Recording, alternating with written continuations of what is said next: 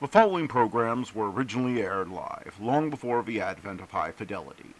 They were also duplicated using a variety of primitive technologies. This, in addition to some of their nearly century-old status, has led to variations in audio quality as well as some episodes being incomplete. I hope, however, that these imperfections will not take away from your pleasure in listening to these, some of the all-time favorite shows.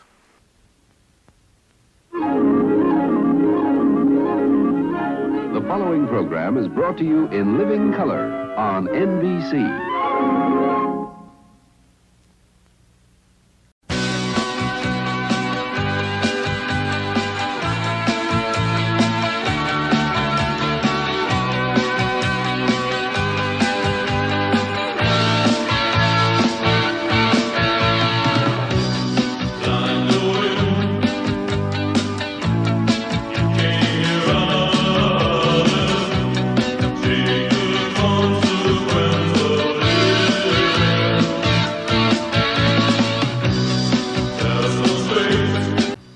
Good evening, this is Matt from the past welcoming you to this Wednesday, July the 2nd, 2025 edition of Nightly Old Time Radio Shows.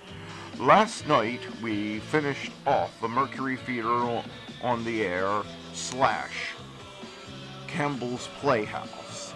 So, starting tonight, it'll be replaced with The Adventures of Ozzie and Harriet. But before we get to that and our other classic shows, let's see what happened on this day in history.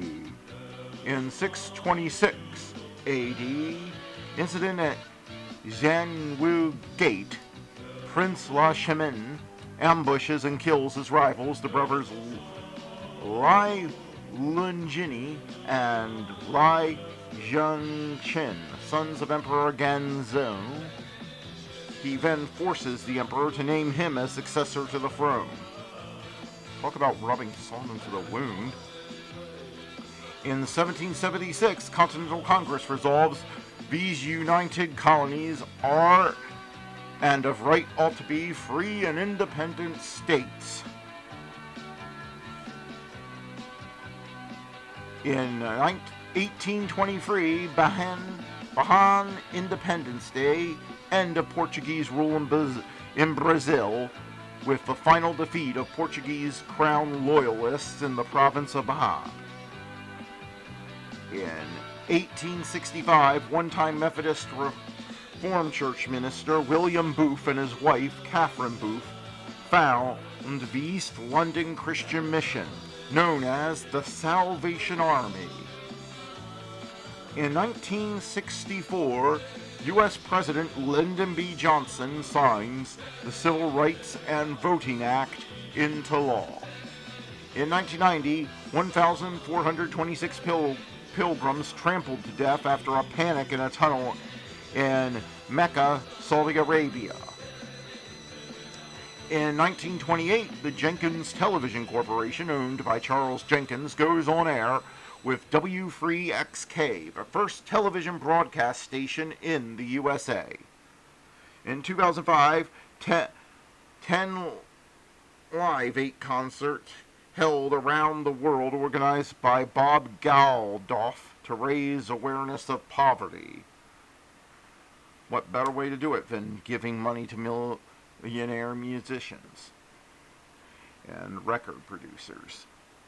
In 1989, American jockey Steve Coffin wins Irish Derby on Old Vic to become the first rider in history to sweep the world's 4 major derbies: Kentucky, Epsom, French, Irish.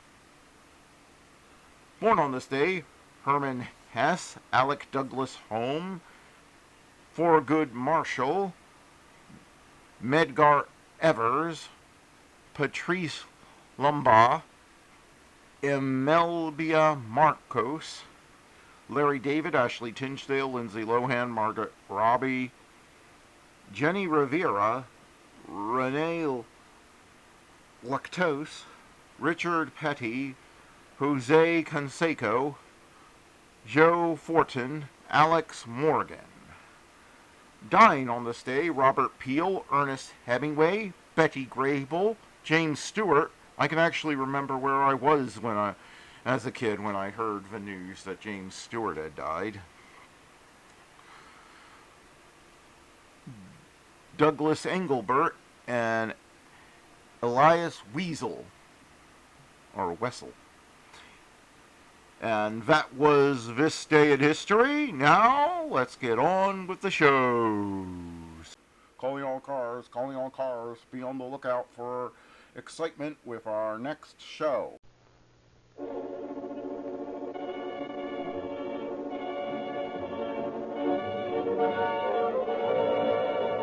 Calling all cars, a copyrighted program created by Rio Grande. Los Angeles Police calling all cars. Attention all cars, broadcast 238 regarding a murder. No description of a suspect in this case. That's all. Rosenquist.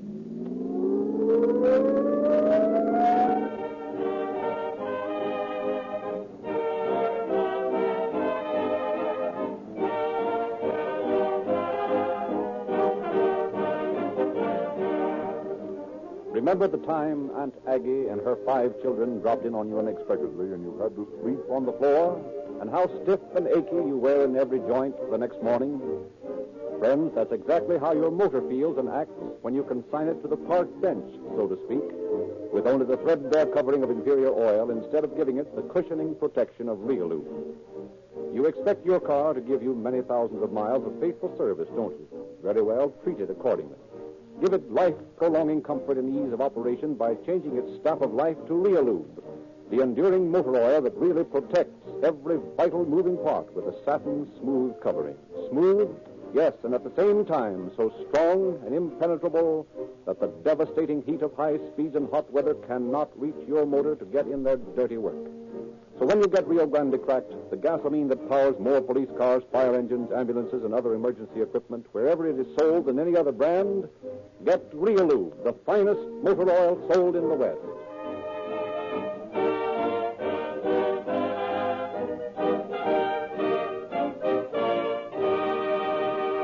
The story we are to hear tonight was taken in the main from facts on file in the Los Angeles Police Department. We have therefore asked Chief of Police James E. Davis to preface our program. Chief Davis. Good evening, ladies and gentlemen. Sometimes the most dramatic work on the part of a peace officer goes unnoticed by the rank and file of a city's people, simply because that work has not been blazoned in headlines. Sometimes an important case is broken, but the story behind it never breaks, for the average peace officer does not want publicity. He does not need it. He does his duty as he sees it and does not look for praise. The vast majority of criminal cases are investigated and closed without fanfare. Such is our story tonight. Because persons still living might be hurt by the broadcast of certain facts surrounding our story, we have purposely changed both locale and personnel. It is our desire to present our programs without harm to anyone, but to bring out most certainly that crime of any sort is an unprofitable enterprise. I shall reserve additional facts for the end of the program.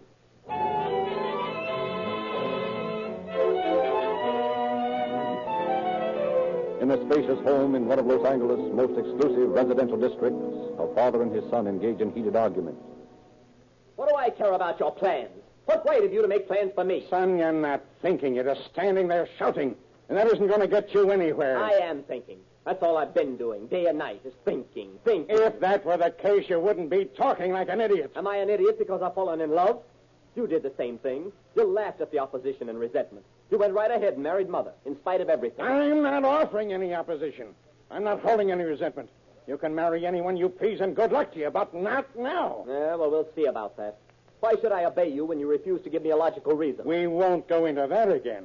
My reason for demanding a delay is sufficiently logical to satisfy me. That's a big help, isn't it? I'll run over and see Mary now and tell her you have a logical reason why we shouldn't get married. She'll probably appreciate that. She'll doubtless have great respect for her future husband. Oh, go out somewhere and cool off.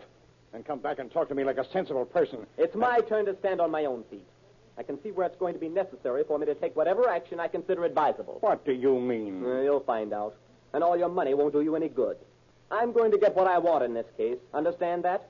no matter how I get it.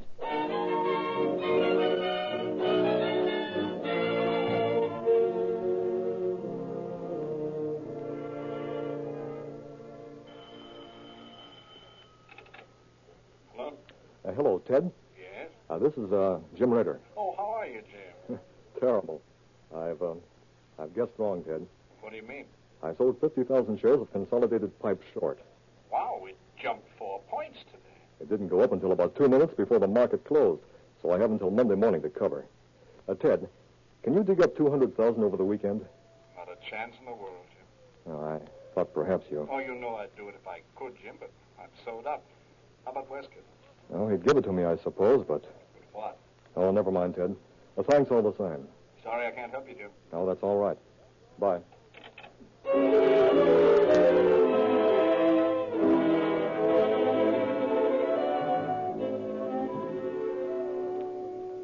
I'm sorry, Mary. I can't see you tonight. No, it's nothing serious. I have something to do. I'll call you as soon as it's done. Goodbye, darling. I'll show him. Hayden, what are you doing in here? Begging your pardon, sir. You told me to bring you some coffee. That's right, I did. Well, after this, knock when you want to come in my room. Yes, Mr. Westcott. I have enough trouble without the servants spying on me. Put the coffee down and get out of here. Yes, sir. Yes. Hayden! Yes, sir. Hayden! Yes, sir. Coming, sir. Where's my son? Well, that is Well, come out of it. Why are you stammering? Well, I don't think I should say, sir. Say what? What's the matter with you? Well, Mr. Westcott, Master Carl is in a very bad humor, sir. So am I. Get him. Tell him I want to see him at once. Yes, sir. Oh, shall I wait until you finish writing that letter, sir? No, you heard me. Tell him to come here at once. Yes, sir. The brat. Hello? Hello, Ralph. Yeah. Ted Law. Well? It worked. Ritter called me earlier in the evening and wanted to borrow 200,000. I referred him to you. Nice work. Did he tell you why he wanted the money? Yes, he said he sold Consolidated Pipe short. See me Monday, Ted. I'll make it worth your while. Thanks. Goodbye. Goodbye. Did you want to see me? Yes, I'm tired of this sulking and I want it stopped. I won't have you telling your troubles to my servants. I haven't been telling my troubles to your servants. Hayden and you have been cooking up something. He acts like a scared rabbit every time I mention your name. I wouldn't put up with this nonsense in my business, and I'd be hanged if I'd put up with it in my home. Is that all you have to say? No. I'm also tired of your impudence, because I won't let you marry the first petticoat you set your eyes on. Ted, you can't say that to me. I know what's best for you, and I'm going to... How would you like to hear a few things I'm going to do? The only thing I want from you is silence. Well, you're going to get more than that before this thing's over. Are you insolent papa? Well, Hayden, what in blazes do you want? Begging your pardon, sir. Mr. Ritter is here. He says it's very important. Oh, Ritter, eh? Well, I'll see him. You may go, Carl. I'll finish this later. Business first, of course. Yes. Well, I'm warning you, Dad. Later may be much too late. Go on, get out. Threats are useless weapons. Yeah, well, you'll find out. Hi, Carl. Well, Good evening, Westcott. what's on your mind, Ritter? I'll come to the point very briefly, because either you will or you won't. Either I will or I won't what? Either you will or will not lend me $200,000. Any good reason why I should? Well, yes, in a way. You dropped a hint that Consolidated Pipe was due for a drop. I followed your suggestion and sold 50,000 shares short. By now, you know the fix I'm in. Why do you sell short when you haven't the money to cover? I don't want advice. I want money. Do I get it? Will you pardon me a moment until I finish this letter? Of course. What security have you to offer? My word. Well, there. I guess that'll take care of that. There is a favor you could do for me, Ritter, and in return I might be persuaded to lend you the money. I know exactly what the favor is, Yeah? and I won't do it. On the other hand, I can do you a favor by forgetting to mention a few things you wouldn't want anyone to hear. I knew you'd try that sooner or later. Well, I've got you where I want you, Mr. Ritter. Yeah, that's what you think. Your best bet is to take a boat to China or jump in the river. Why, you dirty crook. Dad, what is it? What's the matter? Who asked you to come in here? Get out. Yeah, but I heard you quarrel. I can take care of myself. Get out of here. Beg pardon, sir. Did you ring? Yes, mail this letter at once. Where in blazes are the stamps? Oh, here. And hurry. Yes, sir. I'll go, too, if you don't mind. You can keep your money, Westcott, for all the good it'll ever do you. Now, see here, Mr. Ritter. Carl, I believe... told you to leave. I'm not through with Mr. Ritter. I think that before we get through, Westcott, what's the matter? Something... Ritter! Oh, catch him. He's falling. I've got him. I call Hayden. Get some water. Hayden! Hayden! Something's happened to Dad. Oh, gosh, she's passed out. Call the doctor, Mr. Ritter. I'll get the water myself. Never mind the water, Carl. Never mind the water. You mean? Yes, he's dead.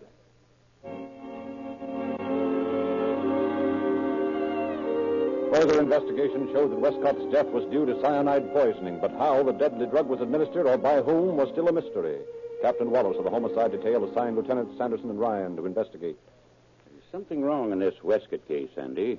Something we've overlooked. I don't doubt that, but I haven't any idea what it might be. I noticed that the papers this morning fell back on the old heart failure gag. That's fine. As long as they talk that way, we'll have time to work. It's when they start yelling murder without anything to go on that I get worried. Well, I still can't see how a man can die from cyanide poisoning unless he took it himself or somebody gave it to him. Yeah, that's sound as far as it goes, Ryan. But obviously he did take it. According to the stories we've gotten so far, there were 4 men in that room. None of them admit touching anything. None of them saw anything eaten or drunk. Yet suddenly one of them topples over dead from cyanide. Could have been suicide. I don't think so. Evidently, Westcott was telling them all where they could go to. He seemed entirely in command of the situation. No, I think he would be the last one of the group to have reason for suicide. Well, then it's a cinch we've overlooked something important. Meantime, the guy that dishes out cyanide in small doses is still loose. That's right. I want you boys to go over that Westcott place from cellar to attic and bring Westcott's butler, young Westcott, and that Ritter bird back here.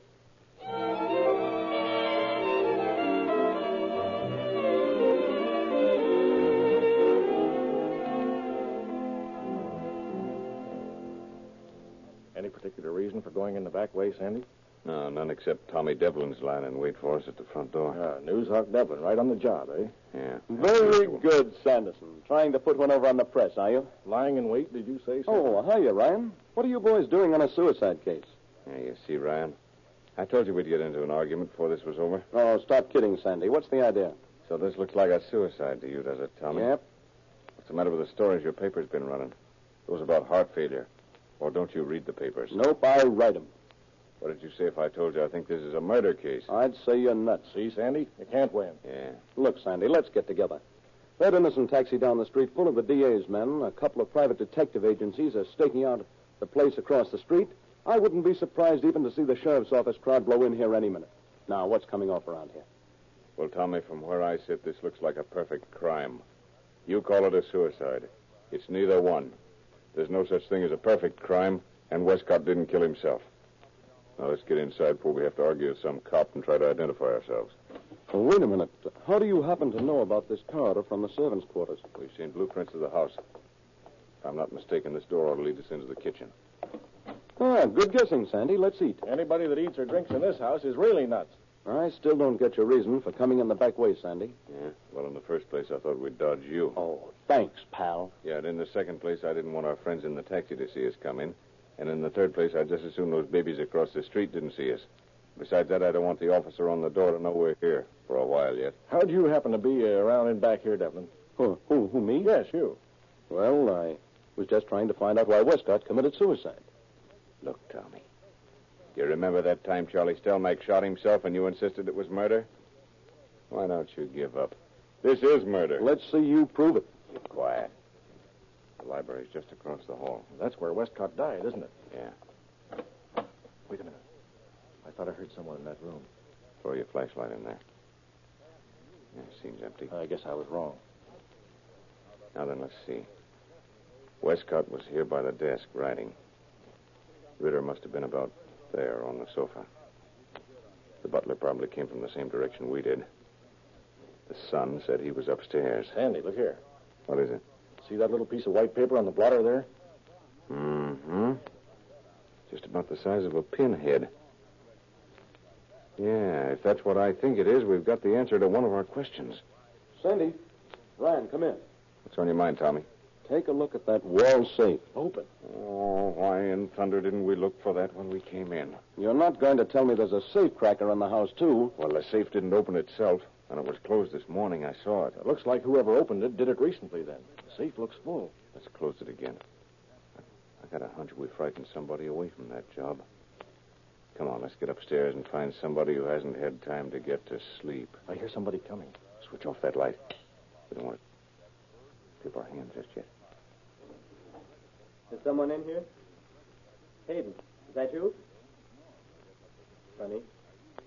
Must be hearing things. Young Westcott. So I heard. This is getting complicated. I think we ought to come out in the open. No, I've got a better plan. I've got to get upstairs and look for something. Cyanide, I suppose. Exactly. Where do you expect to find it? Stick around, reporter. You'll find out. You know, Westcott's actions just now may have been a bluff.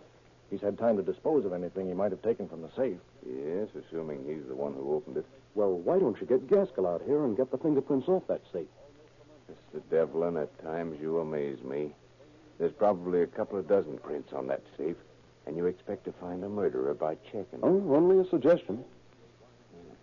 Seems to be a convention here tonight. Wonder who that is. Now, let's go over by the door and see. I'm James Ritter. I got a phone call that I was wanted here. Who sent for you? I don't know exactly. You see, my valet took the call, but he said Mr. Westcott, young Mr. Westcott, called. Well, you wait here in the library. I'll find out about this. Quick, duck into this room here. It's the music room. I want to listen to this. This is beginning to smack of a 10, 20, 30 melodrama. Oh, Mr. Westcott. Well? Will you come down here a minute? Into the library. Sure, just a minute. Hayden, come in here a minute. Now, Mr. Ritter, go right in. Looks like Joe's getting suspicious. Yeah. Hope he doesn't lose his temper and run the whole bunch in. What are we going to do? You stay here, both of you, and find out what happens here. I'm going upstairs by the back way. Gosh, I've just been waiting for something like this. Okay, but make it snappy. Now, Mr. Westcott, what was the idea of sending for Mr. Ritter? I didn't send for him. I didn't phone anybody. How about you, Hayden? I haven't the faintest idea who could have called Mr. Ritter. Are you sure you did get a call, Ritter? Why, of course I'm sure. You don't think I'd come over here in the middle of the night just for the ride, do you? Well, I don't know. You might at that. Just what do you mean by that remark? Well, never mind. I have a good notion to run the whole bunch of you in right now. Yes? For what? Don't worry, I can find something. That won't be necessary, Joe. I'll just take young Mr. Westcott along with me, if you don't mind. Here, Sandy, what are you doing here? Come on out, Ryan. I've got a few questions I want to ask the young man privately. What's this all about? I haven't done anything. Joe, take these other two outside, will you? Sure. Come on, you two. Outside. What do you want to talk to me about? Now, take it easy, son. I'm Lieutenant Sanderson, Police Department. This is Lieutenant Ryan. And this bird's a reporter, but he's harmless. I'll sue you for libel, Sandy. Come on, cut out the funny stuff and get to the point. What is this? Mr. Westcott, I might as well tell you that you're suspected of murdering your father. Are you crazy? Maybe. Why should I want to kill my own father? That's what we want to know. Was Ritter in on this? I don't even know what you're talking about. You quarreled with him, didn't you? Sure, but what fellow doesn't row with his father sometime or other? And do they also threaten to kill their fathers, too? That's a lie. I never threatened to kill him. We have statements that say you did. What's the combination to your father's safe? I don't know. You didn't just whistle, and that safe opened up. Why, you... Take it easy, son, now. That'll just give you something else to explain. Tell me, how'd you get that safe open? I'm not talking anymore. Go ahead. Do whatever you want to. Beat me up, like you cops always do. I'm not talking. Want me to do it, Sandy? No. Now, look here, son. You've been seeing too many gangster pictures or reading reporters' yarns about the police. We're not going to beat you up or do anything else to you. We just want the truth. Well, you've got all you're going to get out of me. How'd this bottle of cyanide get into your room? What? You heard me. I don't know anything about it. I never saw it before. Of course not. How did it get there? I don't know. I won't tell you a thing. Okay, son. Come along. Maybe a few days in a cell will change your mind.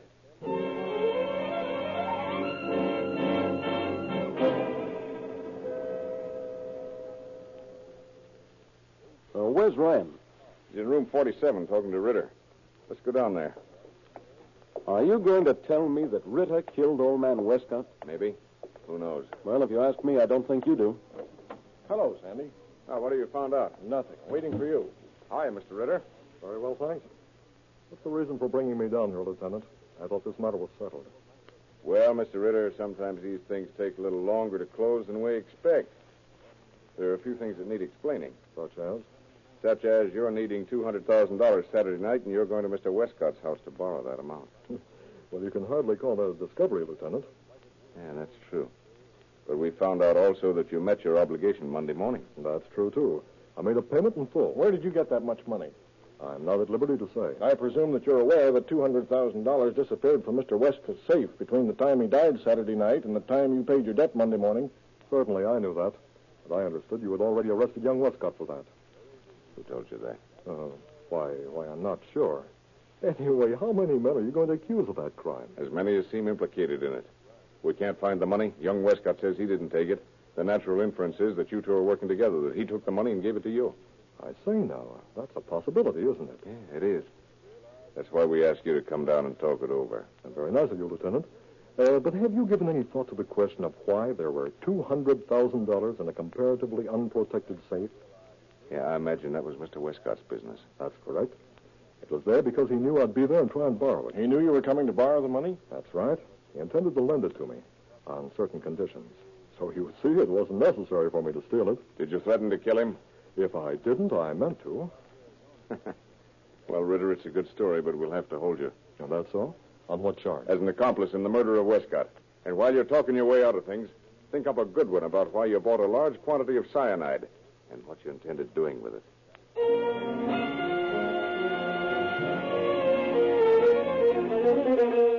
With two logical suspects in custody, police still did not feel entirely sure that the murderer of Westcott had been apprehended.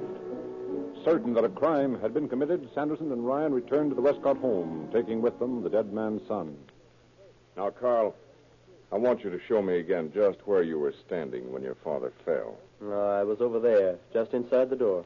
And you got across here to this desk before he collapsed? Well, not quite. You see, Mr. Ritter was closer to Dad than I was, and he caught him as he fell. And who else was here? Why, nobody. Oh, that is, nobody but Hayden. He just come in from the rear hallway.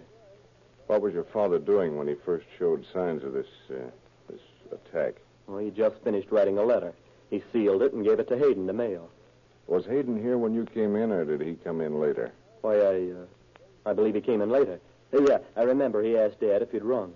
Yeah, then the letter was all ready to go when Hayden came in, huh? I think so. Yes, I remember Dad couldn't find a stamp at first, and then he found one right there on the blotter. Well, say, somebody's cut a piece of that blotter out. We did. Why? What'd you do that for? We had our reasons. Now let's get back to that night. Whose job is it to keep this desk in order, fill the inkwells, get paper, pens, and so forth? Why, Hayden always tends to that.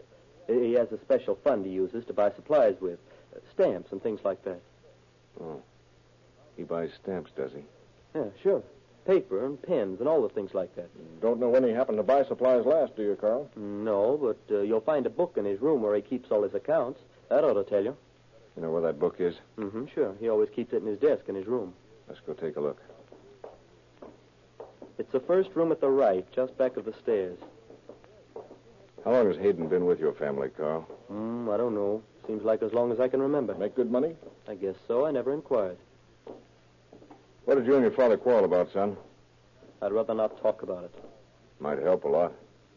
Here's the room. Where's Hayden now? He went to the mortuary. He's going to the cemetery later. This the desk you spoke about? That's the one. It's locked. Well, that's funny.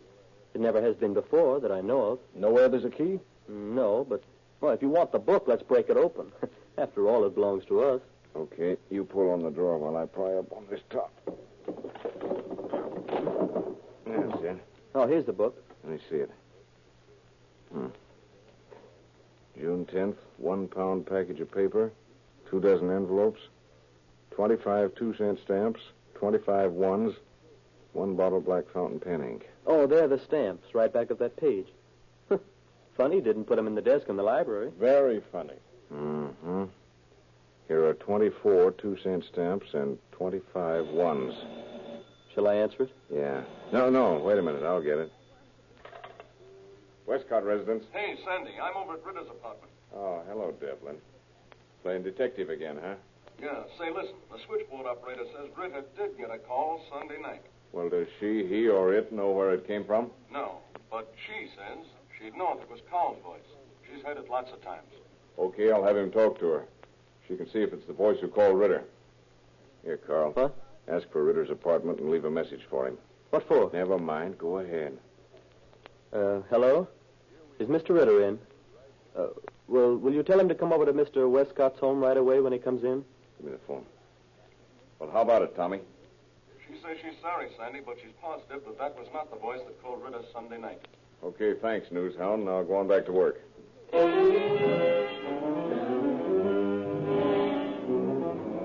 Young Westcott was taken back to headquarters while Sanderson and Ryan again started out to continue their investigation. Parked in the shadows of low-hanging trees, the officers sat in their car watching the Westcott home. Hi, coppers. Where'd you come from? The stork brought me. Don't you ever sleep. Not when the homicide squad is trying to make a murder out of a suicide. Don't talk so loud. This is a stakeout. Oh, goody. I've always wanted to see one. Quiet. There he comes. We'll let him get underway, then tail him. Who's him? You'll find out, reporter. I'll let her coast. Keep the starter from sounding. He's really going places, isn't he? If you ask me, I'd say he was trying to shake you birds, whoever he is. Yeah, he's just being cagey, in case. Yeah? Well, if you don't get this motor going, your case is going to fold up right in your face. All right, here she goes. This is the part I don't like. Catching the criminal, you mean? Well, that is if he is one.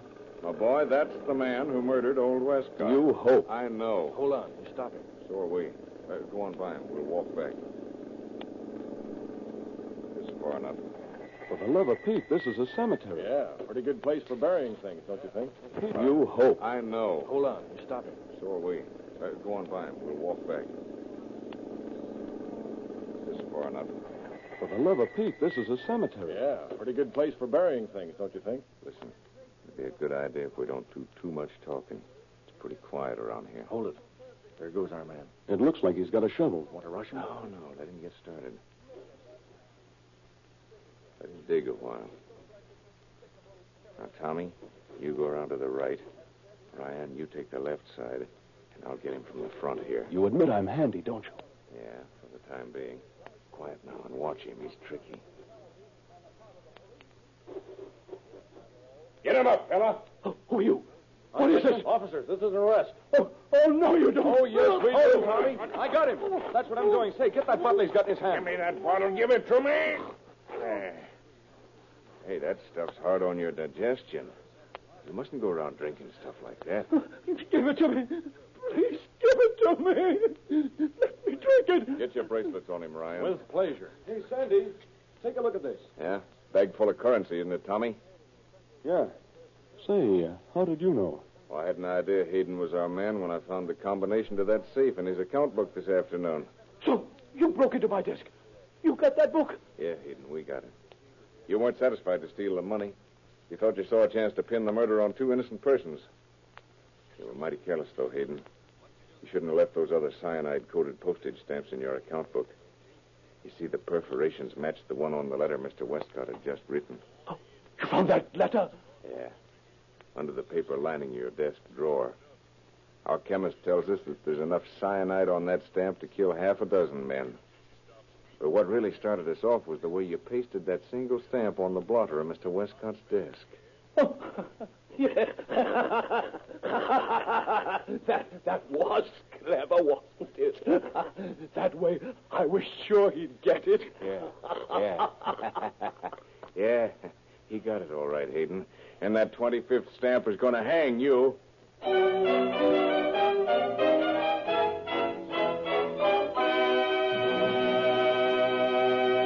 In just a moment, Chief Davis will give us additional facts about this case. Speaking of crime, some motor fuels are guilty of treason on the highways because they contribute to the delinquency of your motor. That kind of crime does not pay either. This advertising world is filled with extravagant claims and glowing promises, but you can't fool all the people all the time. As a matter of fact, you can't fool the truly motor-wise any of the time. The officials of 30 leading cities and counties throughout California know what they're doing when, after putting all motor fuels through their paces, they issue orders that only Rio Grande cracked gasoline shall be used to power their emergency equipment. Drop in at the nearest Rio Grande station. Fill up with Rio Grande cracked gasoline, and you will discover the meaning of real police car performance. And now, Chief Davis. The murderer waived all rights to trial and pleaded guilty to the charges brought against him. He received sentences that kept him in prison until his death a few months ago from an ailment of long standing. Cunning though he was not clever enough to make crime a paying proposition. Thank you, Chief Davis.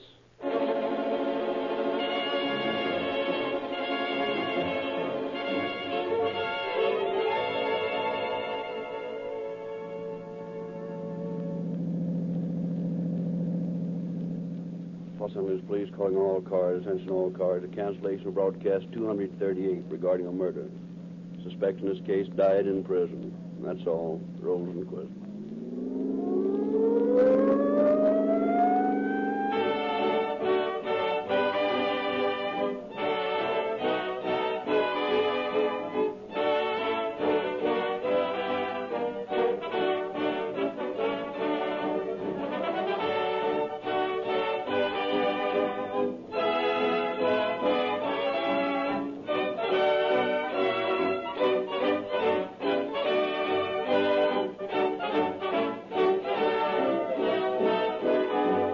This is your narrator, Frederick Lindsley, bidding you good night for Rio Grande.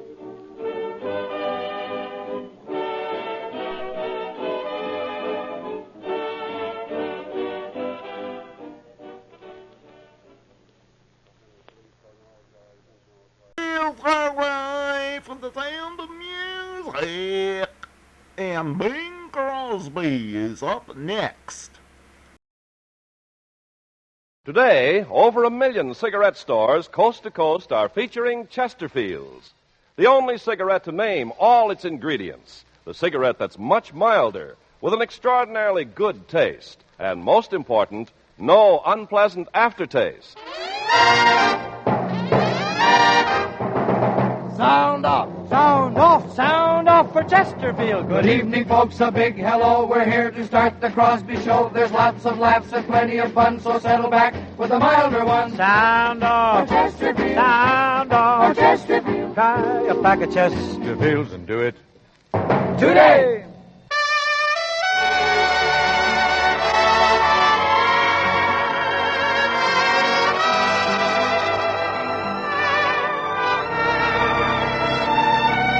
Someone waits for me.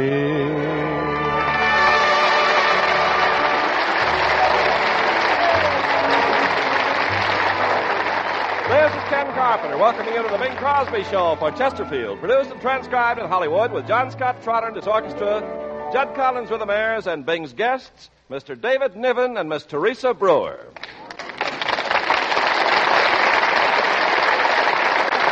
Now, ladies and gentlemen, on this beautiful spring day, we bring you Chesterfield's outdoor boy, Bing Crosby. Indoor boy today, indoor. Yes. I'm trapped. They have me working, can't you see? I've been here all afternoon laboring over this. I tried to make you feel as though you were at the beach, didn't I? Yes, I know. threw that bucket of sand at you and a cup of salt water with an orange peel in it. I appreciate it. You were very sweet, Ken, but I don't feel in the seaside mood today. I feel more the call of the woodlands, the leafy dells, and the towering pines.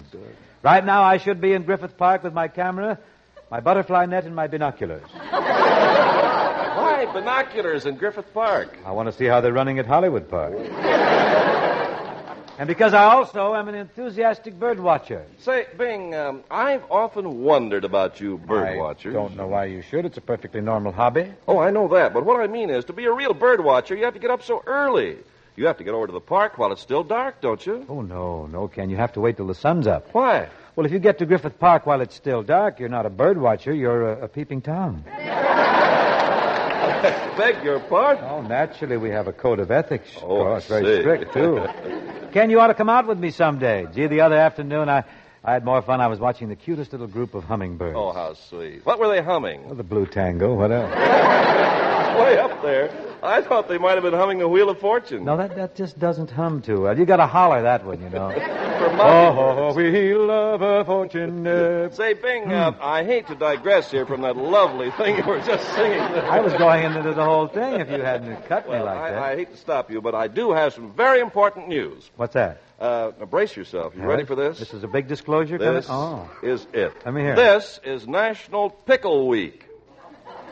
No. Is Pickle Week here again? It certainly is. And I hear through the cucumber vine that the pickle people are coming out with a brand new item this year. What's that, Ken? A pickle on a stick. Mm-hmm. They're going to call it a pickle sickle. How much will they cost? Oh, you can get a pickle sickle for a nickel. Oh, I'm sorry. I'm tickled. Bing, just one word of warning, though. What's this? Never eat a pickle sickle without a napkin. Why not? They trickle. Oh, how fickle. Say, I think we've beat the brains out of this, Ken. Right now, I'd like to present our first guest of the evening. She's a very charming young lady, a little girl with a big voice, Miss Teresa Brewer.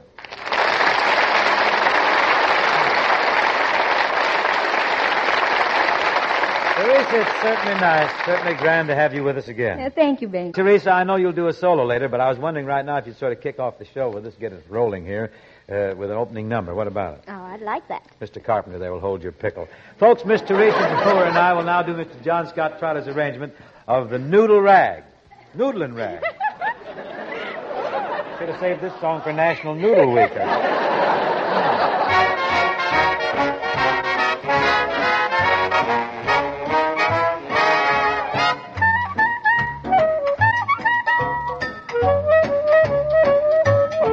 I love to hear a band that's playing doodly-doo, doodly-doo, the noodlin' rag. Oh, the noodlin' rag. I love to keep my honor swaying. A doodly-doo, a doodlin'-doo, the noodlin' rag. Oh, the noodlin' rag. I hear that happy rhythm. Makes me happy with 'em.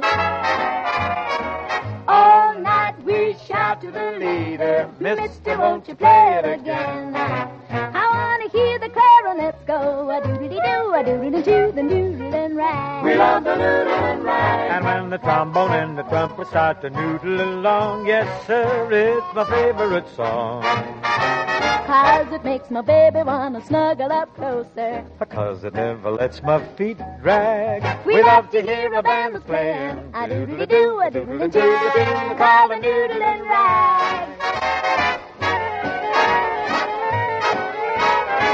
Oh, play the noodlin' rag.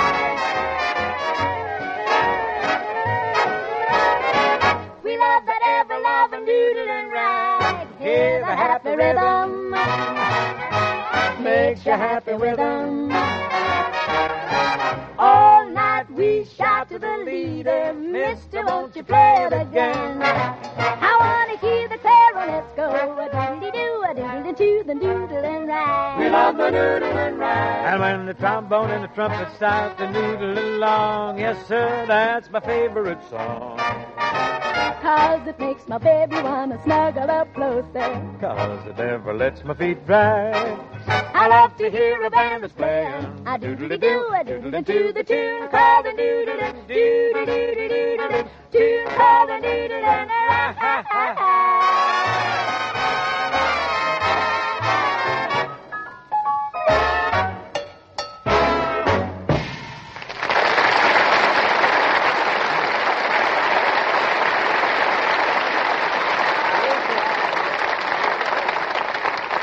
Isn't she sweet, friends? To show you why Chesterfield gives you the best possible smoke, we've named all our ingredients, and we're the first and the only cigarette to do so. These ingredients are what makes Chesterfield's much milder, with an extraordinarily good taste, and most important, no unpleasant aftertaste. And here they are for every smoker to hear and to remember. The right combination of the world's best tobaccos, pre-tested by laboratory instruments for the most desirable smoking qualities. And Chesterfields are kept tasty and fresh with tried and tested moistening agents, costly glycerol, and pure sugars which are natural to tobacco. Nothing else. Only these have been proved entirely safe for use in the mouth. And your Chesterfield is wrapped in cigarette paper of the highest purity. Folks, those are the proven ingredients to give you the best possible smoke, so you can see why we're glad to name them. Ask your dealer for Chesterfields today. Here's another little Western type tune. It contains rather a nice admonition, I think. John?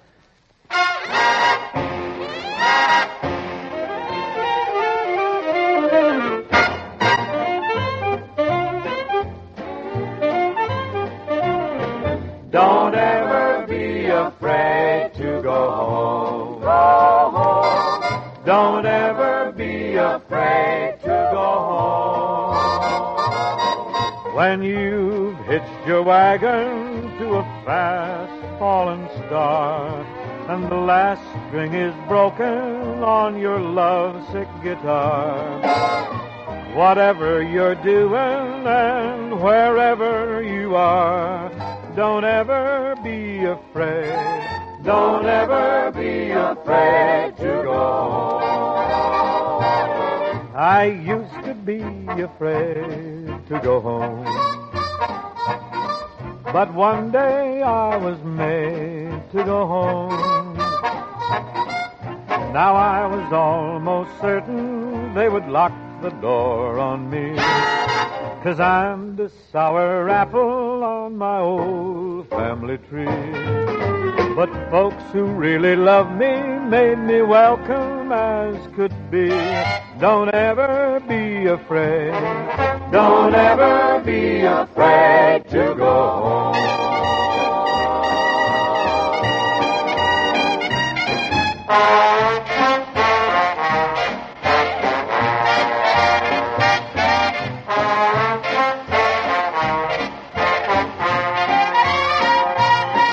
Whatever you're doing and wherever you are, don't ever be afraid to go home. I used to be afraid to go home, but one day I was made to go home. Now I was almost certain they would lock the door on me, 'cause I'm the sour apple on my old family tree. But folks who really love me made me welcome as could be. Don't ever be afraid. Don't ever be afraid. Don't ever be afraid to go home.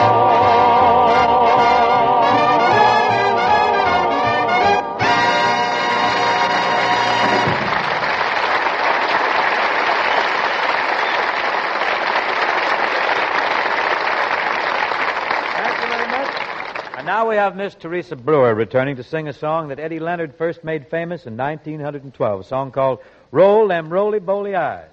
Bet it'll come out again, too, and be very popular. Teresa, step right up here and do it, huh? Okay, here, hold my pickle.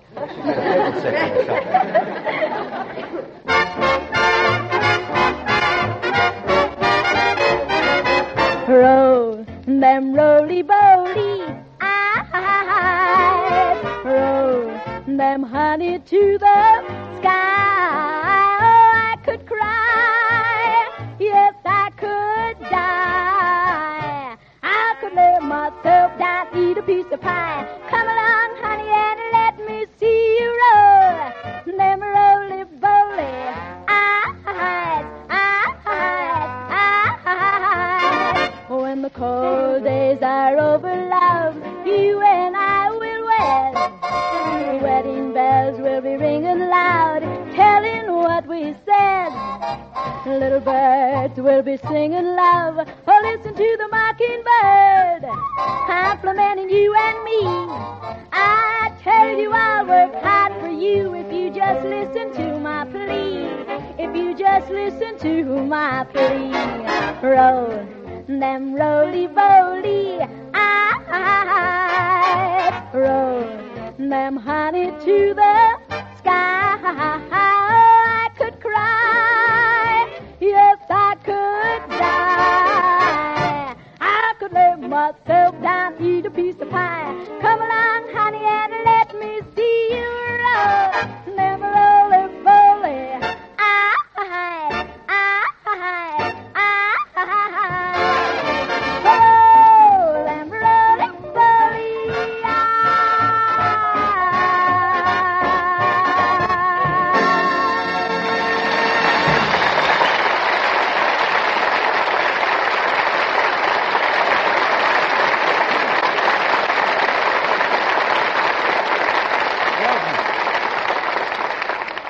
Just kills me, that kid. I'd like now to present a very merry fella from Merry England who's one of our most popular screen actors. This fella has recently broadened his scope quite a bit by taking a stab at the writing game. And with singular success, too, because his novel, called Once Over Lightly, is selling like crazy. Here, then, is the actor, author, personable David Niven.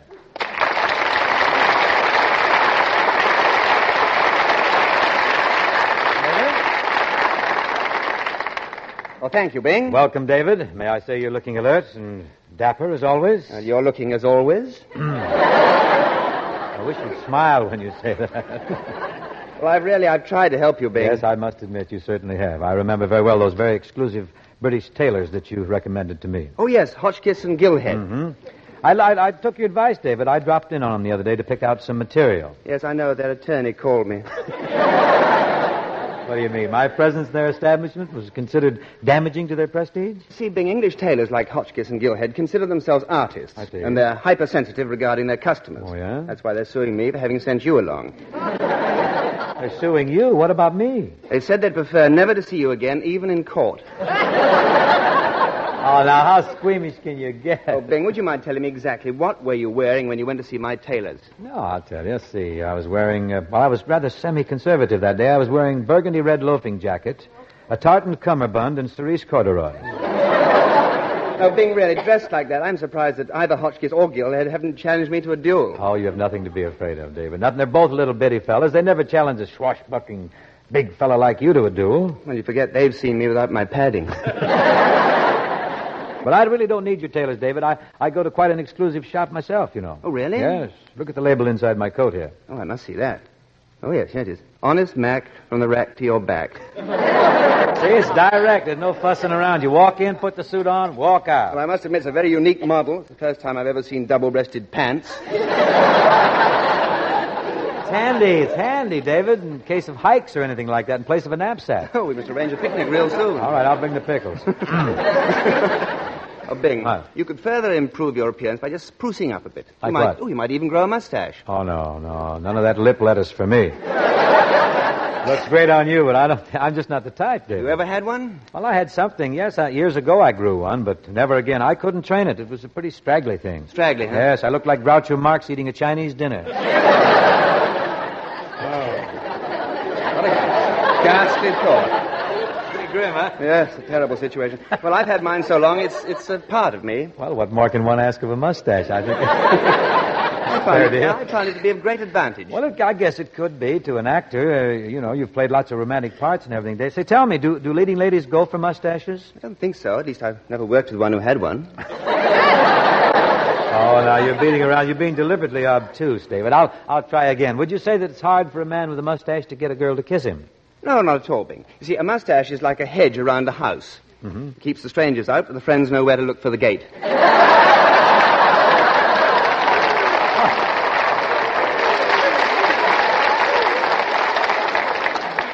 How beautifully put. Oh. Thank you. Oh, and speaking about my novel, Once Over Lightly, did you like it? Were we speaking about your book? We are now. Yeah, I have a copy of your book at home, Dave. It's very uplifting. Uplifting? Yeah, we got a short leg on our card table.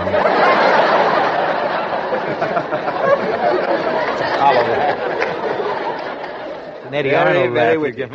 Well, I hope it supports me as well. Oh, it's a cinch, Dave. Really, it will, because it's so breezy. It's so rich in humor and plot. I'm proud of you, boy. Oh, it was nothing. I was cleaning out some drawers one day, and I ran across some paper and a pencil. Next thing I knew, I was speaking at women's clubs. I see. Well, tell me how you work, Dave. I'd be glad to. I'll take you with me through the typical day of an author. Carry on. I'm with you. Well, to begin with, I'm up at dawn. Bye. Really quite invigorating. I bound out of bed, I bound into the shower, I bound down to breakfast. Niven, you're a bounder. Please, don't talk shop. Anyway, then I finish my breakfast. And then you start to write? No, not exactly. I go out on my patio with plenty of pencils and paper, then I sit in the sun in the lounge chair, and my beautiful blonde secretary arrives. That's when you start to get ideas. No, that's when I have to get rid of them. Anyway, after that, I take a stroll around the garden, deep in thought, and then I rush back into the house with only one thought in mind. Writing? Lunch. Now you're rolling. Go on. This is fascinating, David. Well, after lunch, I go back out and sit in that lounge chair again. Mm-hmm. You see, in order to write a book, you've got to be able to do a lot of sitting. Oh, I like this. I'm a sitter, from way back. Well, I find that's the most comfortable position. Now, let me see. Oh, yes. After that, I send my beautiful blonde secretary home. And you're through for the day? No, that's when I start. I can't work with her around. Distracting? Oh, terribly distracting. She always throws me those curves. Look out. Now, wait. Dave, now that you've given me a little insight as to how an author works, there's a little announcement I'd like to make. Announcement? Bing, you, too, are not writing a book. Why not? Do you think you have what it takes to write a novel? In order to write a great novel, a man must have lived. Well, I've lived. Oh, but things have changed so much since then. I got a good idea, though, Dave. Get a load of the plot of my story. I want to tell you about it. It's a stark, stirring drama of a family living in the malaria belt. And the problems they face as each of them is killed off, one by one. What are you calling it? the happy ones. That title fits about as well as your pants. Well, I may alter the pants and the title. But, Dave, I haven't told you anything about my story. I've got a wonderful beginning for it. It starts off big. Very big, yes. You see, the two main characters are Claude and Blanche. As the story opens, Claude and Blanche are out on a hunting trip when suddenly they're attacked by a mountain lion. Oh, it's awful. What happens when the lion attacks them? Well, Claude blanches and Blanche is Claude. You're another Hemingway. You think there's room for another? Move in. Well, anyway, Dave, Claude and Blanche have a rift because Claude is diverting his attentions to another woman. Oh, the triangle. That's What's this new girl's name? Oh, she's a slinky siren-type girl named Chlorophyll Stench. Chlorophyll Stench? Yes. That's an odd combination. Well, this girl's very mixed up. As a matter of fact, she's going to a psychiatrist because of her name. And one day the psychiatrist tells her that it's absolutely imperative that I beg your pardon, Bing. I seem to remember. Don't you do something else besides write? Well, I sing. Please do. If you insist. I was never more adamant. If it's music you want, Davy, we have coming up one of the great old standards. I Can't Give You Anything But Love. And Mr. Buddy Cole's at the piano. Well, that's a square deal.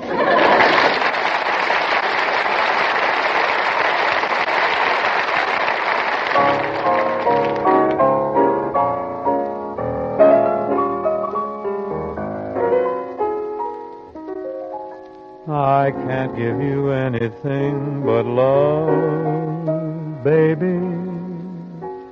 That's the only thing I've plenty of, baby. Dream a while, scheme a while, you're sure to find happiness, and I guess all those things you've always pined for. Gee, I'd like to see you looking swell, baby.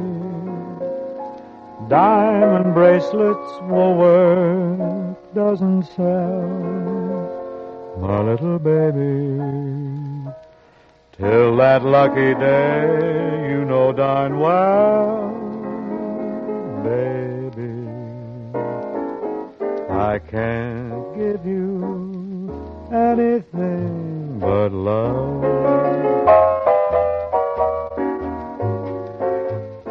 I can't give you anything but love, baby. That's the only thing I've plenty of, baby.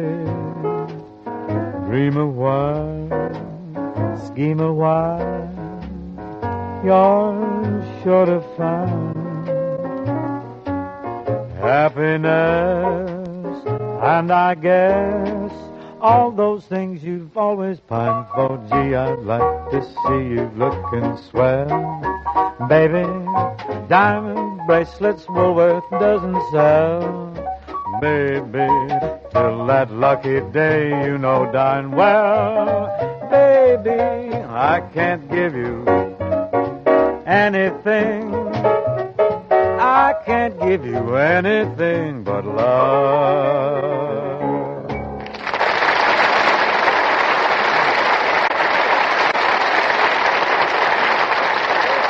And thank you, Mr. Cole.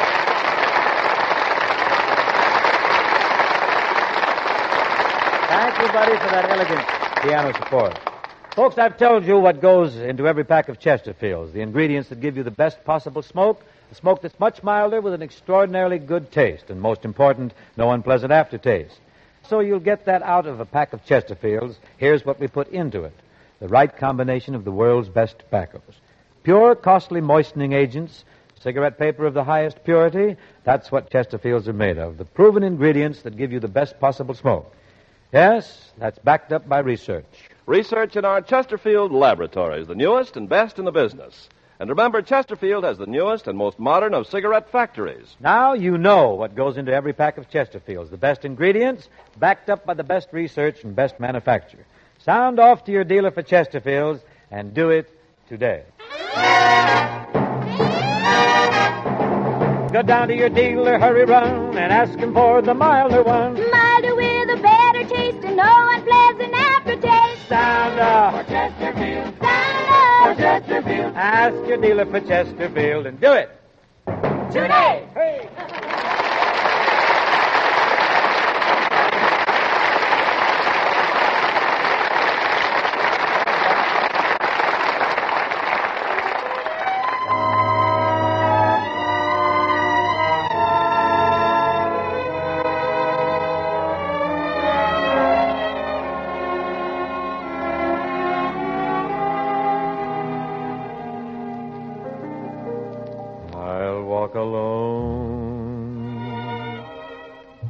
To tell you the truth, I'll be lonely. I don't mind being lonely when my heart tells me you are lonely too. I'll walk alone. They'll ask me why, and I'll tell them I'd rather. There are dreams I must gather, dreams we fashioned the night you held me tight. I'll always be near you, wherever you are, each night in every prayer. If you call, I'll hear you, no matter how far. Just close your eyes, and I'll be there. Please walk alone and send your love and your kisses to guide me till you're walking beside me. I'll walk alone.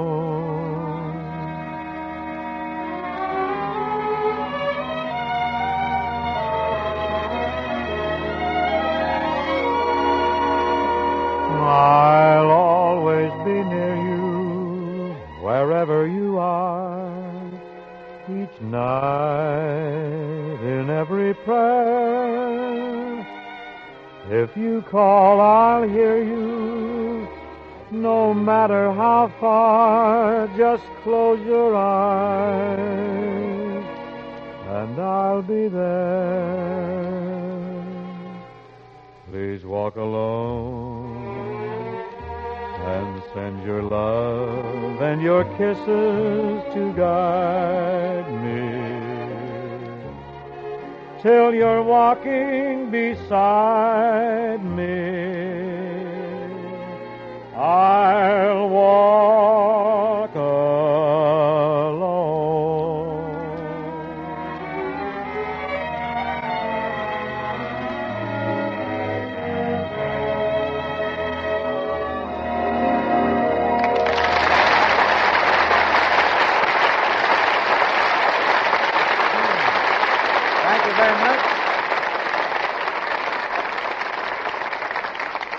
Thank you very much, ladies and gentlemen. And now my thanks to Teresa Brewer and to David Niven for joining us here this evening. Oh, it was a lot of fun, Bing. Who's going to be with you next week? Next week, Dave, our guest will be Miss Judy Garland.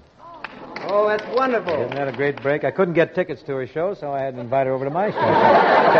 Got to see that girl. Well, Dave, I'll be seeing you at the Pen and the Pencil or the Office Club or the Bucks Club or White's or some other literary gathering points, eh? Just flash your library card so I'll know you. Oh, have it with me at all times, Dave. Friends, as you undoubtedly know, this month marks the beginning of Cerebral Palsy Drive. Give generously, huh? That's about it for this evening. I hope to see you next week. And remember, friends, Chesterfield names all its ingredients, so you'll know what makes Chesterfield much milder, with an extraordinarily good taste, and most important, no unpleasant aftertaste. The authority for that is a well-known research organization. So sound off for Chesterfield. Ask your dealer for Chesterfields today.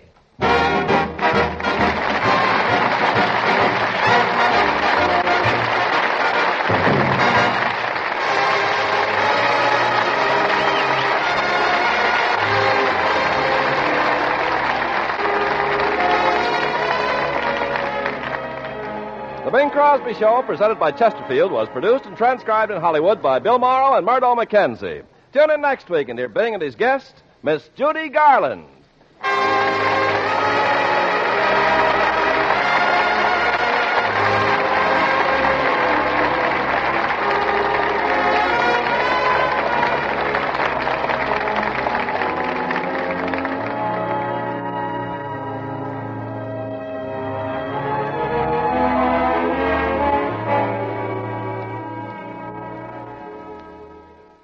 One of old-time radio's longest-running and most popular programs, CBS Mystery Theater, is up next. The CBS Radio Mystery Theater presents...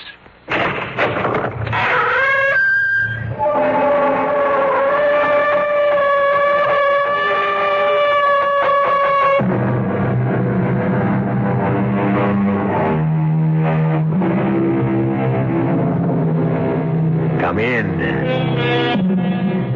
Welcome. I'm E.G. Marshall. Lord Byron, if I recall correctly, first said, "Sweet is revenge. But revenge is mine, saith the Lord, according to the Bible."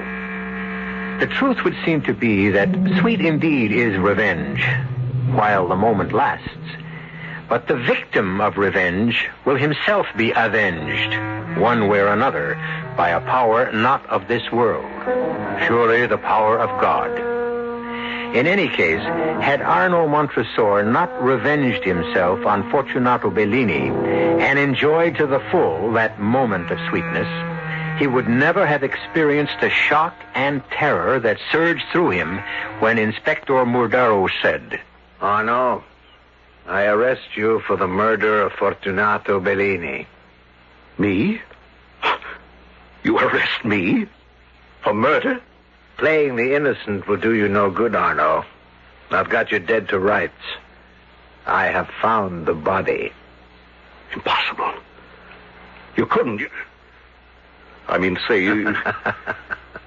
You just slipped. How would you know it was impossible if you didn't know where the body was? But that was your second slip, Arno. A slip you wouldn't have made if you hadn't made the first." "The first?" "Yes. You committed the perfect crime, my friend. Perfect except for one single, simple little mistake." "What mistake? What mistake?"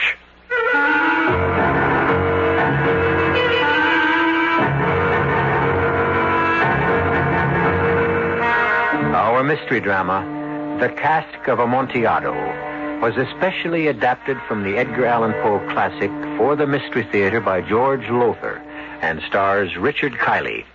It is sponsored in part by imported Vigna Rosé wine and Buick Motor Division. I'll be back shortly with Act One.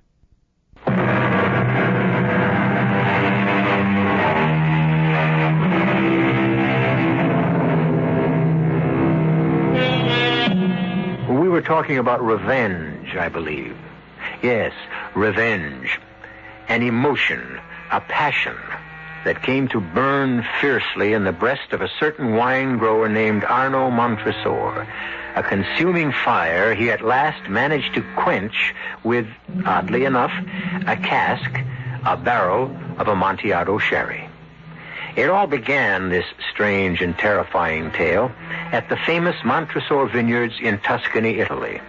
There, on a certain day, in the office of Arno Montresor, Fortunato Bellini sealed his doom. "But I must have the 1923 vintage, Arno. No other Amontillado will do. You must manage to find more for me." "I would if I could perform miracles, but I can't. I've been in touch with every wine grower, every merchant in Spain. I've scoured all of Mantilla, where Amontillado is made. I can't find even a bottle of the 23 vintage, and you ask for barrels, casks." "Well, a bottle is only a drop to me, you know that. You wouldn't be trying to raise the price on me. What? Considering the money you owe me, the loans I've made you, I wouldn't be surprised if you... Are you out of your mind, Fortunato? How could I possibly make enough money to pay you back by raising the price of the Amontillado you drink? You don't drink that much. Which is why I have my suspicions about you, Arno. What are you... The catacombs beneath your vineyard. You took me down to the 3rd level not so long ago and showed me. Why, there must have been at least a half-dozen casks of Amontillado. More than a year ago. There weren't a half-dozen, there were only 4. And you've drunk them all. If there is one bottle, one drop of 1923 Amontillado left in Spain, in the world, I can't find it for you. Now, this discussion is at an end. Not altogether. I have another matter to take up with you.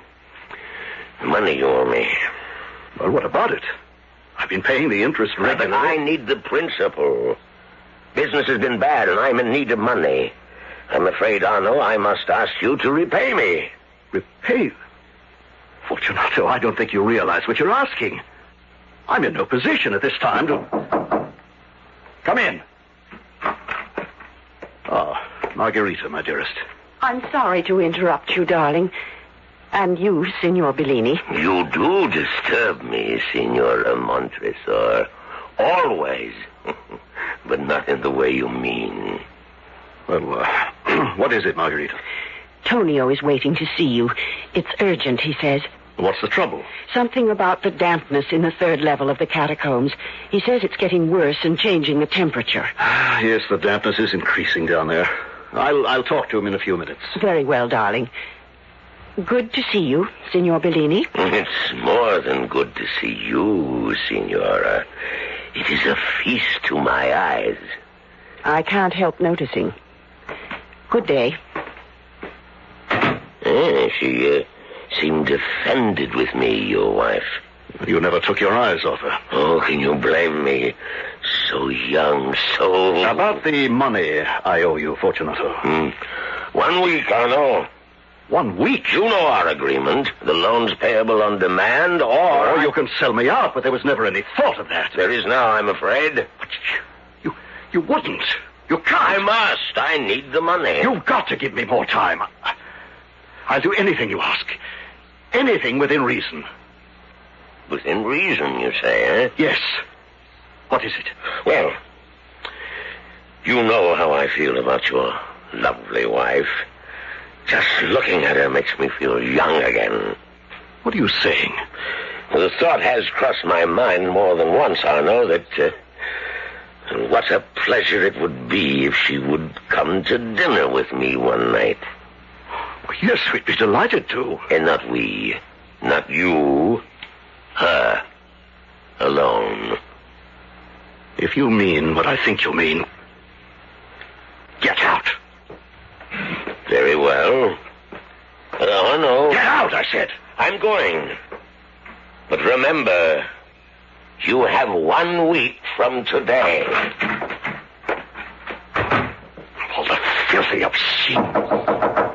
Yes, come in. I just saw Signor Bellini leave. If you can see Tonio now. Arno, what is it? Oh, nothing. Something's happened to upset you. I can see it in your face. What is it? Oh, Bellini, he's given me a week to repay the money I owe him, or he'll sell me out. Oh, no. But that's not all. What got me angered was... Yes? He said he'd be willing to give me an extension if you'd have dinner with him. What you mean is if I... Yes. Of all the thought of it. That fat, repulsive... But, Arno, darling, what are you going to do? Can he take the vineyard if you don't pay him in a week? The vineyard, the wine stocks in the catacombs below, the house, everything. But we'll be ruined. Yes, ruined. Oh, my dearest, there must be something we can do. Something. If you think of something, Margarita, let me know.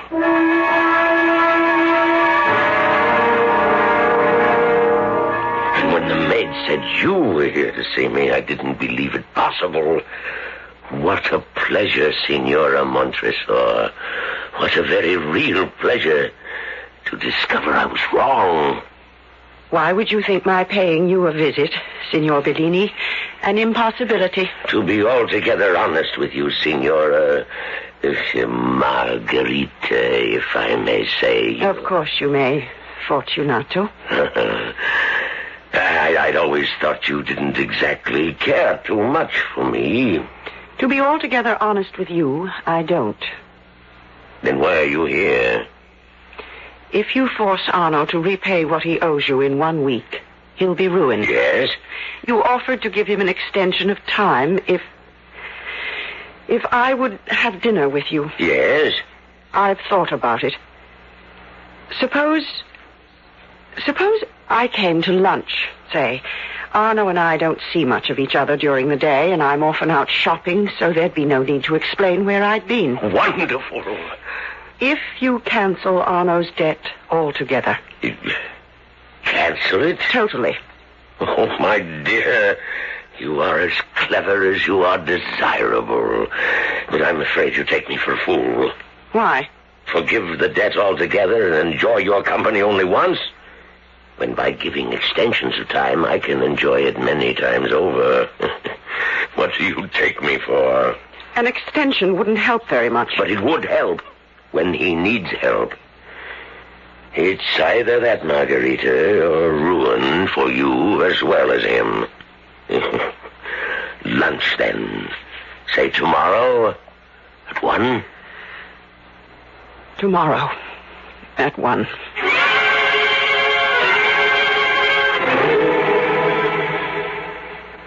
I said, where have you been all afternoon? No, dearest, I told you. Shopping. What did you buy? Nothing. I couldn't find what I wanted. A bag, a new bag to go with those shoes I bought last week, and I thought I might find a hat to go with... You were with Bellini. Isabella told me. Isabella? His daughter. You know his daughter. The one he sent to visit her aunt for the afternoon. Only the aunt wasn't at home, and she came back to find you with her father. In her father's bed. I did it for you. Did what for me? Shame me. No one need ever know. I know. Me, I know. I want to die. I have died. Arno, darling. Darling. Listen to me, please listen. I love you. Only you. I don't want to hear. Please, oh, please. Since the day of our marriage, I have watched you work yourself to the bone to keep the Montresor vineyards going, to hold on to the heritage, your heritage of more than a century. I have so admired you for what you do, so loved you for the man, the husband you are. I couldn't bear to see you ruined, and so I helped you in the only way I knew, the only way I could. Bellini is going to extend the loans another... The devil with the loans! And Bellini and his extensions. You stand there and tell me you couldn't bear to see me ruined, and in the same breath admit you ruined me. No, no. Ruin me as a man. Ruin me as a respected member of the community. You think everyone will know about this? With Isabella and her tongue? I can hear them laughing behind my back. All of them. Laughing. Arno, I beg you don't talk this way. Isabella won't talk. No one will ever... I will! And I can never look at you again without knowing what you did. I could never hold you in my arms. Never sleep with you again without knowing. Adulterous! Arno! I could kill you for what you've done to me. Kill you! Your hand. My throat. Arno! Kill!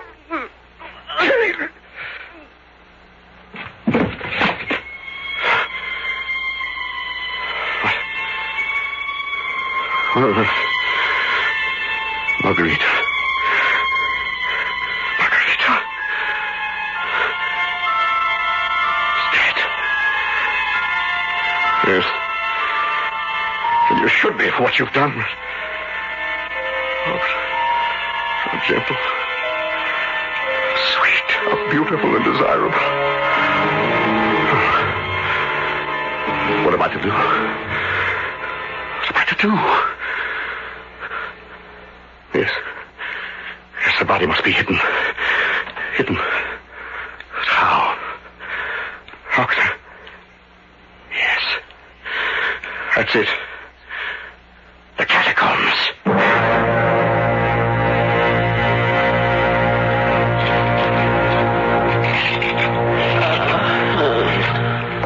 Alive. He's alive. Oh, my throat. Must work fast. Fast. Oh, no. What? I can see only your head and shoulders. Where am I? Does it matter where you are? What are you doing? Walling you up. Walling me? You know the catacombs as well as I do. The outer walls have caved in places. There are openings that can be walled up. No one the wiser to what lies behind them. Oh, no. No. Another stone. 2 more. Only 2 more. I love you. I did what I did because I love you. And I love you. Then why are you doing this? Pull the stones away. Tear them down. No, I cannot. I will not. You are mine. But you became his. You loved me. And you loved him. No! Gave yourself to him. For your sake. You didn't want him. How can you say? Because it could be true. How do I know it isn't? How will I ever know? Oh, my God. I can't believe that. What I just said, I don't believe. But my mind is stained with the thought. My heart is shattered by it. You must die. Darling, you must. If killing me, revenging yourself on me, will help you, Arno, put in the last stone. There is nothing left for me now. Nothing of me but my love for you. Stone. Put it in place. Yes.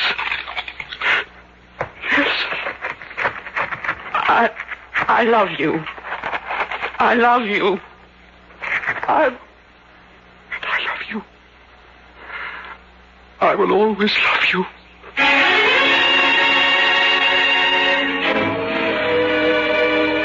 His heart, his soul smashed to bits, Arno Montresor sends his wife to her death, walling her up on the first and uppermost level of the catacombs.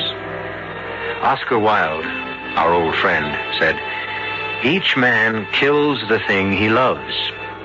All my life, I've never been able to understand what he meant by that. Perhaps I do now. Perhaps you do too. I'll return shortly for Act 2.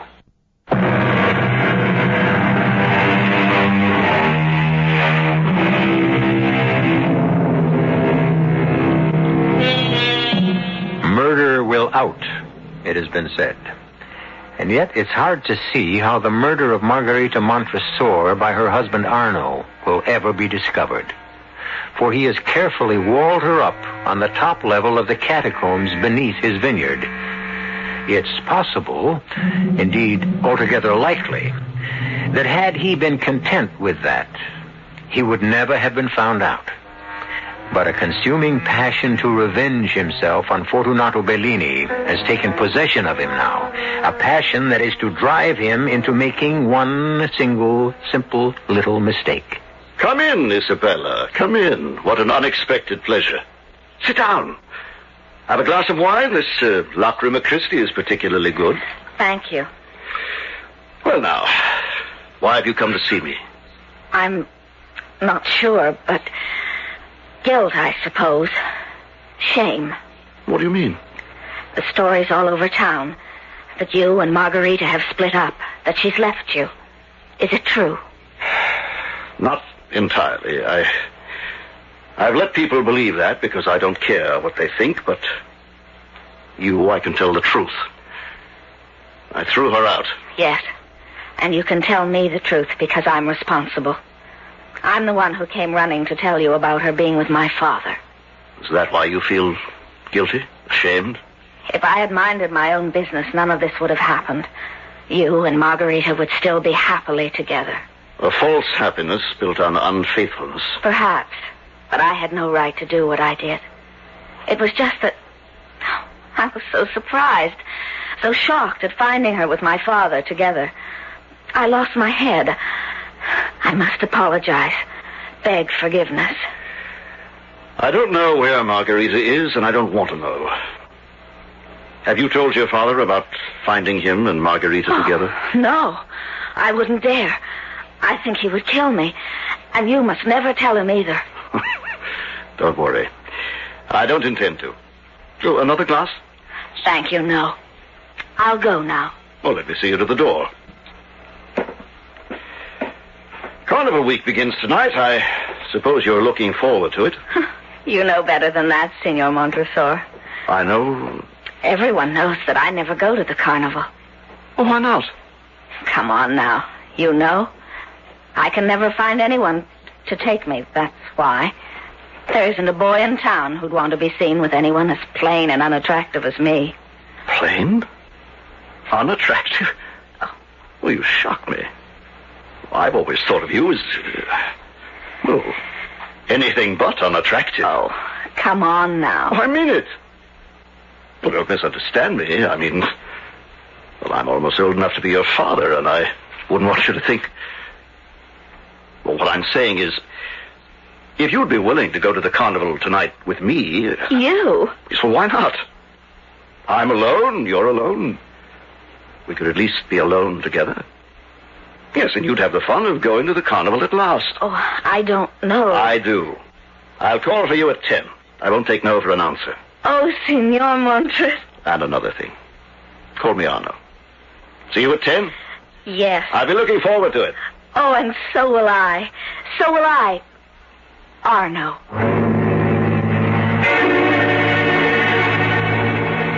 Inspector Madero? The police? Yes, senor. What do you want with me? A matter of routine, senor, nothing more. It's about your wife. Yes? What about her? It's come to our attention at headquarters that your wife is no longer living with you. Correct. Would you mind telling me why? Well, we've separated. For what reason? If you'd rather not tell... No, I'm happy to tell. We simply couldn't get along anymore. We were incompatible. Constant quarreling. It became too much, so we decided to split up. And she went elsewhere? Yes. Where? I don't know. You don't? No, I don't. To tell you the truth, I don't care. You have no idea where she might have gone? Back to her parents, perhaps? Relatives? Well, her parents are dead. As for relatives... Why are you asking all these questions? There is some talk of murder. Murder? Oh, no, you mean she's met with foul play, been murdered? No. The talk about town is that... You know how gossip spreads, senor. And, of course, there's nothing to this. Still and all, the police must check it out. The talk is that you murdered her. It is silly, of course. That's ridiculous. Utterly and completely ridiculous. Well, now, if you'll excuse me, Inspector, I have much to do. The relatives... The what? Your wife, you said she has relatives. Oh, yes. A sister in Rome and another in Florence. I'd appreciate it if you'd give me their names and addresses. Well, certainly. Only... Well, if you ask me, Inspector Madero, the police are making a mountain out of a molehill. A matter of routine, senor. Routine. Nothing more.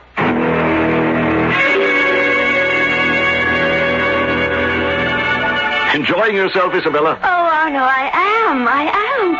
You have no idea. Thank you for bringing me. It's so wonderful. There must be thousands and thousands of lights, all kinds of colors, and the music and the people in costume and fireworks. Arno, the fireworks car to start. Let's get closer. Well, if we can, but pushing through this crowd is going to be... Hey, come on, Chester. Stop blocking my way. Oh, no, it's me, Fortunato. Father, I didn't know you were dressing up as a court jester. Yes. How are you, Arno? Well enough, Fortunato, and you? Fine, except, I've been a little troubled, a little puzzled not hearing from you, especially after I gave you a 3-month extension on the loan. Well, I've been very busy, Fortunato. Very busy. Harvest time, you know. I just haven't had a moment to myself. Yes, but still and all. Well, never mind. This is a night for fun and pleasure, which reminds me, have you managed to find some 23 Amontillado for me? Well, the truth is, Fortunato, that... Now, I don't want to get your hopes raised, You have found some. No, not yet, but I may. Now, I say I may have located a barrel of it in Mantilla. Whole cask? Oh, if that is only true. My agent is checking. I'll let you know. As soon as you do, don't waste a minute. Get it over from Spain as fast as you can. I'll do my best. Well, see you later. Look! Oh, Anna, look! The skyrocket all exploding at the same time. It's at some side, isn't it? It certainly is, Senor Montresor. Oh, Inspector Madero. Well met, senor. And isn't this Signorina Bellini with you? Yes, Isabella, this is Inspector Madero of the police. How do you do? Enjoying the carnival, I hope? Oh, yes. Oh, Arno, by the way, she didn't go to her relatives. What? Your wife. She didn't go to her sister in Rome or Florence. We checked.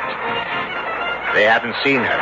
Oh, well, she must have gone elsewhere then. Of course. The question is, where? You have no idea, as you said, senor. No. Yes. Well, I'll just have to keep looking till I find her.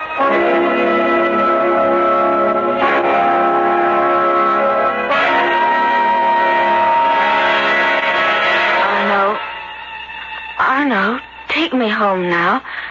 I shouldn't have come to your house in the first place. Oh, just another glass of wine, Isabella. No.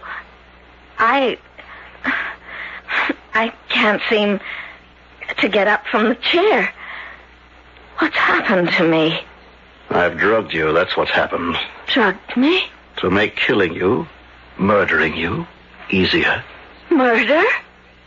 You stupid, ugly little fool. You really believed me when I said I found you not unattractive. That I'd be delighted to escort you to the carnival. What? Arno, what are you saying? I'm saying that I'm going to do the same with you that I did with Margarita. Wall you up in the catacombs below. You killed her? Then walled her up? Oh, no. Oh, she was alive when I did it. At least she was when I put the last stone in place. But she didn't last long after that, I'm sure. It couldn't have been more than an hour or so before she suffocated to death. Suffocate? I've got to get out of here. I can't move. No, you can't, so you might as well stop trying.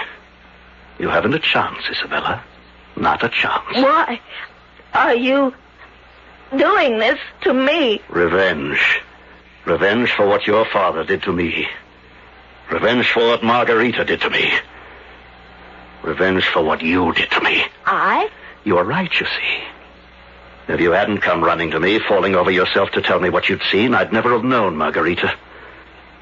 My beloved Margarita. I'd never have known she'd been unfaithful. But you had to tell me. You and your wagging, gossiping tongue. I didn't think. I'll pick you up in my arms. No. And carry you down to the catacombs. To the second level below. No. And wall you up as I walled up Margarita. Please. Think what it would be like. As slowly one stone after another goes into place. A growing coffin lid for a stone coffin. Think of the agony that lies ahead when the last stone is placed and mortared in tight. Tight. And the air is cut off. And slowly, in agony and horror, you suffocate. Smother to death. Tell me now, little gossip. What have you to say to that? Nothing? Holding you in my arms, looking into your eyes filled with fright, with terror. You have nothing to say. Oh, you must have something. Surely there's some word you can speak, some sound you can make. That's it, again.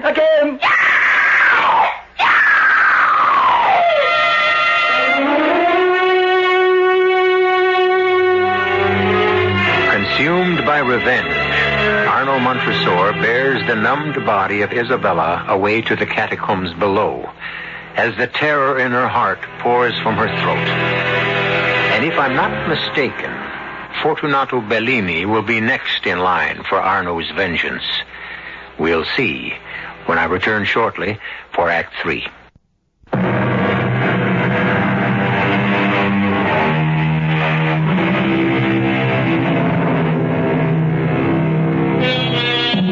Our theme, as I have said, is revenge. But in The Cask of Amontillado, we are also dealing with the perfect crime. What more perfect place for concealing a body, concealing it for even centuries, than in the wall of a catacomb, an ancient burial ground beneath the earth, itself a house of bones and skulls and skeletons. Arno Montresor has done this with his unfaithful wife Margarita, and now with Isabella, daughter of Fortunato, who seduced Margarita. But, as with all perfect crimes, the criminal inevitably goes one step too far. Worried sick, Arno. What could have happened to Isabella after she left you? Fortunato, my good friend, I wish I could tell you, though. Really, I do think you're worrying unnecessarily. Now, what do you mean, unnecessarily? You say you brought her home last night at 12:30. That when I returned from the carnival at 3 this morning, she was not in the house. And here it is 2 in the afternoon the next day. Where is she? You ask me, she may have met with some friends and stayed with them. No, I don't think so. It isn't like her, not like her at all. I must go to the police. I should have gone to them before this. Oh, wait a little while yet. She'll show up. And by the way, I think I may have a surprise for you tonight.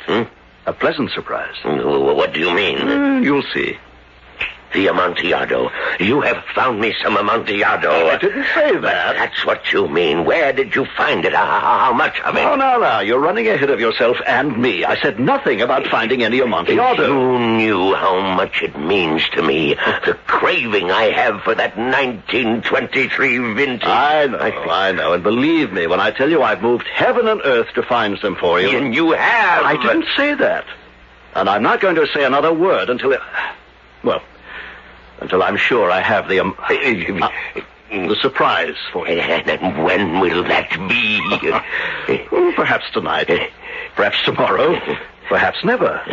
I'll send a message to you.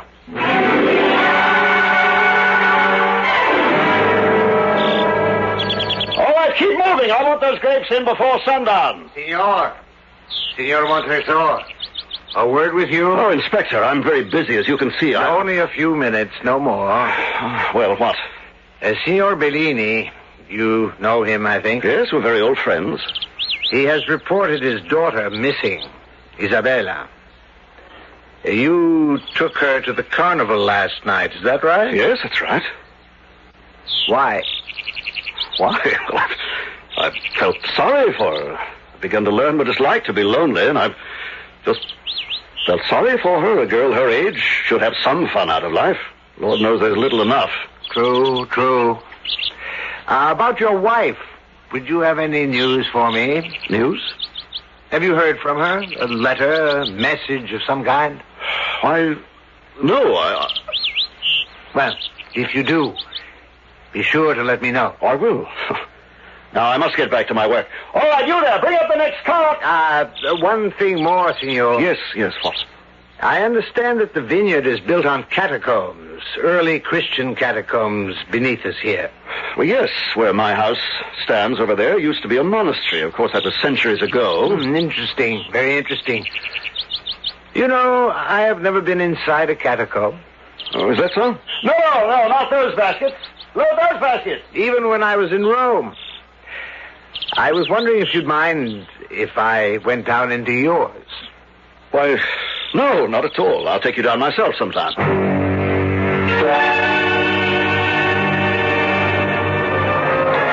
Excuse me, senor. Excuse me. I'm wondering if you might have seen a girl.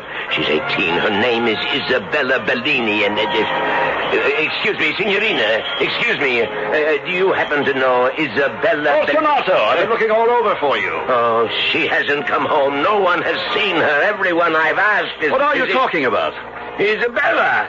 Would I be out here on the second night of Carnival if I hadn't... Didn't you get my message? Oh, what message? I found her. What? I had to come into town late this afternoon to pick up the cask of Amontillado. Amontillado? A cask of Amontillado? Yes, that's the surprise. My agent at Montilla several weeks ago, he found a whole cask. No. 1923 vintage. Oh. Anyway, it arrived today, and when I came into town to get it, I ran into Isabella. Cask? A whole cask? I took her to my house. Dead on her feet from lack of sleep, and my house was the closest, so... Then she's safe. Good. But the wine... At my place, too, of course. Come on along. What a lucky night for you, my friend. You found your daughter and your favorite wine.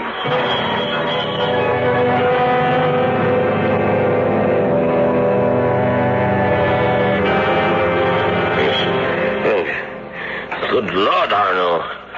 How far down into your infernal catacombs must we go? To the third level. The lowest. This is the second. One more. Why did you have to... Careful. Parts of the walls have broken down. Take care not to trip on broken stones. Now that I've turned my ankle, you tell me.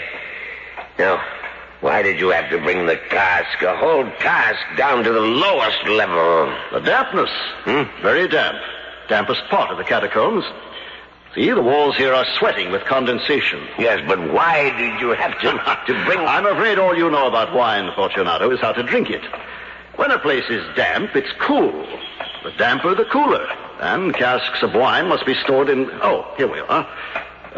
Precede me, Arno. Yeah. Hold the torch high to give light ahead. Of all places to store wine, bones, skulls, skeletons. More a grave than a wine cellar. A grave? Yes. The grave of people buried here centuries ago. And now...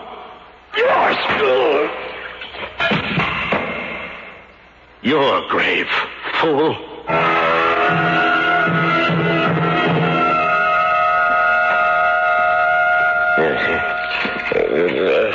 So, you're coming to your senses, Fortunato. Good. Because I want you to feel. I want you to savor every moment of horror that lies before you. My head. Oh, no. What's happened? I knocked you out. Picked up a rock and knocked you out with it. But why? What's this, my arms? My legs, I can't move them. Because you're manacled to bolts in the wall.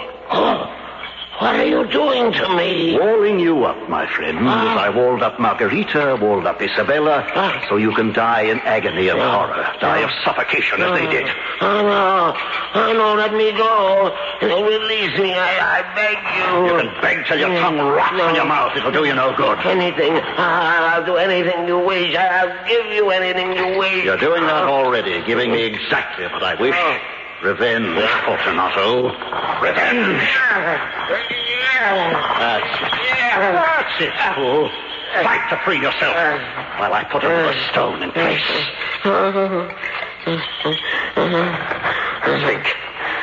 Think of what's to come. When the last stone, this one, goes in place.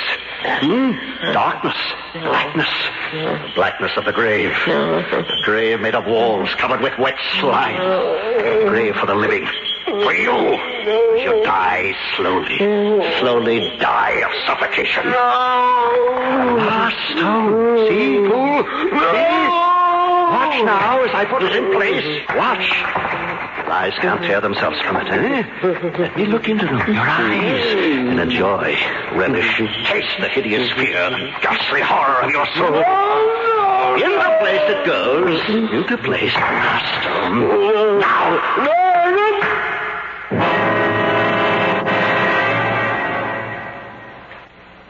Inspector Madero. To what do I owe the pleasure of this visit? Why, in a way, Senor Montresor, it's at your invitation. I invited you?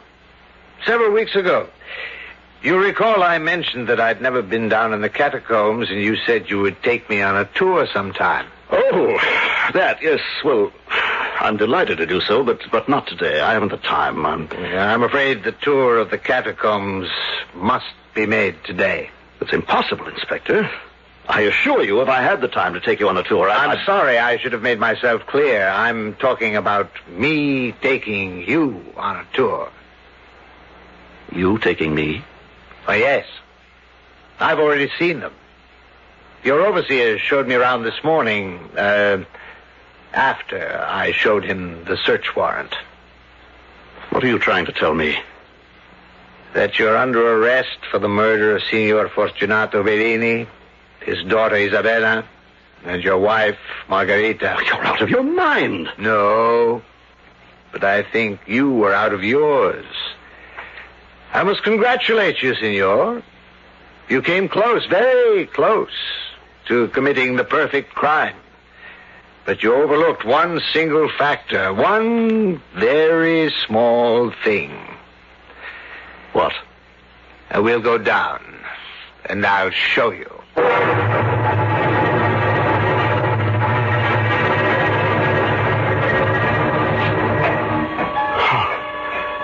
No. Yes. Fortunato's body. Exposed to view. The wall torn down. How did you find him? We didn't. But who broke the wall down then? No one. It collapsed of its own weight. You see, Senor, the one mistake you made, the one thing you forgot, was the dampness on this third level. The excessive moisture. The wetness. The cement. The cement wouldn't dry.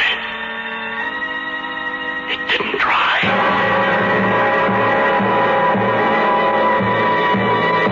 So, as always with a perfect crime, there is some slight imperfection. Indeed, so very slight as not to be noticed by the murderer, to his deep regret. I'll be back shortly.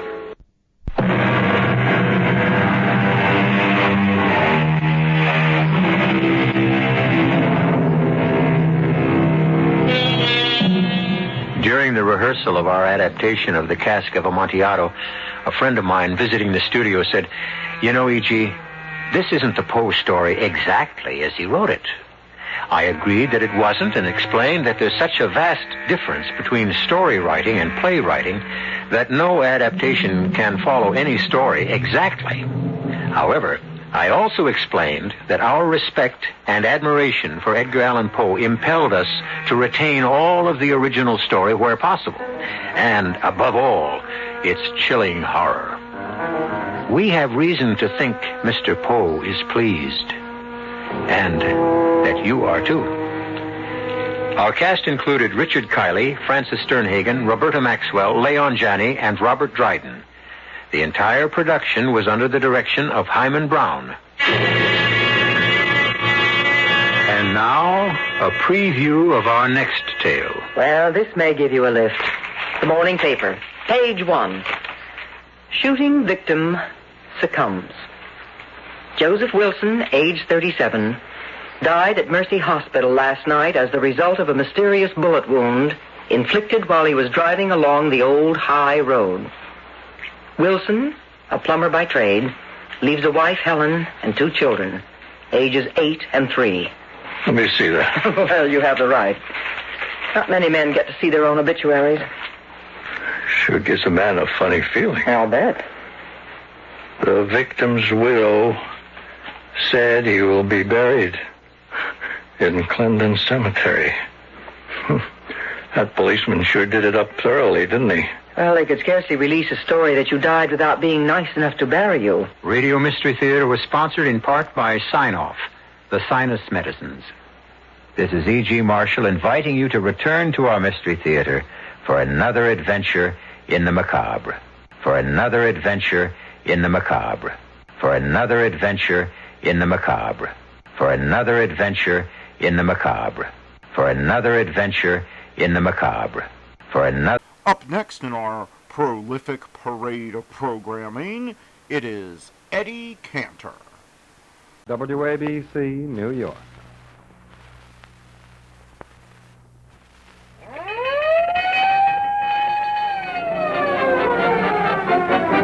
Welcome to Texaco Town. We are all mighty glad that you're here. Welcome to Texaco Town. We are here just to bring you good cheer. Good evening, and welcome from the 45,000 dealers who serve you with Fire Chief, the gasoline with police car pickup, ambulance speed, fire engine power, and passenger car economy.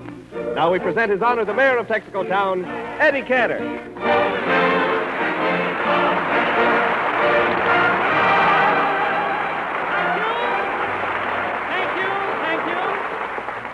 Cheerio, everybody. Cheerio, Jimmy. Tally-ho, toodaloo, and pip-pip. So you're really going English tonight, eh, Eddie? Yes, Jimmy. Tonight, this broadcast is being sent by shortwave all the way to England. Instead of a coast-to-coast hookup, tonight it's a heart-to-heart broadcast from the heart of America to the heart of a great empire.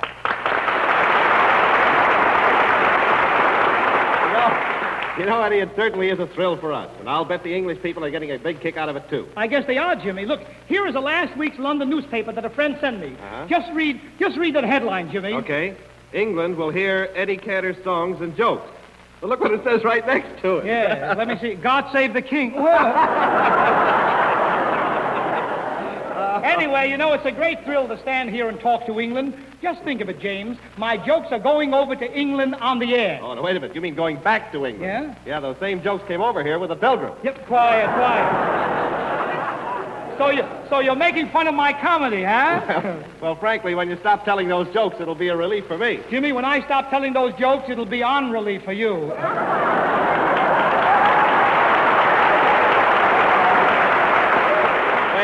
Wait a minute, wise guy. You're not the only one here. Don't forget my voice is going across the Atlantic Ocean tonight, too. Yeah, pity the poor sailors on a night like this. What do you mean? What do you mean? With you on the air, it'll be the biggest wind that ever swept across the Atlantic Ocean. Well, let's not argue, Eddie. You know, after all, tonight you're an ambassador of goodwill. That's right, James. And so I propose a toast to our friends over there. Here's to merry England. You have heavy fog, it's true. We have fog in California, but here we call it dew.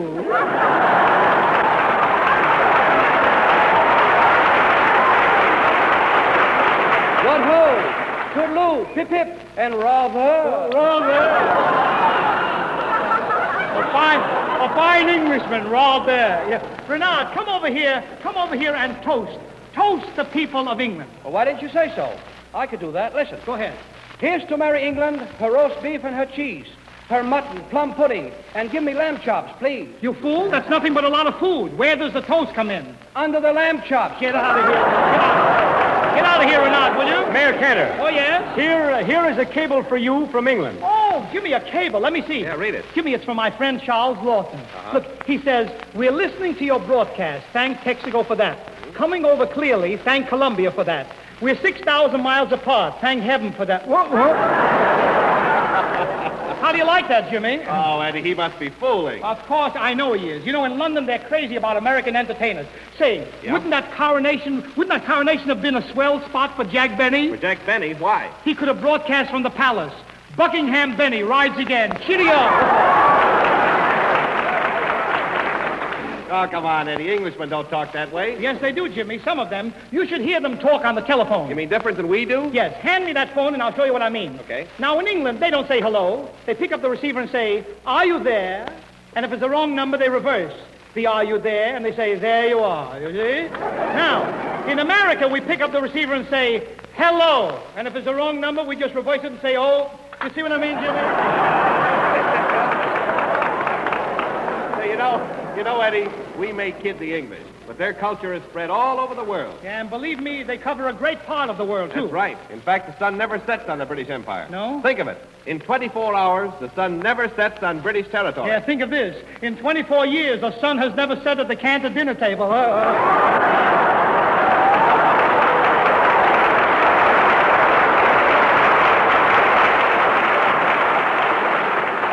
ladies and gentlemen, for his many English friends, Eddie Cantor sings the song he introduced to the British Isles on his last visit there in 1935. The folks that live next door to me have a brand new baby, and it nearly drives me wild when they rave about that child. All I ever hear her do is cry. For there's another baby, as cute as she can be, moved in today across the way at number 63, and she's made a hit with me. She's got a dog and cat, a great big picture hat, and all the boys just call her baby. She's got a dainty style, a little baby smile, the kind that makes you want to stick around a while. She's got those dreamy eyes, and every time she sighs, you forget your family. The other evening in a cabaret we spent, and when I saw the check, I thought it was the rent. But when the waiter came, she simply signed her name. That's the kind of a baby for me. She's got a dog and cat, a great big picture hat, and all the boys just call her baby. She's got a bungalow down where the breezes blow, and lots of other little things you shouldn't know. She's got those dreamy eyes, and every time she sighs, you forget your family. Her father is retired, doesn't have to toil. He's made $1 million out of Texas oil, and she's his only child, and she's awfully wild. That's the kind of a baby for me.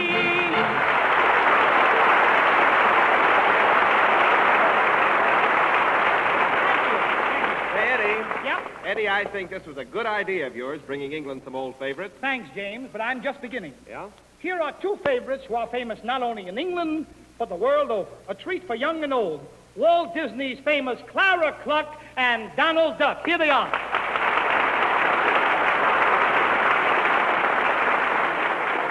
Well, hello, Clara Cluck. Hello, Mr. Duck.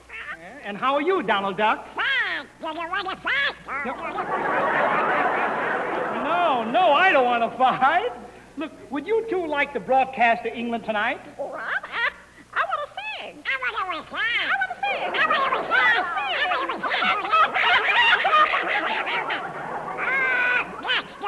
sing. Wait a minute.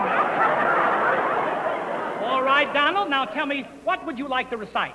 Jack and Jill. Jack and Jill? Go ahead, Donald. The air is yours. Okay.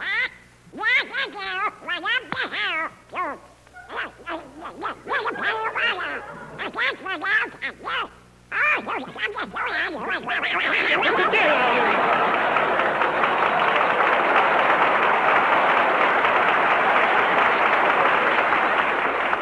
I think you could have done Mary Had a Little Lamb. Very good, Donald. Now, I'm going to tell Walt Disney you're a good boy. Now, Clara, you said you wanted to sing. Have you a song prepared? Sure. Oh. Play, Renard. Play, Renard. Go ahead.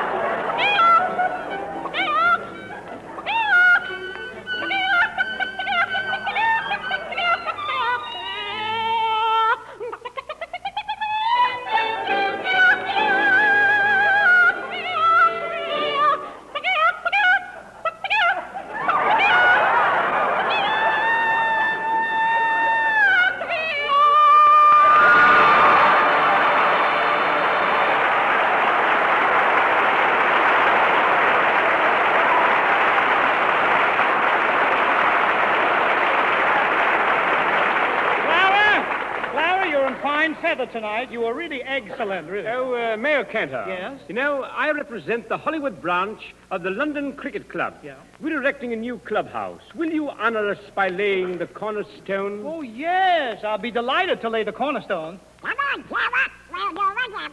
You want to go with me? What for? Well, what else can you do it? You don't think I could do it? Get it.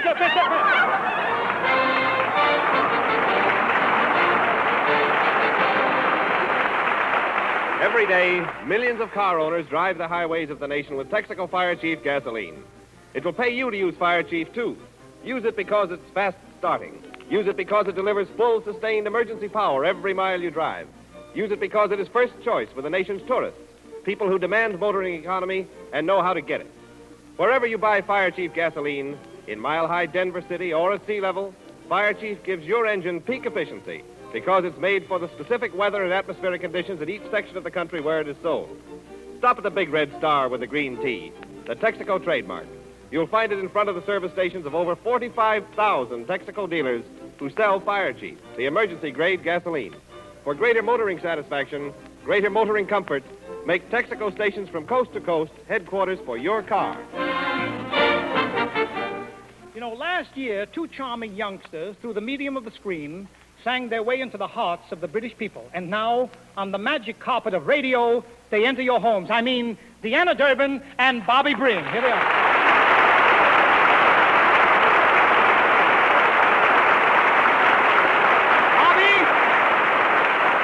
Bobby, here's a good luck kiss for you.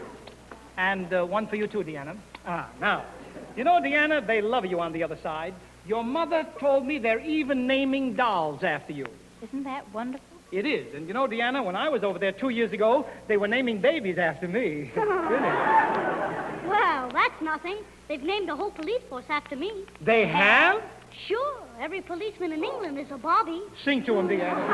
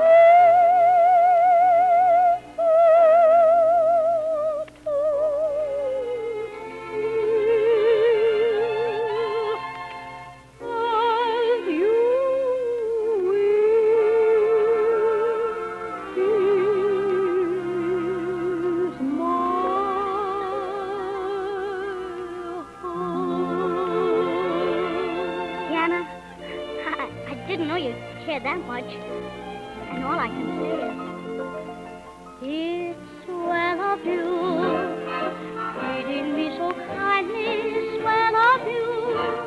I was heading blindly, then your smile showed me the way to love.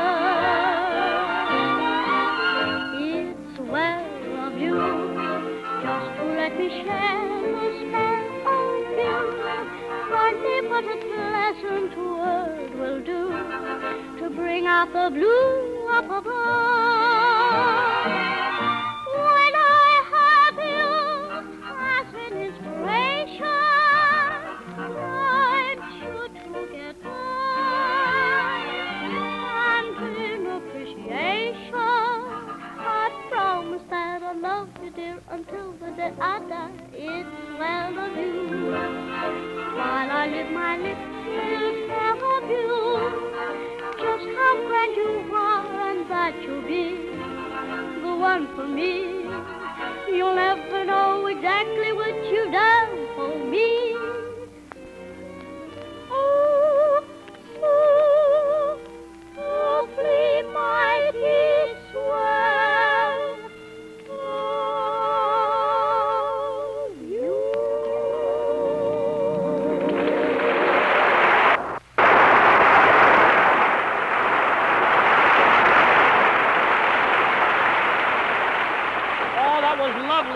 Bobby, and now, good people, I'd like you to meet my friend, a regular guy, England's native, America's adopted son, Leslie Howard.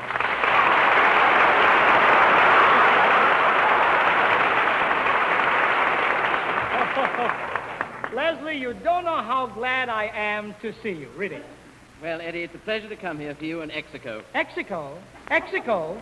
What did you do with the tea? I drank it at 4 o'clock with lemon. With lemon? But listen, there's no lemon with Texaco. Eddie, you don't know what people are saying about you.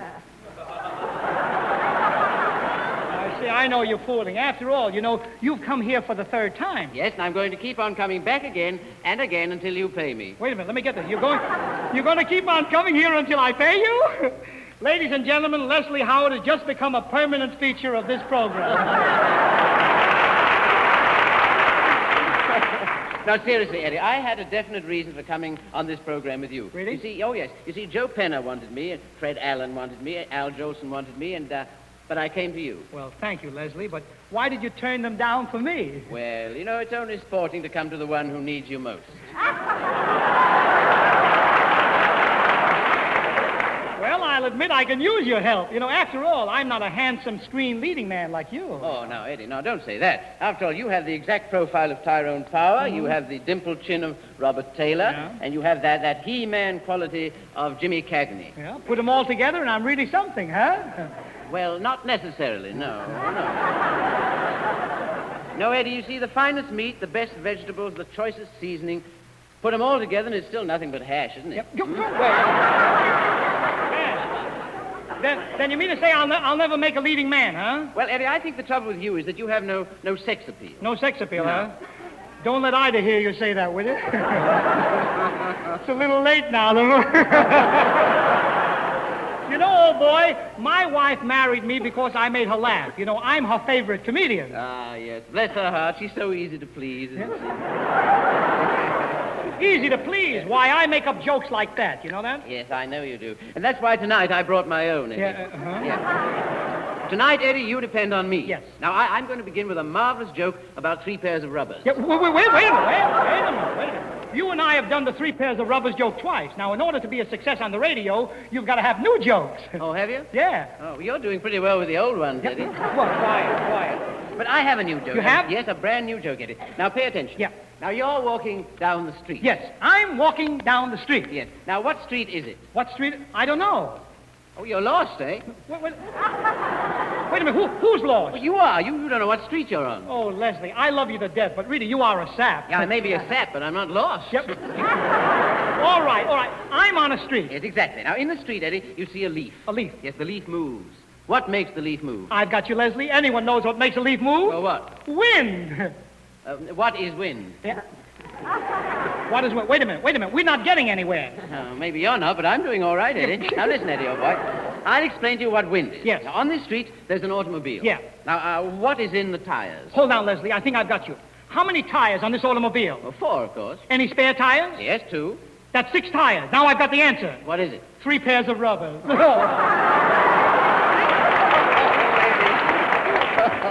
You see, Leslie, let me tell the jokes. I'm the comedian of this program. Oh, really? Oh, yeah. Things I never knew until now. Yeah. Wait a minute. You think I can be funny? Listen to this. What is the difference between Charlie Chaplin, Seymour, and Jack Renard? Yes. Wait a minute, Leslie. Why are you laughing now? Wait a minute. I haven't told the joke. Well, I'm laughing now in case I don't understand the answer. All right, here's the joke. What's the difference between Charlie Chaplin, Seymour, and Jack Renard? I'll tell you. The difference is that Charlie Chaplin never talks, and Seymour always talks. Yes, but where does Jack Renard come in? Through the open door. I give up. You give up. Yeah. You don't understand. I'll tell it to you once more, and then I'll go. Yeah, once more, and the audience will go, Eddie. Now, listen carefully. What's the difference between Charlie Chaplin, Seymour, and Jack Renard? Just a moment, Eddie. There are 3 people? Yes. Yes, good. Now, could this take place on a rainy day? Of course it could take place on a rainy day. Then I've got the answer. What is it? 3 pairs of rubbers. Will you please forget the 3 pairs of rubbers? Now, all right, Eddie, then let me tell the joke. Yeah, go ahead and tell it. Splendid. Now, what is the difference, Eddie, between Charlie Chaplin, Say More, and... Jack Renard. What is the difference? Well, Charlie Chaplin never speaks. Say More, always speaks. Yeah? And... By George, Eddie, I'm stuck. Yeah, what's the matter? I can't figure out how to get Renard through that narrow door.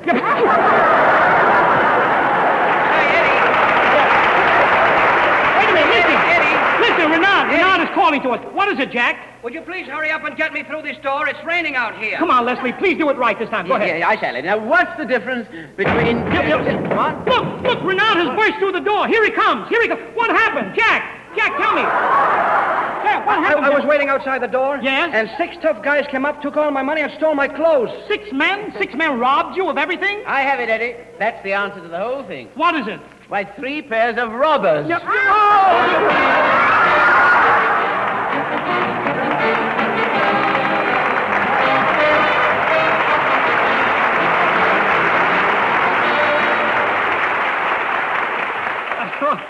Outside of being a great comedian, Leslie, you also have a reputation as a great lover. I wonder if you could give us an idea of how you play a love scene. Well, now, I'd be glad to, Eddie, but who am I going to play it with? Yeah, well, there's a crowd of your women admirers outside. In fact, here comes one now. Young lady, would you like to kiss Leslie Howard? Would I? Very well, then. Yeah. Now, here comes another. Oh, I'll kiss her, too. Yeah. How does that feel? Oh, look. Here's number 3. Come and get it, number 3.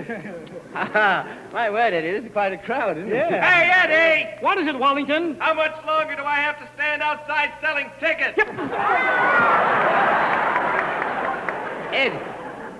Eddie, I'm ashamed of you. Terribly ashamed. I trusted you, Eddie, as a friend, and you commercialized our friendship. Oh, Eddie, the ignominy of it. All America, all England will ring tomorrow with laughter at my humiliation. From this day on, Eddie, wherever I go, behind my back, the scandalmongers will say, women have given money for the kisses of Leslie Howard. Leslie, please forgive me. All my life, I've tried to be good. Friendship to me has been a sacred thing. I'd do anything rather than lose you as a friend.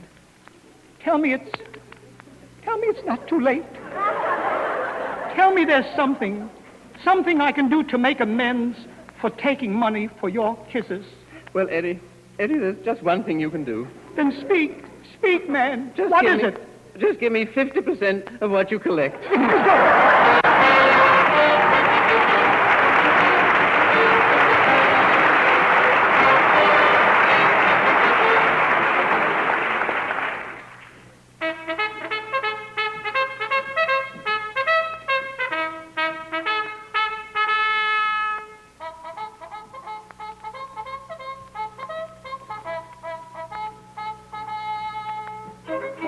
Today is Memorial Day, and all America pays tribute to her fallen soldiers. 19 years ago, we fought in what we hope will be our last war.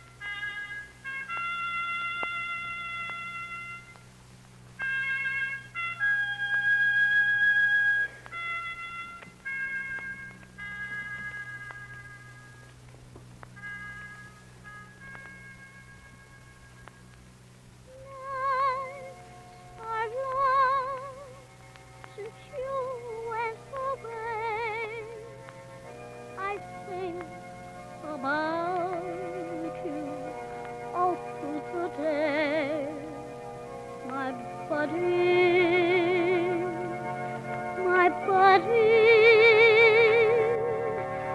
nobody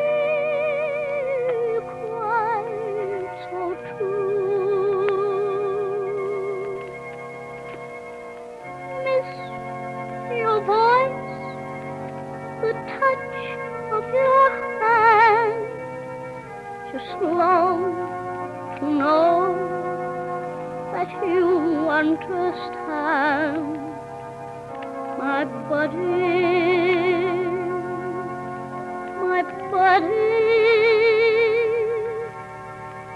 your buddy misses you.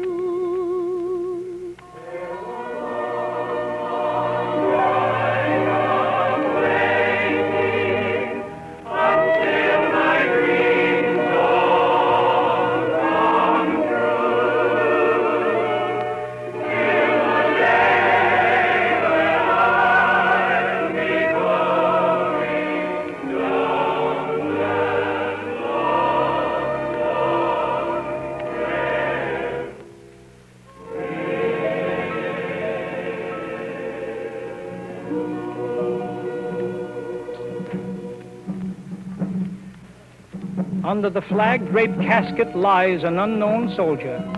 A nation pays him great honor. An unknown soldier, nameless. Just one of the soldiers who wore his country's uniform and died in her service. For him, the flag hangs at half-mast.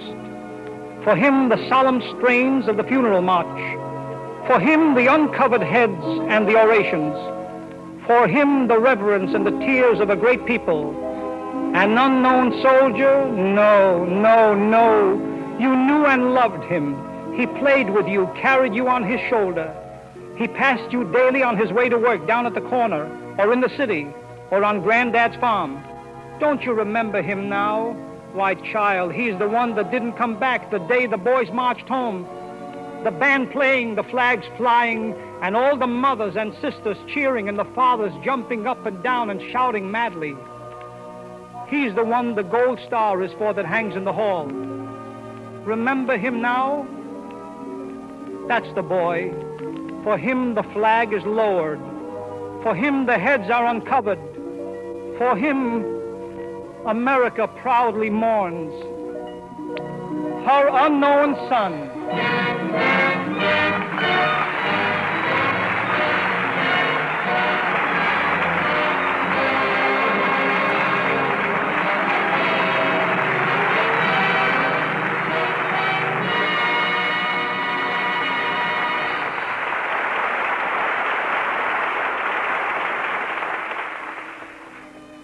Love to spend each Sunday with you.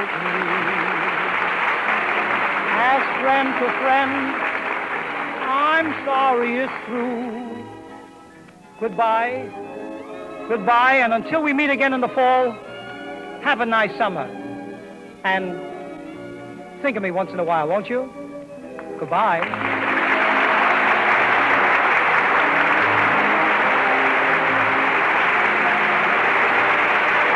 The Unknown Soldier, heard on this program tonight, was written by Angelo Patrick. James Wallington speaking. Good night.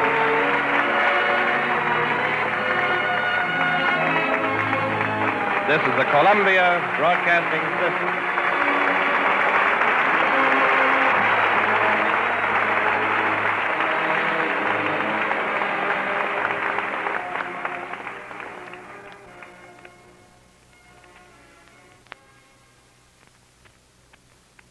Nine p.m. BULOVA, Boulevard Watch Time. WABC in the city of New York.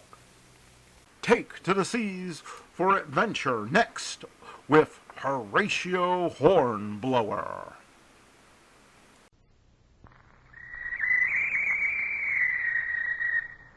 Call all hands. Beat to quarters.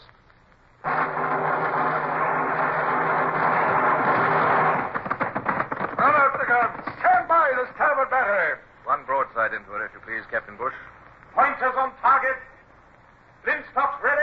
Aye, aye, sir. Ready. Fire!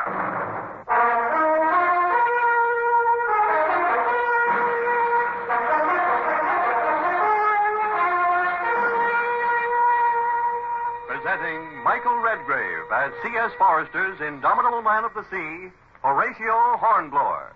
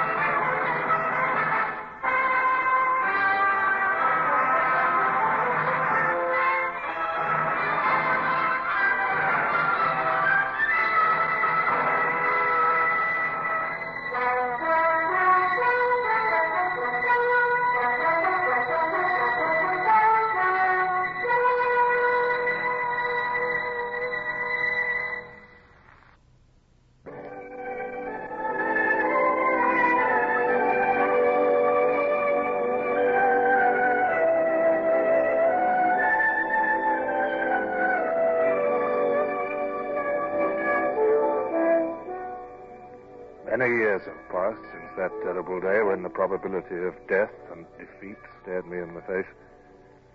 But I can close my eyes even now and feel again that exhaustion and faintness that I dared not let any man see. It was a nightmare pause in a nightmare battle. Two partially disabled ships drifting rapidly apart, and each with no purpose than to patch its wounds and return to destroy the other. I can see the Natividad again, now the score's clearing, sir. How does she bear? About 2 points on the starboard beam, sir. There. She's hove too. Looks a bit lopsided without her foremast. She seems to have made no attempt as yet to rig a new one. Well, as soon as we can carry some sail aft so that we can beat the wind, we'll have it at our mercy. We must try and do it before nightfall, Mr. Bush, or we may lose her altogether in the dark. And now what's this? It's the funeral party, sir. Oh. They're already going out there. How many? 14, sir. Very well.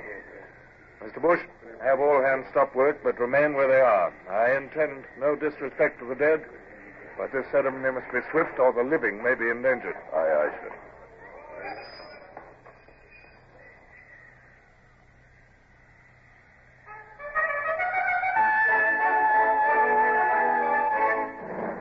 We therefore commit their bodies to the deep.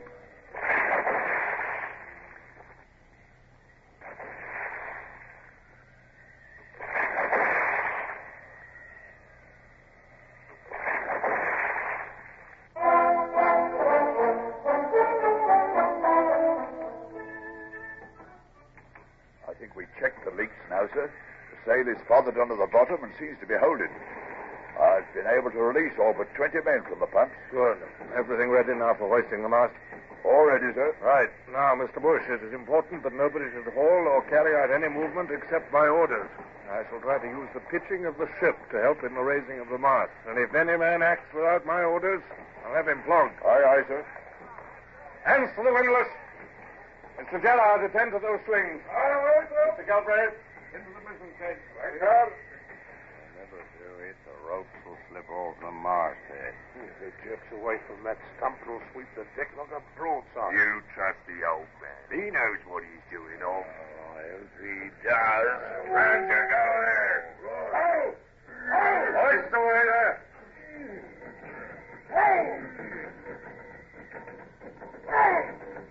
Easy.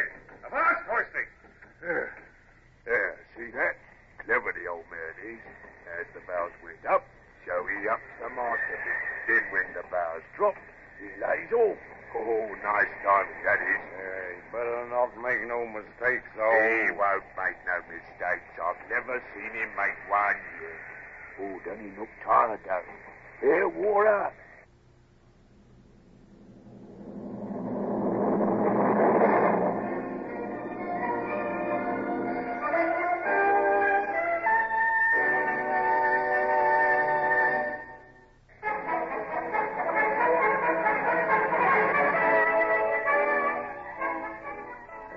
by the time the long and dangerous struggle with the mast was over and it stood vertical at last, while the men fished it firmly to the stump of the old mizzen, I was sick with weariness.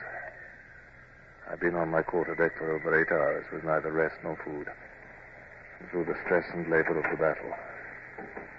I was beginning to find it difficult to concentrate upon anything, so that Bush had spoken twice before I could force myself to listen. I said, sir, that it was a magnificent piece of work, if you'll allow me to say so, sir. Shall I turn up the topmast and yards now, sir? I fear it'll be useless to attempt to carry any canvas in this wind and sea, Mr. Bush. And the Trinidad is barely in sight now. Just a smudge on the horizon, sir. Aye. There's not much chance of renewing the action till the wind takes off a bit. Yes, I cannot imagine the Admiralty accepting that statement in a report. But it's true enough, sir. We're badly knocked about, and the weather's too rough to carry on the fight. Nevertheless, the report would be received with pitying smiles, Mr. Bush. The excuse is too old. Like the uncharted rock, which always causes a wreck. The Admiralty is 10,000 miles away, and they can't judge the strength of this storm from there. Yet even though I should be accused of cowardice, there's nothing I can do until the weather moderates. No, sir, there's not.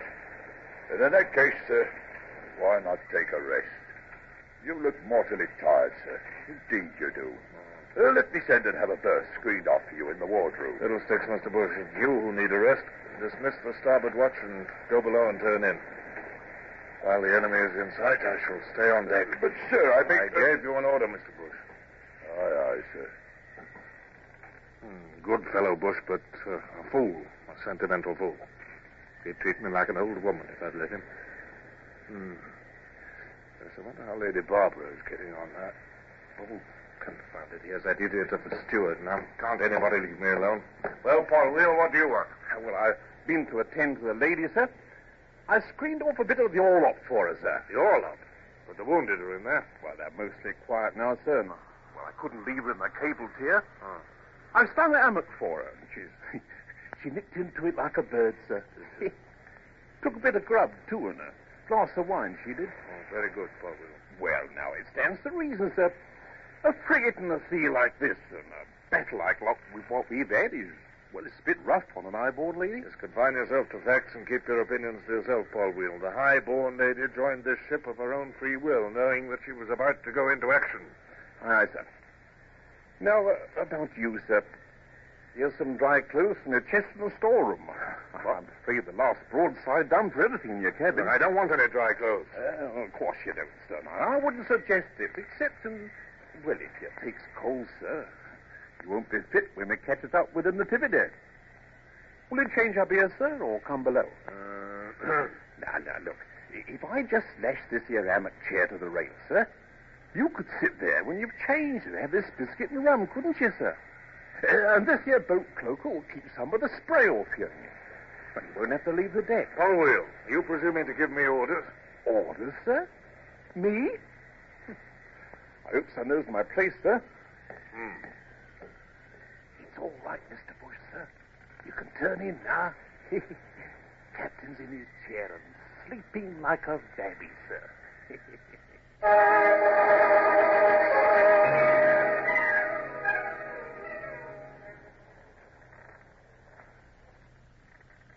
Good heavens, I must have dozed off.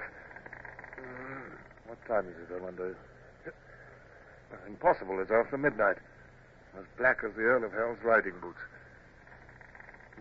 Feels to me as though the weather's improving. Let's have a look at the binnacle. Mr. Bush. Wind shifting southerly and moderated, sir. Wish there's a bit of starlight even. Can't see a thing. The Trinidad might be 20 miles away or only 200 yards. Yes, I doubt she's close. She was going away to leeward rapidly when we last saw her. Can't have carried out all the repairs she'll need in this weather. What do you think she'll do, sir? That fellow Crespo who commands her is no fool. I believe he'll try to avoid us until he can get into the Gulf of Fonseca and refit. He'd like us to follow him into the Gulf, so he'd have the advantage of the shore batteries as well. But he can't make much sail in his crippled condition, sir. And even if he could, the wind is wrong for getting to the Gulf. I had observed that fact, Mr. Bush. I believe he'll reach far out to sea and claw southwards as far as he can. I shall return to my chair until daylight and attempt to work out what is likely to be his position at dawn. Aye, sir. Morning, sir. Sea's going down fast, sir, and the wind's taken off. Sun will be up in 10 minutes. Yes, we'll make sail if you please, Mr. Bush. Here is the course you are to sail. But as I gave the course, I knew that it was sheer guesswork. Every yard I sailed might be away from the Trinidad while she hurried to safety. My heart was heavy with misgiving, for I knew that if I had failed, there would be many who would attribute that failure to incompetence or cowardice.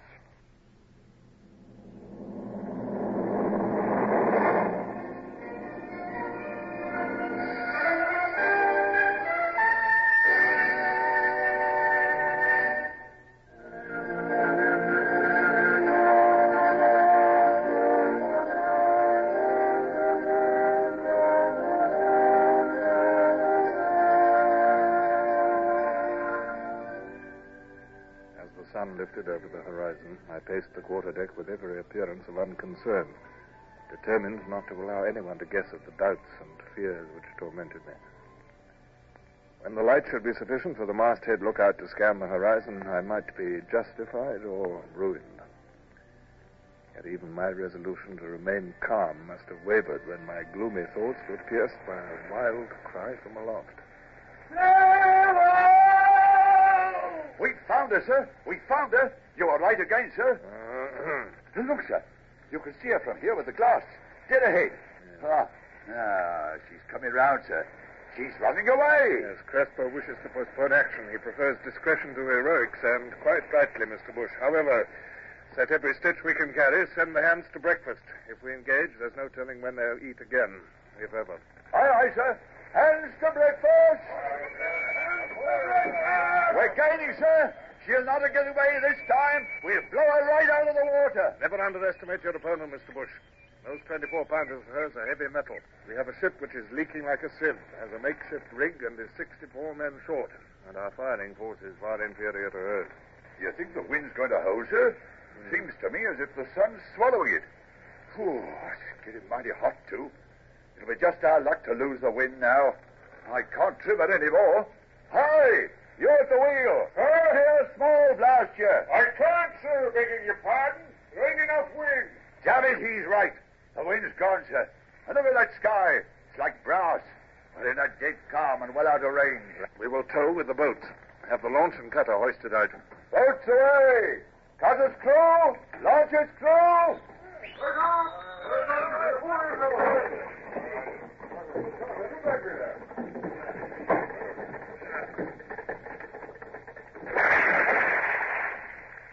Now then, men.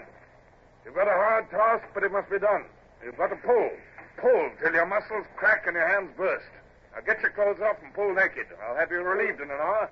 Now, pull! All together! Give way!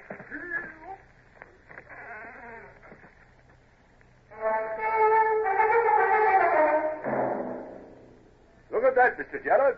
That puff of smoke from the Trinidad. Yes, she carries 2 long 18s aft. We're going to run the gauntlet of those for the next hour.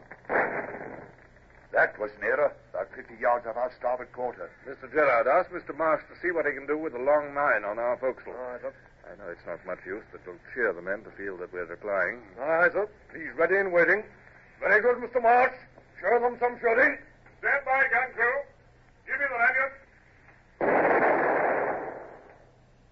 2 cable lengths of sound of it. Very good. Try again. Here comes some more, fellas.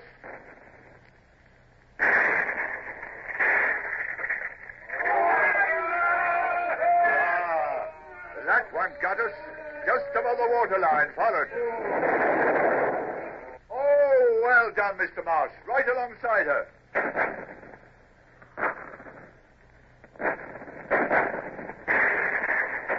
Hello.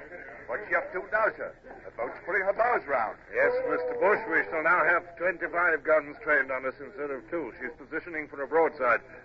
We shall have some pebbles about our ears ere long, lads. Let's show them that Englishmen don't care.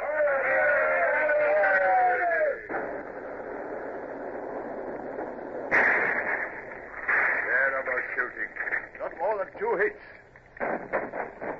Mr. Galbraith, let that main gallant stay. Splice directly. Excellent. Mr. Bush, at what distance would you say she is now? Oh, 3/4 of a mile, I should say, sir. So I think. I fear our carronades will not be effective at that distance. Relieve the boat's crews and see if fresh men can pull us nearer. Aye, sir.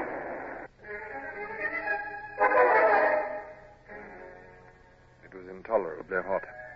The smell of pitch from the deck scenes, the bitter tang of powder, and the smell of the blood from the wounded, combined with my fatigue and anxiety to make me feel deathly sick. I feared to disgrace myself by being sick in front of the men. They, too, no longer joked at the guns. They were beginning to sulk under punishment. It was a bad sign. Sullivan. Sir. Come here, Sullivan. You your fiddle? Aye, sir, I have that. Then we'll have a hornpipe. Benskin, Hall, McAvoy. A hornpipe from each of you and a guinea for the man that does his best.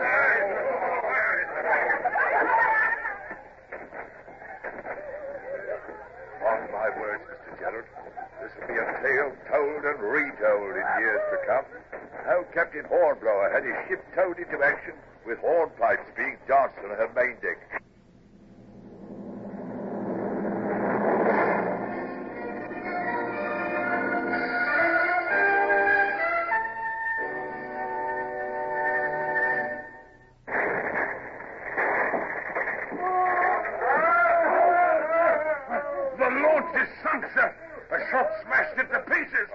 Survivors up quickly. The sea is full of sharks. Starboard the helm. Let it be, sir. 400 yards. 400, sir. Now, Mr. Gerard, we shall begin to swing round. You may open fire first as your guns bear. Thank you, sir. Cock your locks there. Take your aim. Fire!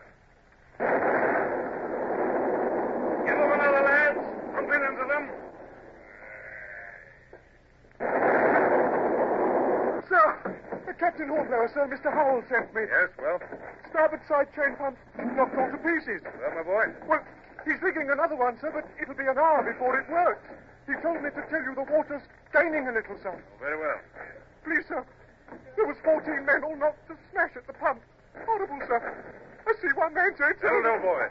Run back to Mr. Howell and tell him the captain is sure he will do his best. Oh, I see. There's too much smoke to see properly, but it's my belief we've hit her hard, sir. Confound this smoke. It's like being in a fog. Ah, Crystal, what is it? I think I can feel a very light air blowing, sir. Yes, I believe there is. Ah, look at that. Look, the smoke's blowing away, sir. Ooh, just look at the nativity. Oh, she's a wreck. There's only others and not standing. Rigging all round her like a net. And look at that great hole in her side. There's 3 gunboats planted into one there. She's low in the water, but she's still fighting, by heaven. We'll be on her soon. The closer we are, the quicker we'll finish it. And stand by to fulfill orders. Starboard carronades load with grape shots. Look at them crouched on their forecastle. They're going to try and board us. Hell, here they come. Carronades, fire!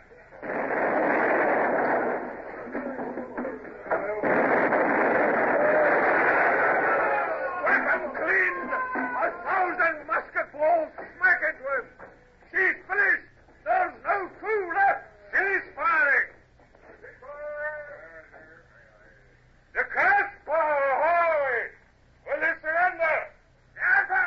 I speak on distinct English. You must surrender. You've done all that brave men can do. Crossbow, you fool! Your ship's on fire. Surrender while you can. Never. Man's mad, Mr. Bush. We must call off or we shall catch fire, too. Man the blazes there! By heaven, sir! Look at those flames! He's fired on himself! I think not, Mr. Bush. It was our guns at point-blank range. She'll burn like... She's sinking! She's going down! She's gone, by heaven. Vanished as though she'd never been. You will join me in a salute to a very gallant enemy, Mr. Bush.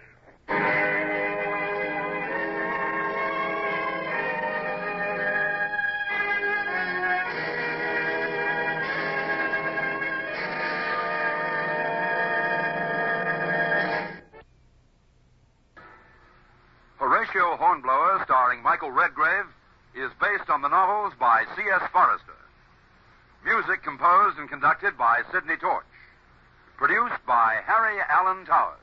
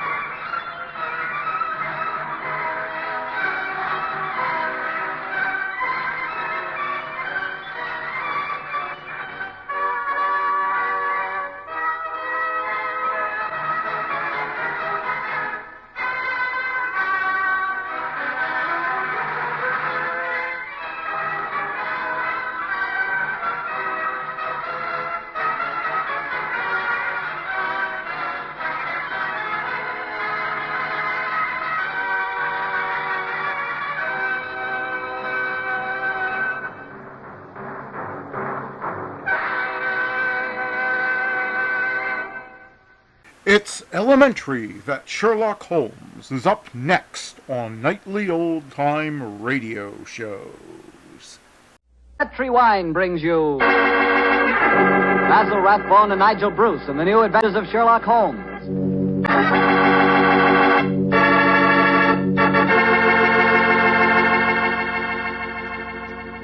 The Petri family, the family that took time to bring you good wine, invite you to listen to Dr. Watson tell us another story about his old friend, that master detective, Sherlock Holmes.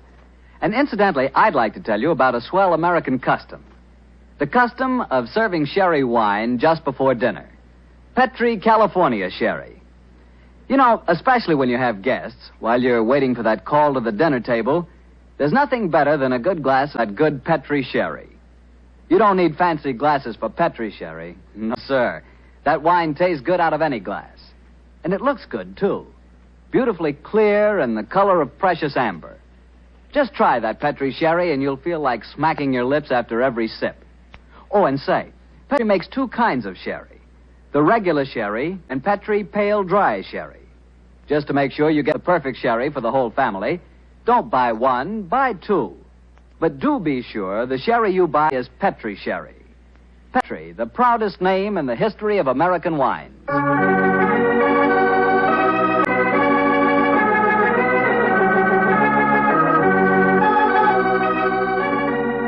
Now I'm sure our good friend Dr. Watson's ready for us. Let's go in and join him. Come in. Oh, there you are, Mr. Bartell. Good evening, Doctor.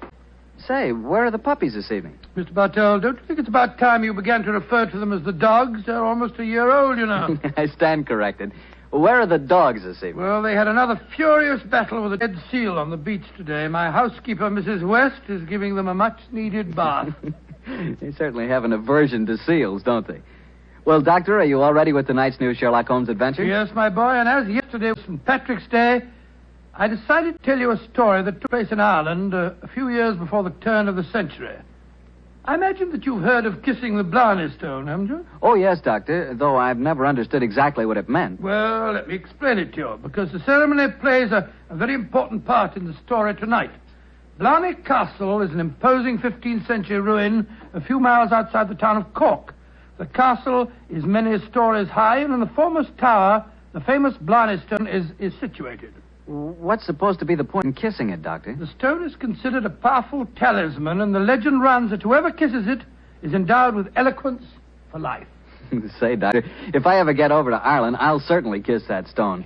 But you're such a storyteller yourself, Doctor. I bet you've kissed it, huh? No, Mr. Bartell. I'm afraid I never had quite enough courage. Courage? Why does it need courage, Doctor? Well, because the Blarney Stone is set in a most inaccessible position on the outside wall. To kiss it, it is customary to lower the candidate for eloquence over the rampart, head foremost, with a friend hanging on to his heels. From the top of a castle? It does sound dangerous, Doctor. Oh, it was, my boy, so much so that in recent years a great row of iron spikes was put round the parapet to prevent an accident. Though, of course, at the time tonight's story took place, there was no such guard. And I have a feeling that an accident did take place, Doctor? No, Mr. Bartell, let me tell you the story from the beginning. Sherlock Holmes and I were staying in the city of Cork where the great man had just solved the singular affair which the local press had referred to as Leprechaun murders. A few days before our departure for England, we paid a visit to Blarney Castle. I must confess that I had a certain desire to test the miraculous powers attributed to the Bloody Stone. I very soon changed my mind, however, as Holmes and I stood there, high on the turrets of Blarney Castle, and watched a terrified initiate being hauled up by his ankles and yelling at the top of his voice. Pull me up! Pull me up quickly! I think I'm going to faint! Great Scott, I had no idea that kissing the Blarney Stone was such a hazardous proceeding, Holmes. Yes. It would seem that eloquence could be more easily obtained than by hanging suspended by his ankles from a battlement with 100-foot drop below and kissing a piece of stone. Oh, I'll never do that again. Oh, I'll never I must say, I don't blame the fellow. And yet, my dear chap, on our way over here, you expressed a sneaking desire to kiss the stone yourself. I'll be very happy to hold your ankles if you want to try the experiment. No, thank you. After witnessing the ceremony, I've changed my mind. Then I suggest we make our way back downstairs. I don't think there's much more to be seen up here. Very well.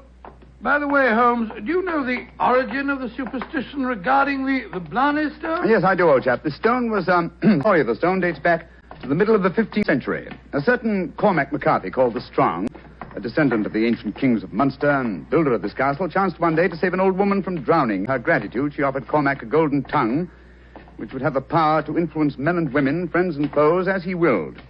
She told him to mount the battlement, kiss a certain stone in the wall 5 feet below the gallery running round the top. He followed her directions and obtained all the fluent persuasiveness she had promised. And I suppose the story spread and the Blarney Stone has been a magnet to pilgrims ever since. Yeah, a pleasant legend. Holmes. Yes, old chap? Tomorrow's St. Patrick's Day. I bet there'll be quite a bit of excitement in the village tonight. Don't you think it'd be rather fun to pay a visit to one of the local inns? Splendid idea, old chap.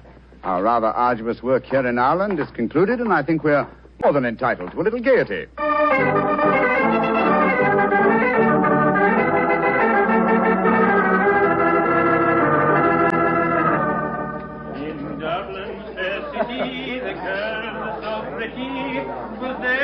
I first met sweet Molly Malone. She wheeled her wheelbarrow. Charming. Quite charming. A waiter and singing at his work. Singing very well, too. Just the same. I wish someone would come and take our order. Oh, there's a barmaid. I'll see if I can catch her eye. Hi. Miss.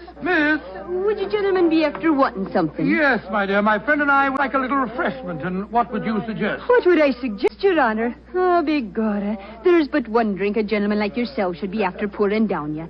And that's the cream of Connemara.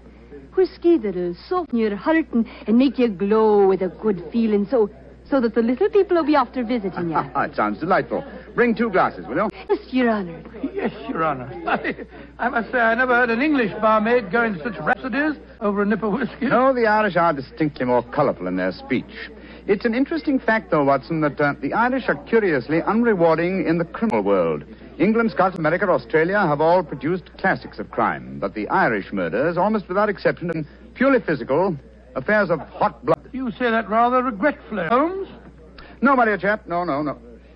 Watson, look at this rather florid young gentleman coming towards our table. Looks to me as if he's a little under the weather. You fellas have got to have a drink with me. Oh, thank you, sir, thank you, but we've just ordered one. Well, you've got to have it with me. I went to the races at Cork today and made a killing. I'm going to buy all the drinks here tonight. I'm afraid that... Nothing to be afraid of. I'll sit down with you for a moment. There. My name's Hankin, Geoffrey Hankin. What's yours? Mine is Holmes, and this is my friend, Dr. Watson. How do you do, sir? How do you do? Your Honors, that'll be 1 and 6. Here, I'm paying for these. Here. Half a crown, and you can keep the change. Oh, blessings on you, Your Honor. Oh, well, if you insist on paying for our drinks, Mr. Hankin, here's your very good health. Yes, indeed. You're both English, aren't you? Yes, sir.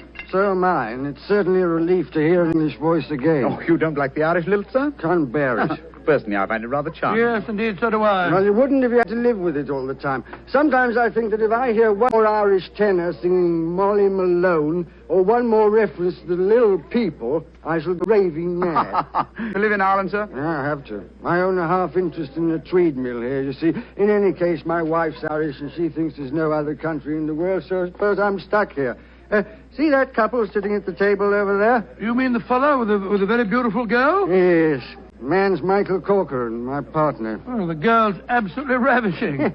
You'd like to meet her? I'd like to, by George, yes. What do you say, Holmes? Oh, very well, Watson. The combination of my natural curiosity and your taste for a pretty face would seem to suit the occasion admirably. I might as well warn you, Doctor, that the pretty face belongs to my wife. Your wife? Oh, good gracious me. I didn't mean to... Oh, well, you better bring your glasses with you.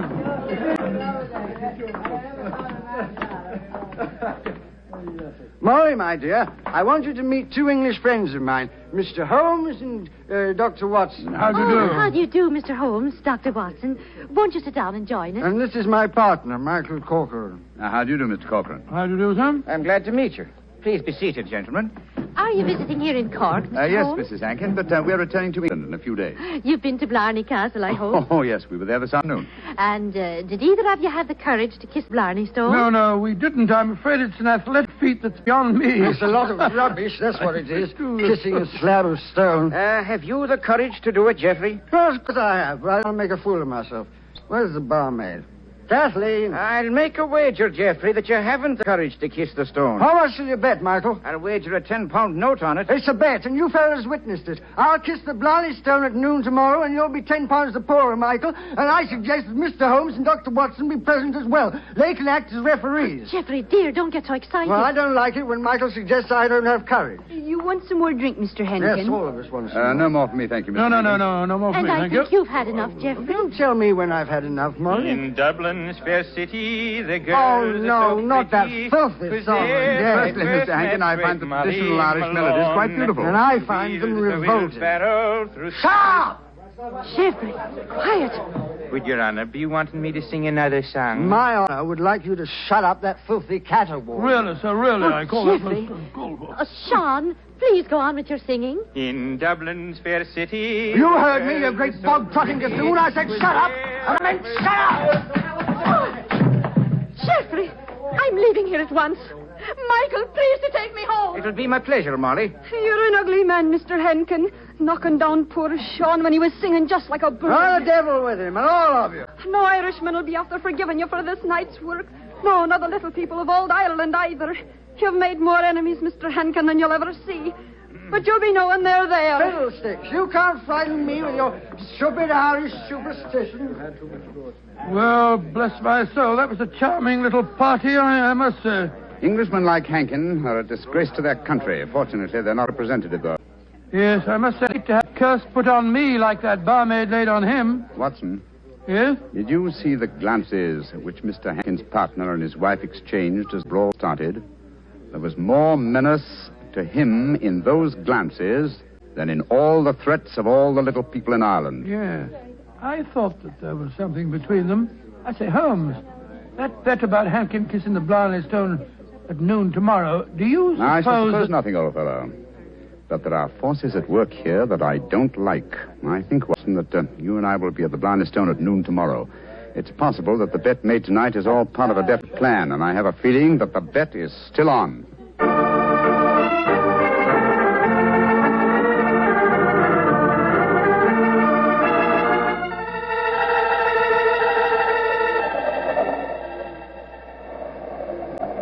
It's quite windy up here today, old fellow, at the top of the tower, isn't it? Yes, it's just past noon. I wonder if that man Hankin is going to keep to the terms of his bet. We shall soon learn. In the meanwhile, are you sure that you wouldn't like to change your mind and kiss the Blarney Stone yourself? I'm quite sure, thank you. Ah, here they come now. Yes. Hankin and his partner, Mr. Corcoran. The bet is on, Watson. Good day to you, gentlemen. Oh, hello. It's my friends from last night. Well, I see you're going through with the bet, son. Oh, yes. Geoffrey set his mind on the £10 of mine. Your wife didn't accompany you, Mr. Hankin? No, she didn't. I'm afraid I'm rather in disgrace for my behavior last night. Molly made me go around and see that waiter fellow that I hit. I offered him money, but he wouldn't take it. Did you offer him an apology? Apologize? To a waiter? I should say not. Well, come on, let's get this stupid farce over with. Are you sure your nerves can stand it, Geoffrey? There's a drop of 100 feet or more below you. Oh, don't worry about me, Michael. Just hold on to my ankles tightly and don't let go. I'll climb onto the parapet. There we are. Now hold on to my feet, Michael, and lower me gently. I'm holding you, Geoffrey. Then lower away. Right you are, Geoffrey. Great Scott, I wouldn't do that for £100. Sliding head first down a vertical wall. That's enough, Michael. I can reach the stone. Oh, his boot. They're slipping through my fingers. I can't hold him. Let me help you. I'm slipping. Pull me. Hold on to him. Hold on to him. Oh, he's gone. I just couldn't hold him. Great heavens. No man could survive that drop. Mr. Corcoran, you deliberately let your partner slip to his death. This is murder. Yeah, but I don't understand. A strong man, but he just vanished out of my hands like a greased pig. Let me see your hands, Mr. Corcoran. This is dreadful. Dreadful. There's grease on your hands. Grease. And with a faint trace of boot blacking. Good Lord, Holmes, It means, Watson, that someone, knowing that Hankin was going to kiss the Blarney Stone, smeared his boots with grease, so that he would slip out of the grasp of whoever was holding him. As clever a method of indirect long-distance murder as ever I've encountered.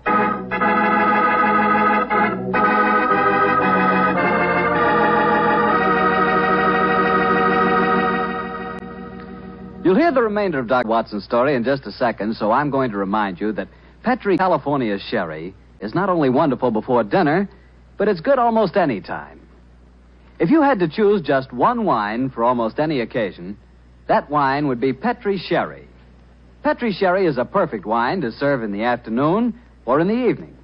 It's good before dinner, yes, but it's swell after dinner, too. In fact, with a bottle of Petri Sherry on your shelf, you've got practically a small-sized wine cellar. So get a bottle of Petri Sherry soon. And remember, you can't miss with any wine that has the letters Petri on the label, because all Petri wine is good wine. Well, Dr. Watson, this is quite a story you're telling us tonight. What happened next? I suppose you went down into the castle grounds and looked for the dead man's body? Well, we tried to, Mr. Bartell, but the authorities were curiously uncooperative. They refused to let us search, insisting that the police be called first. And so, Mr. Bartell, half an hour after the tragedy, Holmes and I found ourselves standing in a tiny police station as we told the story to the local sergeant. Sure, the saints be praised, Mr. Holmes. 'Tis a terrible story you've told me. Tomorrow I'll be after arresting Sean O'Flaherty. Sean O'Flaherty? He's the waiter at the inn, the one who sings. That he is, and he sings like a breath of spring. I'm sorry to see him hang. But you have no proof that he was responsible for the murder? Proof, you say, sir? Well, I can't arrest a big manufacturing man like Mr. Corcoran, can I? Or a fine lady like Mrs. Hankin. But you can't arrest a man without any evidence of guilt. Oh, I can't I? Then supposing I tell you that Sean O'Flaherty cleans the boots at the hotel where Mr. Hankin is staying. He does, eh? Then he had the perfect opportunity for the greasing of Hankin's boots this morning. And we know he had a motive for harming him. You're right, sir. And from what I have heard of the dead man's behavior last night, half a dozen people could have heard him make the bet that he'd kiss the Blarney Stone today. Sean O'Flaherty's our man. I'll have to arrest tomorrow. Tomorrow? But good heavens, man, aren't you going to do something today? A murderer's at large. Today is blessed St. Patrick's Day. Oh, I should let the poor fellow have the day in peace. Oh, he won't run away. But my dear son... will you come back with me to the castle and search for the body? They refuse to let me do it alone. On St. Patrick's Day? That I will not.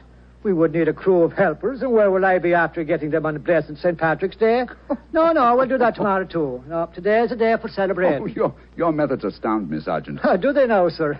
Don't be out fretting about me. Just enjoy yourself today. Tomorrow we'll see what can be done about it. Well, good day to you, gentlemen. Oh, bless my soul. I've never seen such a happy-go-lucky policeman in my life. It's infuriating. If only I were allowed to examine Hankin's, I could get to the bottom of this. Well, what are you going to do now, Holmes? The police won't help us. Then we must take the law into our own hands. I think we'll start off by going to the hotel and seeing what we can find out from Sean O'Flaherty.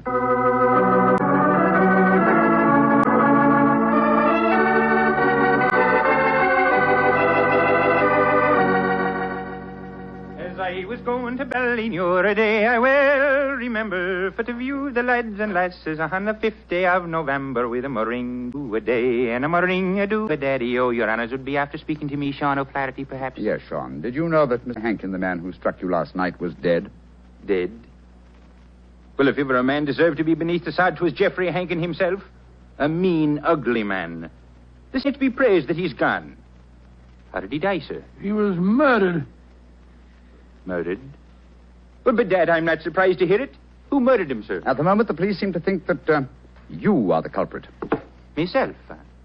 Well, how would I be after murdering the man, sir, when I don't even know how he died? He died when he fell from the top of Blarney Castle as he was trying to kiss the stone. He fell because Mr. Corcoran, his partner, couldn't hold on to his feet.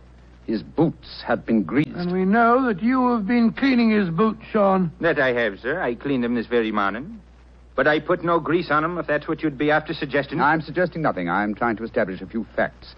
Do you know Kathleen, the barmaid? Oh, and why shouldn't I know her, sir? She'll be me wife before the winter sets in. She pronounced a curse on the dead man last night, just after he had knocked you down. It's possible that she may... Here she comes, huh? Sean, my darling, what are the fine gentlemen doing here? Oh, Kathleen. They've come to ask me questions about the death of Mr. Hankin. He fell off Blarney Castle today and got himself murdered, they say. The saints be praised. But what has that to do with you, my darling? Well, the gentlemen tell me that the village police think that I might have greased his boots so that he slipped to his death. The village police is as stupid as my father's big sow.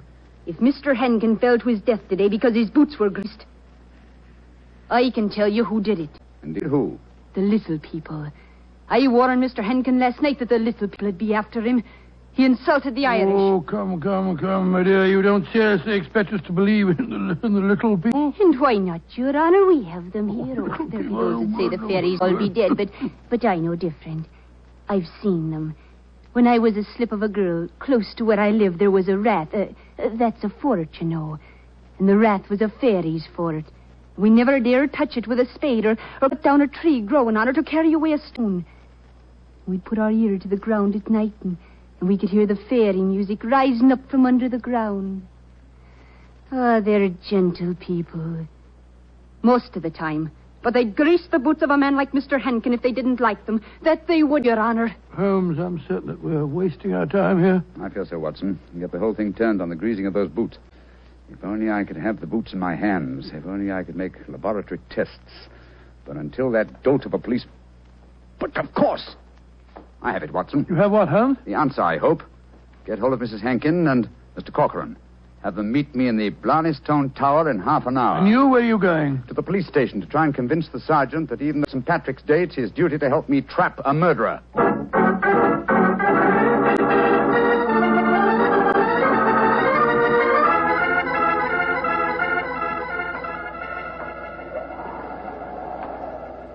Do you know, Mr. Holmes, you're an obstinate man. It's blessed St. Patrick's Day, and yet you insist that we meet here on the top of Blarney Castle. What do you think you can prove? Who murdered Geoffrey Hankin? Yes, but why do Molly and I have to be here? Yes, Mr. Holmes. And poor Geoffrey's body's still lying somewhere below us. Mrs. Hankin and Mr. Corcoran, I asked Dr. Watson to bring you here for a good reason, I assure you. Ready, Watson? Quite ready, Holmes. Good. Sergeant. Yes, sir. You asked me why I've assembled the three of you here. I'm going to reconstruct the crime. I shall play the part of the victim. My friend Dr. Watson will represent you, Mr. Corcoran. Now, I straddle the parapet. So. Watson, hold on to my feet. I've got him, Holmes. Lower me down the face of the wall. Right, you are. Holmes, hold tight to the wall. Try and push yourself back. The murderer's tried to get you. Your boots are covered in grease. Stand back. Come away. Grab my trouser legs, Watson. I've got him, Holmes. Come, up you come. There we go. Oh, devilish plot. That was a near thing. Devilish plot, Sergeant, and very cleverly carried out. My boots were ungreased when I entered the castle, and yet someone has been able to apply grease to them, without my knowledge, within the last few minutes. Sure, and how is that possible, sir? I don't know, Sergeant, I must confess. Holmes, you stumbled as you came up the darkened staircase. Do you remember that? That's true, old chap, I'd forgotten. And you, Mrs. Hankin, and you, Mr. Corcoran, were kind enough to assist me to my feet. An excellent opportunity to apply the grease. Now we know that one of you two is the murderer. I must have a jar of grease somewhere. Now, Sergeant, will you search the lady while I search Mr. Corcoran? But this is ridiculous. Of course it is. How could we be guilty? Well, if you're not guilty, you've got no objection to being searched, Well, ma'am. upon my word, here in your purse, Mrs. Hankin, is a jar of grease. What? Now, what have you to say of yourself? Now, can't you say, Sergeant? Except that she engineered her husband's murder and tried to engineer mine. Oh, no, I knew nothing about Geoffrey's murder. Oh, Michael, darling, I swear to you. Don't worry, my darling. I'll not let them hurt you. I'm telling you, you're wrong, Mr. Holmes. I was the murderer. Oh, no, Michael. You mustn't sacrifice yourself for me. I think this little play acting has gone far enough. Mr. Corcoran, you have just offered us what you think we will accept as a false confession. But I've established the one thing I wish to know, that you love your late partner's wife and she you. I'm proud to admit that, Mr. Holmes. And now that she's a widow, I can say it open. But what are you implying? That you murdered your partner. But the grease on your own boots, sir. I just found a jar of it in Mrs. Hankin's handbag. Oh, that, my dear Sergeant, was all part of my little plan. As to the grease on my boots, I confess I placed it there myself. just as I planted the jar of grease in your bag, Mrs. But why, Hankin. Holmes? A fraud accomplished two ends. It forced you, Mr. Corcoran, into a betrayal of your love. But what was more important, it proved from what Dr. Watson's natural reactions were that a man holding the greased boots could not fail to realize that fact at once. You brazenly committed murder before our very eyes, Mr. Corcoran, hoping to appear as an innocent victim of another's plot. Your theory is an ingenious one, Sir Holmes, but how can you prove it? I can claim that my hands are unusually insensitive, not the delicate fingers of a doctor like your friend. Yes, he's right, sir. How can you prove it? When, with your kind cooperation, Sergeant, we find the body of Mr. Hankin and examine it, I shall study his boots. If the grease was applied at the hotel, as it would have been if Sean O'Flaherty had done it, the boots will reveal dust from the walk here. If there is no dust, the grease must have been applied as you grasped your partner's boots with grease-smeared hands, Mr. Corcoran. You should know best what my test will Grab reveal. him, Sergeant. Grab him. He's Come back heading here. for that parapet. Oh, Michael, don't! Please don't! Goodbye, Molly, me darling. No!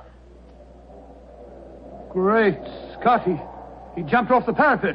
Now, Mr. Holmes, you can see that I was right, sir. Wasn't I? What do you mean, Sergeant? In waiting until tomorrow to get the search party. Now we can be after finding both bodies at the one time.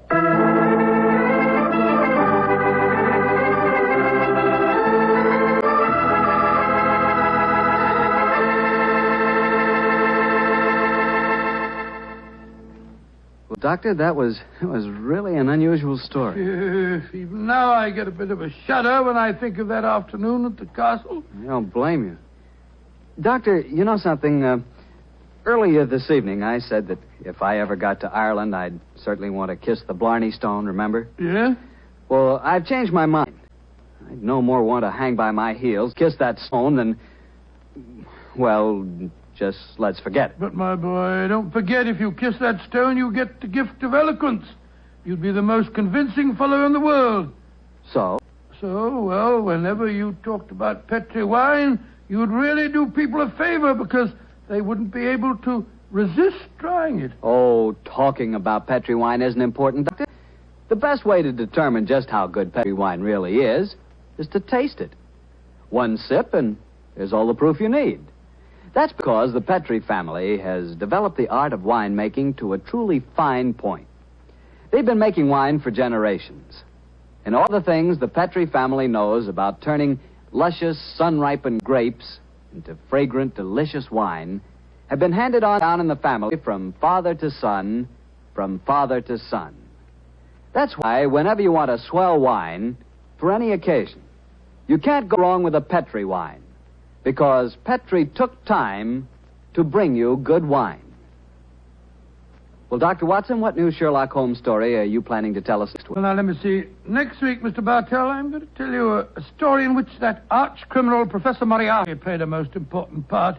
It deals with the theft of a famous painting, of a strange night that Sherlock Holmes and I spent trapped in the interior of a giant metal vault, and of mysterious bloodstains in an empty room.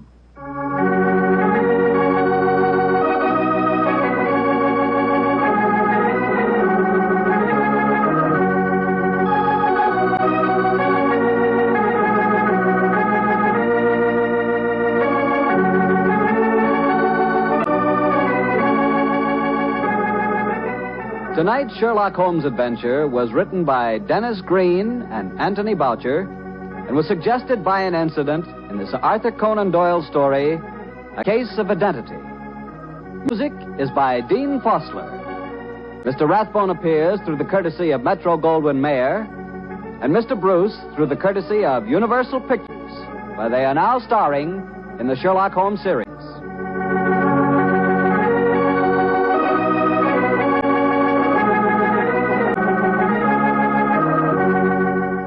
Petri Wine Company of San Francisco, California, invites you to tune in again next week, same time, same station. Sherlock Holmes comes to you from our Hollywood studios.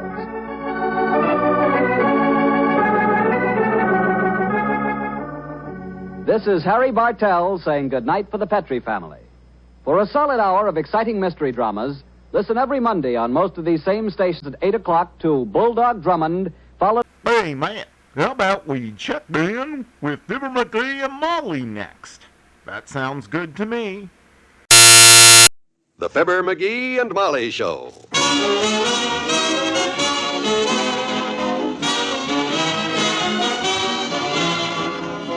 NBC and Richard Hudnut, makers of the all-new Richard Hudnut Home Permanent with Beauty Rinse Neutralizer, present Fibber, Magee, and Molly transcribed.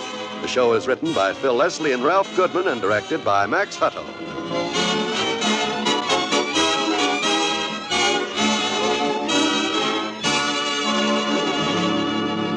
We'll join Fibber and Molly in just a moment. The saddest smile in the world is the smile of a little polio victim imprisoned in an iron lung. Yet it is still a smile. A smile that you can help make possible with your contribution to the March of Dimes. The dime that you contribute to this worthy cause is the dime you'll never miss. It's the dime that will help that small boy out of the iron lung. It's the dime that will help a little girl walk again without braces or crutches. It's the dime that may prove a trial polio vaccine is effective. Yes, there is a trial polio vaccine now, which gives new hope that soon the laughter and smiles of children will never again be dimmed by cruel infantile paralysis. This is the year of decision in the fight against infantile paralysis. Your dimes will help in this mass test of the trial vaccine. Your dimes will help pay for more gamma globulin, the temporary paralysis preventive. For victory over polio, give to the March of Dimes. A blessing given is a blessing received. The dime you give to the March of Dimes is a blessing to some child crippled with infantile paralysis.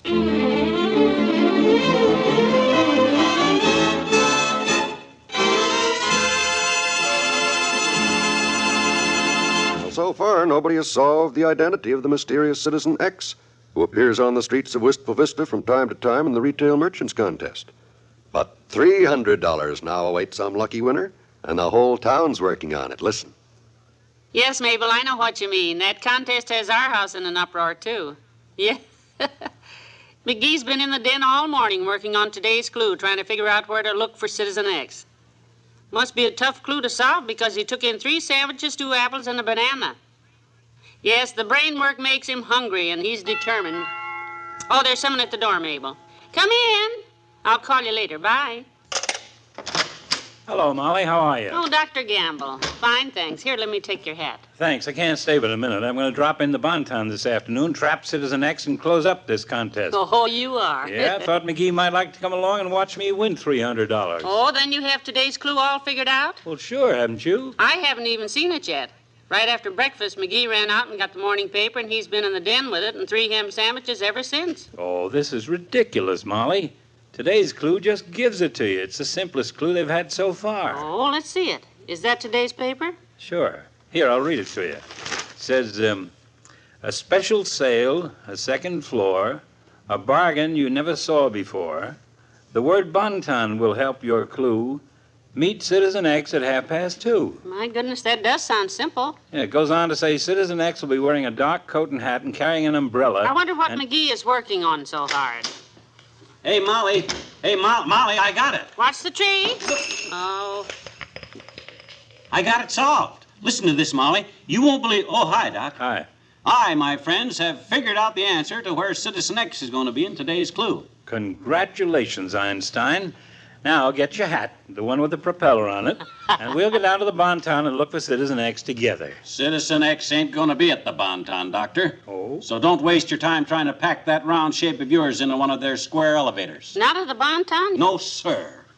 The minute I saw the word Bonton, I knew that couldn't be the place. I know I shouldn't ask, Sherlock, but how did you arrive at this amazing deduction? Simple, Dr. Watson. What is Bonton spelled backwards? Not knob, right? Not knob? Right, not knob. Now, we all know not means don't, and what's a knob? Something to hold on to. Put them together, and it means don't hold on to it. So I threw that part of the clue away. That eliminates the Bonton, hence it must mean someplace else. Are you two listening to me, Doc? Oh, yes, dearie. Go on. I just felt a little dizzy, so I thought I'd sit down a minute. Yes, go on. Don't stop now, or I won't get any sleep tonight. Well, the next thing I had to find out is where is Citizen X going to be if it ain't going to be at the Bonton? So the first line says, a special sale, a second floor. The sale is part of a boat. And where are you going to find a boat this time of the year? At the county museum where they got an old Chinese junk. And what's special about the sail on that baby? It's made out of bamboo. That's a special sail, see? Oh, for the county museum is a one-story building, Knothead. Now, what do you got to say? Sure, and the floor in that joint was fallen in till they put in a new floor last year, which makes that the second floor they've had in there. Special sale, second floor. How's that, Fatso? Pretty clever, huh? Oh, brother. The second floor of a one-story building. A Chinese junk with a bamboo sail. Oh, wait till I tell this at the Elks Club. Okay, fat boy, go ahead and scoff if you want. A ride. If he starts to run a fever, Molly, put him to bed and call me. I hope I can remember this. Bonton backward spells not knob. So, thinks I'm funny, does he? Looks like it. We'll see who's funny when he comes back from the Bonton with his toes all stepped on, and I come back from the museum with $300 in my hot little hand. By George, when I nail Citizen X out.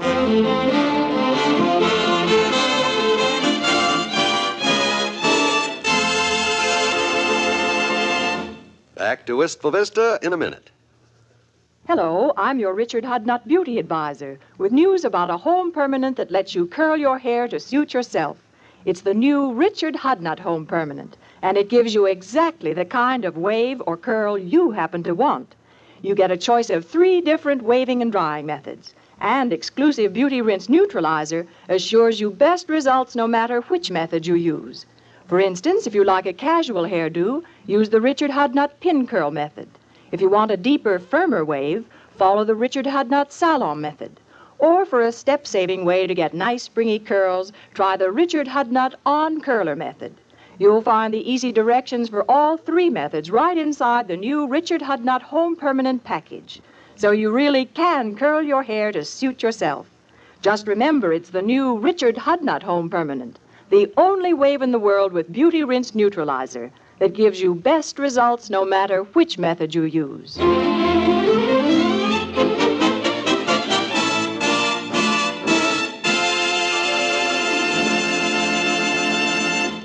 Well, dearie, I will admit that's a very unusual solution to the clue. You don't believe me either, huh? I didn't say that. This is a silly contest and anything could happen. Who was that on the phone a while ago? Oh, that comic Mort Toops. Says Doc Gamble told him how I solved the clue and how I'm going out to the museum instead of the Bonton like them other rum-dums. What did Mort think? Them guys don't worry me. Let him laugh. Just because I'm the only one in town smart enough to figure out the clue. Are you sure you know where Citizen X is going to be? You betcha. The county museum. And here I go. Well, if I didn't have so much to do, I'd go with you, but... Well, look who's coming. Hello, Mr. Wimple. Hello, folks. Oh, hi, Wimp. I just stopped by to see if I can ride down to the Bonton with you, Mr. McGee, to find Citizen X. You're going, of course. The whole town will be there. All but me, Wimp. I'm going out to the county museum. The county museum? Whatever brought you to that conclusion? Well, I haven't got time to go into details now, Wimp. Drop by in a couple hours and you can help me count the money. I hope I didn't get hold of a counterfeit clue. Did you read the one that says, a special sale, a second floor? It says, the word Bonton will help your clue, that one? That's it, Mr. Wimple. And that's the county museum? Yep. Well, I'd better fly. Look at him go. Another scoffer. Well, by George, nothing bothers me when I know I'm right. And I'm right now, and when I'm right, I'm really right. Right. We'll see how the others make out at the Bonton. Well, good luck, dearie.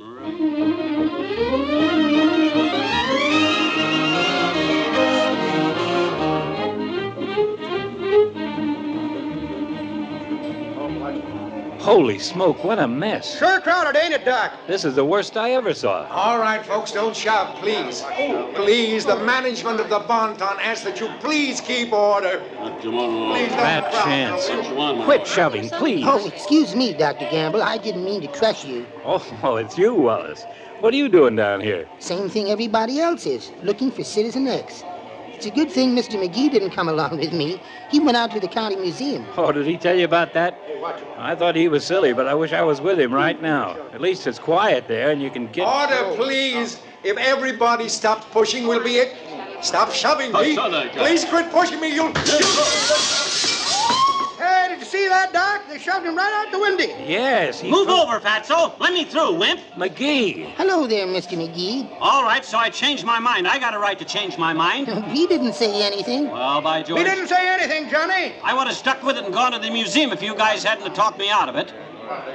Come on, which way's the second floor?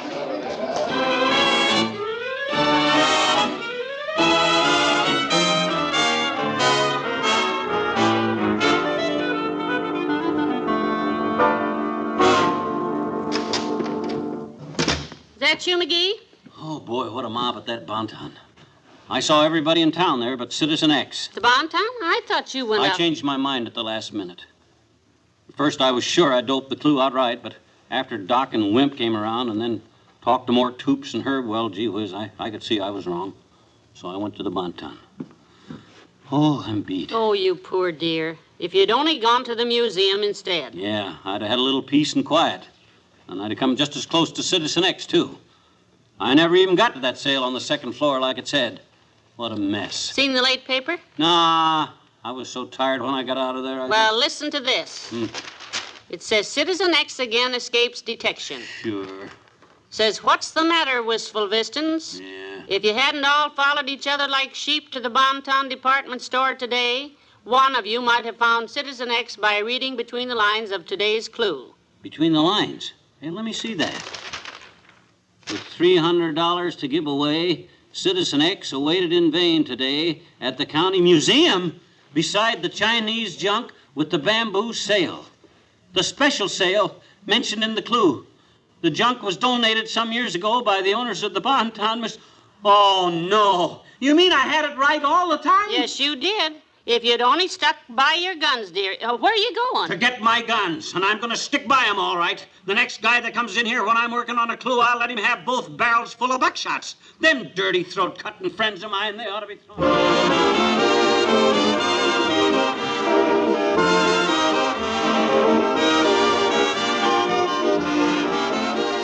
Fibber and Molly will be right back. Tuesday nights on the NBC Radio Network, you'll hear more wonderful entertainment. So be sure to set your dial to this same station. You'll want to hear the quarter-hour song stanzas presented by the ever-popular Dinah Shore and Frank Sinatra tomorrow evening. Each of these talented entertainers presents 15 minutes of the best in popular music. Be sure to listen. And listen, too, for action-filled drama on Frank Sinatra's new mystery series, Rocky Fortune. As Rocky Fortune, you'll hear Frank Sinatra in the role of a happy-go-lucky adventurer who trades witticisms for mystery. Then, for more thrills and excitement, listen to Barry Craig, Confidential Investigator. William Gargan stars as Barry Craig, and the program is packed with thrilling adventure. Of course, Tuesday night on NBC Radio brings Dragnet, starring Jack Webb. Dragnet is the authentic story of your police force in action, the story of an actual crime told by Sergeant Joe Friday. Dragnet is exciting listening. Hear it tomorrow. Always tuned to the familiar 3 NBC chimes for the best of radio entertainment.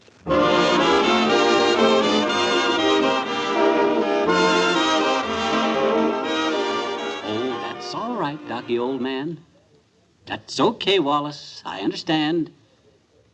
Sure, Mort. I realize you feel like an idiot, Mort, and I don't blame you. Who are you talking to, McGee? Oh, I'm just practicing accepting apologies, kiddo. I can be big about this. Good. Because if them guys don't start calling up here to apologize in the next 5 minutes, I'm going to look them up one by one and beat the living daylights out of them. Them dirty double-crossing... McGee. Well... Good night. Good night, all.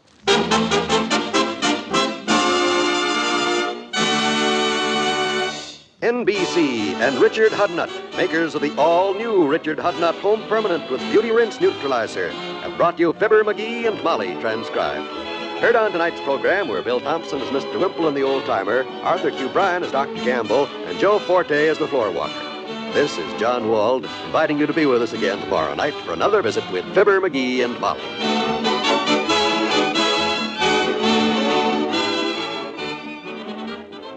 Laugh again tonight with Can You Top This on the NBC Radio Network.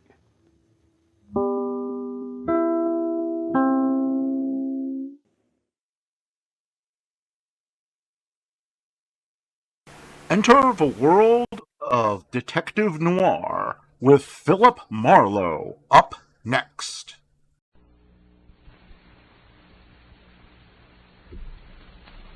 Get this and get it straight. Crime is a sucker's road, and those who travel it wind up in the gut of the prison of the grave. There's no other end, but they never learn.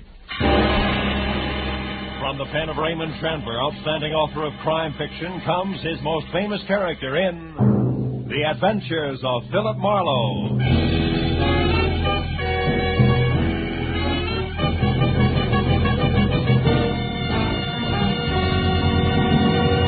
Now, with Gerald Moore starred as Philip Marlowe, we bring you tonight's exciting story, The Uneasy Head.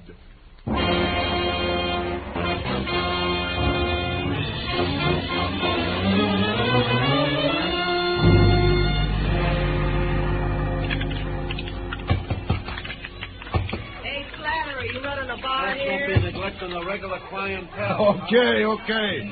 Everybody relax. Remember, them also serve will only stand around and wait. I'm calling them like I see them. Hey, you try again, chum. Another shot? Yeah. Say, Slattery, you happen to know a guy named Sammy Archer? I was supposed to meet him here at 6. That was an hour ago. Hey, yeah, chum. Another shot. What's yours, friend? Rye, wander on the side. Rye and a little help. Slattery, I asked you a question. Listen, chum, I sell whiskey, I sell gin, I sell beer. Pretzels I give away, but only pretzels. If you're busting with questions, try Louis. Louis? Yeah, a punk in the corner there, the guy with the patent leather hair. Oh. Louis welcomes visitors. Now, you want to pay for this drink? Oh, wouldn't miss it for the world. Mind it for me, will you? Hey, round boy, I'm going to forget I'm a lady. Your name, Louis? That's me. Slattery tells me you might have some information I want. Could be. What race? Don't want any dope on ponies, Louis. I'm looking for a guy. A guy like who? Archer. Sammy Archer. Do you know him? No. What's the matter? You welch on a bet? No. Well, thanks anyway, Louis. I got something good at Beaumont if you... Heck, here twice. Every once around. Coming up now. No luck, huh, chum? I thought maybe Louis could help you. He knows everyone in town. Yeah? Well, here's to Sammy Archer, a guy I never met.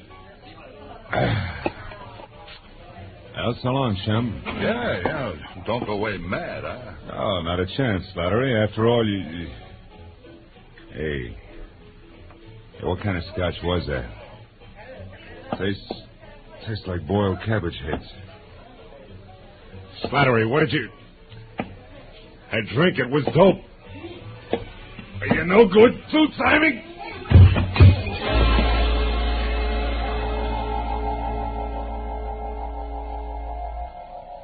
For a long time, 100 years maybe, I felt good. The temple was beautiful. Chinese beautiful.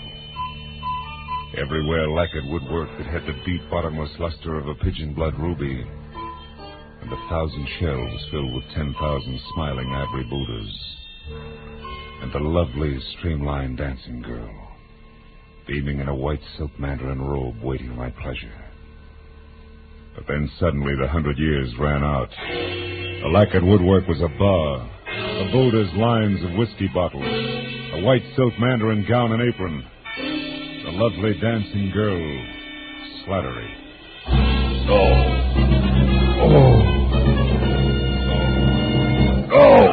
Easy now, Tom. Yeah. Chum, come on, try this. It'll bring you around. Yeah, thanks, Oh, it's you. How dumb do you think I am, Slattery? Hey, easy. No, wait. You got it wrong, chum. I didn't slip you that Mickey. Come on now. Lay back. You're going to be okay. How long have I been out? Oh, about an hour. You're in the storeroom behind the bar. Now, just take it slow, Mr. Marlowe. How do you know my name? Oh, I checked your wallet when you folded, chum, and saw you with a big-shot private dick from Hollywood. Yeah? I gave you my vote. Really? Oh, yeah. I heard all about you, Mr. Marlowe. The time you nailed that lousy Paul Miles who was hitting all the bars for some old-time protection. Yeah, but you should have said who you was. Hey, Slattery, got any idea who got to my drink? No.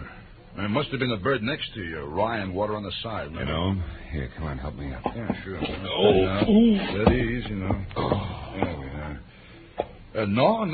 Never seen him before. He shoved off when you went to see Louis. What do he look like, Slattery, think? Oh, well, he smoked a cigar. Yeah? He had kind of a red face and was wearing a camel hair overcoat. Oh, yeah. He was nervous. He kept playing with a book of matches. He tore them out one at a time, and then he bent them up. Eh? Bent him up, huh? Yeah. You don't know his name, where he hangs out? No, zero, chum, except that Louis heard him ask someone about how to get to Palm Springs. But, Mr. Marlowe, I do know about Sammy Archer. You do? Yeah, I didn't want to talk up before Mr. Marlowe because I didn't know you. Slattery, where can I find Archer? Well, you ain't putting him on the spot for someone, eh? No, nothing like that. He called my office today, said he had some kind of a business deal with a guy he didn't trust. Wanted me to meet him here at the bar, get the details, and play bodyguard. Now, come on, tell me, Slattery, who is Archer? Where can I find him? He's a second story man, Mr. Marlowe. He's a... You mean that... Yeah, he knocks off fancy places. Beverly Hills most of the time. He's strictly a prowler. Oh, fine. I could probably tag him over at 31 West Grand. He's got a basement apartment there. But, look, you ain't going to be careless about the dope I gave out, are you? Don't worry. I'm not going to work for him, Slattery. I still handpick my clients. Well, then, why are you going there? For a lead, Slattery. A lead on a nervous guy in a camel hair coat. You see, I also handpick my enemies.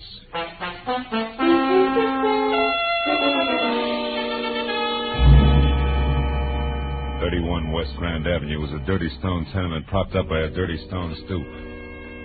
A cracked pavement led to the basement apartment, which showed a fuzzy slice of yellow light, where the door was cracked open inches.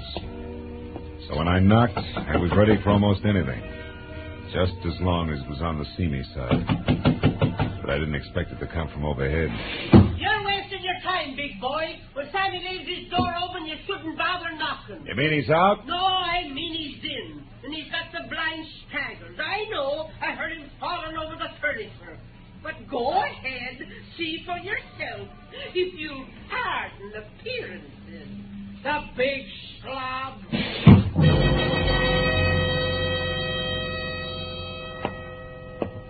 The lady was right. A tinny radio led me to the basement room, where I found the two scarred wicker chairs and a single end table on hand turned over. Drawers open and overflowing pieces of discarded clothing everywhere. And in the middle of all that, sprawled along the edge of a threadbare couch that was weak in the springs, Sammy Archer.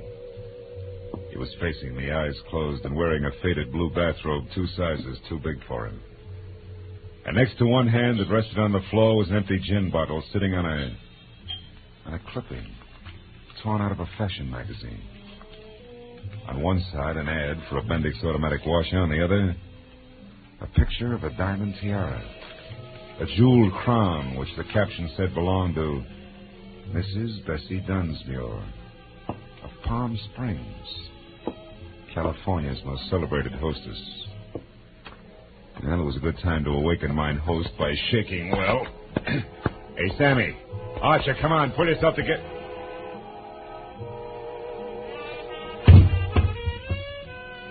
I should have known better. You can't wake a dead man by shaking him. Especially when he's got a knife buried in the middle of his back.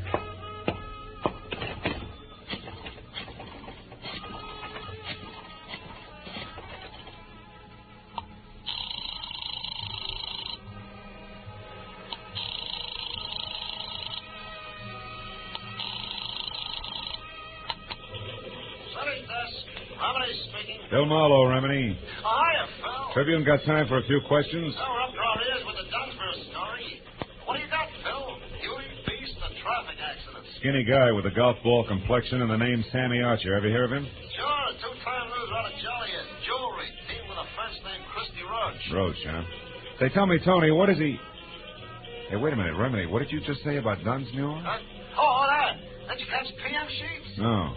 Someone got away with a precious tiara last night. Was insured for $100,000. They tag anyone for it? Not yet, but they're working on it.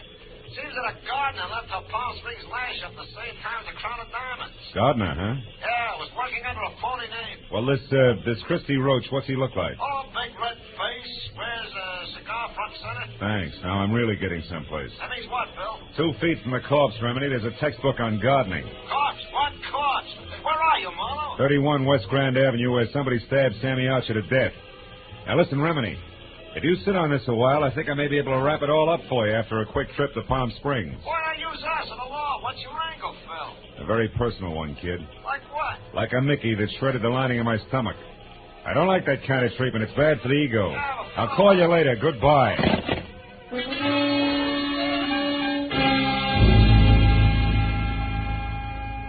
The trip to Palm Springs was 2.5 hours of hard driving through sterile wasteland. And there was plenty of time for me to add what always came out to the same thing. Sammy Archer, posing as a gardener, swiped the Dunsmuir tiara to peddle through Christy Roach, whom he feared. But Roach had double-crossed him, in a permanent sort of way, taking care of me and then headed for Palm Springs.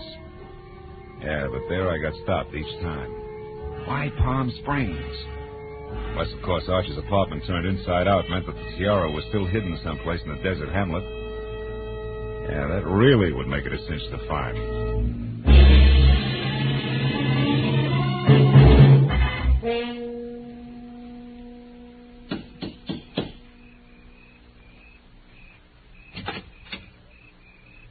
Yes, sir? I'd like to see Mrs. Bessie Dunsmuir, please. My name is Philip Marlowe. Police or gentlemen of the press are no longer welcome. Good evening, sir. Steady, Jeeves.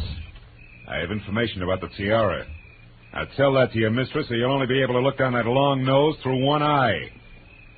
This way, sir, if you please.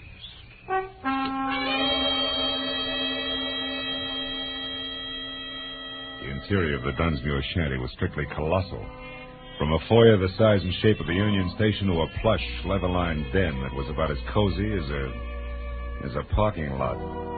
And Mrs. Bessie Dunsmuir herself fitted perfectly, because as the renowned party giver glided into the room, I saw enough jewelry on her arms, ears, and neck to match Tiffany, carat for carat. She listened intently while I brought her up to date. After that, she ushered me into an uncomfortable chair, rang for Long Nose, and then asked a sensible question. Mr. Marlowe, this Sammy Archer, what did he look like? Well, he was thin, Mrs. Dunsmuir, and sandy hair. Does that fit your ex-gardener? Precisely. Now perhaps we're actually going to make some progress. The police here haven't, and... come in, Martin. Oh. A liqueur, Mr. Marlowe? Oh, no, thanks. Thank you, Martin. Mrs. Dunsmuir, Yes. Did you ever notice a red-faced man who smoked cigars hanging around, talking to Archer, perhaps? No, I never did. Did you, Martin? No, madam, I don't believe I did. Excuse me, madam. Good evening, Dunsmuir residence. Who's calling, please? One moment, sir. Mr. Endicott, madam. Endicott?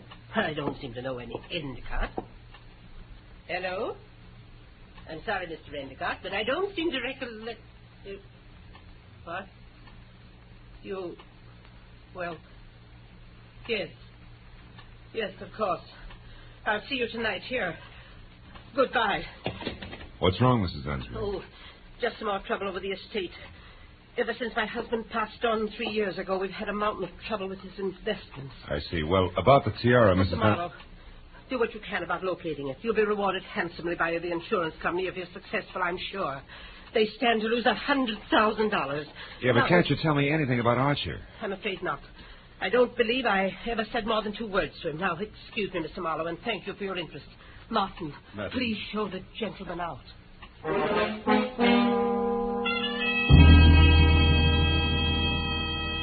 Outside, I chalked the Dunsmuir interview off at face value. Proof positive that Sammy Archer and the sticky-fingered ex-gardener were one and the same. Then I headed for town on the first public phone, which was at a mobile gas station. There I swapped a $10 bill for a pocket full of quarters and started calling people back in L.A. who might know more about Christy Roach and the kind of connections he could have in Palm Springs. But after 4 near misses, I quit and stepped aside to let a big man with a beefy face that belonged on an English bulldog take his turn. However, he had other ideas, and he pointed them out bluntly, with a shiny automatic. I wonder if you could help me, Sonny. I'm looking for a diamond tiara. You gotta be kidding. I wear a fedora besides Hold that... it right there. I have news for you, Sonny. While you were gabbing into the tube there, the station attendant left, closed shop, went into the bar next door. Out of earshot. So? So we're alone. And that means I'm going to do very little. Stay right there, Marlowe. Well. Christy Roach. Red face, cigar, and all. Glad to see you. Shut up. Come on, we're getting out of here. Without our buddy, then? Don't worry about him, Marlowe. He'll keep that way. Maybe a lot longer than you will.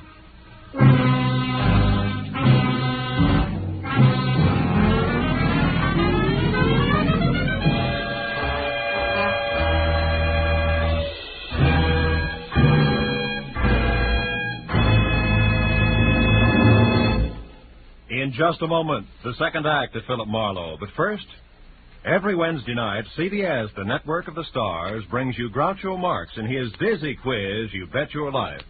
Be sure to hear You Bet Your Life starring Groucho Marx this Wednesday night on most of these same CBS stations, as well as Dr. Christian and that bright new musical show, The ABCs of Music.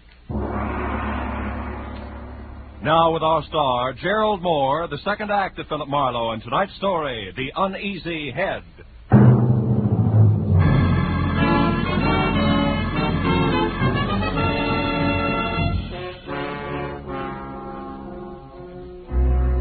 The way Christy Roach had brought his gun barrel down on the bulldog's scalp, I know he meant it when he jammed the same gun into the small of my back and marched me to my car. He didn't relax until we were driving down a dark side street toward the center of town. Well, kid, you jumped right out of the frying pan into the fire. You should have taken that first hint I tossed you. The Mickey? Yeah, that was real cute. But it was too subtle, Christy. I didn't really peg you till I found Sammy Archer. Oh? It's too bad about Sammy. That was more or less of a mistake. Oh, sure.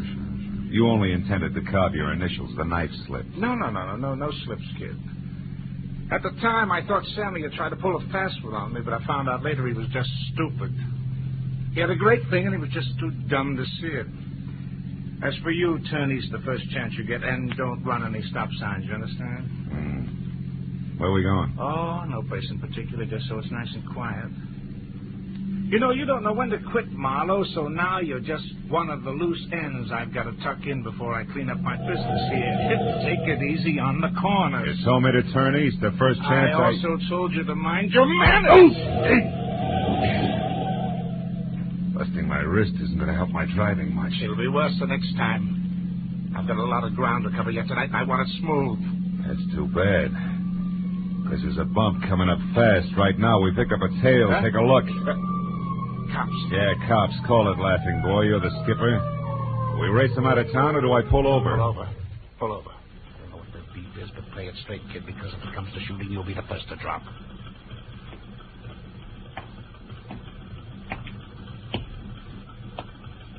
I get your read, buddy. You're on a one-way street. You're telling me. Yeah, only you're going the wrong way. Yeah, I know. Well, you see, my friend... I warned you. What about him? Well, he's in a hurry, officer. I was taking him as far as the corner there. He said it was okay to come this way. I didn't. I'm a stranger here. Uh-huh. Also, you're a big boy now. You should make up your own mind. You're so right. There, Mac, if you're in a hurry, you can go, but you better get out and walk. Thank you. Your friend here is going to be tied up for quite a spell. All right, let me see your license. Maybe the limb of the law and I should have nailed him right then and there. But there were still too many loose ends, and I wanted Christy Roach to clear them up for me. So I watched him walk out of sight while I listened with half an ear to a lecture on blind drivers. Well, it was a small enough price to pay for the service rendered, so I thanked the officer for the ticket and then headed back to the filling station in a bulldog with a headache who might be in a mood to talk. But when I got there, I found he hadn't waited around. After that, I checked the neighborhood and was 15 minutes getting to first base, which turned out to be the bar of a French restaurant across the street, run by one Monsieur Jean Corret, a high-octane member who apparently had overheard a phone call earlier. I immediately notified the police. Nothing, they said. Believe me, my friends, the lowliest gendarme in Paris would have more sense. Throw away an important clue? Never. I tell you, our police... Mr. Corret, can I see you a minute? Aye? But of course, monsieur. What is it? Well, it better be in private, huh? It's about the Dunsmuir case. Ah, nom de nom. Step this way, monsieur. All right. You naturally are a detective. Naturally, yeah. Now, look, I understand you overheard a phone call. Oh, yes. About an hour ago, a suspicious man called the Dunsmuir place from here. What did he look like? I am desolated, monsieur. I do not know. You said it was an important clue. I assume it was important. In a case as big as this, anything may be important. The smallest... Yeah, you made your point. Go ahead. Bien. He made an appointment. I only overheard, monsieur. The telephone is back this way in the alcove out of sight. Bien, I was passing by right here when I heard the man ask for the Dunsmuir residence. He talked to his party and made an appointment. I couldn't hear where or when, so I went on about my business. But suddenly, a memory exploded like a bomb in my head. Bessie Dunsmuir, the owner of the stolen tiara. I rushed like this, monsieur, to the phone. Oh, pardon, madame. But he was gone, monsieur. I called the police at once. The rest I can fill in. Now tell me something else, Mr. Corey. Did you happen to notice a man with a cut on his head around here a while ago? A cut? Yeah. Why, yes. One who looked as ugly as Satan himself. I saw such a one in the washroom. Ah, you mean you suspect? Well, not exactly, no, but he's connected. Where can I find him? You ask me, monsieur. He was sick. I tried to help him, but he refused and left. You've no idea where he went? No. But wherever it was, I'll wager he was too wobbly to get there, monsieur. All right, in that case, I better make a quick call and The telephone, sir. Bessie Dunsmuir hasn't had a new husband for 2 whole years, Madame. my dear. I can't imagine how she keeps up that elaborate front of hers. Why, do you know... what? Madame, hang up the telephone at once. I insist. Vitement. I beg your pardon. In the name of the police, monsieur is a detective. I demand you clear the line. I've paid my nickel and Never mind. Skip it. But I would like to know about those bent matches on the floor. What do they mean, monsieur? I better skip the call and get going fast. You've been a big help, Corey. Maybe I can get you the Croix de Guerre. The bent matches that littered the floor under the phone meant that the man who had made an appointment to meet with Bessie Dunsmuir had been the fence, Christy Roach. And to top it off, she'd lied about it. Didn't make any sense. But I added it to the rest of the question marks and made a beeline for Bessie's mansion. I parked a block away from the place, walked back, and let myself in through an iron gate at the side. And wound up in front of a car, half hidden in a clump of hibiscus bushes. A man was leaning in the open door with a match in his hand, reading the registration on the steering post. It was the bulldog I'd seen first at the gas station. When he saw me, his hand dived under his jacket for a gun, but I was on him before he could get it out. You're due for another dose of the same, Buster, unless I get some fast answers. The time for games is over, and even a private detective can run out of patience. You're a private dick? Yeah. I don't get it. This car here belongs to the guy who helped you. Fence. Christy Roach. And if he's inside, I got... Roach didn't help me, and you've got to do nothing till I find out about you. Who are you? Temple. Fred Temple. Amlin Insurance Company. Oh, no. We're covering the missing tiara. Only something's haywire. An insurance investigator? Yeah. I'm not going to make it, fella. My head, you better get in there and stop. When he passed out, he sagged against me like a sack of whitewash. I stretched him out on the grass, and after one look, knew there was nothing more I could do. I went over to the house and quietly tried locked doors all the way around until I came to an open one in the butler's quarters. A bed lamp was on, so I braced myself for another meeting with Martin. When he came to the door, he was in his nightshirt. As soon as enough of his chin was showing, I swung! It was a distinct pleasure. I stepped over him and went through his rooms and on up the long hall of the main part of the house. I finally located Bessie in the leather-lined den. She was alone, but judging from the rate she was burning up the jittery cigarette in her hand, she expected trouble at any moment. Marlowe, how did you get in here? Why are you here? Just checking up on a lie, Bessie? I don't know what you're talking about. A late date tonight. Incidentally, he's due any second now. His car's outside. On my ground? Yeah. Surprise? What's so important about that? Now, look, you better tell me all about it, Bessie. No. Get out of here. Get out. Later. Right now, this setup is so full of holes, even the truth is leaking out. First, roached the fence, figuring Sammy Archer, the guy who swiped your tiara, was pulling a fast one. And he changed his mind and got a new angle. Second, you brushed me off because actually you're afraid of finding the tiara. And third, the insurance company that's covering your loss is suspicious. Yeah, it's screwy, but it can only add one way. Like the tiara that was stolen from here yesterday is worthless. Are you insane? It was famous, fabulous, worth a king's ransom. Yeah, the original, maybe. Not the cheap duplicate. It may be fuzzy on the details, but the big picture's easy. You dismantled the original and sold it probably quite a while ago. But not before you made a duplicate to keep up appearances, so gossips wouldn't know you were going broke. Also, you kept up the insurance on it for the same reason. And the duplicate was stolen. People knew you'd been robbed, so you were forced to claim the insurance, but you knew that if the fake was recovered legally, you'd be prosecuted by the insurance company and disgraced. Sure, Christy Roach knows that, too. He's coming here for blackmail, isn't he? Why else? Come on, Bessie, you might as well... You might as well... Might as well what? What are you looking at? A cigar butt there on the floor. Oh.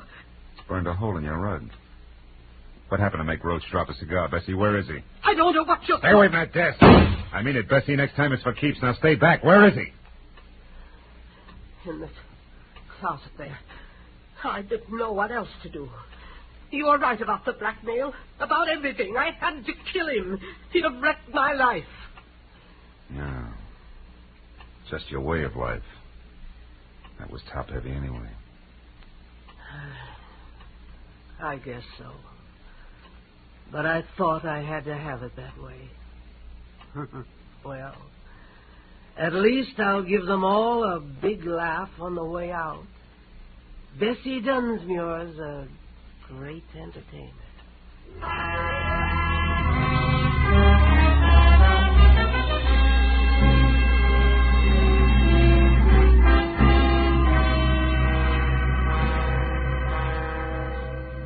Bessie Dunsmuir, the world's greatest hostess, invited the police and reporters out herself. The fake tiara was found in the back of Roach's car. And she wore it cocked over one eye for the benefit of the press, the photographers, and her friends. By the time that party was over, it was almost dawn. Bessie was right. The papers came out and the giggles began. But Fred Temple drinking coffee under a head full of bandages didn't see much to laugh at. It's pathetic. Something awful sad there someplace, Marlowe. I agreed. Uneasy lies the head that wears a crown, even a phony one.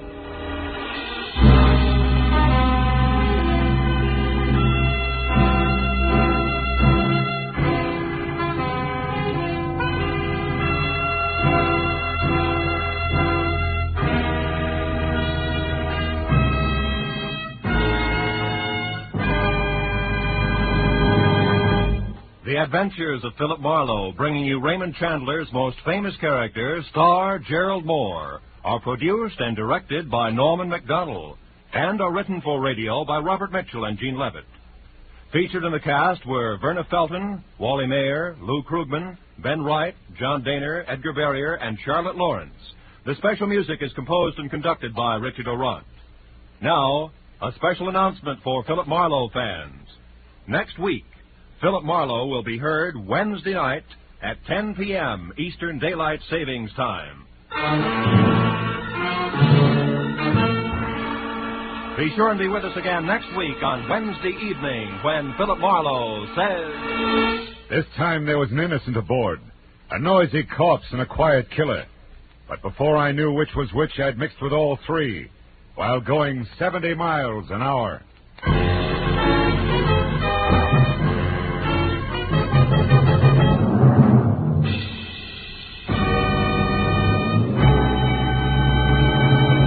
Now that warm weather's here, many of us will be doing more driving and more walking. It's the duty of every motorist and every pedestrian to take every precaution so that we may cut down on the terrible injury and death toll exacted by traffic accidents. These accidents don't just happen. They're man-made. Somebody causes them. Make sure that you're not responsible for a traffic accident. Walk and drive carefully. The life you save may be your own.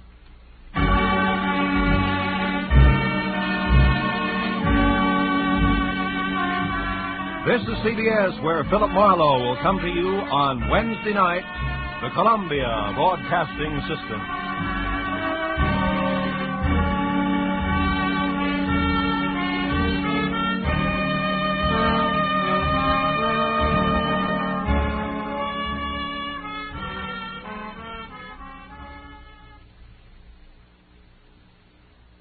Now it is time to go back to Dodge City with Gunsmoke.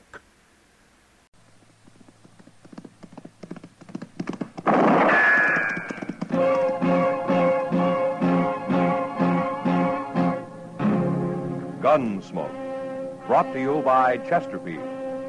Chesterfield packs more pleasure because it's more perfectly packed, thanks to Accuray. They satisfy the most. Around Dodge City and in the territory on West, there's just one way to handle the killers and the spoilers, and that's with a U.S. Marshal and the smell of Gunsmoke.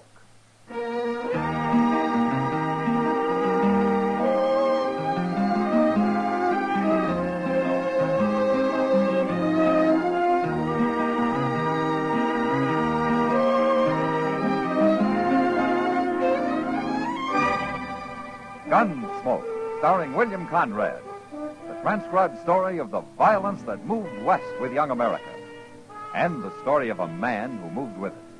I'm that man, Matt Dillon, United States Marshal. The first man they look for and the last they want to meet. It's a chancy job, and it makes a man watchful and a little lonely.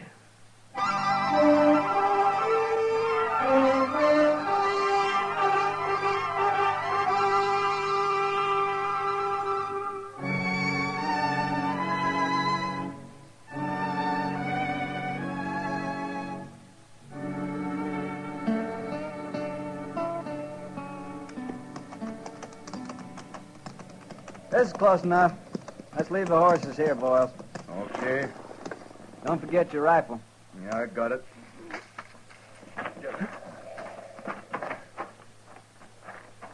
That's him over by the corral. Looks like he's alone, all right. He's alone. Who else could stand being around them stinking sheep? Must be something awful wrong with a man like that, Joe. There is. We're going to set it right. Watch him now.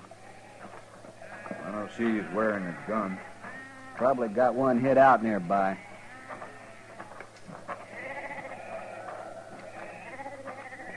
Hello? Your name Gideon Seek? It is. These your sheep? Yeah. You got anybody helping you? I always work alone. I notice you ain't wearing a gun, Seek. I don't even own a gun. You don't? I don't believe in killing. Well, we do. Most men do. Zeke, this is cow country. You know what that means? Oh, it's my sheep. We got to make an example of you. Other people might get ideas. If we don't, pretty soon the country'd turn white with them willies. But I only have a few. Only 24 of them. There's 24 too many. We're going to kill them, Sick. We're going to shoot every one of them. Oh, no. You go running to the law, we'll come back and shoot you. Well, you can't kill them. You try to stop us, we'll have to hit you on the head. I won't do anything. He's too scared, Cal. Come on, let's get to work. Oh, please. Please, don't kill those animals. You just stand right there. We'll be keeping one eye on you. You start the other end, Boyles. I'll start here. Okay. But you mustn't do it. You'll have a lot of meat left. If you eat sheep meat. I don't eat any kind of meat, but you mustn't kill them. Shut up. Let's get it done, Boyles. I'm ready. Go ahead, then. Stand back, Steve. You know.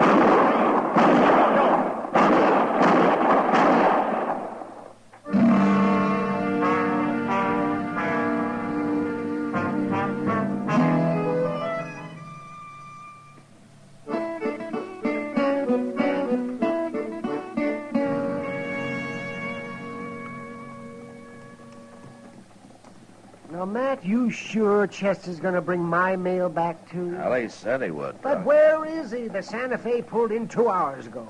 Oh, they have to sort it, don't they? What are you so anxious about, anyway? You expecting a lot of money or something? I could use a little money. Yeah.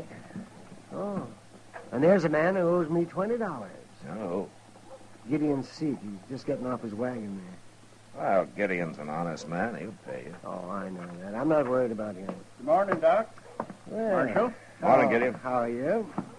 Doc, I got bad news for you. Oh? I'd meant to bring in some sheep today, and I was going to pay you when I sold them. Oh, well, I can wait, Gideon. Well, I'm afraid it'll be a long time now, Doc. Oh, that's all right. Something happened, Gideon? I lost my sheep, Marshal. You lost them? I'm going to get some more as soon as I can, and I'll pay you, Doc. Now, you know I'll pay you. Oh, of course I do. Well, goodbye. So long, Gideon. Oh. He's a strange one. Yeah, he is.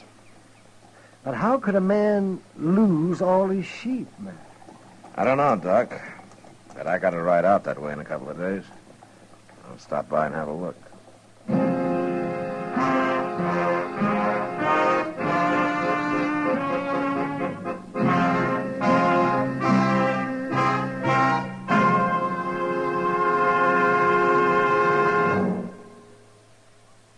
That whistling man, Bobby Haggart, really started something.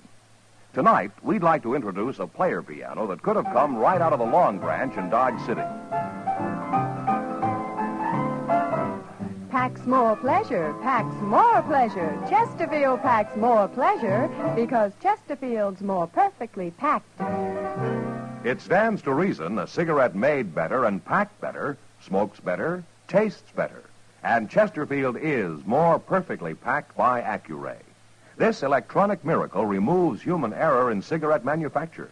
So Accuray Chesterfield is firm and pleasing to the lips, mild yet deeply satisfying.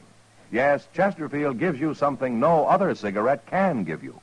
Chesterfield packs more pleasure because Chesterfield's more perfectly packed. To the touch, to the taste, Chesterfield packs more pleasure because it's more perfectly packed by Chesterfield.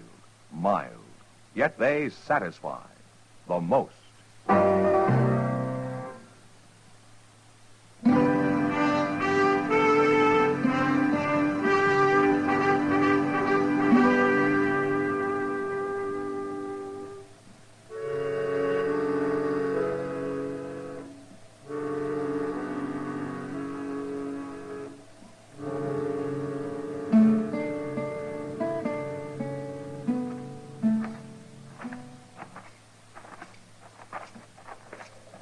Well, I don't see old Gideon nowhere's around, Mr. Jones. He's probably in the shed, Chester. What's that big pile of dirt he's got out there? I don't know. Maybe he's digging a well. Oh, no, that's too much dirt for a well. Huh? Well, then ask him what it is. Well, hello, Gideon. Hello, Chester. Marshal. Get in. Won't you come inside? No, thanks, Gideon. We were just riding by. Chester was wondering what you're digging out there. Oh, well, that's a grave. A grave? My sheep are buried there. What happened, Gideon? They got killed. How? It doesn't matter, Marshal. I'm going to get some more when I can. Who did it, Gideon? Tell me. A couple of men. They shot them. They shot all your sheep? Yeah, it's no use asking me their names. I won't tell you. Don't you want them caught? No. Look, Gideon, I know you're a peaceful man and that you never carry a gun and all, but this is a matter for the law. Now, you tell me who did it so I can go after him. No, I can't. Why not? I don't believe in killing, Marshal. I didn't say I was going to kill him. They killed your sheep, didn't they? You don't understand. Then you better tell us. I don't believe in killing for any reason, even for food. And I don't believe in trying to resist evil. What do you mean by that? Well, if a man strikes me, I don't strike back. But don't you believe in defending yourself? The men who killed my sheep will be punished. Hey, well, if I find them. No, Marshal. Their own conscience will punish them. Look, Gideon, you've got a right to think any way you want to think. But so have I. And I'm a lawman. I'm sorry, Marshal, but I can't help you. Those men aren't through with you yet. You get more sheep on here, and they'll be back, and the next time they probably won't stop just with the sheep. I'll win in the end, Marshal. You're awful stubborn, aren't you? No more than you are. All right, Gideon. It's your funeral. Come on, Chester.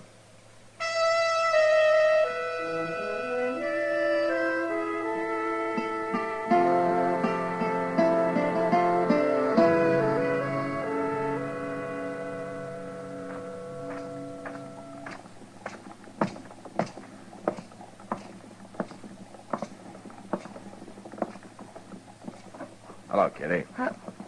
Matt, I didn't see you. You weren't looking for me. Oh, did you find something in that window to blow your money on? Now, you talk like I'm a cowboy in with 6 months' pay. I know better than that. Well, you don't act like it. I was only looking at those wool gloves, Matt. No? Hmm? Oh, those would be nice come winter. Yeah. By the way, anything new with Gideon? Well, I haven't seen him since I was out there a couple of weeks ago. He interests me, that man. Yeah, me too. This not fighting back and all. Maybe he's got something, Matt. He hasn't got his sheep. No. But he didn't get killed, either. If he'd tried to put up a fight, they'd probably have shot him. They're still free to do it, whoever they are. Well, maybe you're right. But at least Gideon's ideas are some different from anybody else's around here. Yeah, well, that's true for sure. And it isn't wrong just because it's different. No. Think about it, Matt. There can't be a fight unless both parties want it, can there? Hey, Kitty, look. Hmm? Getting off that horse there. Oh, it's Gideon. First time I ever saw him without his wagon. Yeah, He's going in to see Mr. Jonas. Maybe he's going to buy a new one. maybe. Kitty, I think I'll go say hello. Oh, sure, Matt. I got to get back to work anyway. Yeah, I'll stop by later on, huh? Good.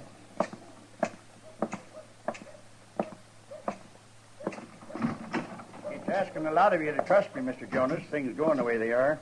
There ain't many men I trust, Gideon, but you're one of them. Oh, hello, Marshal. Mr. Jonas, how are you, Gideon? Hello, Marshal. You hear what happened, Marshal?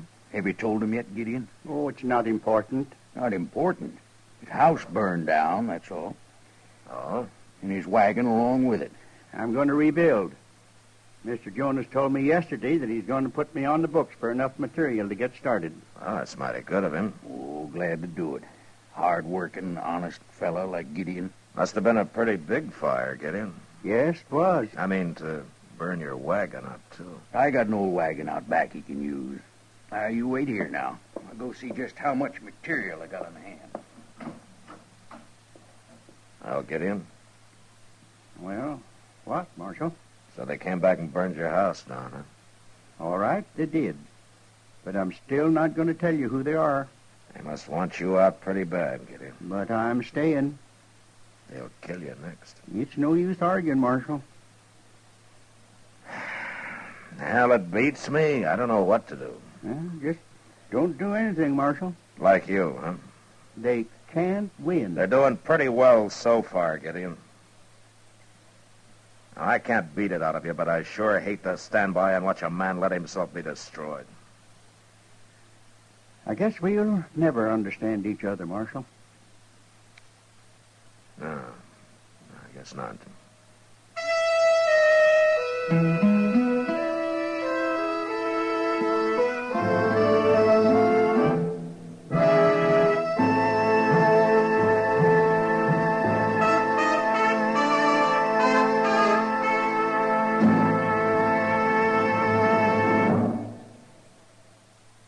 Where are you listening to Gunsmoke? In your favorite easy chair? Or out driving? Oh, there you are. In the kitchen. Say, you want to make whatever you're doing more enjoyable? Have a Chesterfield. Enjoy Chesterfield's better taste and mildness. It stands to reason a cigarette made better and packed better, smokes better, tastes better. And Chesterfield is more perfectly packed by Accuray. This electronic miracle removes human error in cigarette manufacture. So Accuray Chesterfield is firm and pleasing to the lips, mild yet deeply satisfying. Yes, Chesterfield gives you something no other cigarette can give you. Chesterfield packs more pleasure because Chesterfield's more perfectly packed. To the touch, to the taste, Chesterfield packs more pleasure because it's more perfectly packed. By Chesterfield, mild, yet they satisfy the most.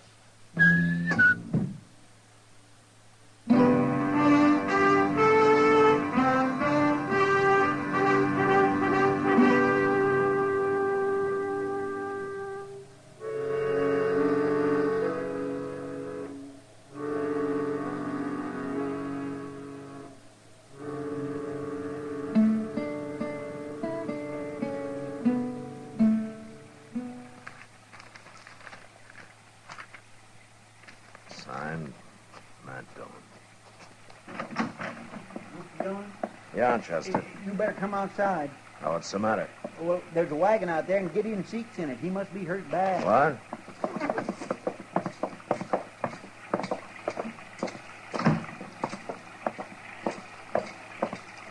There it is. I seen it come down the street. There was nobody driving, so I tied the horse up at the rail. Well, what happened to Gideon? I don't know. I couldn't see too good in the dark and all, so I come to get you before trying to do anything.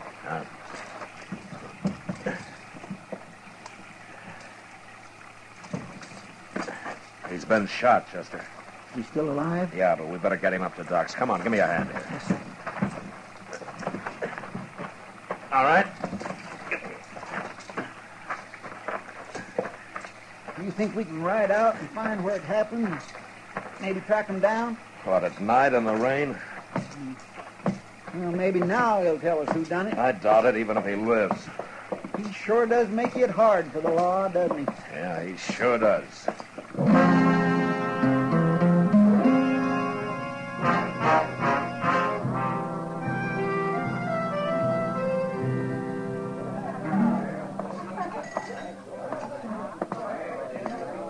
Hello, Kitty. Hello, Matt. Draw me a beer, will you, Sam? A minute. How's Gideon Seek today, Matt?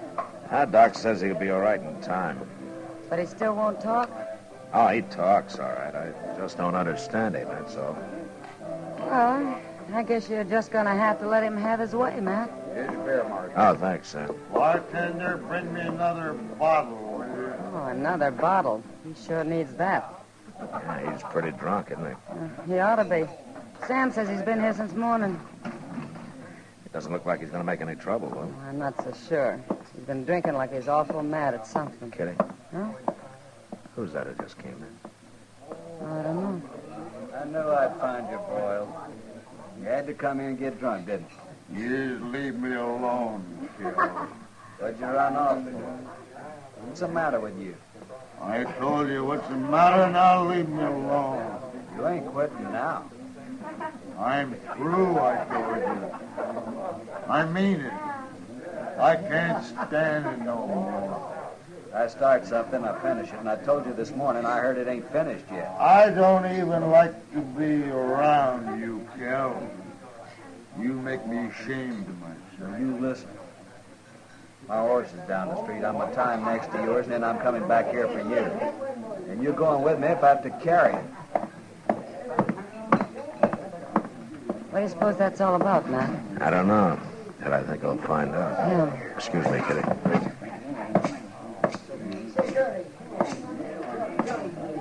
Hello, Boyles. Oh, you're the marshal, ain't you? Yeah. What's bothering you? Plenty. But it ain't none of your business. What did you do to make you so ashamed of yourself? Nothing. You're a cattleman, aren't you? I'm proud to be one. I sure ain't no stinking sheep herder, no lousy sheep herder. No. And I don't think you're a coward either. What? But you're feeling like one. That's why you're ashamed of yourself. It's kind of hard to beat down a man who won't fight back, isn't it? How'd you find out, Marshal? From you, I guess. We ain't dead. Kel heard about that this morning, but I ain't going on with it. I'm through. I can't stand it no more. You finish your drink, Boyles. I'll be back directly.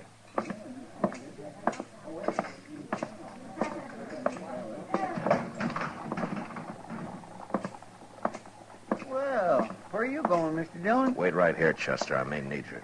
Yes, sir.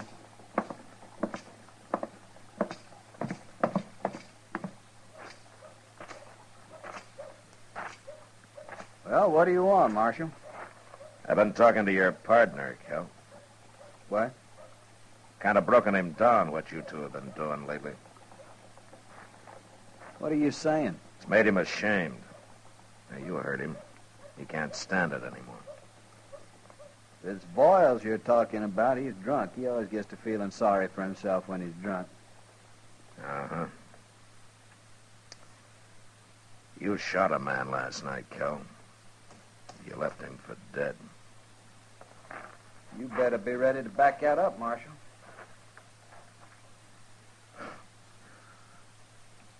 I'm ready. All right, you can have Boyles. He won't fight. But you ain't taking me. You think I'm going to let you ride out of here? Enough talk, Marshal.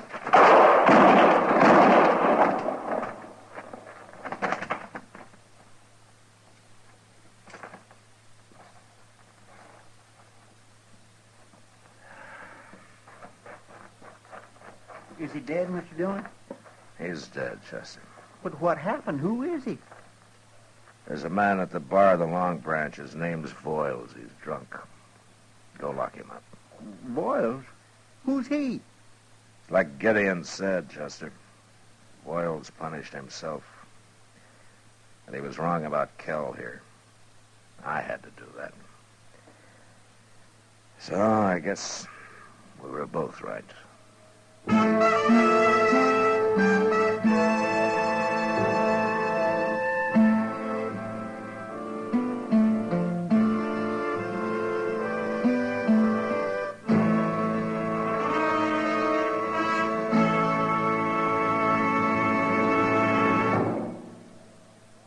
In a moment, our star, William Conrad.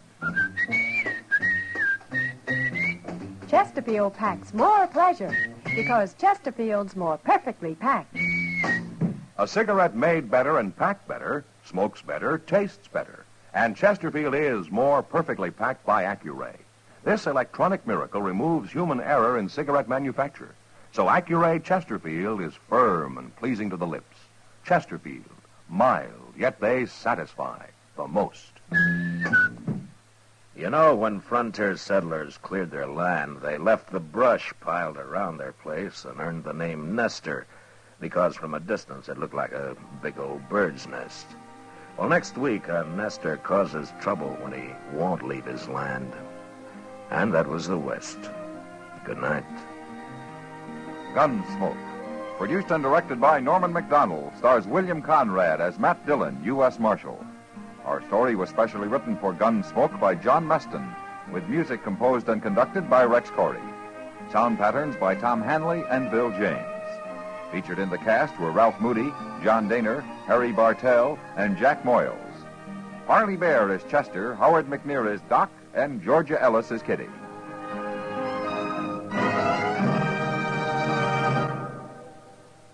Live modern. Smoke L&M. Live modern. Change to L&M. Live modern. Smoke L&M. Only with L&M can you enjoy the full, exciting flavor of today's finest tobacco. No other cigarette, plain or filter, gives you the full, exciting flavor you get through the pure white miracle tip. So light up, free up, let your taste come alive. Live modern. Smoke L&M. Join us again next week for another specially transcribed story on Gunsmoke.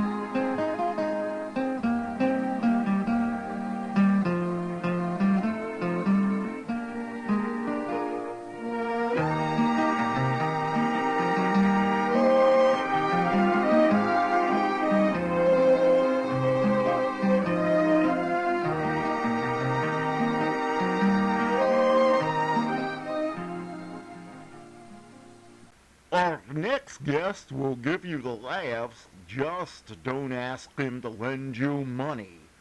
It's Jack Benny coming up next. The Jack Benny Program, presented by Lucky Strike. At 59 American. Lucky Strike, and Lucky Strike alone, offers you important evidence gathered in the tobacco country by the world-famous Crosby poll. This evidence reveals the smoking preference of auctioneers, buyers, and warehousemen, the men who really know tobacco. Here's what the Crosby poll found. For their own personal smoking enjoyment, independent tobacco experts again name Lucky Strike first choice. Lucky Strike, first choice over any other brand. These experts know their business. Their overwhelming preference for Lucky Strike, we believe, has a direct relationship to the quality tobacco we purchase for Lucky's and to the real, deep-down smoking enjoyment you may expect from fine tobacco. And when these veteran tobacco experts name Lucky Strike first choice for their own personal smoking enjoyment, then you know. LSMFT. LSMFT. Lucky Strike means fine tobacco. And in a cigarette, it's the tobacco that counts. So smoke the smoke tobacco experts smoke Lucky Strike. Remember, independent tobacco experts again name Lucky Strike first choice. Lucky Strike, first choice over any other brand.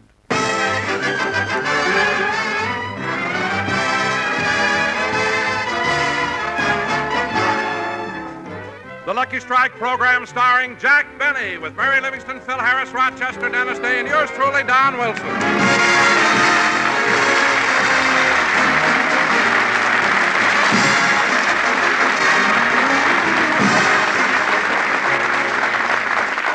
And now, ladies and gentlemen, we take you out to Jack Benny's house in Beverly Hills, where we find Rochester cleaning out the attic. Well, I got all the magazines stacked up. Now I'll move this box over and... Hello, what's this? I never saw these before. A bundle of Mr. Benny's old love letters. I wonder if I should... No, I'd be a heel if I read them. But what's the difference? Nobody'll know I'm a heel but me. I ain't gonna tell anybody. I think I'll open this pink one first. Well, look at this. My darling Blossom Boy. I have been thinking of you all day. I still thrill to the memory of how you said goodnight to me and crushed me in your powerful arms. Powerful arms. That can't be the boss. I know how excited you must be about having been elected captain of our school football team. But I can't get over your reluctance to talk about it. You're so modest. Modest? That can't be the boss. We sure had fun celebrating your election at the ice cream parlor, and wasn't it lucky that I had my purse with me when you discovered you forgot your money? That's the boss. Thank you for inviting me to go to the junior prom with you on Friday night, but I'd better meet you on the corner. You see, Daddy is very angry with you, and in a way I don't blame him. I know that business is business, but why did you have to foreclose on our house? And another thing... Oh, Rochester, when you finish up here in the attic, What are you doing with those old letters? I'm putting them away. Rochester, have you been reading my old love letters? Oh, no, boss, not me. Well, then put them away and straighten up this pile of books in the corner. Okay, Blossom Boy.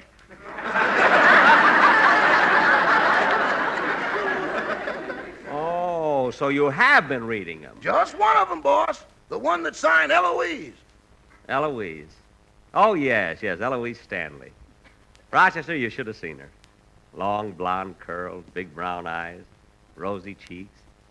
When she smiled, she had the prettiest gold brace you ever saw. 18 karat.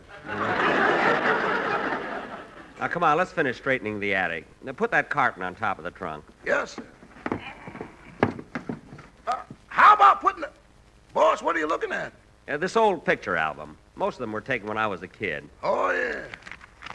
Say, who's that man in this picture here? A relative? No, he was my first violin teacher. May he rest in peace. And, oh, look, here's a picture of me taken when I was 2 years old. Look at me lying there in bed, hugging that big teddy bear. Yeah, Doggone, it's almost as big as the one you sleep with now. Not quite. And this is my sister Florence. Who's that on the other page? Oh, that's my second violin teacher. May he rest in peace. Oh, look, here's a picture of my graduating class in grammar school. Gee, that's sure a nice-looking bunch of kids. Wait a minute, boss, I don't see you. Oh, I took the picture. I had a little photography business on the side. And look, here's a picture of our house in Waukegan. Sure is a nice place.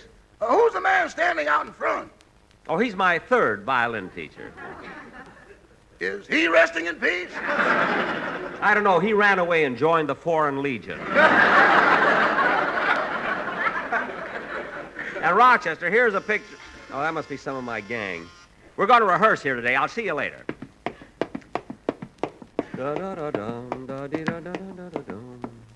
There was a boy. They used to call him Blossom Boy.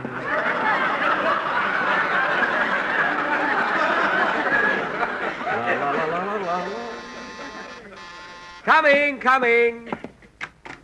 Oh, hello, Dennis. Hello, Mr. Benny.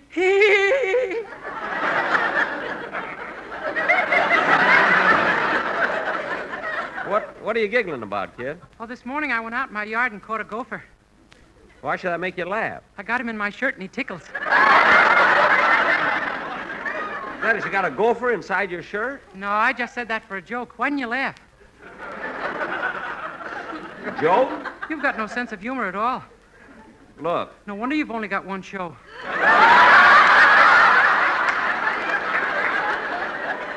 Listen, close the door and come inside, will you? Am I on time for rehearsal, Mr. Benny? You're the first one here. I asked you to come a little early on purpose. Did you receive your new contract, Dennis? I mailed it to you last week. Oh, yes, Mr. Benny, but I didn't like it. What was wrong? There was 2 cents due on the postage. Well, your raise will take care of that. Oh.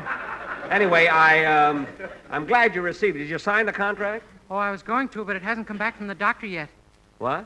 My mother knows how you like to hide clauses, so she's having it x-rayed. Oh, your mother. She's never satisfied with anything. Oh, you're wrong about that. She liked the present I gave her this morning for Mother's Day. Say, today is Mother's Day. What'd you give your mother, Dennis? Oh, something she's always wanted. So I had them made for her. A set of dishes. And every dish is shaped like an L. Well, why would your mother want all her dishes L-shaped? When she throws them at my father in case she misses, they come back to her.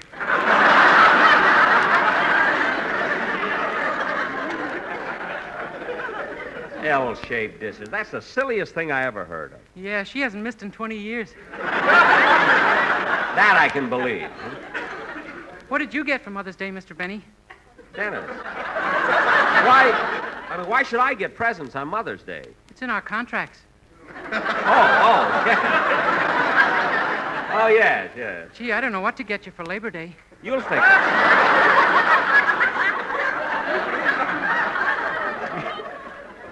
You'll think of something, Dennis. Now, Dennis, what song are you going to do on the program this afternoon? Well, I thought I'd sing I'd Give a Million Tomorrows. Well, good. Now, run over it once for me before the rest of the gang gets here for rehearsal. Yes, sir.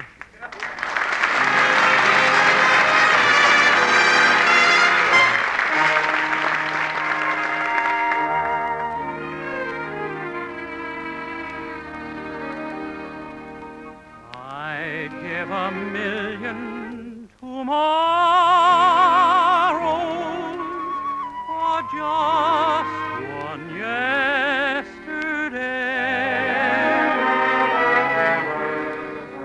I'd give a million to hold you the same sweet tender way. I know that I'm to blame. I can't tell a lie. I've never been the same since we said goodbye. I'd give up every possession if you come back to stay. I'd give a million tomorrows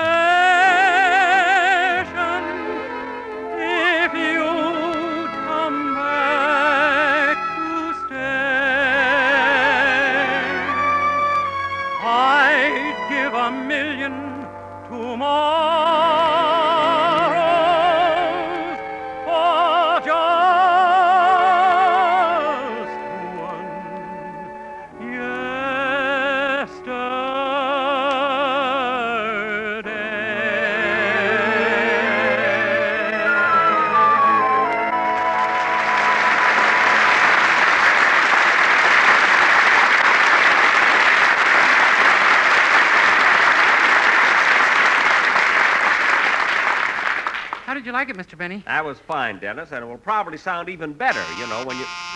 Come in! Oh, hello, Mary. Hello, Jack. Well, summer must be just around the corner when you come to rehearsal in a bare midriff. Well, at least it's comfortable. Yeah, but it must be very inconvenient. And what do you mean inconvenient? No place to carry a gopher.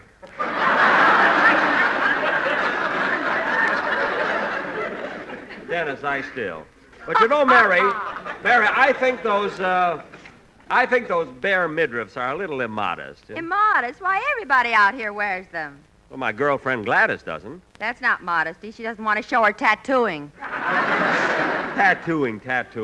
One little battleship, and you make a thing out of it. The only reason you girls dress like that is to attract attention. You should talk after what you did at the beach last Thursday. You should have seen him, Dennis.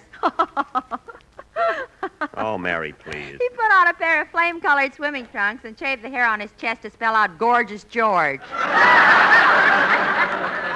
Mary, I was only having a little fun. After all, you can't Say, boss, hello, Miss Livingston. Hello, Mr. Day. Hello, Rochester. What is it, Rochester? I just finished cleaning the attic, and I found your birth certificate. My birth certificate? Give me that. I'll be back in a minute, Mary. I'm going to put it down in my vault. Gee, Mr. Benny sure seemed upset about Rochester finding his birth certificate. Well, Dennis, that's understandable. You see, Mr. Benny is a big star, and people in the public eye must keep their private affairs a secret. I guess you're right. But how old do you think Mr. Benny is? I don't know, but when the Pilgrims landed on Plymouth Rock, the first words they heard were hello again. Say, Dennis, have you signed your new contract yet? No, my mother doesn't like some of the clauses, and besides, she thinks it ties me up for too long. Well, how many years does Jack want you to sign up for? It doesn't say. The clause just reads, for better, for worse, till death do us part.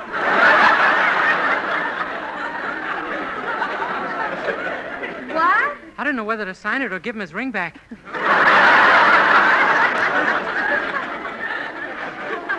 I guess I'd sign it. After all, we do have a very bright future. You have another show, Phil has another show, and when Jack opens his swimming pool for the summer, I have the towel concession. So you see, Dennis, we're really not... Say, Mary, I happened to look out the window, and there's an express trunk out in front of the Colemans. I wonder what's going on. Well, Jack, didn't you know Ronnie and Benita are leaving for England tomorrow? Gee, I didn't know that.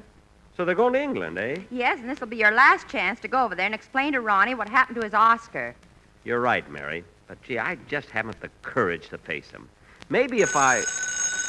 Get that, will you, Mary? Okay. Hello?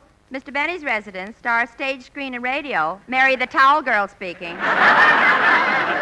Oh, hello, Liv. What are you doing at Grant's tomb? Bill, where have you been keeping yourself? I haven't seen you for a couple of days. Just came in from Salton Sea. I went out there with Guy Lombardo when he tried to break the speedboat record. Gee, that must have been exciting. Yeah, it was, Livy. You should have seen Lombardo's boat. It's 25 feet long, and you ought to see that motor. Really? Yeah, what a sound when he opened her up. 1,300 horsepower going boom, boom, boom, boom, boom.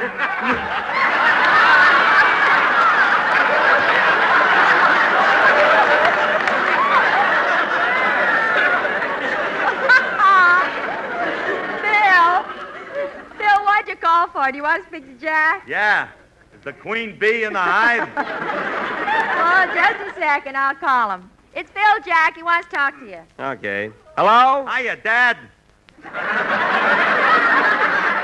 Hey, just called to tell you I'm going to be late for rehearsal. Late? Why? Well, Sammy, my drummer, just got married, and he asked me to stand up for him. Well, I hope you made it.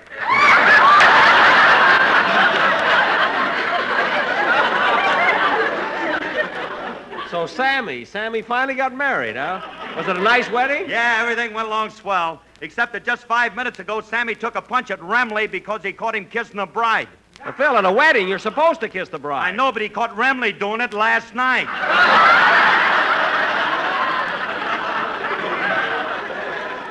Stop switching old jokes, and I hope that they didn't spoil the wedding. No, everything went off fine. What a classy affair, Jackson. The church was filled with flowers, everybody was dressed beautiful, then suddenly a hush fell on the crowd, and the bride and groom walked slowly down the aisle as the organ plays. That's what I like about the South. Oh, for heaven's sake. Phil, you mean to say the organ at a wedding, the organ played, that's what I like about the South? Well, what did you expect at a wedding? Tiger rag? I guess not. Unless two tigers are getting married. Anyway, Phil, hurry over as soon as you can, will you? I'll be there. Goodbye, Dad. Goodbye. Phil's going to be a little late, kid, so as soon as Don comes, we'll start the rehearsal. Look, Jack, before we start, don't you think you ought to go over to Ronald Coleman's house and apologize to him for losing his Oscar? Oh, that can wait till next week. But he's leaving for England tomorrow. I can't help it. This whole thing was Coleman's fault. Coleman's fault? Certainly. This never would have happened if he hadn't won the Oscar in the first place. Believe me. Mr. Benny's right. Certainly. Mr. Coleman should be smart and make pictures like The Horn Blows at Midnight. Darn tootin'. Anyway, Mary, it wasn't my fault that the Oscar was stolen from me. I know, Jack, but the least you can do is go over and explain the whole thing to him. Well, okay. I'll go over to the Colemans after rehearsal. Gee, I hope he's not too angry.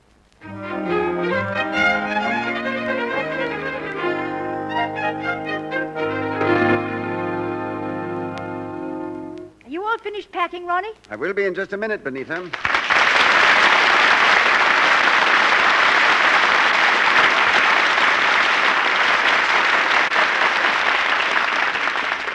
Dear darling, I'm really thrilled about our trip. Yes.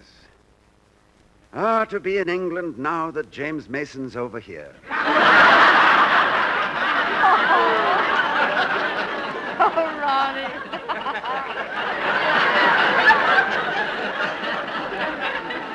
Now, go on. Hurry and finish your packing. Well, it won't take long. I hope we have a nice crossing.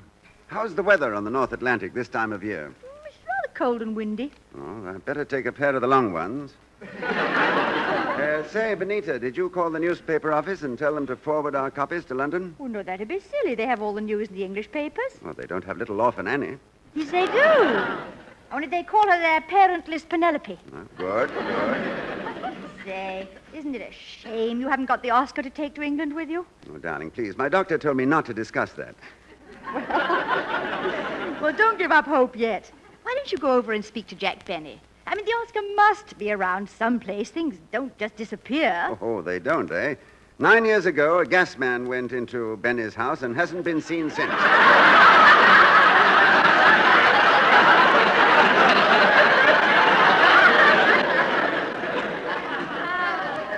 Now, let's forget it. All right. I'll help you finish packing. Let's see, you'll want to take these shirts. Oh, Benita, careful. I'll pack those shirts myself. That's quite all right. I don't mind helping. Here, let me put them in, Ronnie!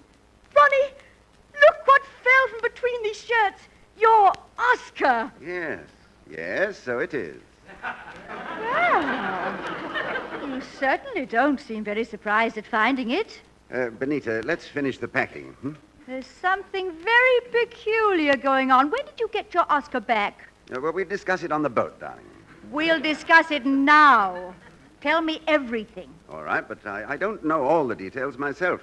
I'll have our chauffeur tell you. Oh, Eddie, will you please come in here a moment? Ronnie, you've had the Oscar right in this house, and you let Jack Benny suffer all these weeks? Yes. Life can be beautiful.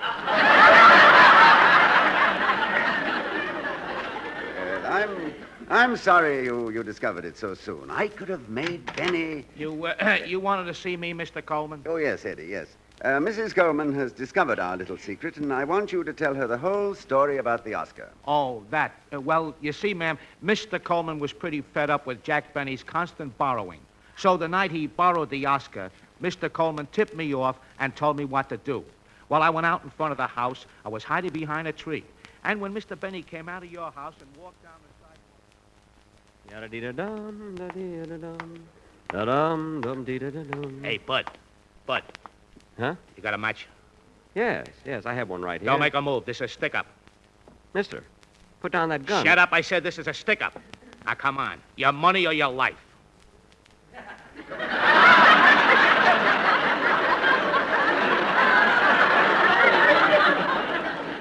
Look, Bud, I said your money or your life. I'm thinking it over.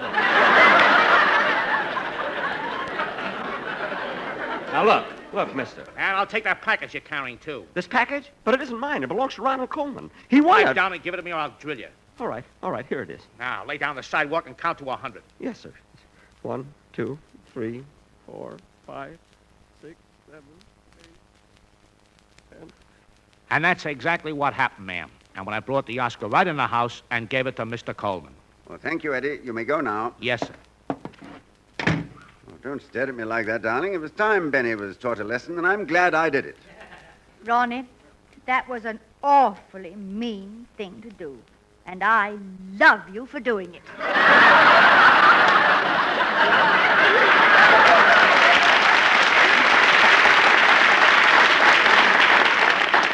Well, I'm glad you see it my way. Benita, are you sure the expressmen picked up all the trunks? Yes. Now let's finish these valises, and then we'll, Look, answer the door, will you, darling? I'm trying to close this bag. All right. Oh, hello, Jack. Oh, hello, Benita. I heard you were going to England, so I brought you this as a going-away gift.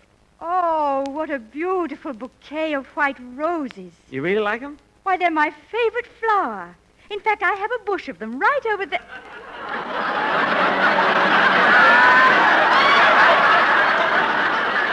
That's funny. They were there this morning. Well, I was afraid that while you were in England, they might wither and die, you see. So I... Who's at the door, Benita? It's Mr. Benny. He's come to say goodbye. Goodbye.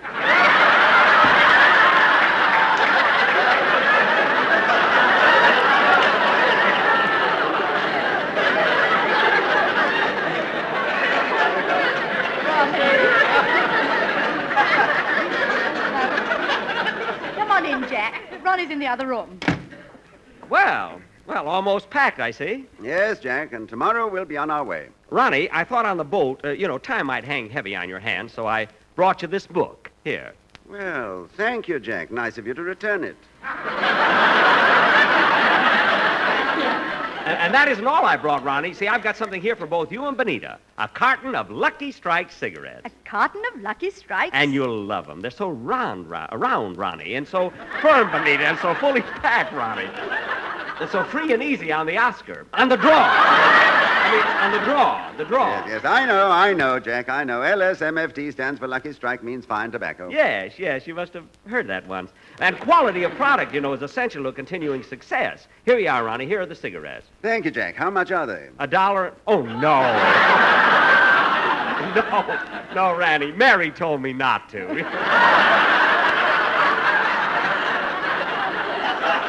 By the way, Benita, I want to give you a little advice. What's that, Jack? Well, while you're in England, if anyone wants to sell you any cashmere, tweeds, or woolen, grab them because they're a good buy. Goodbye. Goodbye. No, wait. Look, I might as well tell you the real reason I came over here. The real reason? Yes, Ronnie. I know you won't believe this, but the night I borrowed your Oscar, I was held up. No. Cross my heart and hope my swimming pool loses money this summer. And Ronnie, after losing your Oscar, I was so embarrassed I did everything I could to avoid you. I was afraid you'd see me. I practically lived in hiding.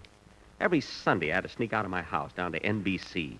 Then after my broadcast, I'd sneak out of the studio. Well, didn't you always do that?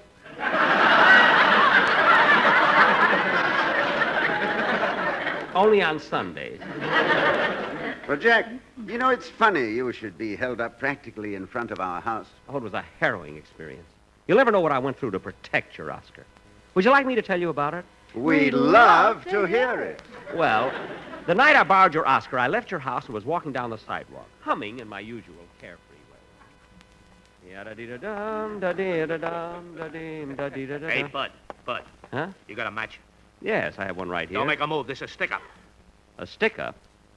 Put down that gun, or by heaven, I'll make you rue the day that you were born. Put it down, I say!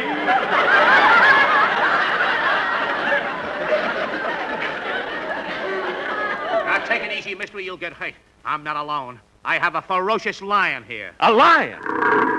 That lion doesn't scare me. Quiet, you. I'll slap your teeth in. Take that.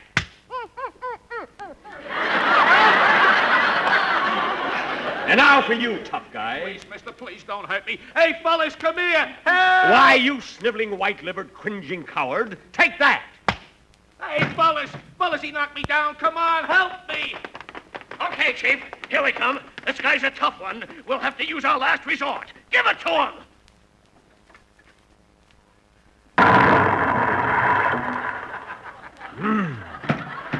It was a long time coming, but...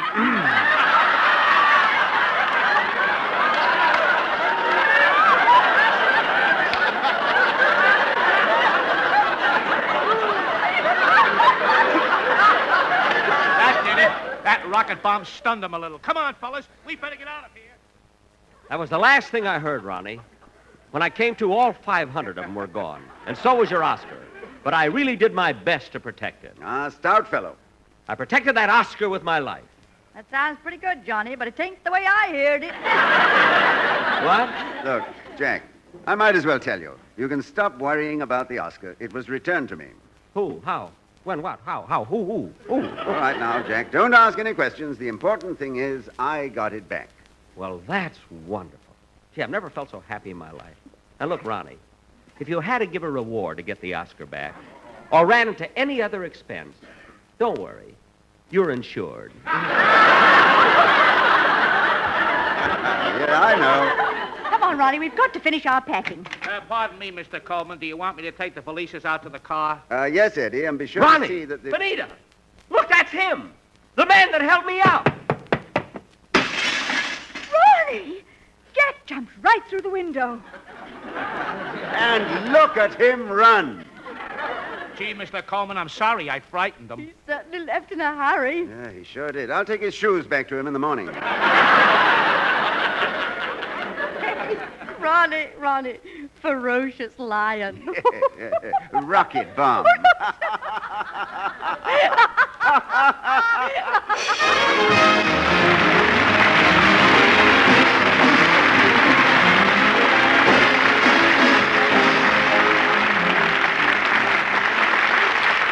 Jack will be back in just a minute, but first here's Basil Rysdale. Independent tobacco experts again name Lucky Strike first choice. Lucky Strike first choice over any other brand. The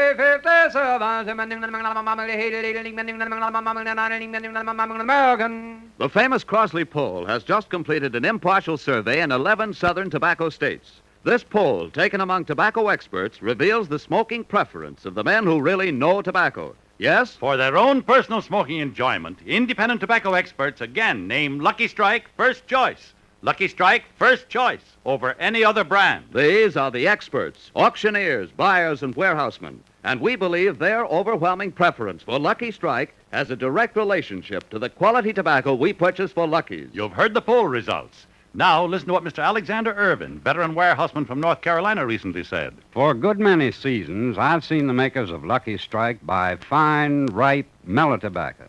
The kind of tobacco you just can't beat for smoking quality. I've smoked Lucky's for 14 years. So for your own real, deep-down smoking enjoyment, remember... LSMFT. LSMFT. Lucky Strike means fine tobacco. So round, so firm, so fully packed, so free and easy on the draw.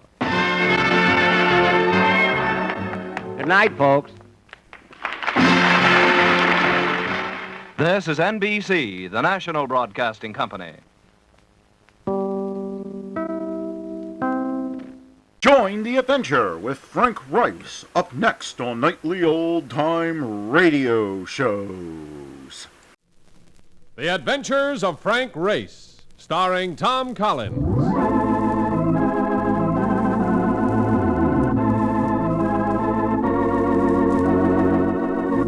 The war changed many things, the face of the earth and the people on it. Before the war, Frank Race worked as an attorney, but he traded his law books for the cloak and dagger of the OSS.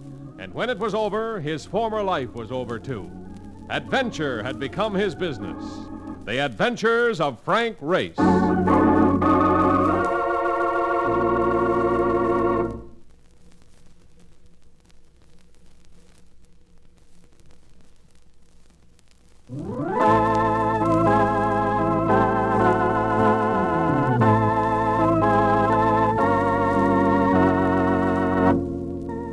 And now we join Frank Race for the adventure of the General's Lady.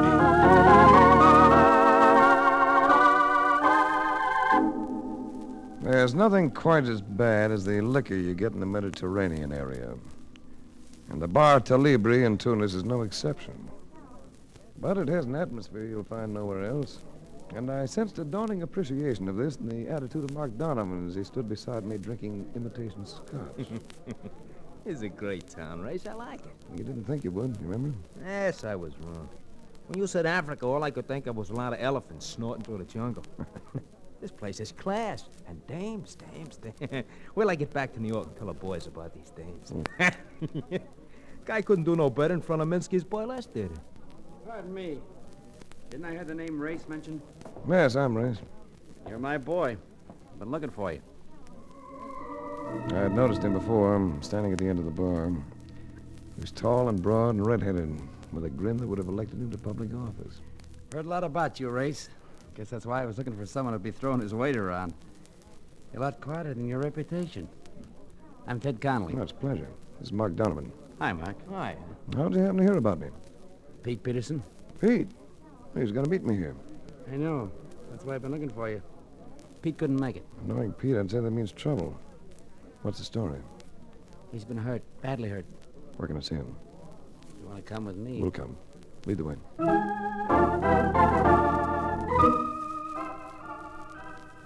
Pete Peterson, the international troubleshooter for one of the biggest insurance outfits in the business. When you thought of Pete, you usually thought of drive and vitality. But the drive was out of him now. He had about as much vitality as a wet sack. Pete Peterson had become a limp heap on a bed of pain. Race, glad you got here. What goes, Pete? What happened to your face? My face? Yeah. Got to take some surgery to make it look decent again. Who did it, Pete? I could tell you the name of one of them. Lepard. Sounds like a Marseille dock rat. Yeah. Wears a big ring on his right hand. A knuckle duster. I know all about that ring. Believe me, I know all about it. Why, Pete?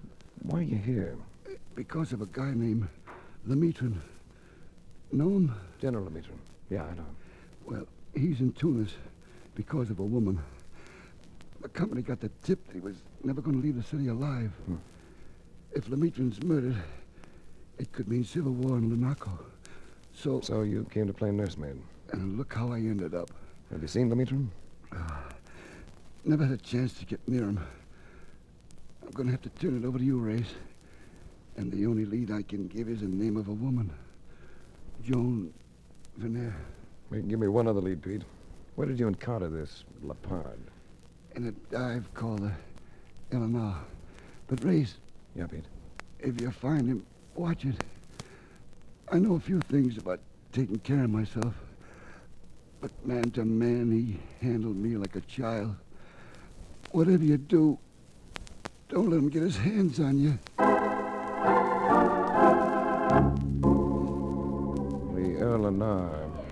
A low ceiling, a low cobweb line, and judging from two arguments that flared as soon as we got there, a low boiling point. Mark and I stuck around, drinking once in a while to avoid being conspicuous. Then, after about 45 minutes, my attention was drawn to a hand resting on the bar beside me. It was a monstrous hand, hairy and thick. The fact about it that held my gaze was a massive ring that encircled the third finger. You seem to be curious about me, my friend. I'm curious about that ring. You have a reason, perhaps? I've been told that a man by the name of Lepard wears such an ornament. So? Well, you can talk to me about that. I am Marcel Lepard. What else did you hear? That you wear the ring as a weapon. And that annoys you, oui? I'm annoyed when I think of the man you disfigured within you. There have been so many men who have tested my little trinket. Well, this man's name is Peterson, a friend of mine. Ah, a friend. So you would do something about it, eh? Yes. I thought of doing this. So, you would have smashed my hand, huh? If I had left it there. What did you take me for, an idiot? But now, my friend, it is my turn. He didn't hurry. Just crouched a little. A squat, thick-bodied man of tremendous strength. I set myself, and he came in. It was sure of one thing as I got my knees under me there on the floor. This Lepard was no lily pad to be plucked lightly. I watched him warily as he came erect across the room from me. Then I became conscious of something else. He had friends. Proof of that was presented in the form of a heel that gouged into the calf of my leg. Race! I'm blowing the lights. Let's get out of here!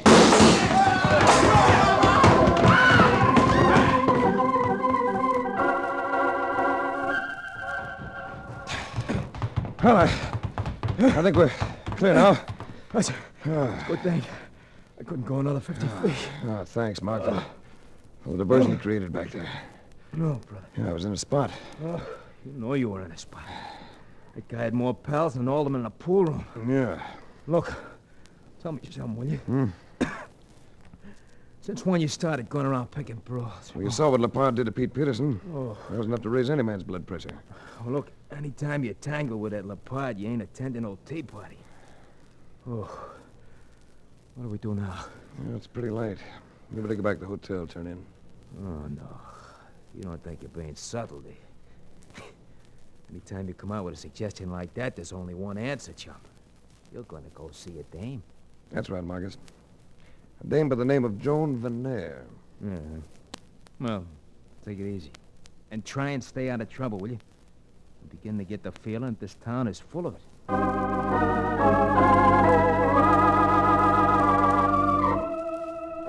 Joan Veneer. I expected a brunette. A tall, statuesque brunette. Maybe about 35, with a lot of schmaltz. Instead, her door was answered by a combination of flaxen hair and blue eyes.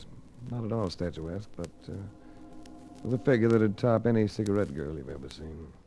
What is it you want? I know it's late, but I understand we have mutual friends. Thought you might like to chat about them. Oh?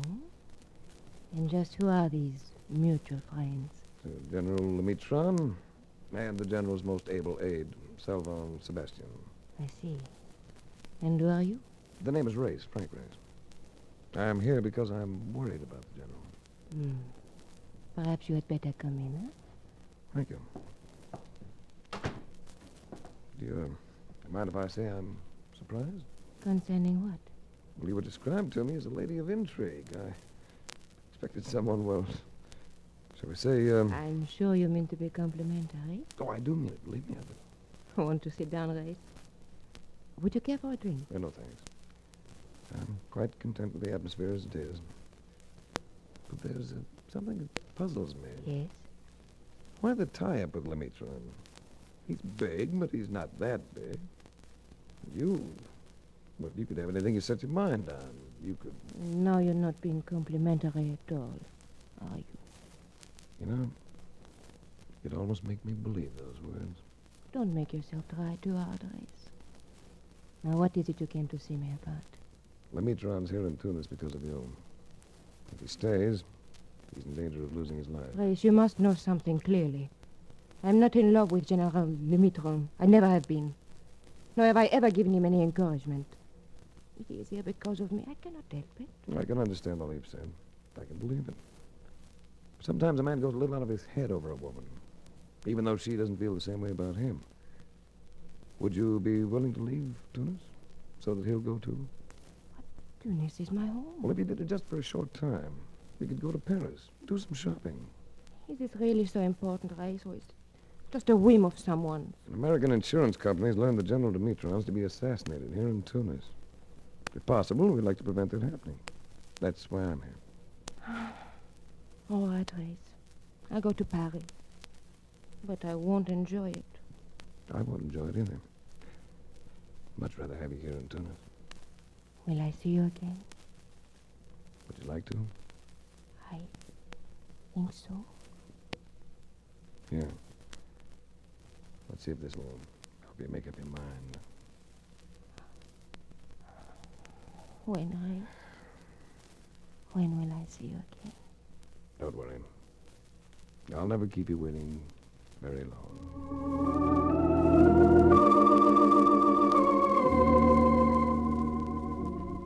Outside, for all the lateness of the hour, the night was full of sound. Murmuring people, patronizing sidewalk cafes. You could hear them, but you could hardly see them. Tunis is like that after dark.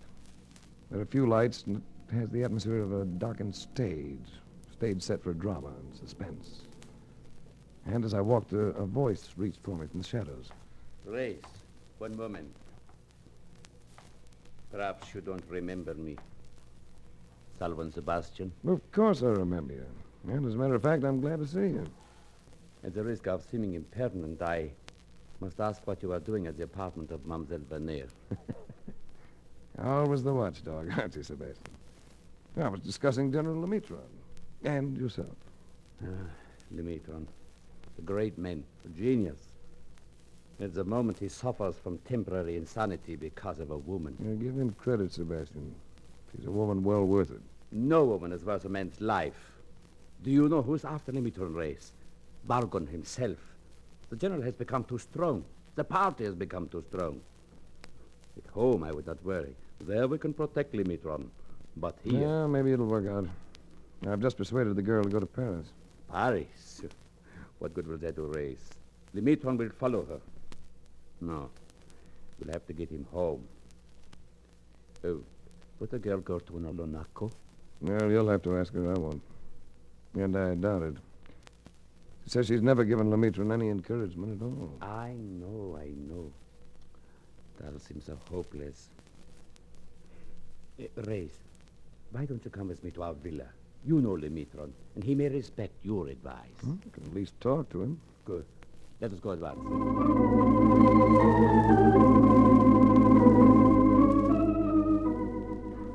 It was only a short walk, not more than 5 minutes.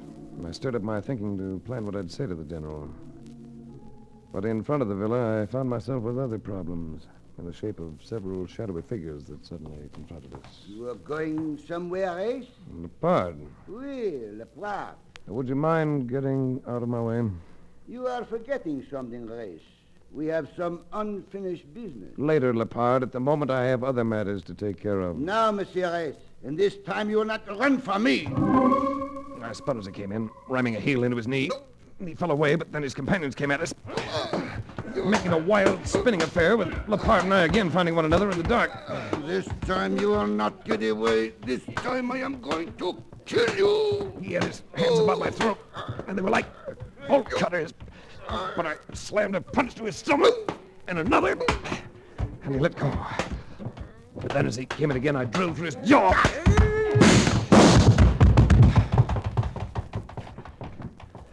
You all right, Sebastian? Yes. Those wharf rats. I should have had this gun out sooner. What about your men? I'd say he's in a thorough state of coma. Then everything is satisfactory. Maybe. Let's get inside. I have a feeling we better check with the general. Sebastian nodded, and we went into the villa. We had no trouble finding General Lemitron. He was in the living room, but in no condition to receive a visitor. The general lay face down on the carpet, a sprawled, grotesque figure. The general had been stabbed to death.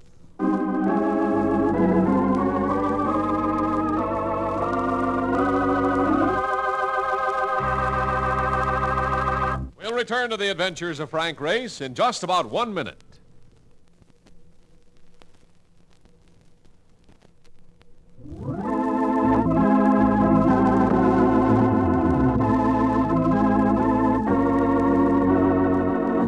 And now, back to the adventures of Frank Race. From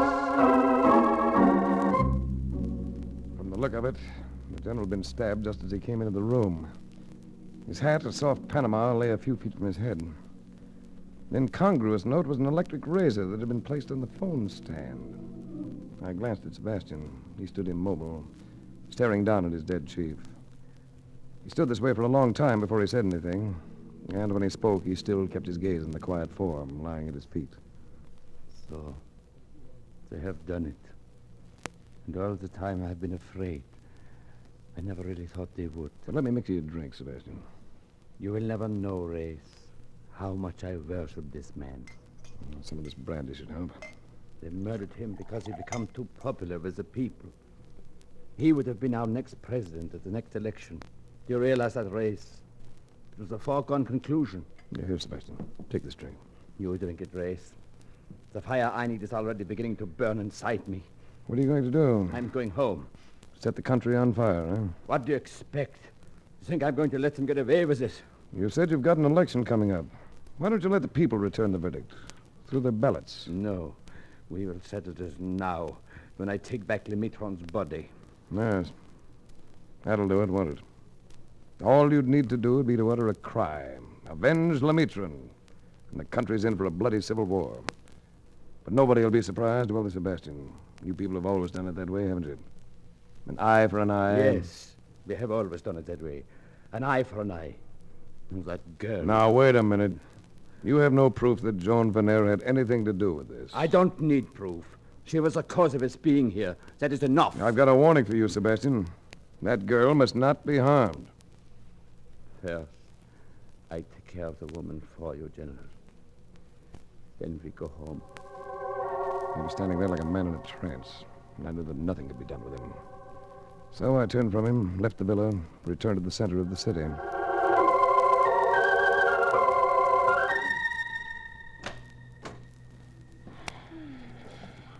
Race, what is it? I must come in and talk to you. At this hour? Oh, Race, you're insane. No, I'm not insane, but Sebastian is. General Lemitron's been murdered, and Sebastian is blaming you. Blaming me? All right, Race, you may come in. Her hair was tousled from slumber, and her eyes were sleepy. She looked cuter than that chick in an Easter basket. So I took her in my arms, but only for a minute. This was a girl in danger. What is it about Sebastian, Race? He's always been a fanatic about Lemitron, and now he's gone mad. But can he not realize that You can't get that through to him now. I tried. He's in a fog of bitterness and hate. So I'm going to get you away from here. You're going to the Hotel Majestic. I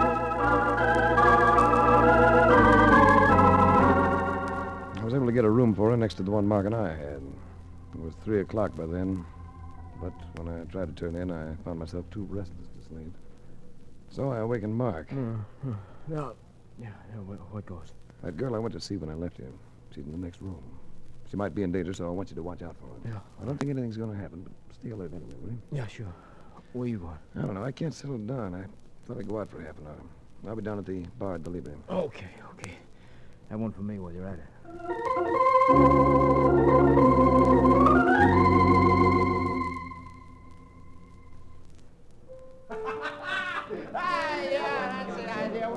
Hey, Race! Over here! It was Ted Conley, his red hair a little on end from having a good time. With him was another American, a lad he introduced as Larry Charles. I sure am glad to meet you, Race. We need a little company around here. Place has been dying on its feet. Celebrating something? I sure am. I'm celebrating the fact I'm about to become a BTO. BTO? Yeah, big-time operator. He's dreaming big dreams, Race. That liquor does that to Larry every time. Listen, boy, I'm a cinch, I tell you. Hey, what do you have, Race? Hey, don't try none of this phony scotch. It'll cut your throat. I'll have a Fina Low. Huh? Brandy and soda. Oh, yeah. Hey, give the man a Fina... give the man a brandy and soda. Listen, Race, let me tell you about me. Know what I do for a living? I sell nitrates. Hey, that's a fancy name for fertilizer. Yeah, that's what I do. I sell nitrates all over Europe. Here's your Fina Low. Brandy and soda. Well, thanks. Yeah. I sell nitrates, but I got a competitor. A nice fella, but a competitor. 3 or 4 months ago, he beat me out on a big order. Millions of sacks of this stuff. I was feeling pretty bad. Toss that down, Race. Have another one. Oh, thanks. I'll nurse You know this what along. happened? Big country to the north all of a sudden wants a lot of nitrates. More than anybody can supply. Which sends the price way up. And here's my competitor all contracted up to deliver every bit he's got to Lanaco. But me, I ain't signed up to deliver nothing, you see? So I can deal with the big country up north at those very pretty prices. Well, I drink to your success. Thanks, Race. Thanks a lot. Hey, you're drinking to a big operator, you know that? A big operator. Ain't it a shame, they don't have any bourbon around here? What I wouldn't do for a good glass... bartender, another Fina brandy and soda for Mr. Race. Yeah, but you gotta listen to some more, Race. You ain't heard the funniest part of it. Race! You see, Race, we got this competitor. Pardon us, Larry. What is it, Mark? Look. Yeah, she's gone. I was lying awake like you said, but I must have dropped off. Then I heard something. I went out in the hall, but I was too late. The door was open. She was gone. Trouble, Race? Plenty of trouble. Lovely girl in a jam through no fault of her own. Well, let's get her out of it. Yeah, we'll help, won't we, Ted? Of course. Well, that makes 4 of us, Race. ought to be able to do something about it. We could find her. No, I've got an idea where she might be. Come on. My guess was Lemitron's villa, and that's where we found her, guarded by a couple of waterfront renegades. Did we take them ourselves, or do I go out and get the other guys? Huh? Yeah, we're here. We'll take them ourselves. You get the one in the chair. I'll take the lad with the cigarette. Let's go. I got mine! And I'll get mine! Oh, brother. Nothing to it. I'm getting so I don't even need an end wrench. Race, I had a feeling you'd come. Oh, Joan, I hope you're all right. If you'll just untie my Hey, a hands. fine thing. You said you were just coming in to reconnoiter. Yeah, why'd you let me and Ted in on the phone? Well, I'm sorry, Larry. It seemed simpler to do it this way. What makes you think it's so simple, Ray? It was Sebastian, standing in the doorway, and I knew what he meant. He had the glare of a fanatic in his eyes. He gripped a submachine gun in his hands. Let me repeat my question. What makes you think it's so simple? I see I was wrong. And a man cannot afford to be wrong when he meddles in affairs that don't concern him. Can he, Ray? Sebastian, we've known each other for years. Be logical about this girl. She was one of the causes of Lemitron's death. There were other causes, but she was one. So she is going to die. Is it that you wish to die with her, Race? His mood was hair-trigger. The look in his finger was going to flame that Tommy gun into action. I sensed that its bullets wouldn't stop with Joan Van Air. I stood there, frozen, without a thought. And then, just a part of my glance took in the electric razor I'd seen before, the incongruous note. It was still on the phone stand, and it started gears meshing in my brain. I spoke to him again. Sebastian, this girl didn't have anything to do with Lemitron's death, and neither did any of your countrymen. Now you're talking just to divert me. No, I'm not. The answer, Sebastian, is nitrates. Nitrates? Your country contracted for heavy shipments of the stuff a few months ago. You remember? Which means nothing to me. It means everything. Since then, the price for nitrates has gone up tremendously. If the contract with your government could be broken, the seller stands to profit considerably by the increase in price. But it's hard to break a contract with a nation, isn't it, Sebastian? A civil war would do it, though, wouldn't it? Then the seller could refuse delivery. Do you see, Sebastian? I see no proof. I see no killer. You can turn your eyes on the proof. That electric razor on the phone stand. I'll gamble that there's your proof. Here, let me show you. Hold it, Race. If this is a trick. No, it's no trick. General Lemitron was a soldier, an engineer. An engineer is an orderly person. What would his razor be doing in this room unless someone else moved it here? Lemitron couldn't have been using it. He'd just come in when he was murdered. A lot of words, Race. No, I've got it. I know it. The killer waited here for the general, waited a long time. He wandered about, hardly picked up the razor in the bathroom, and started to shave himself. But the general's arrival startled him, and he kept the razor in his hand when he came in here. Well, look, even the cord's still attached to it. I'm going to pick it up, Sebastian. I'm going to give you further proof. All right. Pick it up. But any tricks and I turn this gun loose. Now, Larry, you were saying plenty about nitrates this evening, remember? Well, yeah, Race, I remember. What's that? That competitor you mentioned, you were talking about Ted Conley, weren't you? Yeah, I was, but... Wait a second, Race. You can't pin this on me. I think I can, Conley. I think I can. Here's your proof, Sebastian. Proof that Ted Conley was in this room today. The hairs inside this cutting mechanism. Some of them are gray, but the others indicate this razor has been used by a red-headed man. Hey, Conley's gone. Leave that to me. I'll get him. Race, if I ever live through this night. Oh, but you've got to live through it, baby. I've got plans for a lot of other nights. And all of them include you.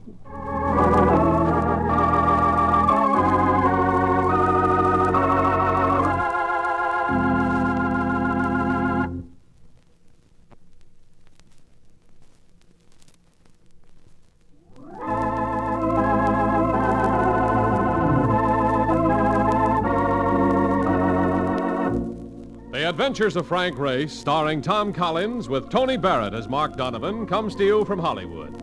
Others heard in tonight's cast were Lillian Baeff, Wilms Herbert, Jack Crucian, and Harry Lang. This series is written and directed by Buckley Angel and Joel Murcott. The music is composed and played by Ivan Ditmars. Be sure to be with us again this time next week for another dramatic chapter in The Adventures of Frank Race. Art Gilmore speaking. This is a Bruce Ells production.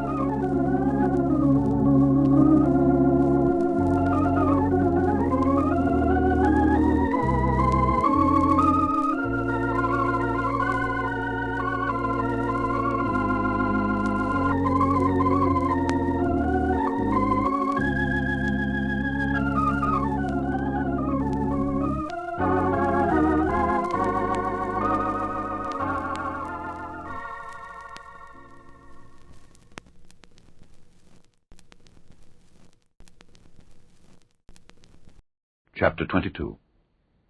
And it came to pass after these things that God did tempt Abraham, and said unto him, Abraham. And he said, Behold, here I am. And he said, Take now thy son, thine only son Isaac, whom thou lovest, and get thee into the land of Moriah, and offer him there for a burnt offering upon one of the mountains which I will tell thee of.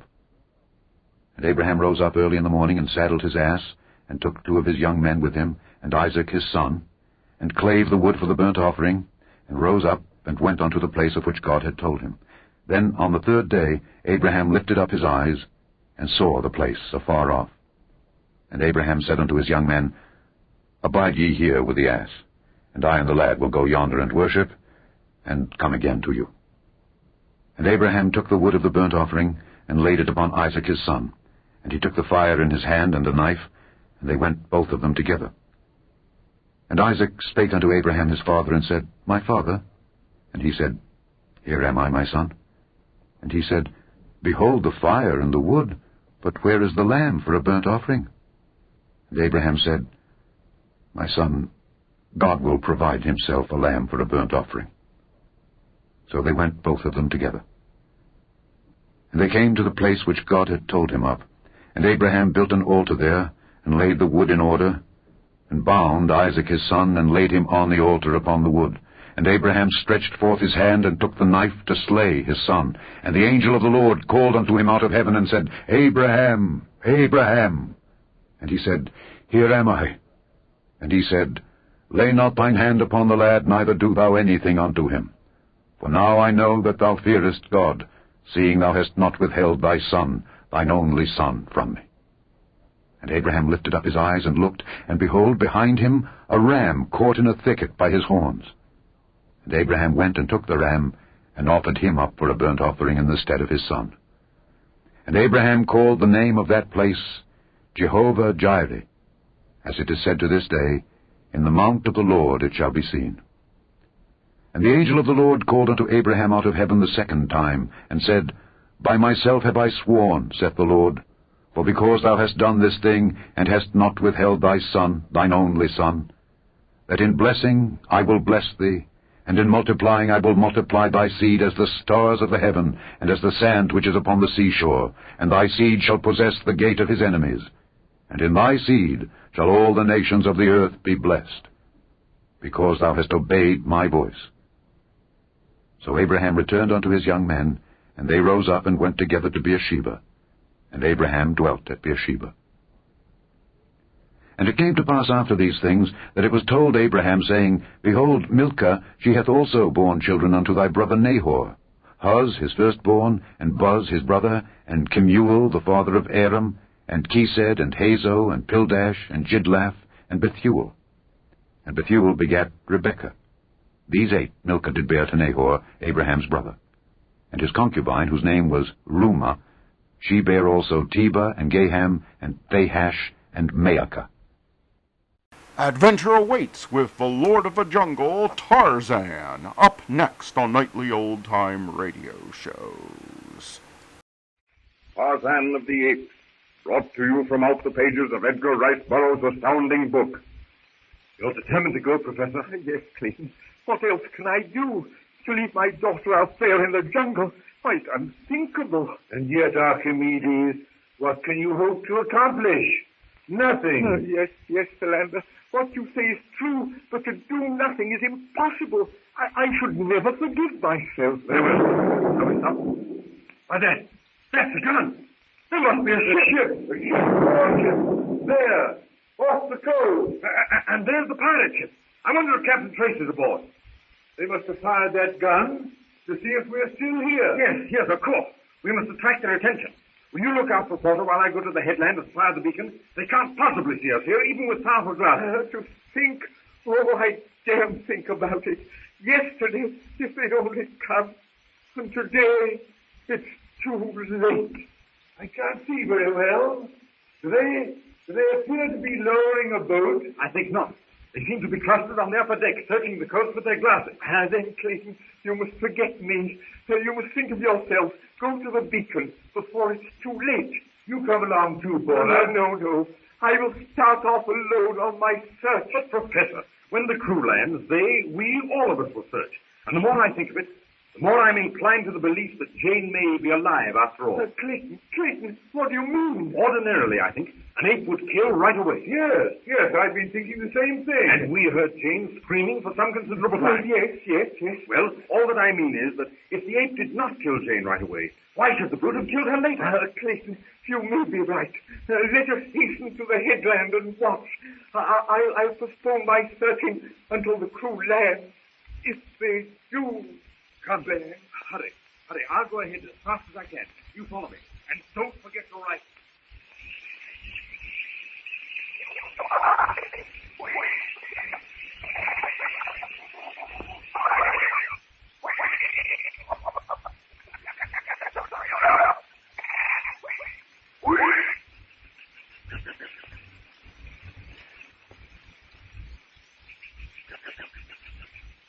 Like a huge yellow silken scarf, the morning fog hangs in the jungle treetops.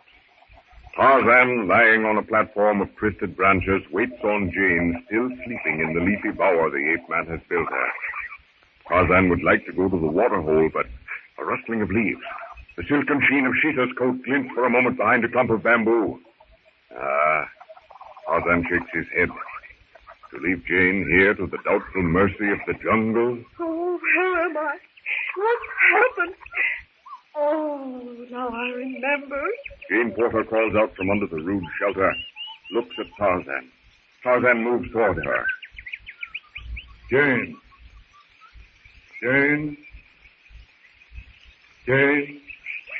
Tarzan tries to take Jane in his arms, but the terror of the day before has faded and the girl repulses him. Tarzan can't understand.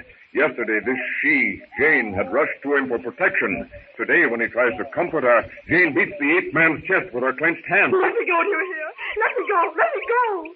Tarzan releases her. He can't understand the words, but the meaning. Yes, she is afraid. Tarzan wonders. Is it the knife? He takes it from his rude sheath and hands it to Jane, hilt first, much as one of his ancestors might have presented an honored blade. Jane hands back the knife, laughing. No, White Skin. You keep the knife. Knife? Yes, knife. You, White Skin, keep knife. White Skin? Knife? White Skin, keep knife. Jane presses the knife into the ape-man's hands as she repeats the words. Tarzan's eyes brighten. White Skin, keep knife. That's it. White Skin, keep knife. Tarzan points to his mouth, then moves his lips, and at the same time pats himself on the stomach. Yes. Jane hungry. Eat. Eat? Tarzan moves his lips as he says the words after her. Jane, hungry. Eat. White Skin, hungry. Eat. You got it, White Skin. Oh, you learn quickly. Tarzan picks Jane up in his arms. This time the girl doesn't struggle. And with a series of graceful, effortless jumps, Tarzan carries her from one broad branch to another, now to a rocky ledge, and down to the ground. He puts her gently on her feet, points rapidly several times to the base of a tree, and disappears into the jungle.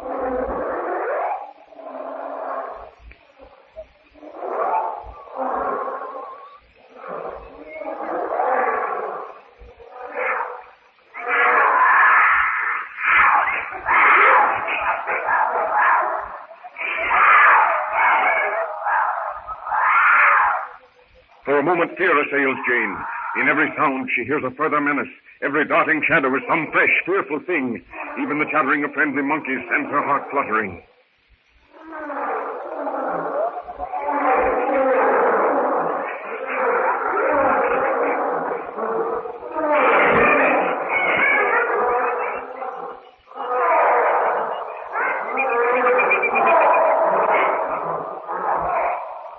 The sounds from the water hole are no longer distant, but terrifyingly near. What if White Skin should not come back? She covers her ears with her hands as if by this action she could prevent from happening the thing she dreads. She stands motionless, fearing the slightest movement might attract some animal. Each minute seems like an hour. She hears the rustle of leaves above her. She's ready to flee. A branch crackles and... Tarzan, his arms piled high with luscious fruits of the jungle, stands before her. Oh, I'm so glad you've come. I was so frightened. Frightened? Frightened. Tarzan lays the fruit at her feet and points to it. Frightened? Jane shakes her head, picks up a cluster of black cranberries. No, food. Food? Yes, Jane hungry. Eat food. White skin. Hungry. Eat food. And seating himself beside Jane, Tarzan leans back against the tree and prepares to enjoy to the full his breakfast. Offshore, the crew of the French cruiser search the coastline for signs of life. Clayton is at the beacon as Porter and Philander follow behind. Philander, now that you and Clayton believe that there is some slight hope that my Jane is still alive, I feel... Yes, Archimedes, what? I feel guilty not to go now at once into the jungle instead of remaining here at the headland. Yes, of course, Professor, but you realize that to go off into the forest now means, in short, that you'll perish. Should we find Jane, as I hope we will, then what will we say to her when she finds you gone? Yes, I suppose you're right, and yet No, Professor. Your duty to Jane, if she's still alive, is to look out for yourself. And, my dear Porter, if she's gone, then, well, what difference will a few hours make? I know that I must sound brutal and too practical, but Porter, you must realize... You're right, Philander, always right. There is much reason and wisdom in what you say. Porter! Philander! Hey, what do you want? What is it? Those confounded monkeys have demolished the beacon. We'll have to gather more twigs and brush. Then we'll set about that task at once. Come, Philander. I'd like to start the fire now, but in this glaring sunlight, I doubt if the crew would see it. And it takes a decent-sized fire to burn the damp moss. Damp moss, Clayton? Yes. It's not the fire, but the smoke. Here, Clayton, are some twigs. Oh, that's fine, Professor. Fine. This way, Professor. There seems to be quite an accumulation of dried brush here. Right there. Coming, Philander, coming. Just a little more, and we'll be all set. There seems to be some activity aboard the steamer. Yes, indeed. Let's hurry. The pirate ship. Our ship seems to be putting about. You think they've decided that we are no longer here? So we must... Yes, we'll have to chance it. Lighting the fire, I mean. You hurry with some more branches.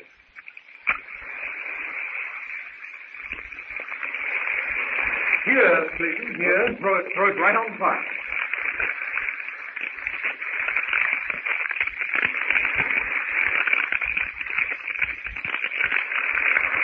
That's it. In a moment, it will be well enough light to throw some more moss on. Do you want some moss now, Clayton? Yes, I think we can try it. But be careful, though. You don't want to smother it too much, yes. Now, it's beginning to smoke here.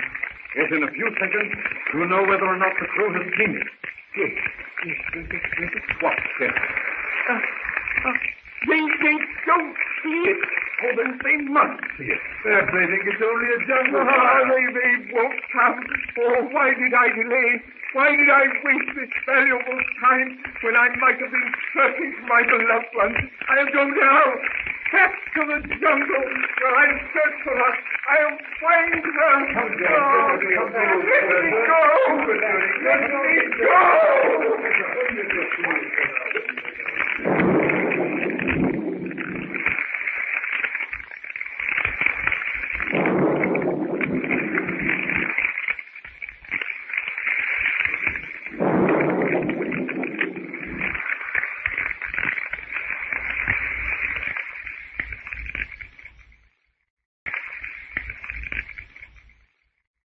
Get ready to laugh with our Miss Brooks, which is coming up next on Nightly Old Time Radio Shows. Colgate Dental Cream to clean your breath while you clean your teeth and help stop tooth decay, and Luster Cream Shampoo for soft, glamorous, caressable hair bring you Our Miss Brooks, starring Eve Arden.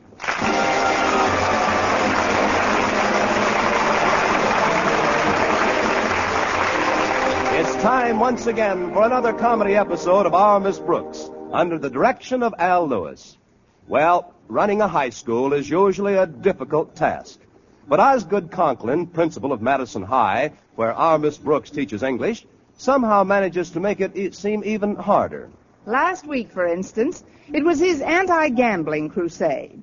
Friday morning at breakfast, I discussed the situation with my landlady. But I didn't think gambling was such a big problem at Madison, Connie. It isn't, Mrs. Davis. But Mr. Stone, head of the Board of Education, is cooperating with the DA's office in a county-wide drive against gambling.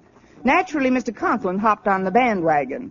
He's instituted some pretty sweeping reforms in our school. Like what, Connie? Like taking the gum machine out of the cafeteria. Plus which he deputized me to stamp out penny matching. Did you encounter any in your class, Connie? Well, there were a couple of kids matching pennies in the coat closet during a study period, but it only went on for about 10 minutes. 10 minutes? Didn't you stop them, Connie? Oh, of course I stopped them immediately. May I never get my 55 cents back if I didn't. Well, you're not the only teacher at Madison. Why didn't you get Mr. Boynton to help you out? I did. The next 2 times I investigated that coat closet, I took Mr. Boynton with me. And did you find anyone? Gee, I forgot to look. Well, if you'll excuse me now, Mrs. Davis, I'd better get ready for school. Walter Denton's picking me up in a few minutes. All right, dear.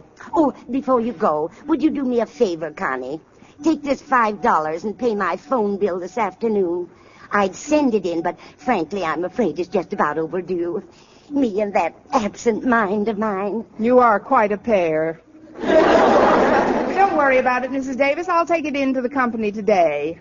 Mr. Conklin was in the same predicament a couple of weeks ago. He asked me to attend to the school phone bill for him. But I thought the Board of Education took care of school bills. They do, but this one was an emergency. It seems the auditor in charge of the funds took an unexpected vacation. An unexpected vacation? As the head of the board put it, he went south with the money. Anyway, Mr. Conklin gave me the $30, and I paid it the very first thing I think it was the very first thing. Connie, you did pay that bill, didn't you? Oh, now I remember. I gave it to Walter Denton to pay. For a minute there, I was worried. You gave the school phone bill to Walter Denton to pay, and now you're not worried? No. I can always start looking for another job.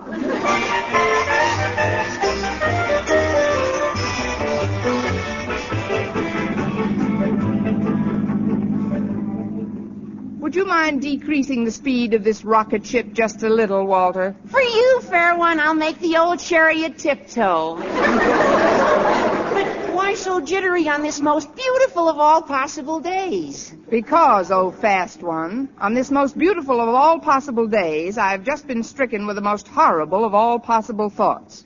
Briefly, the school phone bill I gave you 2 weeks ago. School phone bill.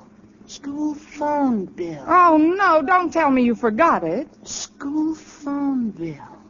Oh, now I remember. Oh, wasn't that the bill that was overdue and Mr. Conklin asked you to pay it for him at once? Yes, that's the one. And you had something important to do downtown and told me to take care of it immediately? Exactly. Oh, well, it's a relief to know that's attended to. I knew you wouldn't let me down, Walter. Of course I wouldn't let you down. I told him to pay it at once when I turned it over to Stretch Snodgrass. Stretch Snodgrass? Listen, Walter, I know Stretch is a great athlete and a good friend of yours, but he's a bird brain. You're just worrying in advance, Miss Brooks. I'm sure he took care of it. Look, there's Stretch going into school now. We'll ask him about it. Hey, Stretch, wait up a minute. Okay. Hi, Walter. Hello, Miss Brooks. Stretch, I'd like to ask you a question. Fire away. Don't think it's not a temptation. Do you recall the phone bill Walter gave you to pay 2 weeks ago? Remember, Stretch? I told you it was urgent. Urgent? Oh, yeah. Wasn't that the phone bill Mr. Conklin gave Miss Brooks to pay in a hurry? That's right. It was overdue, and I gave it to Walter and told him to pay it without delay. Yeah, and I had something very important to do myself that day, so I gave it to you and I told you to take care of it immediately. Sure. I remember it all now. Then you took care of it. Absolutely. When I handed that bill to my sister, I told her to pay it at once. To whom it may concern. Copy this phone bill and send it along with 10 cents to 5 of your friends, and if no one breaks the chain, who knows, someday you may be the lucky recipient of a very low number at Alcatraz.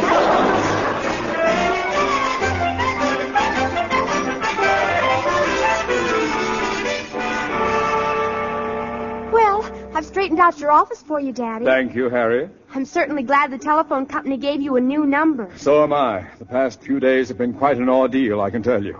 I still don't know how those telephone people could give a disc jockey the same number as mine. It was just a mistake, Daddy. I'm sure it won't happen again. It better not. Those ridiculous song requests had me frantic. Imagine I get down to my office, haven't even said good morning to a soul, and 10 people call up and say, good night, Irene.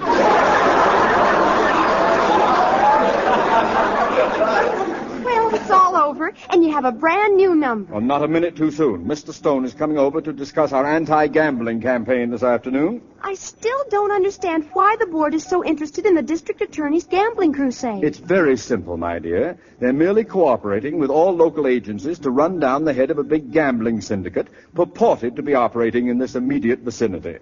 Actually, the police haven't the faintest idea of the man's identity. They don't know anything about him at all? Just that he's referred to as the big boy. The big boy? Well, that's some clue, isn't it? Yes, at least they won't go around looking for a girl. Now, Harriet, if you'll excuse me, I have minutes. I'll get it. Hello? Hello, this is Dutch. Give me 200 across the board on Harbor Song and a third, huh? What's that? What number do you want? Main 5463. Let's see. Yes, this is Main 5463, but I'm... Well, then give me 200 across on Harbor Song and a third. Harbor Song? You must have the wrong number. Oh, please, you don't have to be so cagey. We got protection now. Hey, this is Ben a Bookie, isn't it? No, this is Osgood, the principal. I mean, there must be some mistake. Look, the big boy gave us this number to call for track conditions, latest odds, and laying off bets. And a big boy don't make no mistakes. The big boy?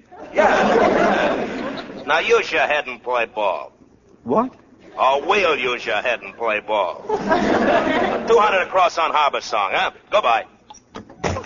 What's going on, Daddy? Harriet, this is terrible. I should have quit while I was a disc jockey. By some fiendish mistake, the telephone company has given me the same number as a bookmaker. Now, calm down, Daddy. All you have to do is call the company and ask them to change it again. But it took 3 days to change it last time, and Mr. Stone is coming here this afternoon. There's only one way out. Harriet, you've got to rush to the phone company and get a repairman to disconnect this phone immediately. All right, Daddy, but I wish you'd relax.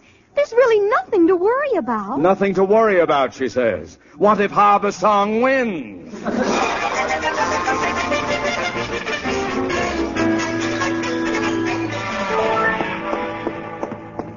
Gosh, Miss Brooks, I thought you'd never come out in the hall. It couldn't be helped, Stretch. My contract here calls for me to teach a little English every day. I'm sorry. Oh, don't be sorry. Most of them kids of yours need to be learned plenty. Well, I just want to tell you I checked up on that phone bill for you. You see, I don't want anybody to go around incinerating that I'm undependable. I don't blame you. That kind of incinerating would burn me up, too. What did you find out about the bill? Well, luckily my sister realized how important it was. Oh, wonderful. Then she took care of it. I'll say she did. She gave it to my mother to pay. Now your worries are really over. My mother is just as dependable as I am. That's no way for a child to talk about his parents. Miss Brooks, we're cooked. That phone bill couldn't have been paid. The telephone man is here to disconnect the phone. What?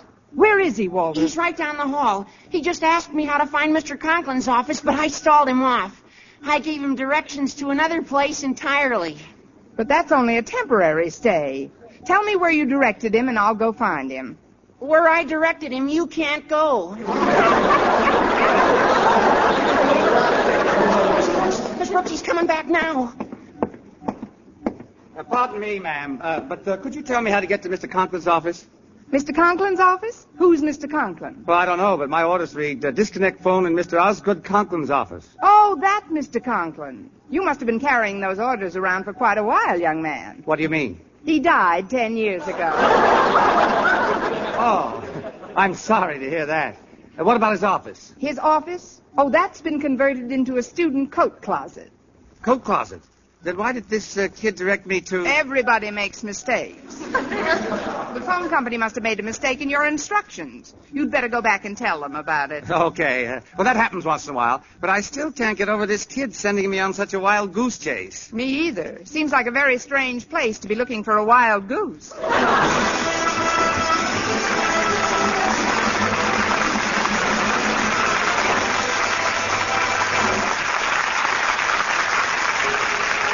Brush your teeth with Colgate. Colgate Dental Cream. It cleans your breath. What a toothpaste. What it cleans your teeth. Colgate toothpaste. Cleans your breath. What a toothpaste. What it cleans your teeth. Colgate Dental Cream cleans your breath while it cleans your teeth. And the Colgate way stops tooth decay best. More than 2 years' research showed the Colgate way of brushing teeth right after eating helped stop more decay for more people than ever before reported in dentifrice history. Yes, the Colgate way stopped tooth decay best. Better than any other home method of oral hygiene. No other toothpaste or powder, ammoniated or not, has proof of such results. And you should know that Colgate's, while not mentioned by name, was the only toothpaste used in the research on tooth decay recently reported in Reader's Digest. Yes, Colgate Dental Cream, and only Colgate Dental Cream, was used in this research. So always use Colgates to clean your breath while you clean your teeth. And when you follow the Colgate way, Colgate Dental Cream stops tooth decay best. Brush your teeth with Colgate. Colgate Dental Cream. It cleans your breath. What a toothpaste. What it cleans your teeth. And the Colgate way stops tooth decay best.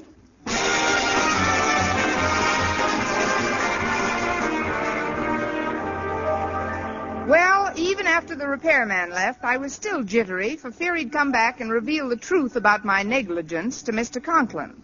It afforded some relief, however, to sit in the cafeteria at lunchtime and pour my baleful story into the handsome ears of Mr. Boynton. Well, now, let's see if I've got this straight, Miss Brooks.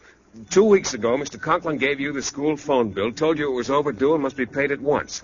You gave it to Walter Denton. Walter Denton gave it to Stretch Snodgrass. Stretch Snodgrass gave it to his sister. And the green grass grew all around. It's no use talking, Mr. Boynton. I'm probably in big trouble. Supposing that repairman comes back again to disconnect the phone. Well, isn't there some way to pay the bill before that happens? How? The $30 Mr. Conklin gave me, I gave to Walter with the bill, and he gave it to... Well, we've been all through that. Temporarily, we've got to assume it's gone. And the point is, where am I going to get another $30? Well, perhaps some other member of the faculty might help. That's what friends are for, to help one another.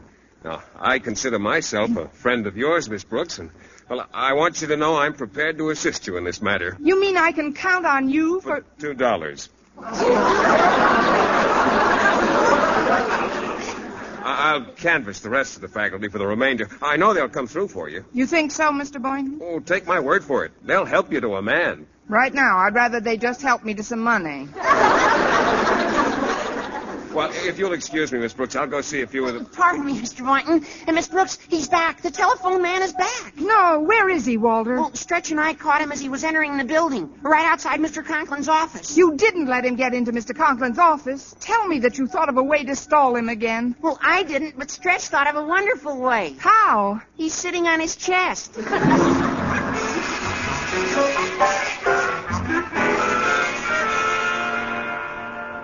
Here, Daddy. I brought you a sandwich. I figured you'd be too upset to eat in the cafeteria today. Oh, you're right, Harriet. Why doesn't that confounded telephone man get here? If Mr. Stone arrives before this phone is disconnected, But I don't understand, Daddy. The phone company said they sent a man over much earlier today. I know all about that. But when I called them to send him back, they claimed I died 10 years ago. But that's ridiculous. Well, thank you, my dear. However, if that fellow doesn't come back, I don't I've want got an idea. Why don't you just pull the wire out yourself? What? Me commit a malicious mischief against the telephone company's property? You forget, Harriet, your father is the principal of a great high school. And a high school principal does not resort to such measures no matter what the emergency. But it might be the only way out. Stop goading me, Harriet. I'm just not physically equipped to try pulling that telephone wire out of the wall. Again.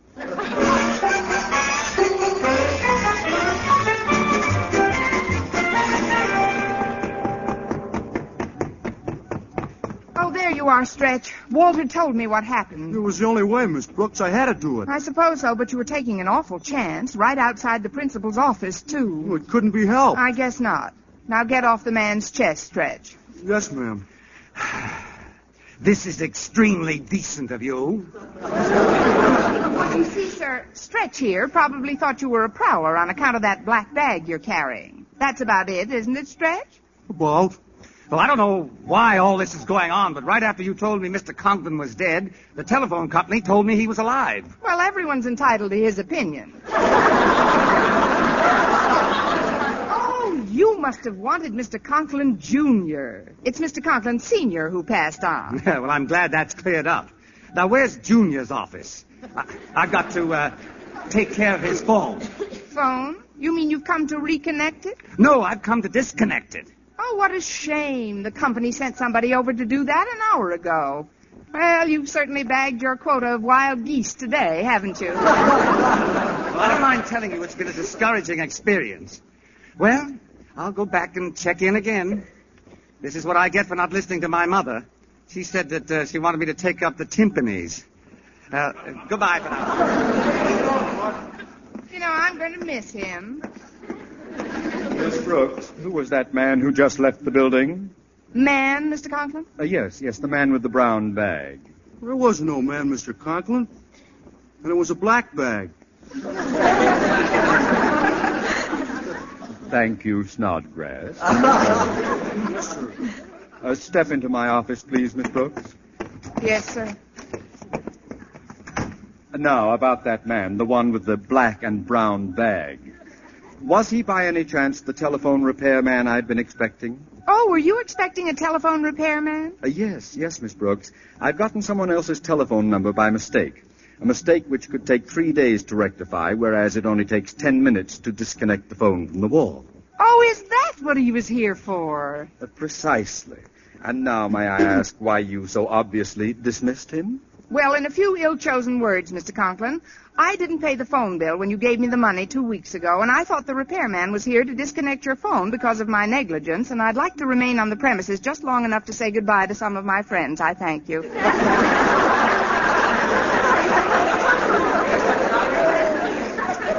I never heard such gibberish in all my born days. I've got more serious worries than a delinquent phone bill on my mind, Miss Brooks. You mean it's all right, Mr. Conklin? No, it's not all right, but I'll take that up later. Whatever you do, don't mention your omission to Mr. Stone when he gets here. Mr. Stone? You've got to help me, Miss Brooks. Mr. Stone will be here at any moment to discuss my gambling campaign. However, some very strange phone calls are liable to interrupt my conference.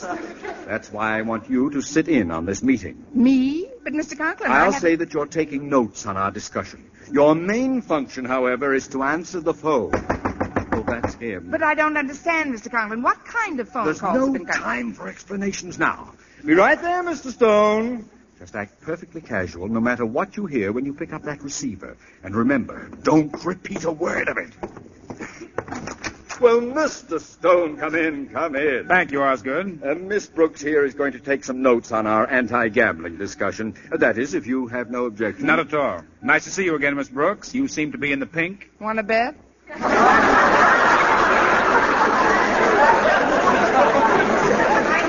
It's nice to see you again, too, Mr. Stone. Sit down, Mr. Stone. Here's a comfortable chair. Miss Brooks, you sit down by that desk with the phone on it. Yes, sir. Well, what's the news from the district attorney's office, Mr. Stone? They haven't made too much progress, Osgood. It's rather a difficult task in view of the fact they don't know just who the big boy is. And two, we can't seem to find out where his syndicate headquarters are located. But they do think it's in this area. Definitely. Oh, good, good. Then it's just a question of time before the bell rings for his final round. Would you get that, please, Miss Brooks? Yes, sir. Hello? This is Dutch again. Who's this? This is Miss Brooks. Well, what'll they think of next? Now they got a doll answering the phone. Well, thank you. Tell me, sugar, what do you think the track conditions are at Narragansett, huh? Frankly, I haven't given it much thought. Who's that you're talking to, Miss Brooks? It's Dutch, Mr. Conklin. Please make it brief, Miss Brooks. Tell him we're busy. Yes, sir. I'm sorry, Dutch, but we're quite occupied at the moment. And Occupied? Oh, look now, don't give me no rush, Jack. Frenchie told me I should call whenever I feel like it. Oh. Mr. Conklin, Dutch says that Frenchie told him to call. Dutch, Frenchie, who are they? A couple of delegates we know from the United Nations.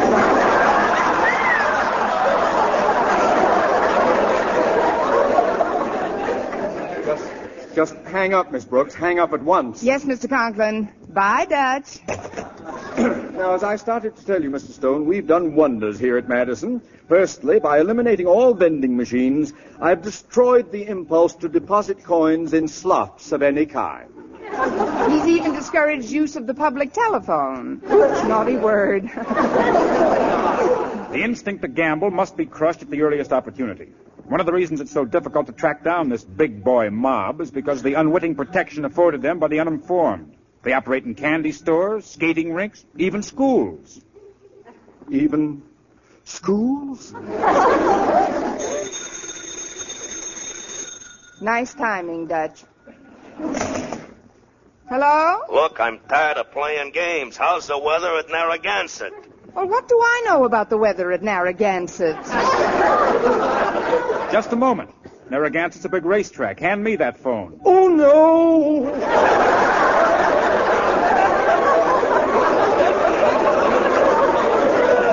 Hello, Dutch. The conditions at Narragansett are weather clear, track fast. Now, would you like to make a bet? Hatchet Man should be a cinch on a fast track, and we got a load bet on him with us. I better lay off about 600 across the board, huh? 600 on Hatchet Man. It's a bet. Ah, good, good. That's one thing about the big boy. He makes you pay through the nose, but he gives you the service, huh? Well, so long. So long. Well, Osgood, that was a very revealing phone call. Now, just a minute, Mr. Stone. You know where I stand on gambling. Why, we've eliminated penny matching, bottle cap tossing. And any minute, we're going to chop up the weighing machine. Come in, whoever you are. Oh, pardon me, Mr. Conklin, but could I speak with Miss Brooks for just a moment? I suppose so, Boynton, but please be quick about it. Oh, yes, sir. Here, Miss Brooks, here's $20 toward the money you owe for the phone bill. Well, thanks, Mr. Boynton. Oh, don't thank me. Thank your fellow teachers. I didn't have time to reach them all, but everyone I asked to chipped in and said he knew it was a safe bet. Did you hear that, Mr. Conklin? The other teachers are all chipping in. Mr. Boynton could only get $20 now, but they all know it's a safe bet.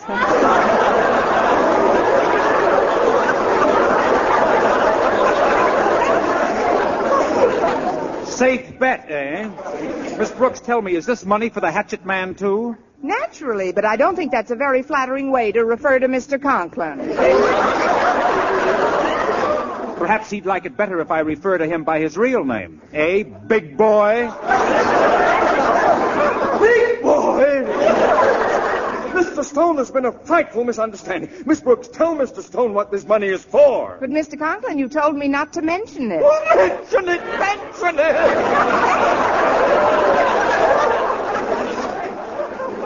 Well, Mr. Stone, this money is for a phone bill that I neglected to pay. I would say your telephone service is functioning admirably. Let me explain, Mr. Stone. Just today I received a new phone number in answer to a request I made 3 days ago. Why did you want your number changed 3 days ago? Because he hasn't got a recording of Good Night, Irene. Good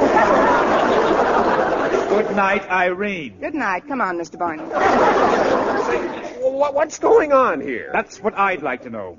Why don't you come clean, big boy? Will you please stop calling me by that name, Mr. Stone. The phone company happened to give me the former number of a bookmaker, and it was too late to have it changed before you got here. Balderdash. Sent for a telephone repairman and had the phone disconnected. Yes, why didn't you send for a telephone repairman? I mean, he did send for a repairman, Mr. Stone, but I thought he was coming to disconnect the phone because I hadn't paid the bill, and I sent him away. Unpaid phone bills mixed up. You know what I think? I think you're all in this together. Mr. Stone, I can't say that I like your attitude. Force yourself.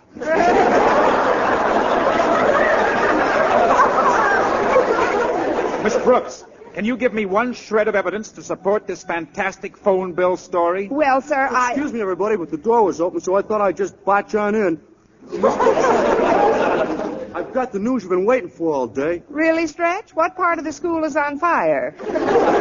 No, it's about the phone bill. I just found out my mother paid it. She paid it? Sure, here's the receipt. Well, I guess this answers your request for evidence, Mr. Stone. Here, take a look at this. Just what does this receipt mean, Miss Brooks? Read it, you'll see. I already have. Now suppose you read it. Certainly. Received from Madison High School, $30. Signed, the Consolidated Gas Company.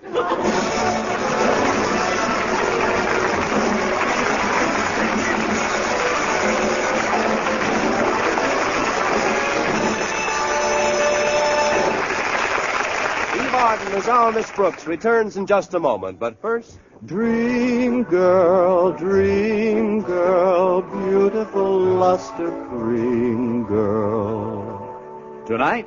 Yes, tonight, show him how much lovelier your hair can look after a Luster Cream shampoo.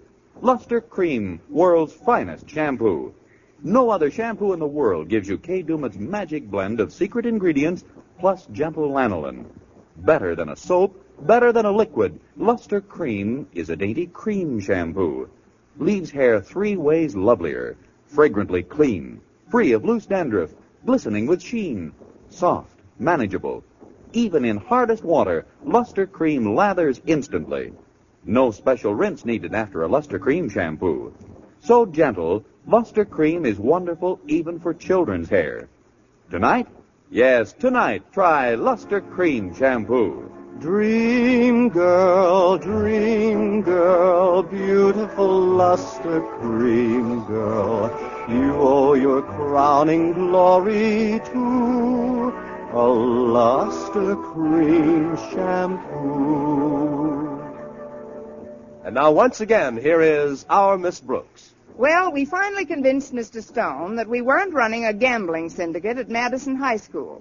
And when I got home, I sat down at the kitchen table with a cup of coffee and the afternoon papers. You look pretty worn out, Connie. Why don't you stretch out and take a nap? I will, Mrs. Davis, but first I've got to call Mr. Conklin right away. I just saw something in the paper I've got to tell him about. What is it, Connie? His $2 parlay on Harbor Song and Hatchet Man paid $32.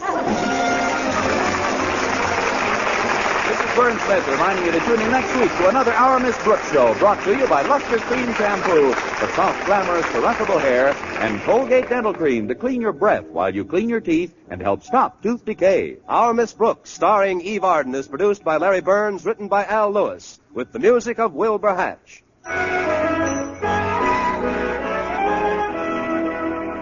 You want a beauty soap for a beauty bath. And your bath becomes a beauty bath when you change to proper cleansing with Palmolive soap. For bathing with this beauty soap brings you the full beautifying effects of Palmolive's mild and gentle lather, proved by doctors to bring most women lovelier complexions in just 14 days. Bath-size Palmolive is designed to give you everything you need for all-over beauty care.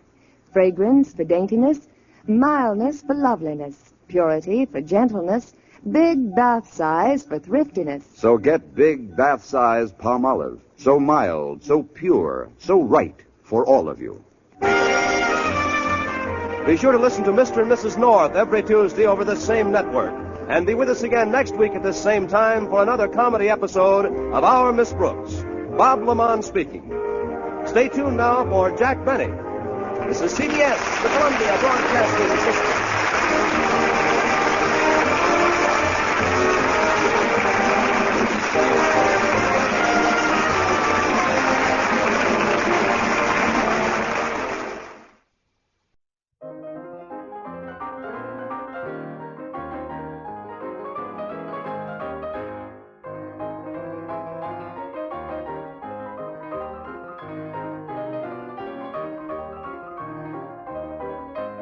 All right, it is time for the question of the day, and today's question is, if you've ever gone to a thrift store looking for bargains, what is your favorite find you've ever made at a thrift store? I can tell you what mine is. At one time, a long time ago, I went into a Goodwill looking for cheap clothes, but what I found behind the counter was something completely inexplicable. This was just one day after this game's release. Now, as a kid, I was a huge Command & Conquer fan, and at that time, a game that had just had its national release the day before was the game Command & Conquer Generals. And behind the counter, beat up, but sealed in the box, was a copy of Command & Conquer Generals. And what's more, instead of the $50 they were asking for it at Electronics Boutique, they were selling it for $20. So needless to say, I picked it up, and I very much enjoyed the game. But I've always wondered where that copy came from, since this was just a small town in the middle of nowhere of Delaware, why there was a copy of this game just one day after release, marked, sealed in box, marked so considerably down from the recommended retail price of the game. I mean, it worked out for me, but it's always been a mystery that puzzles me, and I guess that's my favorite find, because that kind of story just sticks with you. But what is your favorite thrift store find? Let us know in the comments below, and now let's get back to the shows.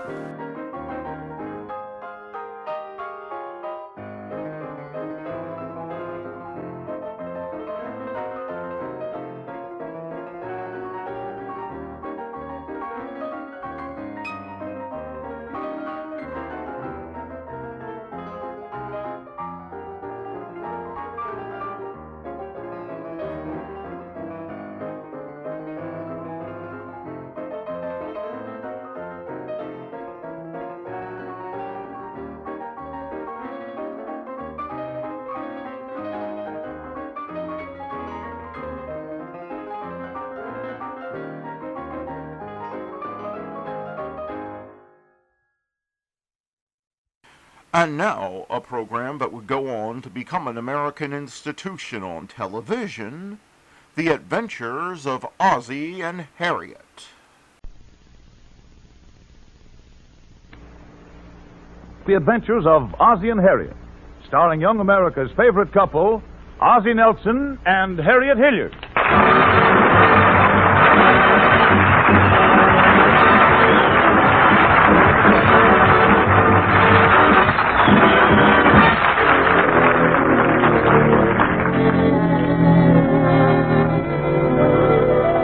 It's only 9 a.m. Mr. Nelson, sometimes known as Ozzie, got up bright and early this morning. How did that happen? Harriet tricked him into it by setting the clock 3 hours ahead and hiding a sun lamp behind the window curtain. Right now, he's in the living room reading the morning paper. What's the matter, Ozzie? Some bad news in the papers? No, not that I know of. Why? Well, you seem upset about something. Well, I wasn't going to mention it, but as long as you brought it up, I might as well tell you because it's getting very annoying. Annoying? What's annoying? Well, this is the third morning that David has wrapped up his lunch in the comic page and gone off to school with it. Oh, all right, dear. After this, I'll see to it that David wraps up his lunch in the financial page. You know, I don't like to complain all the time, Harriet, but just try to remember I'm older than David. And as his father, it's my privilege to read the funnies first. Okay. We'll make you a charter member of the underprivileged fathers. How's that? Well, I'd like to have $1 for every big grown-up man who reads Dick Tracy and Little Abner before he reads the editorial page. Oh, I know that. And I'll tell you why the funny papers have such a universal appeal. It's because they are basically sound. It's always a triumph of good over evil. Well, it's the same way in real life. If you do good things for people, good things come your way. Of course, I'll admit that every once in a while you do a good deed expressly for somebody, and the return comes by slow freight.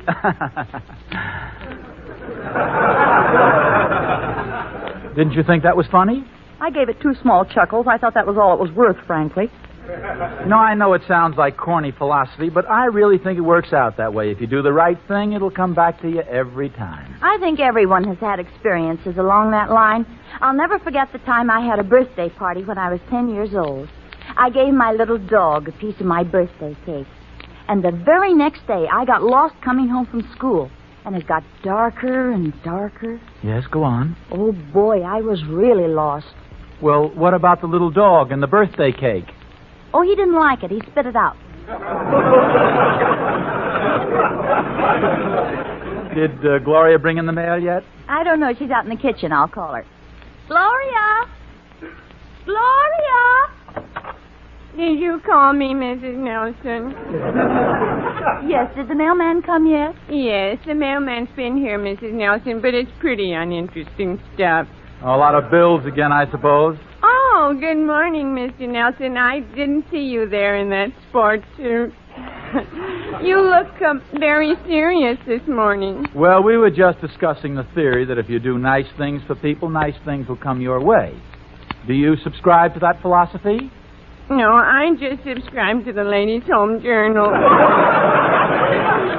No, Gloria. Mr. Nelson means that if you spread kindness and good deeds, it gives you a wonderful feeling of well-being. You get a nice, warm glow all over. Don't you get a terrible hangover the next morning? Well, the kind of a glow I mean is the pleasure you get from doing little things for people. Oh, yeah. Now, for instance, every morning when I go to work, I pick up a couple of servicemen. I tried that once, but it's impossible without a car. Gloria, you don't seem to quite get the point of Mr. Nelson's theory.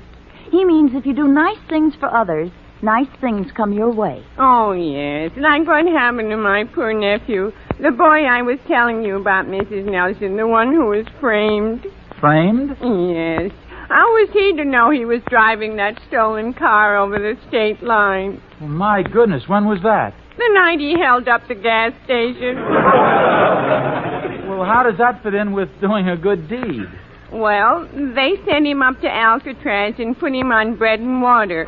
So he did something nice for the warden, and the warden did something nice for him. He did? Yes, he put him on raisin bread and water. Oh, fine. No, Gloria, the kind of good deed I had in mind is just a little different.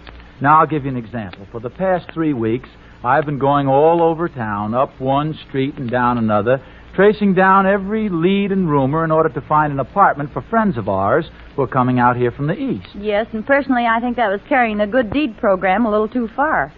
You just can't get apartments nowadays. It's really terrible.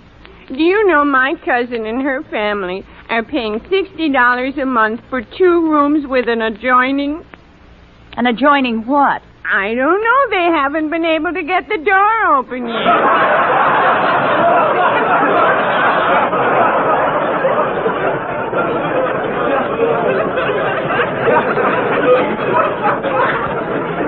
Well, before we all agree that it's impossible to rent an apartment, I'd like to break the news that I got one for Randy and his family. Why, darling, that's wonderful. Well, Mr. Nelson is a wonderful man. Oh, thank you, Gloria. Can I have this afternoon off?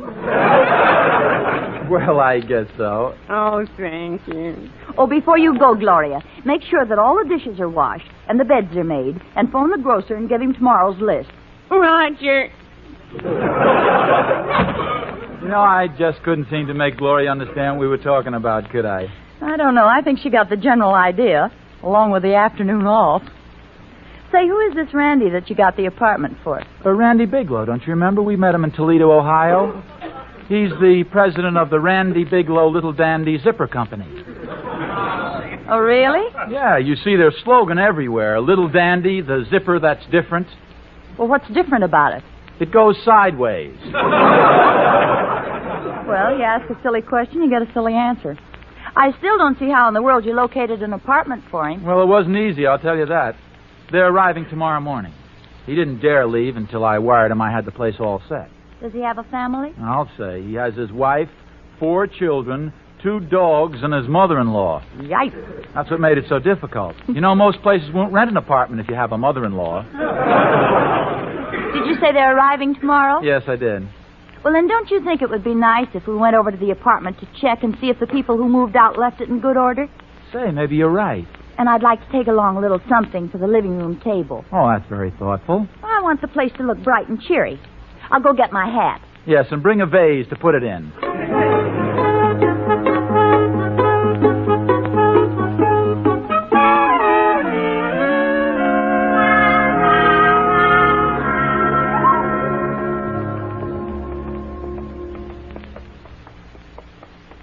Well, come on, Harriet. I think the apartment's right here off the lobby. No, wait a minute now. This isn't it. Just a minute now. Say, maybe this man knows. Pardon me, mister, but do you live in this building? No, I don't. I'm a doctor. I've just been visiting a patient. You don't happen to know where I could find apartment 101, do you? Well, yes. That's the apartment I just came from. Some friends of ours are moving in there tomorrow. Oh, no. Nobody's going to move in or out of there for at least 2 weeks. Well, what do you mean? I mean that the little boy in there has measles, and I've just quarantined the place.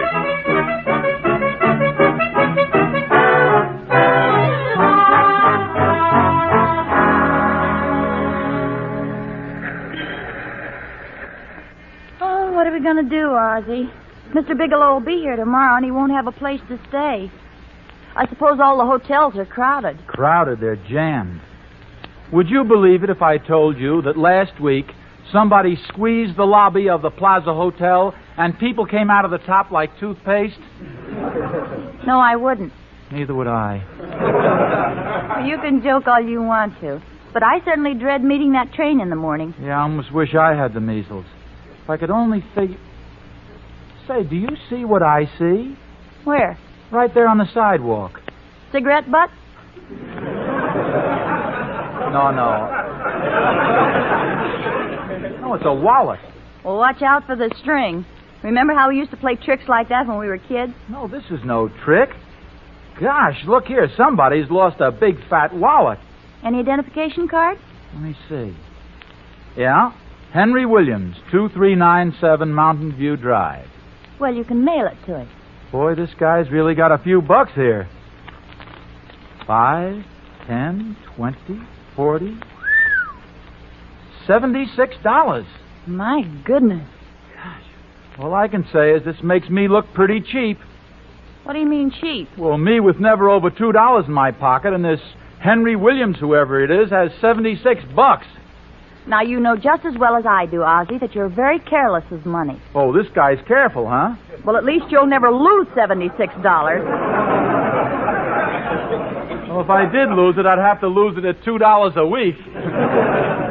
Come on, it's almost 4 o'clock. You can write him a note when you get home and then mail it to him after dinner. Hey, look at this. His ration books are in it, too. All right, so you can mail them to him with a wallet. Well, don't you think it'd be much better if we took the books directly to the ration board? Ozzie, you mean walk all the way down there? Well, we've been talking about doing good deeds. Here's our chance. But, Ozzie, it's 23 blocks. Darling, walking 23 blocks with you by my side would be a pleasure. Because you're wonderful. You're beautiful. You're lovely. And I love you. No, Ozzie.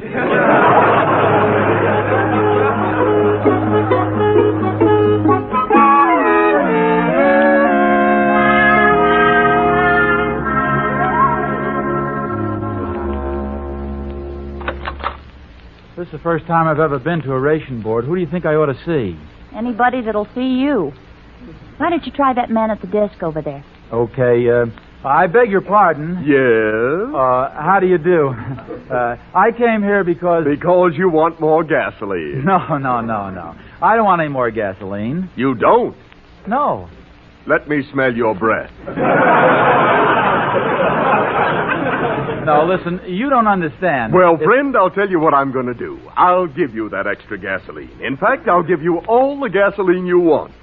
What do you think of that? Let me smell your breath.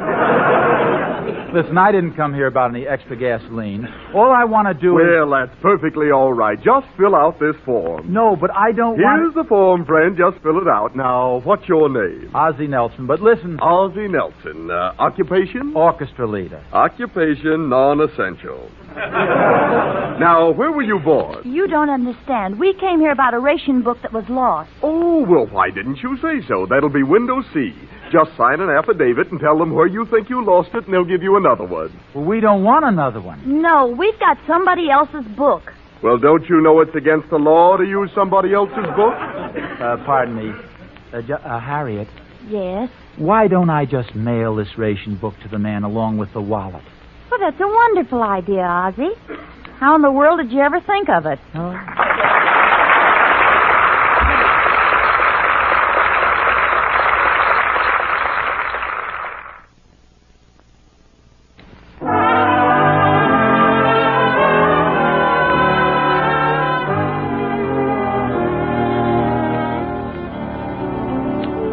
Ozzie has convinced Harriet that the best thing to do about the wallet they found is to return it in person to the owner.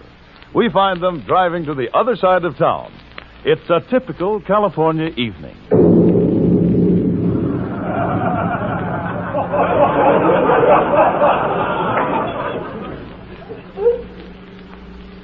Now, I'm glad we changed our minds about my mailing that wallet. This Mr. Williams might have worried all night about it. I suppose you're right. As long as we're doing a good deed, we might as well go all the way. Yeah. Boy, this rain is really coming down. I'll say it is. You know, I kind of like riding in the rain when it's raining, don't you? Yes, I do. It gives you such a cozy feeling. Yes, it does. Of course, I think it'd be much cozier if we had the top up. Oh, I'm sorry about the top. It just doesn't seem to work. Well, aren't you supposed to push that bottom button? No, I pushed that button once. What happened? It opened a bridge in Seattle. You know, I really believe you keep this top down just to tell that stale joke. No. Well, there's one thing sure. It can't rain any harder than this. What did you say, Harriet? I said it's the first time I've ever been swimming with all my clothes on. I see what you mean. Gosh, I'm still so worried about that apartment for the Bigelows. Uh-oh. What's the matter? Don't look now, but there's a man in a uniform riding a motorcycle, and he's following us. Forget about it. It's probably Nelson Eddy on his way over to visit Jeanette McDonald. Okay, buddy, pull over there.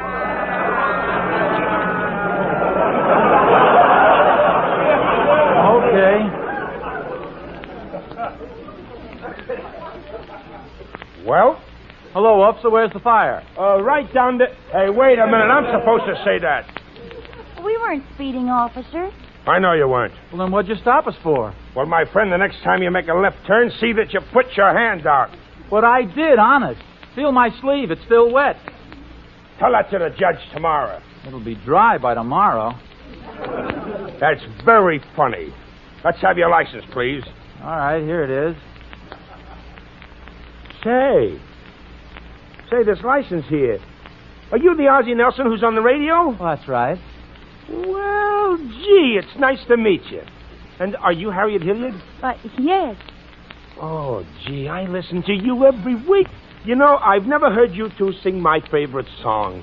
What song is that? The trolley song. Would you do a special favor for me and sing it, huh? Here?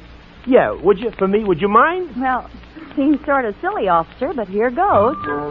Harriet usually sings the first part of it. With my high starched collar and my high top shoes and my hair piled high upon my head, I went to lose a jolly hour on the trolley and lost my heart instead. With his light brown derby and his bright green tie, he was quite the handsomest of men. I started to yen, so I counted to 10. Then I counted to 10 again. Clang, clang, clang went the trolley. Ding, ding, ding went the bell. Zing, zing, zing went my heartstrings. For the moment I saw her, I fell. Chug, chug, chug went the motor. Bump, bump, bump went the brake. Thump, thump, thump went my heartstrings. When she smiled, I could feel the car shake. I tipped my hat, then I took a seat. She raised her eyes, and I was swept right off my feet. I said, oh, she said, you fool. She looked so luscious, I was starting into drool. Buzz, buzz, buzz went the buzzer. Plop, plop, plop went the wheel. Stop, stop, stop went my heartstrings. As he started to leave, I took hold of his sleeve with my hand. And as if it were planned, me and it was grand just to stand with his hand holding mine to the end of the line.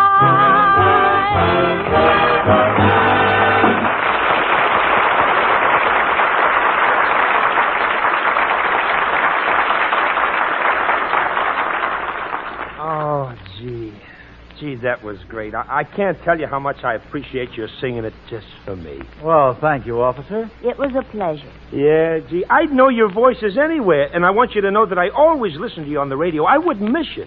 My wife and my kids, we think you're wonderful. Say, I wonder if you'd mind signing my book for me, huh? Oh, I'd be delighted to. There you are. Oh, thank you. Here's your copy. Be in court tomorrow at 9. Bye.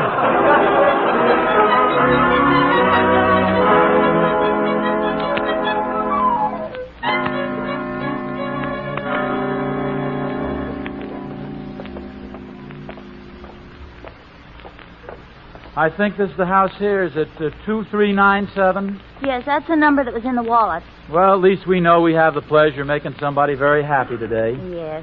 It'll be worth all the trouble we've gone to when we see their faces light up. They're going to be so happy. Ring the bell, would you? Yes? Good evening, Mrs. Williams? Yes? We found a wallet that belongs to your husband. Yes, this wallet here. Let me see it. Yes, this is his wallet. It has $76 in it.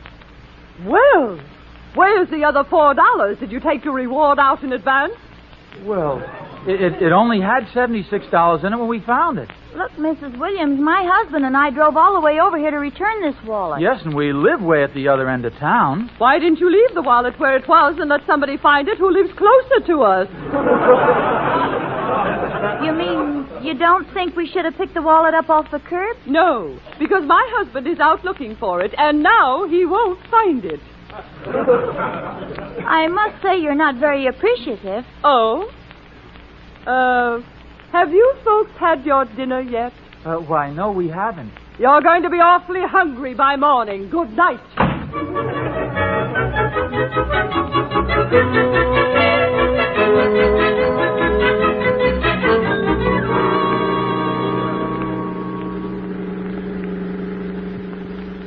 Gee whiz.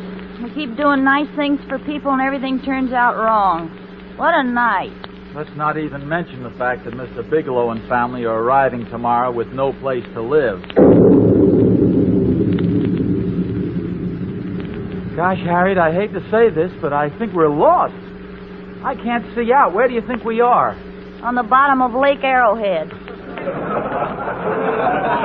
Certainly looks like it, doesn't it? I wish that windshield wiper hadn't washed away 2 hours ago. Well, I guess it could be worse. We could run out of gas or get a flat tire. I'd hate to fix a flat tire in this rain. Look, let's you and I not even think about having a flat tire. We might have one by just thinking about it. Yeah, let's not even think about it.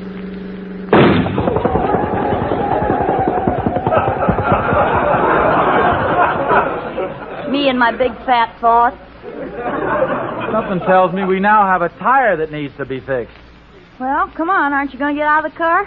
Well, naturally, I don't expect you to jack it up with me sitting in it.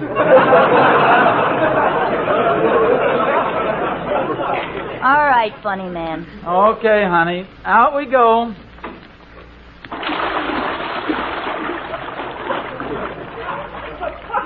Where'd he go?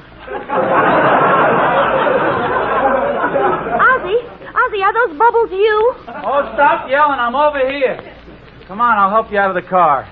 I'm scared. Are you kidding? It's not even over your head. Come on, the last one in's a rotten egg. Here I come. Boy, it sure is lucky I have a sense of humor. Well, I haven't, and I'm the one who's sitting in the mud. Give me a hand, will you? Here we go. 1, 2, 3, eat!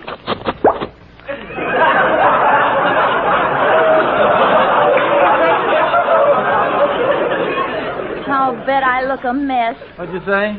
I said I'll bet I look a mess. Well, that is a rather unusual place to be wearing a mud pack. Ozzie, look at this mud and water. You can't fix a tire here. I guess you're right. This is awful. Well, there's one thing left. Let's start walking.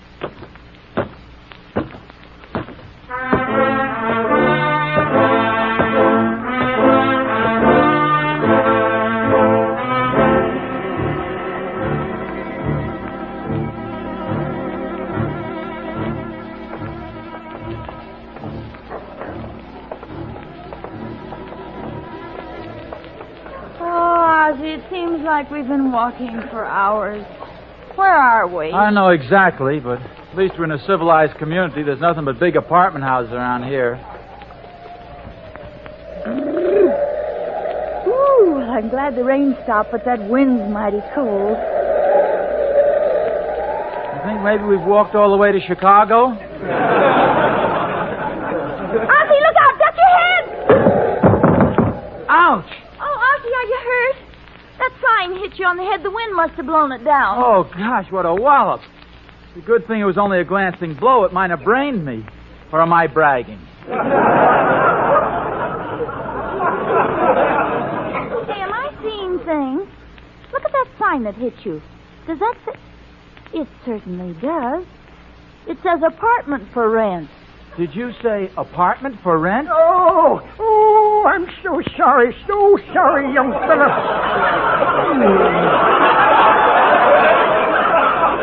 I do hope that you're not hurt bad. You see, I was up there hanging that sign when all of a sudden the wind blew, ooh, like that there, and that old sign slipped out of my hand. Like that there, and fell down. Looked out and landed right on your head. Shoom!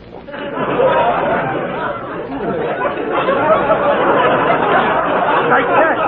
May I congratulate you, sir, on a remarkably graphic and dramatic description of the event? Including sound effects. Oh, twere nothing. Oh, now, just to get down to the point, you have an apartment for rent. I have a big lump on my head, a brother-in-law who is a lawyer, and some friends who need an apartment desperately. Say no more, folks. Say no more. The apartment's yours. Just follow me. Harriet, did I hear him right? Did he say the apartment is ours? That's what the man said. He said it.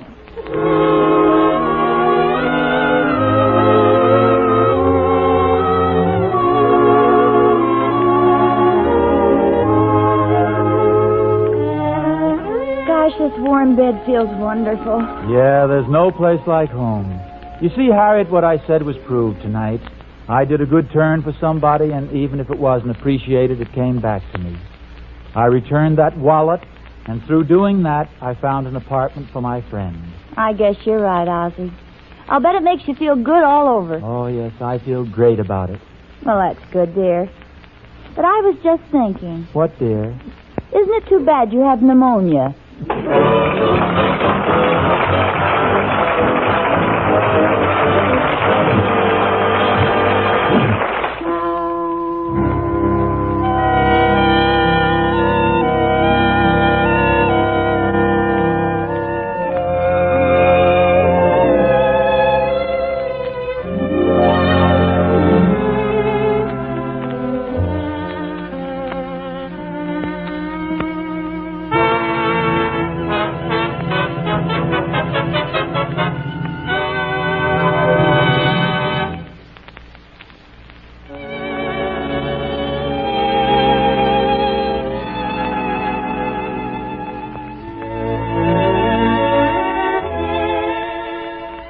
This is the Armed Forces Radio Service.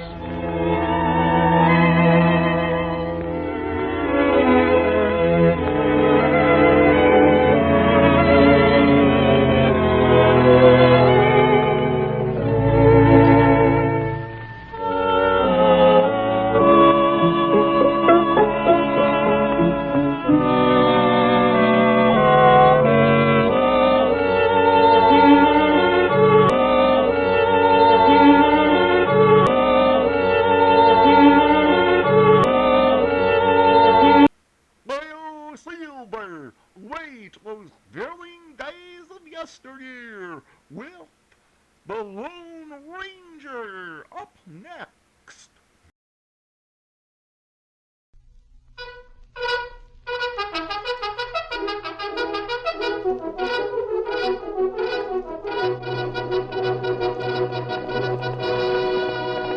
Hi-yo, Silver! Hi!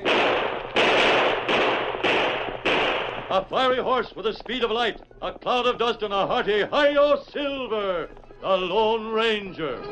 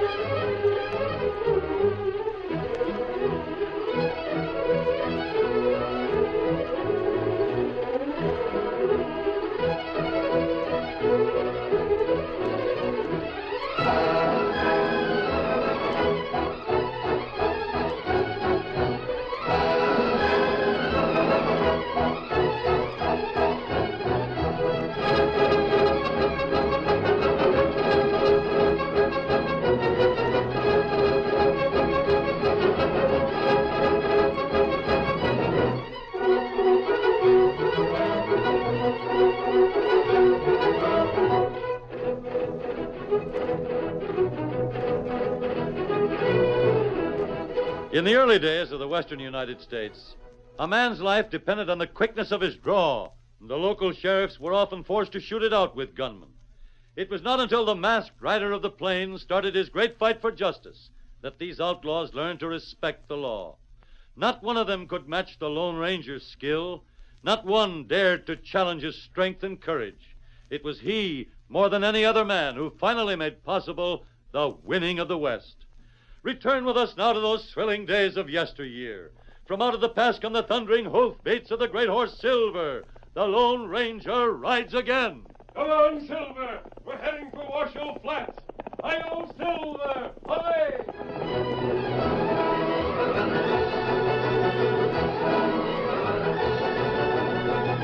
Shortly after sundown in the little town of Washoe Flats, young Jim Drake stood at the window of the town gambling joint and stared inside. It's him.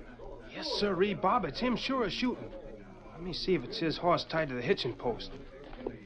Yeah, that's his pony. This here bay stallion. Here, hold still, pony. Let me get a real good look at you. Yeah, it's his, all right. Who's that? Who's fooling around my horse? Oh, golly, it's him. I wouldn't move if I were you. Well, perky as a rooster, aren't you? Let go of me. I haven't touched you. What are you doing around my horse? You're blue chip. That's what I'm called. You better get out of town. You better get out of town right pronto, because Because you're going to tell your father? He'll send you skedaddling. He'll put you in a calaboose. He'll get a six-shooter and run you out of here. Sounds like a lot for a man to handle. He chased you away once. He'll do it again. If he wants to try, Sonny, I'll be right here waiting for him. And here, you see this? You're gonna... No, I'm not. This is a derringer, Sonny. A gambler's weapon. I draw it fast and shoot it like this. I'll get my father. You better look out. I'll get my father.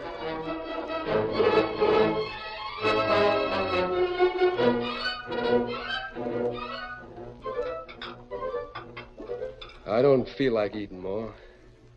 Here's I ain't hungry. Oh, land sakes, Large Drake. A big man like you's got to eat plenty. You're sheriff of Washoe Flats. Mighty poor, Sheriff. Mighty poor?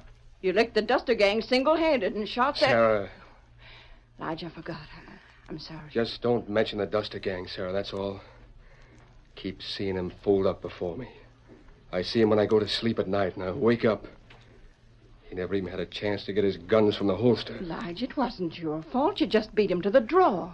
I don't know. You got to stop thinking that way. If it wasn't in my mind all the time, I might be a good sheriff again. I wouldn't be no good. Plumb scared to ever use a gun again. Lige, you're a fine sheriff. Townspeople are beginning to wonder about me, Sarah. They say I lost my nerve. Maybe I have. Well, let's forget about it. Ain't no sense in crossing bridges before you come. Pa! That sounds like Jim. Hey, Pa, I seen him. He's back in town. Who's back in town, son? Blue Chip, the gambler you chased out last month. Blue Chip? He laughed when I told him you chase him out again, Pa. He laughed. Jim, hold your tongue. But Pa's a sheriff. A sheriff's got to chase out gamblers. Hush up. No, Sarah. Jim's right. I'm sheriff, and I got a job to do. Son, where is Blue Chip? At the Bear Knife Cafe? Yeah. Lige, you're not... I got to, Sarah. If it comes to shooting, I'm asking you to pray for me. Oh. Ma, what's Pa mean? Gosh, the way he talked, it sounded like he was scared of Blue Chip. Like he was scared.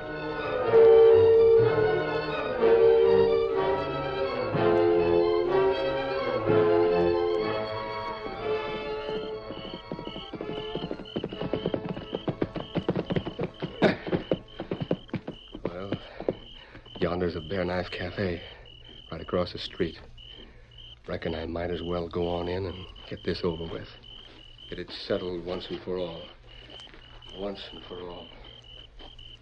Who's that man, Kimasabi? For our sheriff's badge, Tonto. And look, he's heading for the cafe. Oh, him not see us. Well, we went back into the shadows as you rode up just to be on the safe side. Come on, Kimasabi. Where we go? We came to Washoe Flats to take Blue Chip the gambler out of here. But that man must be going after Blue Chip himself, the sheriff. Maybe so. And we'll tail along, Tonto. Perhaps the sheriff will handle this job himself. We'll let him make his play.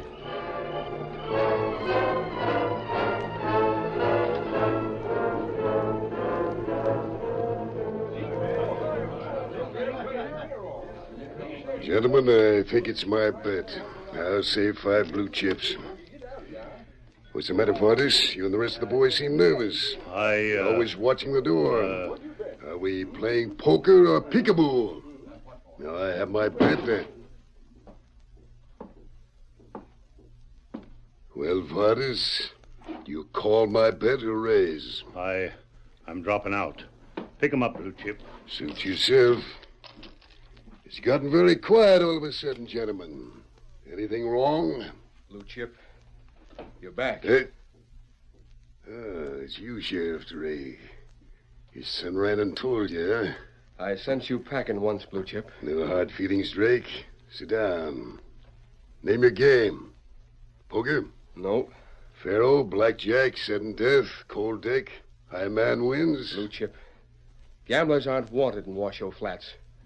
Last time I saw you, You said you'd reach for your gun the next time. Well, this is the next time, Drake. Let me get behind that bar, Shorty. Blue Chip, I'm ordering you to get out of Washoe Flats. And I feel like staying, Drake. Go ahead, Sheriff, make your play. Drake, you look like a man who just lost on a pat hand. Not feeling so well? Mister, I'll give you 24 hours to clear out of Washoe Flats. I plan to stay a good long time, Sheriff. Why postpone our little argument? You might as well draw now as 24 hours from now. You heard me. You've got until this time tomorrow night. 24 hours. Adios.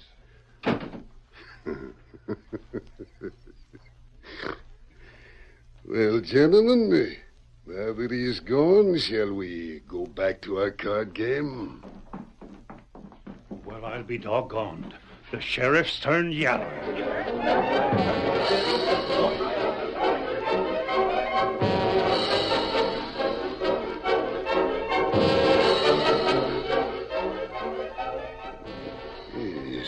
company. This might be Logan, although I'm not expecting Logan for a few days. Nope, 2 riders. Logan to be alone. Howdy. Hi. Evening. You gentlemen looking for me? That was a nice play you made in town, Blue Chip. Well, perhaps that. Mister, you're wearing a mask. Put up that gun. You're acting like a lawman. Mister, you're an outlaw. I'm a little outside the law myself, but that doesn't mean we're friendly. I've never met you before, Blue Chip, but I met your boys, Mesquite and Santos, Hatry, Trigger, Logan. Yes. Describe Santos, mister. He's about so high. Has a black mustache and 2 scars on his right arm from a branding iron. Keno, that's Santos, all right. Well, friend, what do you want? Blue Chip, my partner and I were just wondering. Sheriff Drake always had the reputation for being plenty brave. Yes, mister, he did. He's fast on the trigger and a good shot. How come he didn't slap leather? Drake killed one of the Duster gang, mister. He got the idea that he didn't give his victim time to reach for his holster. It's preyed on Drake's mind until Drake is gun-shy. Gun-shy, huh? Yeah. Mister, you and your Indian pard traveling on or staying? In Washoe Flats? Well, we'd thought I suggest you stay, mister. You look like good gunfighters. They might be needing some more men. And Cantor and I are going to make camp. As far as shaking Washoe Flats, well, that depends. Savvy. Well, mister, my offer still goes. You and your partner can work with me. We'll let you know. I'll be here. Yes, I'll be here. But it wouldn't surprise me one bit if Sheriff Drake were making preparations to leave right now.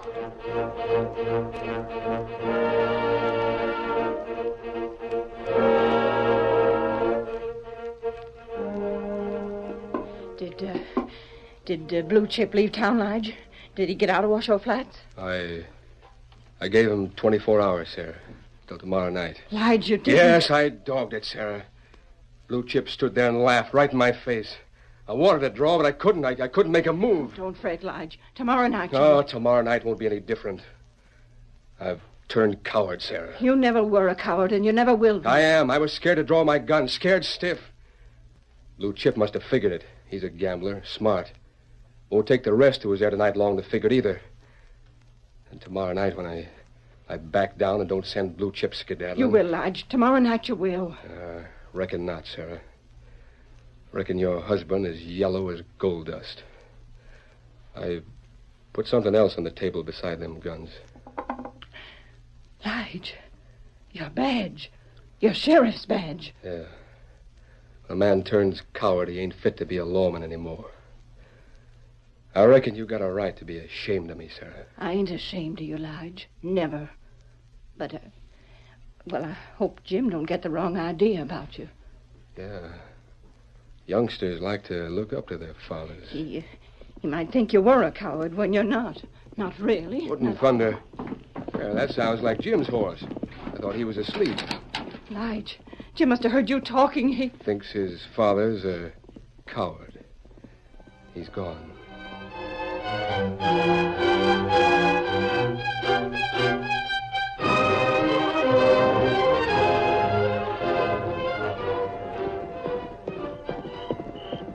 I wish I never heard what Pa said. He backed down to Blue Chip. Hold on there. Stop horse.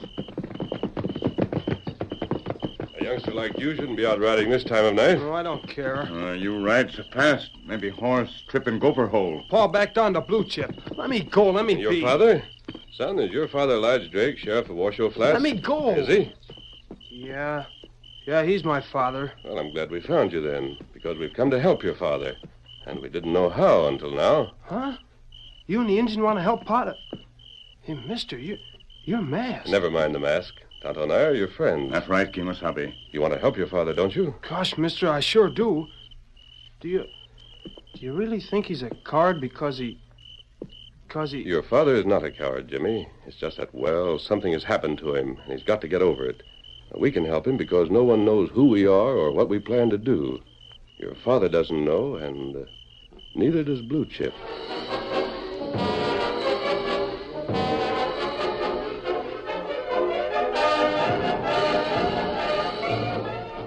Blue Chip? Mean to say you already had a visitor tonight? Yeah, look, Logan, I'm tired and I'm going to sleep. I had 2 visitors before you came. You said something about a masked man. Yes. One of them was masked. He rode a white horse who was the best I've ever seen. The Indian with him rode a paint. Was that Injun's name Tonto? Yes. What about it? Plenty, Blue Chip. That hombre was the Lone Ranger. Lone Ranger? Well, thanks, Logan. That's interesting. That's mighty interesting. I think we ought to get rid of him. Don't you?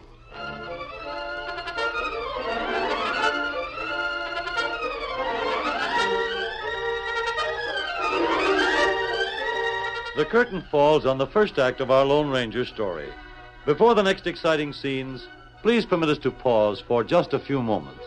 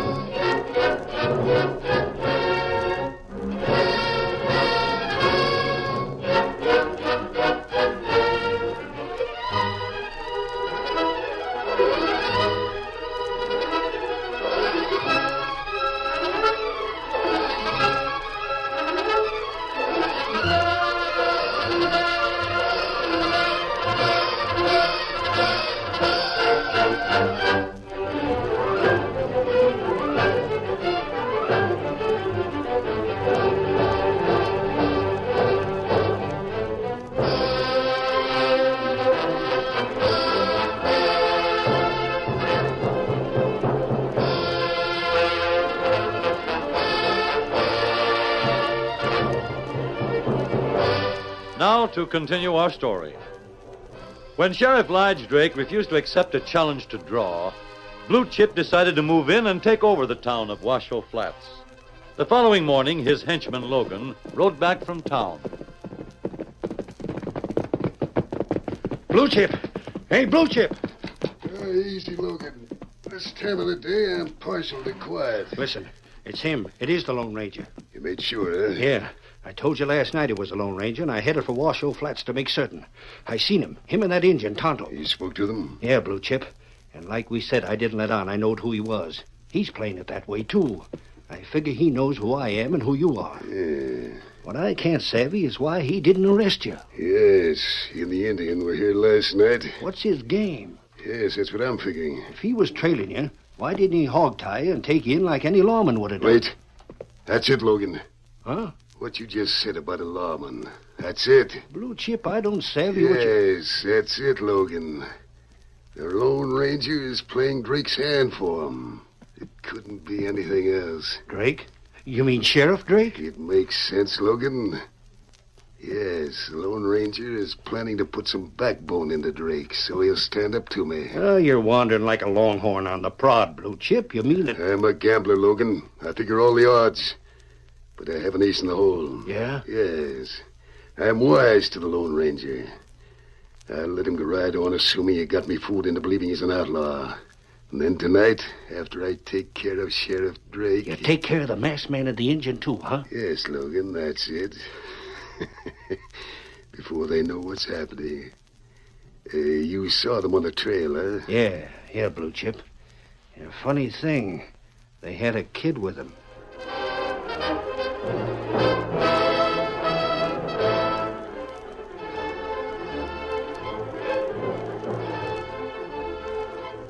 Jim, I don't savvy. You come back and you wave out the door and... They'll be here right away, Ma. Who'll be here? The fellas I camped with overnight. Oh, here they are. You're outlaws. Not at all. We found your son racing from here as fast as he could, so we stopped him. If we not stop him, maybe Jim be far away. Yeah, I never looked at it that way, but I wish you'd brought him home then. No, Mrs. Drake, because we want to help your husband. What? Last night, your husband gave a gambler 24 hours to leave town. I'd rather not talk about that. Your husband thinks he's a coward, doesn't he? He ain't a coward. I didn't say that. I said he thinks he is. You needn't look at Jim. We've discussed it with him, too. Yeah, Ma. Well, mister, I don't know who you are, but I trust you. There's something about you and that engine. There's no reason why you shouldn't know who we are, Mrs. Drake. Yes, there is, Mr. Lodge is going to be back any minute. Huh? Your husband's coming back? I thought he'd gone to town, to his office. He'll be back. He's worried about Jim here. He just went in for one thing, and I'd rather not say what it is. Oh? So if you've got a plan to help him, you better get it said before he Good returns. enough, Mrs. Drake.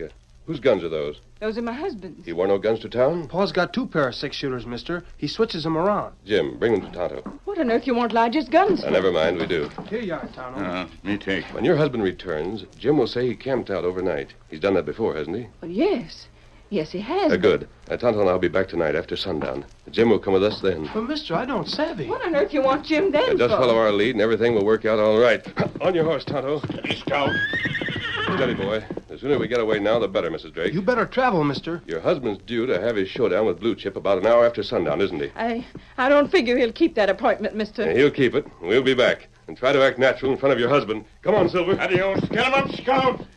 Jim, I never heard anyone give orders so fast in all my life. He takes your pa's guns, says he'll be back, says not to mention nothing about him or the engine, says try to act natural. Land sakes, Jim, who is he? We gotta do like he says, Ma. He's the Lone Ranger. The Lone Ranger? Hi-yo, Silver! Hooray!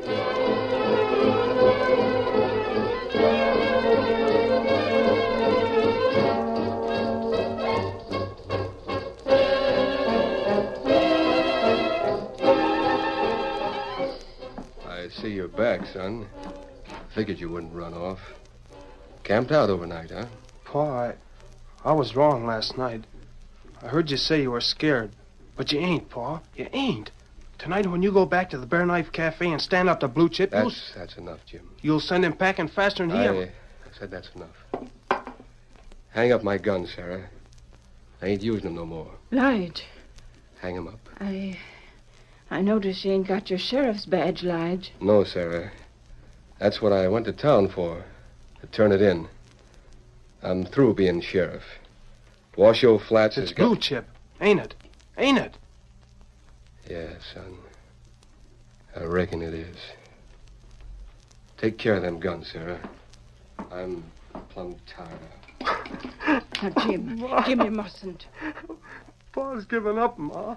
He's given up. Don't forget, Jim. It ain't sundown yet. We got to act natural all day. We got to act natural till the Lone Ranger gets here after sundown.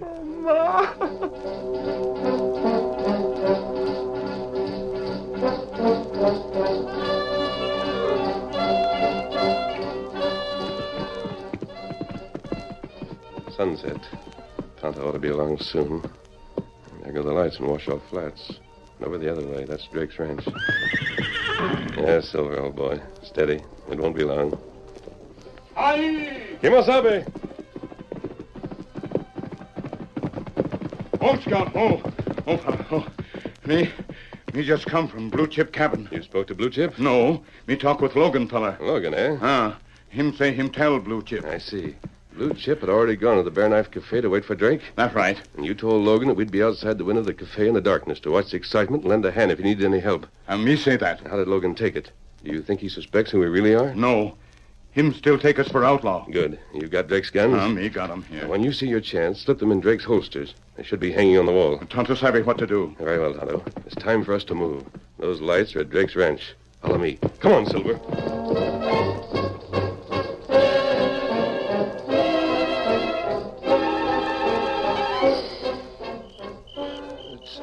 It's getting dark, Pa. Crickets are starting to chirp. It's nice out here. Ain't it, son? Yeah. You sure you ain't going to town? I said no. You and Ma been acting mighty queer all day. I figure it's because of me backing down, ain't it? Pa, I ain't said so. I guess you don't have to say things to have folks know what you mean sometimes. Hey, there's a rider coming. Huh? Yeah. I want you up on my saddle. Hey, put my son down, you ornery thief. That's far enough, Drake. Your son goes with me. A gun. You're masked. I ain't carrying my gun. I'm leaving, Drake. If you want your boy, ask Blue Chip. What? You heard me. I said Blue Chip. Come on, Silver. Lige, what's happened? Out of my way, Sarah. I want my guns. But, Lige. Plenty's happened. A masked man just took Jim. What? Yeah. He said if I wanted to get him back, I should ask Blue Chip. And that's just what I'm aiming to do. And I'm asking with a gun in both hands. Out of my way, Ma. Well, It's all right now, Injun. You can sneak out the back way and join the masked men. But you just got them guns switched in time. Lige ain't moved that fast since he went after the Duster gang.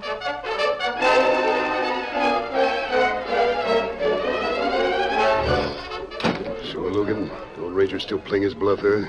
We're right here looking in the window to pretend he's an outlaw. The engine told me, Blue Chip. I hightailed it in to give you the lowdown. Uh-huh. What you want me to do? Logan, there's been some talk that Drake might not even show up tonight. But just in case he does, I'll be waiting. You want me inside with you? That won't be necessary. Drake is still frightened. He'll be afraid to draw. I'll blast him down without any trouble as soon as he hesitates. You stay here. Outside? Yes, in the dark, Logan. You'll scout around till you find the Lone Ranger. He'll be at one of the windows. That's right. Logan, as soon as I pull my trigger inside, that will be your signal to pull your trigger, understand? You mean shoot the Lone Ranger in the back? What's the difference so long as you get him? That horse, Logan, coming from the north, isn't it? Sheriff Drake? Who else? I'll drift and start looking for the Lone Ranger. Right, I'll be inside. Yeah. Say, Blue Chip. Well? It's kind of dark out here. I was just thinking. I hope nobody heard us. Nonsense. There's no one out here yet. This is the back of the cafe. Now find the masked man. It shouldn't be more than 5 minutes before Drake and I have that showdown.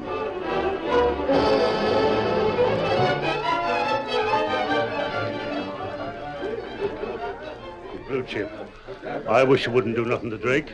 I'm speaking strictly for myself. I just had my own business, thank you. I'll just... Well, Sheriff Drake again. Somehow, Drake, I assumed that the 24-hour notice of yours was a bluff.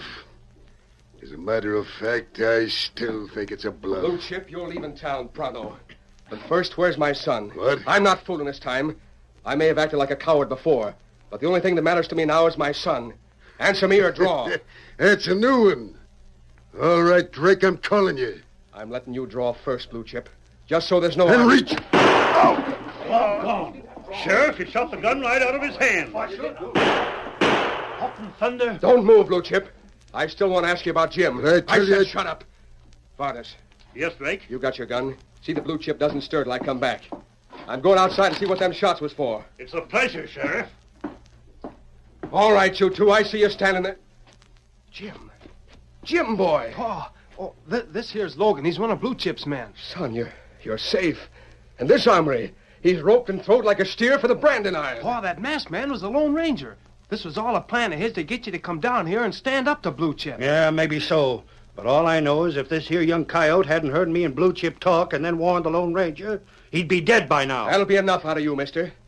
So it was the Lone Ranger, eh? Yeah, Pa. Well, his little plan worked, because I sure did hightail in and face Blue Chip, just like I used to do.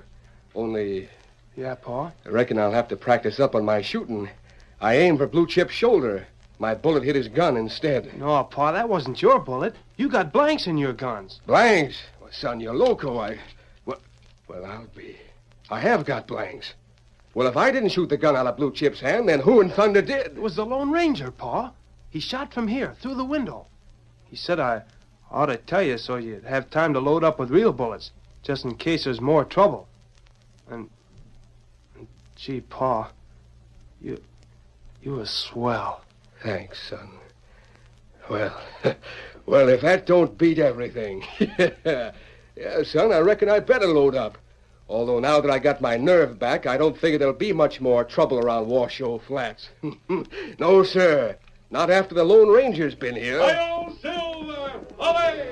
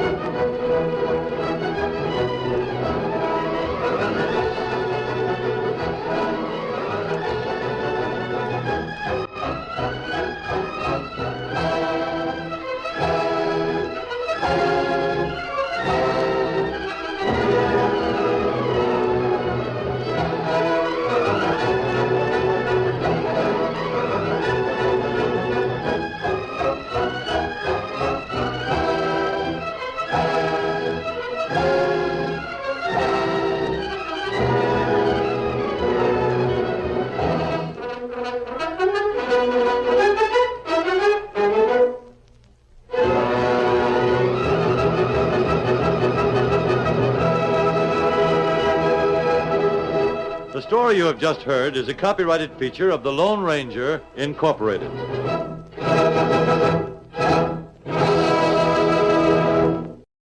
Up next on Nightly Old Time Radio Shows, enjoy the adventures of Nick Carter, Master Detective.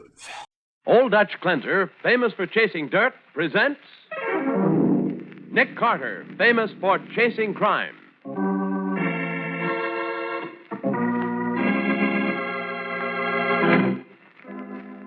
Every week at this time, two great names are joined as Old Dutch Cleanser brings you one of the most resourceful and daring characters in all detective fiction, Nick Carter, Master Detective.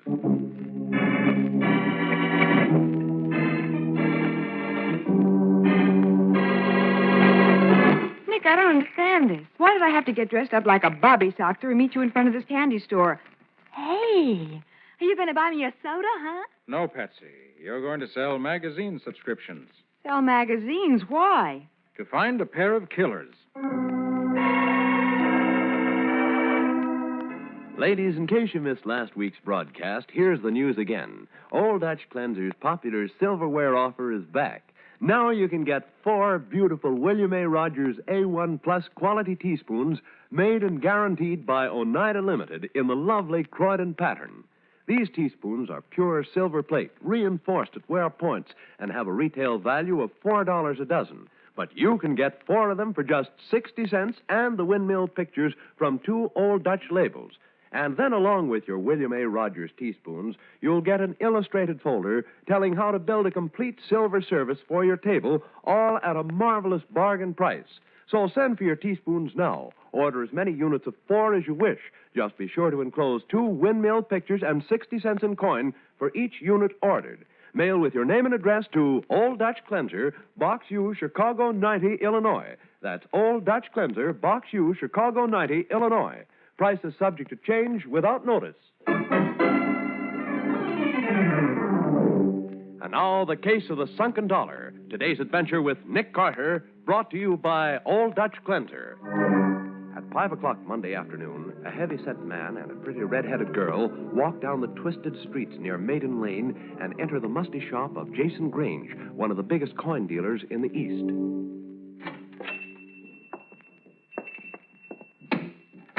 Mr. Grange? Mr. Grange, y'all here in the store? Just 1 minute, please. Just 1 minute. It's okay. We're the only ones here. You clients give me a pain, that's what you do. A big stiff pain. Always coming in at closing time.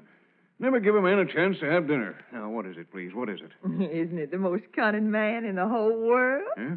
I declare, Daddy told me you were cute, but I never dreamed the famous Mr. Grange would be like this. I got half a mind to give you a great old hug and a kiss. No, Miss, please. I'm Sally Ann Mason. You can call me Sally. Mason?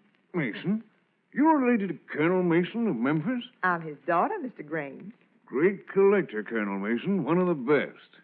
So you're his daughter. Well. What are you doing in town? Daddy sent me up to buy a coin from you, Mr. Grange. He did, eh? Well, think of that. He wants to buy the 1804 silver dollar. Well, I never thought he'd get around to it. Price is $10,000, you know. Yes. I brought the cash with me. Cash? Yes. This is Mr. Brown from the bank. He was sweet enough to chaperone me around the city. Show Mr. Grange the money, Mr. Brown. Got it right here, Mr. Grange, in 500s. But if you don't mind, I've got the responsibility for this little girl. Could I ask why the coin she's buying is supposed to be worth 10,000? Ah, you're interested, eh? Of course. Wait, I'll take it out of the safe. You can see for yourself. Good. In the year 1804, 19,000 silver dollars were minted, but only 3 are in existence today. Oh, how's that? Well, the reason is that the coins were shipped north by boat from the mint. The boat was lost at sea. Oh, that's that so. makes the 1804 dollar one of the rarest American coins. And here it is. I declare. Isn't it just too cunning for words? Okay, Louie. Sure, Hazel. What's this?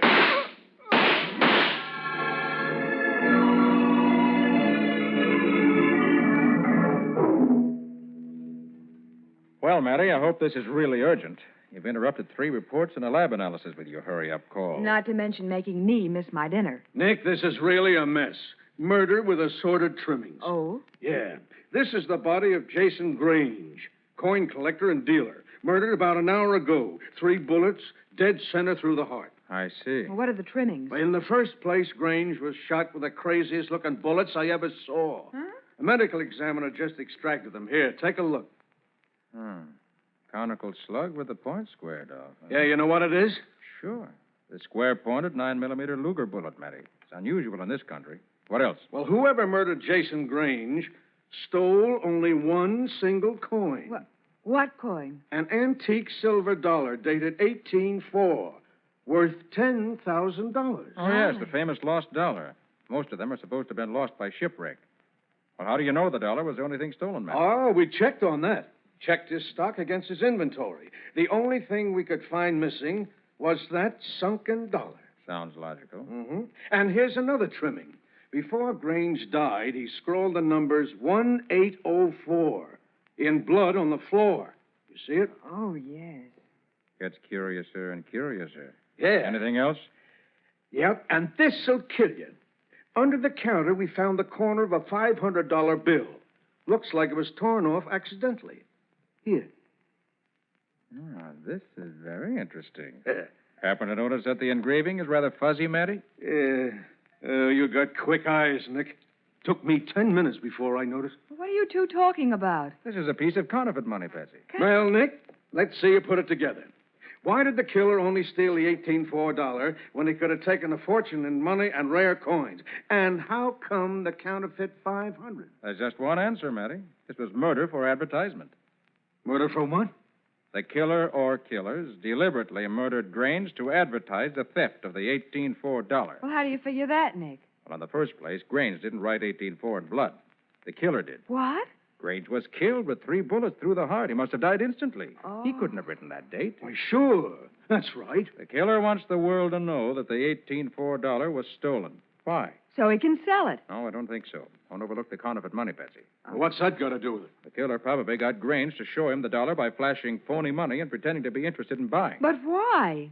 If the killer can counterfeit modern money, he certainly can counterfeit an $1804. Holy smoke, Nick. You think he's going to counterfeit a whole pack of these sunken dollars? I do. And with a theft well advertised, he can sell dozens at $10,000 each, pretending each one is the original stolen dollar. Then what do? We got nothing to go on. Oh, Matty, you've got plenty. That Luger bullet is a rare bullet. There aren't many dealers in this city who carry it. No, you're right, Nick. Then get your squad out. Check every dealer. Try to get a line on recent purchasers. Right. What about you? I'm going back to the laboratory and do some research into the fine art of counterfeiting.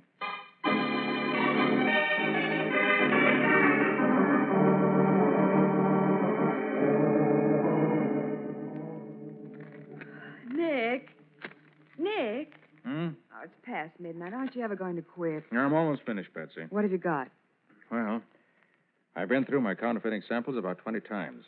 I think I've eliminated all except 5 of them. Oh, good. Each of those 5 closely resemble the work on this note. Get our files on counterfeiters, will you? Uh-huh. Ready. First sample, Jerry Hall. Jerry Hall. Jerry Hall, at present serving 20-year term in Atlanta. That lets him out. Hal Moore. Hal Moore. Dead. Killed in 45. That gets us down to 3. Joe Mitchell.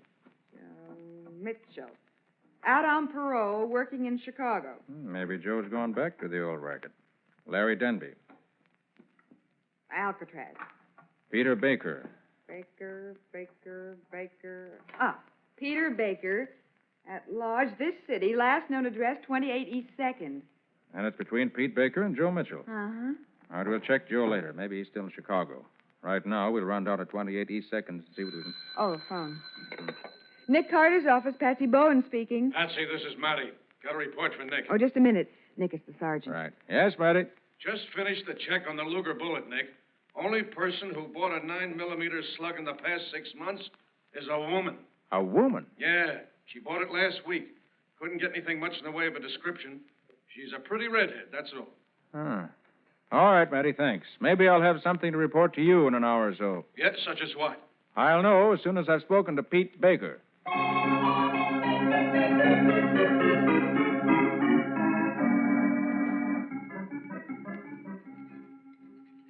What time is it, Louie?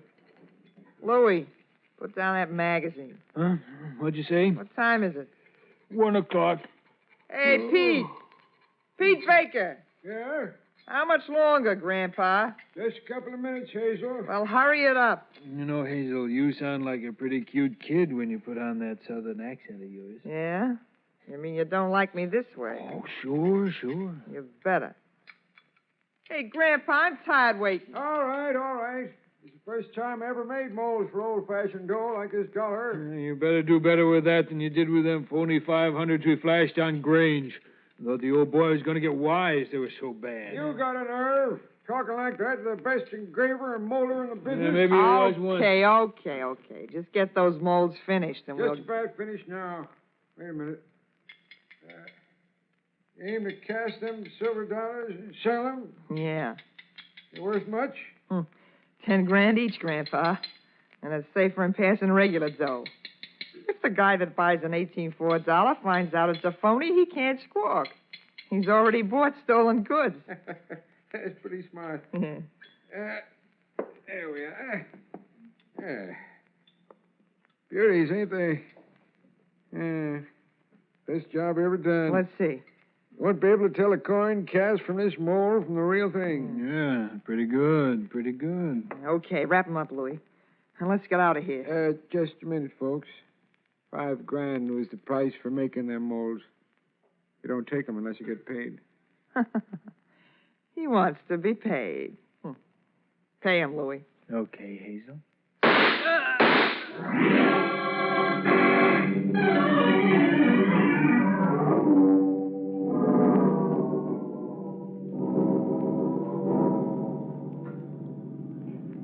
This is 28 East 2nd, Patsy. Come on. Oh, I feel as though I'm walking in my sleep. It's only a little after 1. We'll be finished soon. Nick, look at the sign on the door. It says this building's been condemned. Yeah, so I see. And we're out of luck, huh? Not necessarily. Unfortunately, it's not unusual for people to have to live in a condemned building until it's actually torn down. Yeah, that's true. Certainly be an ideal place for a hideout. Well, we'll see what we can find anyway. Mm-hmm. Golly, it's dark as pitch in here. Get my flashlight out. There, it's better. Oh, Nick, this place looks deserted. Maybe. This apartment's certainly empty. So's this one. Oh, this is a wild goose chase, Nick. Now, wait, there are a couple of empty milk bottles outside that door down the hall. Oh, they've probably been there for months. Not so fast, Patsy. We can't afford to jump to conclusions. Let's take a look in that apartment anyway. Okay. There's some furniture in here, Nick. So I see. Nick, you smell that perfume? Somebody's been in here recently. Yes. The smell is too strong to be very old. Uh-oh. Oh, Nick. Is that Peter Baker there on the floor? Yes. And he's very dead.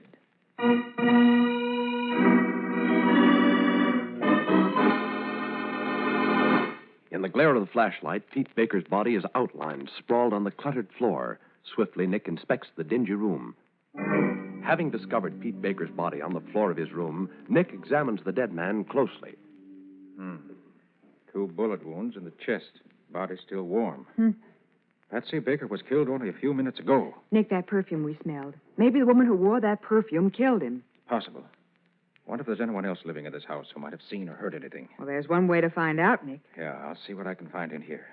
While I do that, suppose you go through the building. Cover every apartment. Right. See if you can find anyone who heard shots about 5 minutes ago and what they did about it if they did.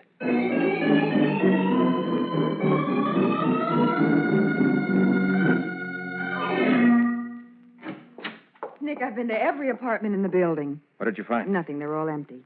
You find anything? I did. There was a woman in here with Baker. I found this long red hair. Oh. And I think there was a man with her. Well, why do you think that? Found the cigar butt under that chair. Probably where he sat. See all the cigar ashes on the floor there? Yeah, but couldn't Baker have left it there? No, I doubt that. Baker smoked a pipe. It's still there on the floor where he dropped it when he was shot. Yeah. Nick, what do you think happened? Baker must have been making a mold for them. Uh-huh. His blowtorch and crucibles and other apparatus are still warm. Nick, could he have been making a mold of the $1804, do you suppose? Very likely, the way this case ties together. And when he finished it, they killed him and then walked out. Yeah. You through here now, Nick? Yeah, I think so. We'll call Matty and go home and get some rest.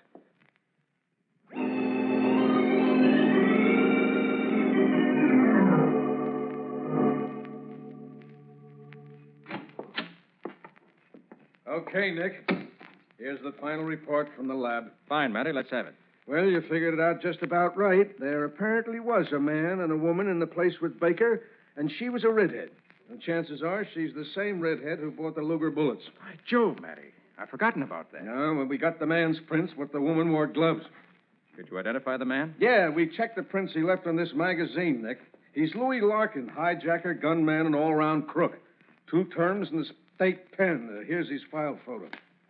Ah, that helps. Yeah? Hey, what's this slip of paper in the magazine, Matty? Something of yours? Huh? No, just an ad the dealer must have stuck in before he sold it. Says if you want your newspapers forwarded to you while you're on vacation, leave your name at the store. Matty? Huh? You say you found Larkin's prints on this magazine? Yeah. Look at the date line. What? This magazine was put on the stands only yesterday. Yeah? How does that help? Well, you see the name on this ad? Oh, Rogers Candy Store, 100 Park Road. So what? Oh, Matty, don't you see? That's the store this magazine came from. Well, what was it doing in Baker's place then? Hey, that's right. Park Road is way across town from where Baker lives. Sure. Maybe Baker didn't buy the magazine. Maybe Louis or the girl bought it. Yeah. Maybe Louis and the girl are hiding out somewhere near this Rogers Candy Store. That's what I was thinking. Well, if they are, Patsy and I will find them.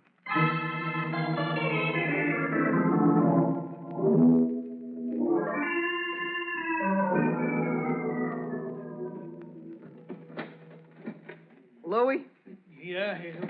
got the bags packed yet? Yeah, just now finished, Hazel. I've been going over the list of coin collectors, Louis. Got a nice schedule worked out. Yeah? Yeah, we hit Chicago first. There are 3 collectors there. 10 grand each makes 30 grand. Yes, well. And St. Louis, Cleveland, New Orleans, El Paso, L.A., Frisco, and Seattle. The way I figure it, we'll split 300 grand. Easy. Yeah, we sure should. Pretty cheap for knocking off a couple of punks, huh? You said it, Hazel. You remember to get the train tickets yesterday? Oh, sure. They're on the dresser there in the envelope. Right. Yeah, I gotta hand it to myself, Louis. It's a foolproof racket. Some of these collectors are crazy guys. If they're daffy enough, they don't mind buying rare coins, even when they know they're stolen. What I like about it is that they got to keep it secret because they're buying stolen goods. They got to cover up for us. It's foolproof, Louis. 100% fool. Hey, What's the matter? come to the window quick. Well? Down on the corner in front of the candy store. Yeah. See that tall guy standing there with magazines under his arm? Yeah, I see him. That's Nick Carter. Nick Carter. Yeah. Hustle up with that packing, Louis, and let's get out of here. Yeah, I'll say. Maybe Carter's around just by accident, or maybe he's on to us. Either way, we're taking no chances. Not for 300 grand and a murder rap, we ain't.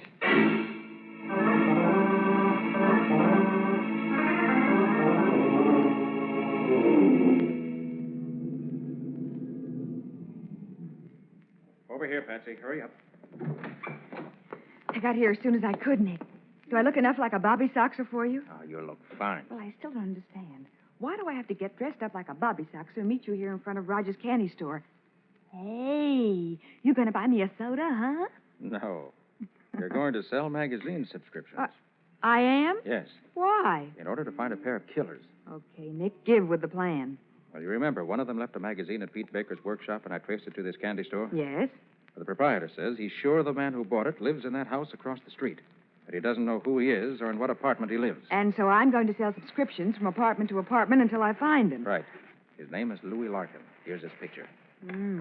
No beauty, is he? And there may be a red-headed girl with him. The one with the perfume. I'll remember the perfume. Now listen, Patsy, just find out where they're located. Don't try anything else. They're a little too dangerous to play with.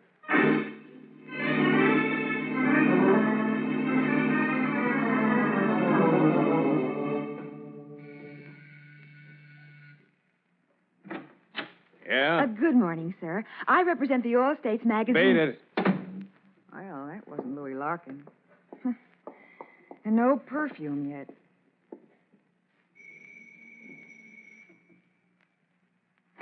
Good morning, madam. I represent the Universal and which is helping me work my way through college by the sale of magazines, in which I'm sure you won't be interested. Well, why shouldn't I be interested in literature? Come on in, honey. Come here. Thanks. The All States Magazine Company publishes... I thought you said Universal. Huh? Oh, yes, I represent both. I tell you what.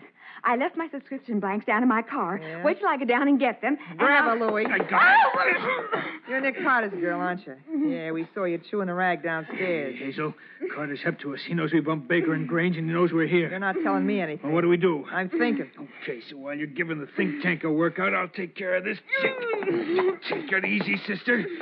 All I do is pull the trigger, and you won't feel hardly nothing at all. Pleasant dreams.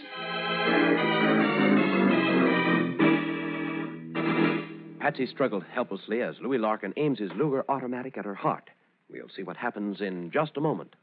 Now, please listen carefully, for here's how to send in for the 4 lovely William A. Rogers A1 Plus quality teaspoons Old Dutch Cleanser is offering. Order as many units of 4 as you wish. Just be sure to enclose 2 windmill pictures from Old Dutch labels and 60 cents in coin for each unit ordered, and then mail with your name and address to Old Dutch Cleanser, Box U, Chicago 90, Illinois.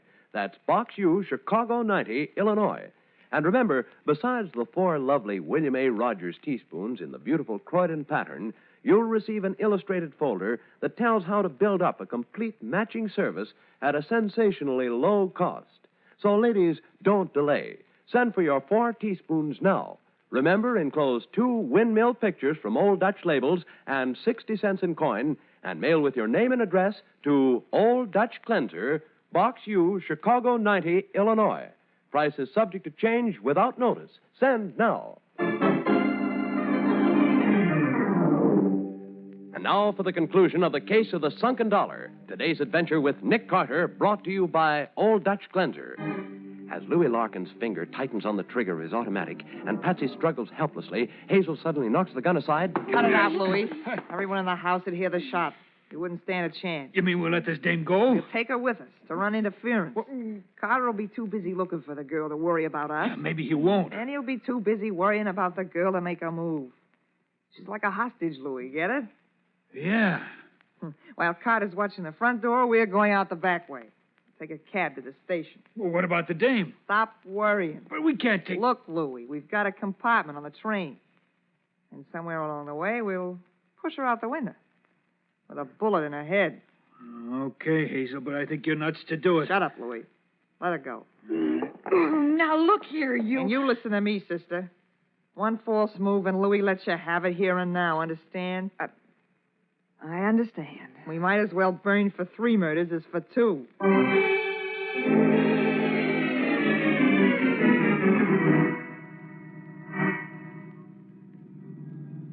There's a hack coming, Hazel. Hey, taxi! Taxi! Get in, honey. Okay. The train terminal driver. And will you please close the glass partition? I'm awfully cold back here. Terminal? Okay, lady. I'll close the glass. Okay, we made it. Carter will wait for the girl to come out, maybe 10 minutes. Then he'll start looking. Yeah, and he won't find nothing. What a laugh. We'll take the first train out. Hey, maybe that don't go to Chi. We can always get to Chi later. Maybe we'll start on the West Coast for now, huh? It's okay with me. The further from Carter, the better. Look, I'll make a bet with you. $100 to 1 cent that you don't get away from Nick. We've already got away, sister. Is it a bet? It's a bet. Only trouble is you won't be around to collect even if you win. Hey, where are we? What's he stopping for? This isn't anywhere near the terminal. Step right out, lady. Let me help you with your bags, mister. Oh, we all don't want to get out here. I said the train terminal. This isn't the terminal. You crazy? What is this place? Police headquarters, Louis. What? What'd you say? Don't move. Come on, Patsy, you get out first. Okay, Nick. Nick Carter? Yes, Hazel. The name is Nick Carter. Now we'll just pile out of this cab, luggage, gun, moles, and all, then walk quietly into headquarters. Sergeant Matheson wants to talk to you about some assorted thefts and murders. All out, please. Oh, before I forget, 1 cent, please, Hazel.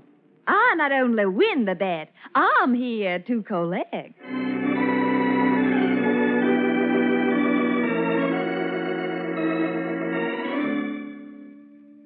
Oh, it was a beautiful job, Nick. Beautiful.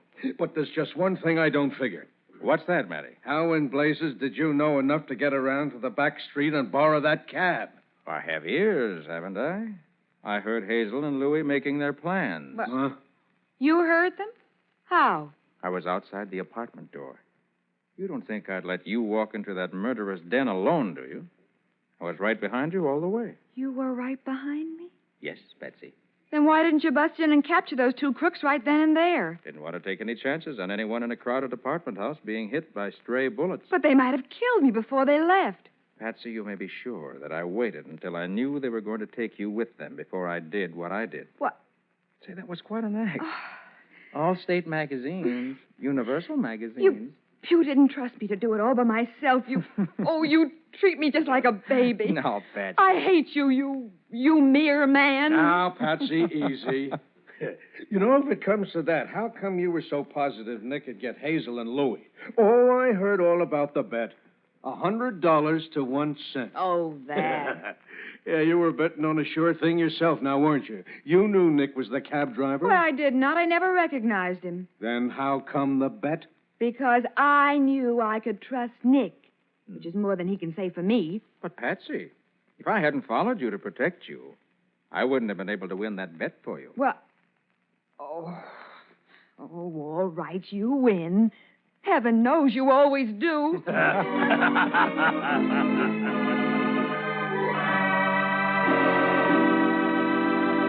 Nick Carter, Master Detective, is presented each week at this time and over these same stations by the Cudahy Packing Company, makers of Old Dutch Cleanser. Remember, when you go shopping tomorrow, get the cleanser preferred by more women in America than any other. Old Dutch Cleanser.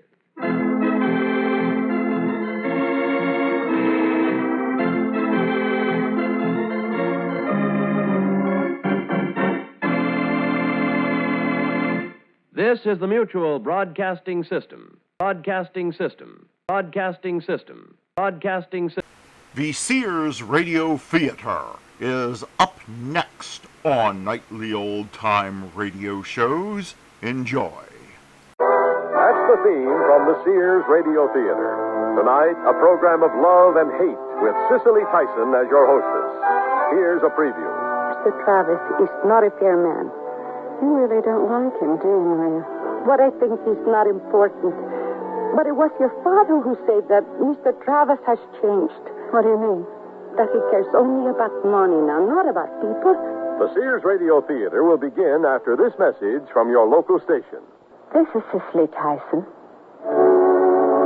Almost all of us enjoy a half-hidden romantic image of a place where we'd like to live. Idealized and free of the stress and pressure of our everyday world. We think how nice it would be to go home to that particular time and place in our imagination.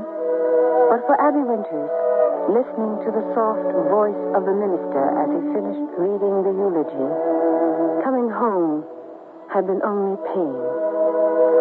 It had been a sad time, a hard time. They were burying her father. It was hard for her to believe that big Jim Winters was gone. She felt tears as she looked around the circle of people who had come to the service. Some of them she remembered from the time she was growing up in Alderson. Others were strangers to her. Then, suddenly it was over, and people came by, saying small things to her, and then drifting on to their waiting cars. Are you all right, Abby? Doc. Yes, I'm fine. You look kind of pale. Well, what are we all doing here? The big Jim Winters I knew is gone. My father knew how much we loved him. He wouldn't want us standing in the rain to prove it. No, he wouldn't. But there are certain obligations we all have, Abby. And this is one of them. Well, it's over and done. Now I want to get back to Los Angeles. I have to get back. Is there something that important? It may sound silly to you, Doc, but it's a script. If I'm not available when the producers want me for the final rewrite, it could go to another writer. That'd be 6 months' work that I'd wasted. 3 days ago, Abby Winters had driven up to Alderson from Los Angeles to handle the arrangements for her father's funeral. And finally it was over. At that moment in time, Abby Winters couldn't imagine the turns her life would take because of her trip home. And that's only the beginning of our story.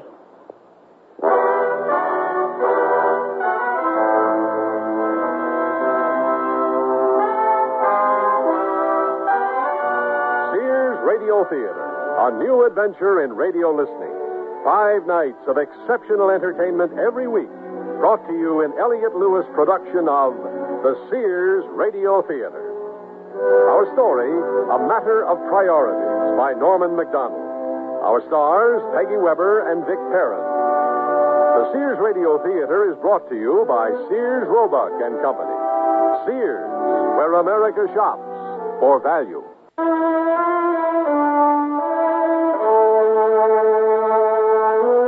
Abby has decided to return to Los Angeles. All of her interests are there. Her friends, her work. Only a few things stand between her and her departure. When the services were over, I drove back to our house with Maria Paz sitting quietly beside me. She had come to the Willows 10 years ago as a young housekeeper, and as the years passed, had become a part of the family.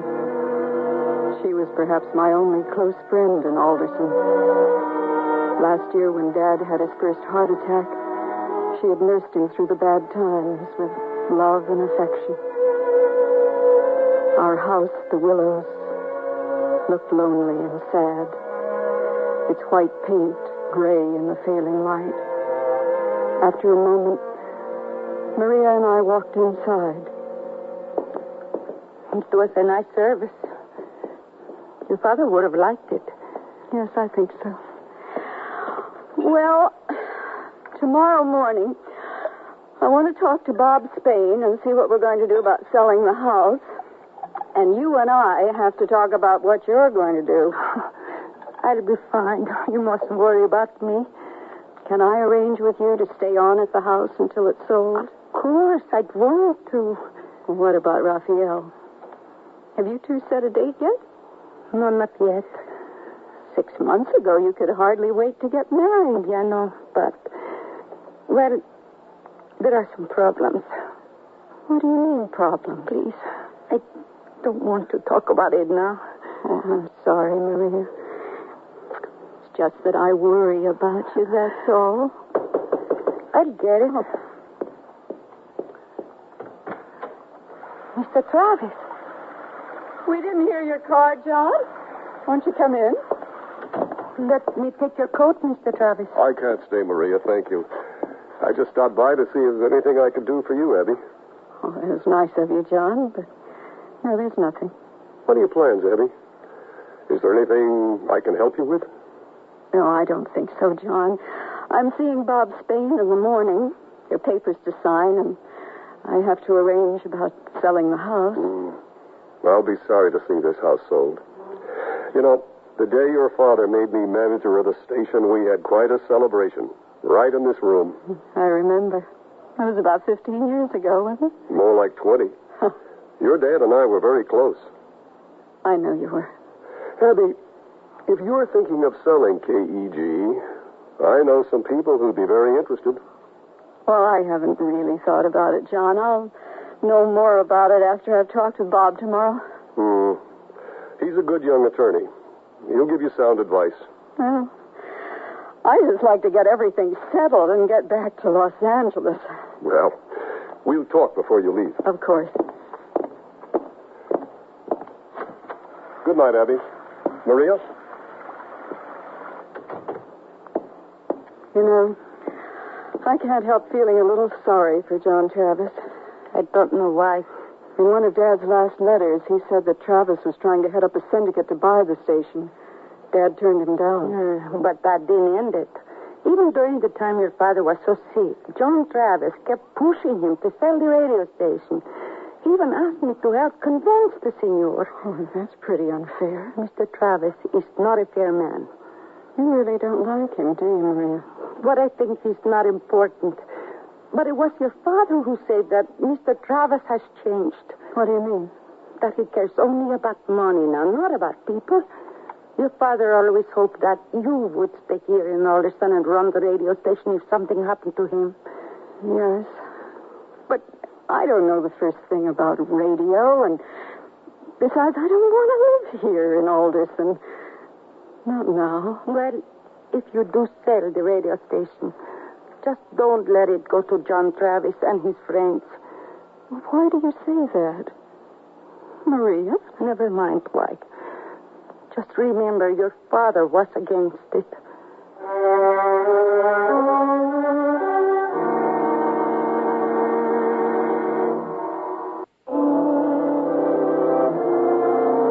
The next morning, I was sitting in Bob Staines' office, only half listening as he reviewed my father's will and some of the other papers. I found myself thinking back to the days at Alderson High when I'd been madly in love with Bob. He was so wise and so grand, and I idolized him.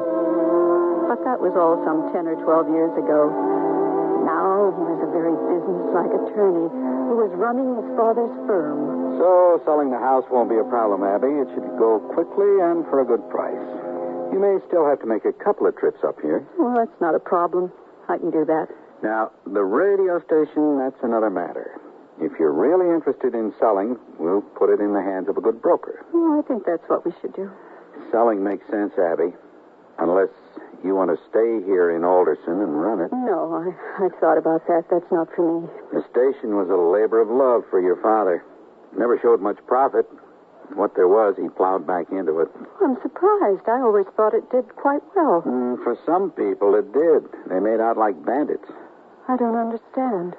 I think the last straw for your father was when Travis got his wife a new mink coat for a number of free plugs on the air. If you give time away instead of selling it, the station makes no profit. Bob, if I do sell KEG, what kind of money are we talking about? I think it would go for $800,000-900,000. That's an awful lot of money. Yeah, and there's a lot against it. After taxes, you might come out with $50,000. Well, that's still more money than I've seen in a long time. Well, don't spend it yet. Let's get the machinery going first. Another half hour, and we'd finished up the business for the day. Bob asked me to join him for lunch tomorrow on his houseboat down at the Delta. He said he'd pick me up at noon. When I pulled up in front of the Willows, I noticed a battered pickup truck by the kitchen door. A young man walked toward me. Miss Winters? You're Raphael, aren't you? Yes. Haven't seen you in quite a while. How are you? Oh, fine, thank you. I'm very sorry about your father. He was a good man. Yes, he was. Are you waiting for Maria? She's not at the house. I thought she'd be with you. Oh, no, I've been in town all morning. When I left, Maria said she had an errand to run, but I thought she'd be back by now. It's very strange. She's not here. She knew I was coming, so we could make plans for tomorrow. Well, do you want to come in and wait? She shouldn't be too long. Oh, no, I don't think so, miss. I have to get back.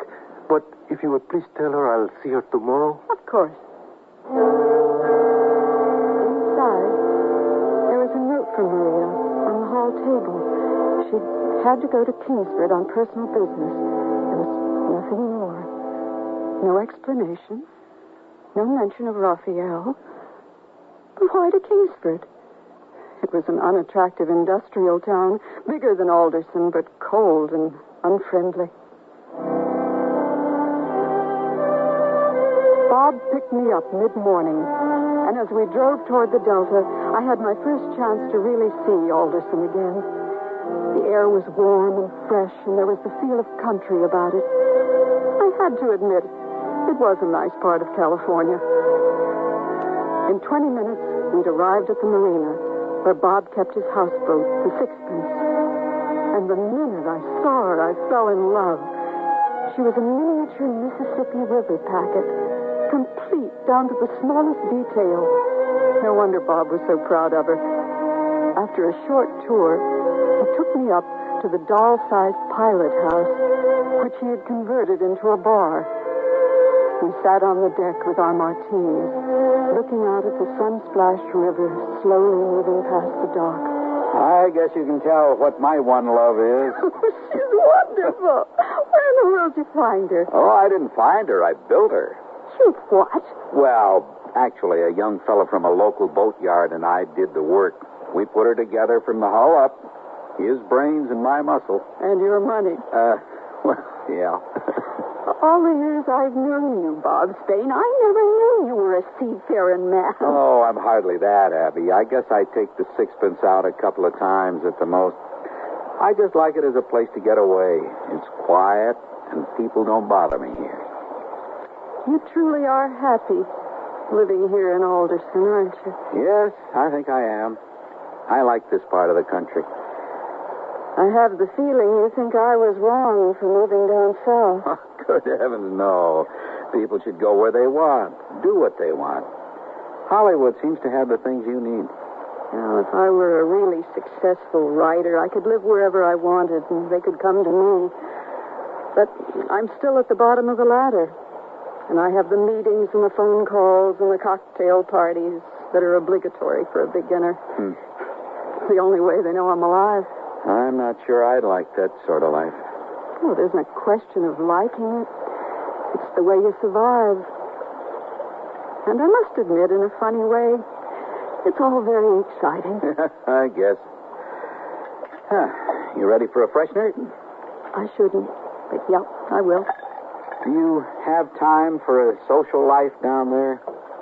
I mean, one that's outside the business world? Some. A fiancé or anything like that? No fiancé. Good friend. That's the Tom Cameron you've talked about. No. Don't look so disapproving.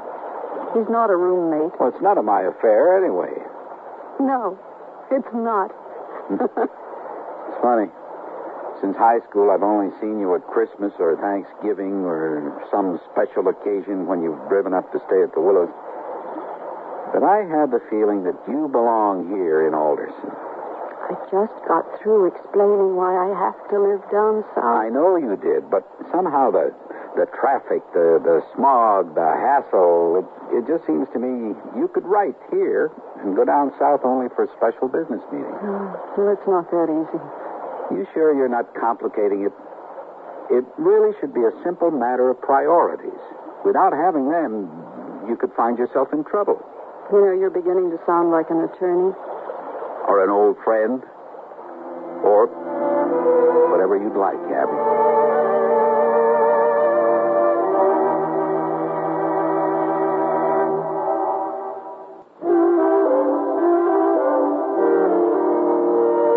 Bob somehow managed a marvelous picnic lunch, complete with ham sandwiches, cheese, pickles, hard-boiled eggs, potato chips, and cold beer. We sat in the shaded stern of the Sixpence and talked about the old days in Alderson and the people we'd known, and how people's lives are controlled by a number of pressures, some inside and some quite outside ourselves. And as we talked and laughed, the afternoon slipped away. Bob was great company, and I was more relaxed than I'd been in weeks. I found myself wondering if I was falling in love with Bob Spain for the second time. It was almost dark when I got back to the Willows. Hello? Senorita, it's me, Maria. Where are you? I'm in Kingsport. What in the world are you doing there? Everyone's worried about you, Maria. Well, that's why I'm calling. I'm fine. There is no problem. Maria, you're not telling me what's going on. There's something wrong, and I can tell. Please, Preciosa. I'll be here just 2 days, and then I'll be home. Tell me the truth, Maria. You're in some kind of trouble. Please? I want to know where you are, because I'm going to drive out and get you. Oh, but you can't, senorita. Oh, yes, I can. Now, you tell me where you are. You give me the address. If I do, you must not tell anyone else. All right. Especially Raphael. You must not tell him. The address Maria had given me in Kingsford was a seedy boarding house. But right now, she wasn't there. The landlady told me she'd gone to the Tip Top Club to meet someone. The club was dark and dirty and smelled of stale humanity. A gathering place for ranch hands and migrant farm workers who could afford a beer or two. Maria was sitting alone at one end of the bar. I walked across and sat down beside her. This stool taken? Abby. Would you mind telling me just what you're doing in a place like this? Well, I have to meet someone. He told me to be here. Who? What kind of person sets up a meeting in a rundown honky-tonk bar? A man that I talked to. What man? Come on. Level with me, Maria. Well, I can't tell you any more than that. Maria. You're pregnant. That is. Oh, please. You're pregnant. Well, I should have known it. Yes. And the man you're going to meet is the doctor? I think so. My God, Maria. You're old enough to know better. This is no way to handle it. With some quack in a back room. I guess not. But I was afraid. Afraid of what? Telling Raphael? Yes. Why on earth would you be afraid, Maria? Because it wasn't Raphael. What are you talking It about? was somebody else. Who? I can't tell you. I can't tell anybody. Yes, you can. Who was it? Tell me. John Travis. Who? Yes. Senor Travis. You want my handkerchief? Yes, please. You want to tell me how it happened? Senor Travis was at the Willows a lot when your father was so sick. And after Mr. Winters was in bed for the night, Senor Travis would come and sit in the kitchen with me and talk. And it was nice, because I was very sad. And I was lonely. And... You don't have to tell me now. We talked about Raphael, and he talked about Mrs. Travis and that she was an invalid. And he was lonely, too. And one night he just... Well, I know one thing. The place for you is at the Willows and not here. Oh, but what about... First thing tomorrow morning, you and I are going in to see Doc Fields. We'll take the rest of the problems as they come.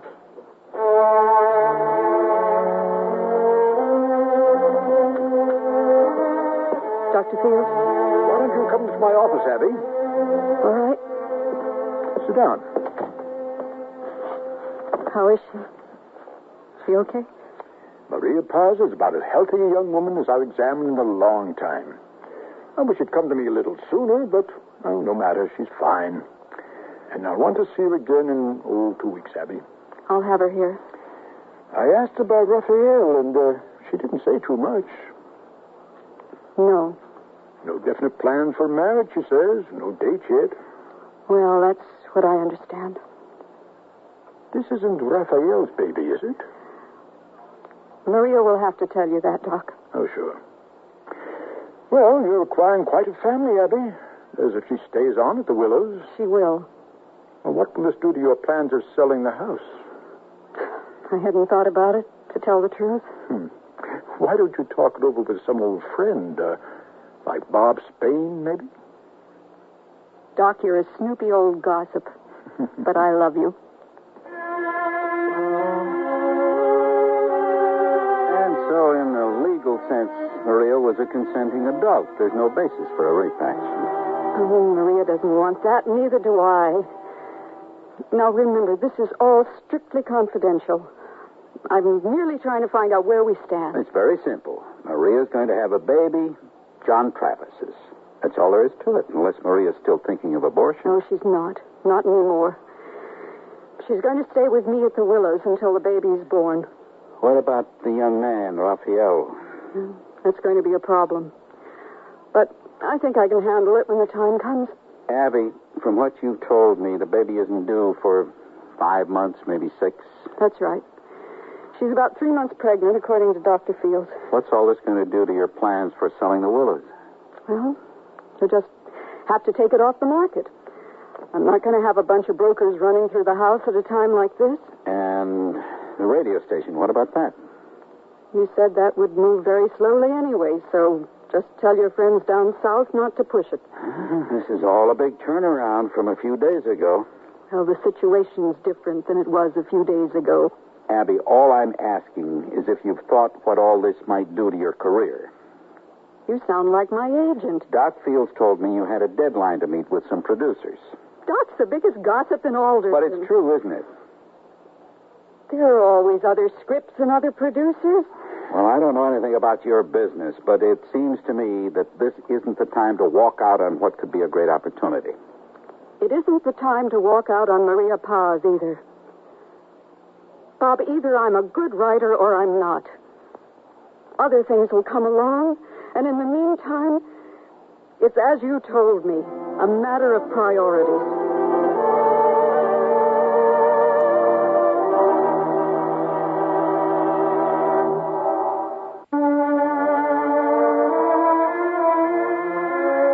Cicely Tyson again. And here's the concluding act of A Matter of Priorities. It was evening when I drove slowly back to the Willows, with 1,000 problems racing through my mind. Staying at the Willows until the baby was born would play hell with my schedule down south. And trying to make sure that Maria stayed on the correct routine of a prospective mother, and wondering just how I was going to get Raphael and Maria together, and what I really wanted to do with the house, well, it was all just a bit much. I was feeling sorry for myself when I pulled up in front and entered the Willows. Abby? Tom! It's good to see you. Well, what in the world are you doing here? I flew up from Los Angeles to get you, to drive home with you. Oh, that's wonderful. But the thing is, I'm not sure how soon I'll be going back. There have been a lot of changes since I called you the other night. I may not be going back south for quite a while. For several months. Several months? Well, as I say, a lot of things have changed. Yes, but several months? Well, that's ridiculous. Look, we can talk about all this later. I'm all for a drink. How about you? For a while there, I was afraid you'd turn into a teetotaler. I guess you've already had one or two. A couple at LAX to get up my courage, a couple on the plane so I wouldn't lose it. Up the rebels. Miss Winters, I put Mr. Cameron and suitcases in the guest room. No, thank you, Maria. And what about supper? Will you be out, or shall I fix something here? My dear girl, we'll be going out. A few drinks here, and then Miss Winters and I shall do the town.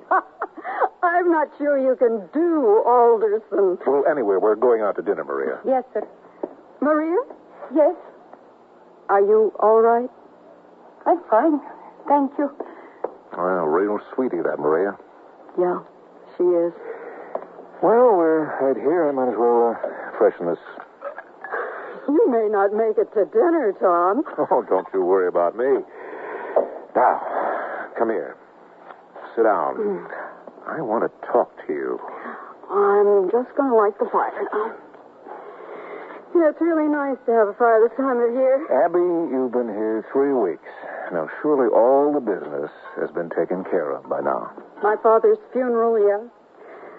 And a lot of other things. Oh, no, I didn't mean to seem unfeeling, Abby. It's just that you'd planned to be here only a week or 10 days at the outside. Yeah, I know that was the plan.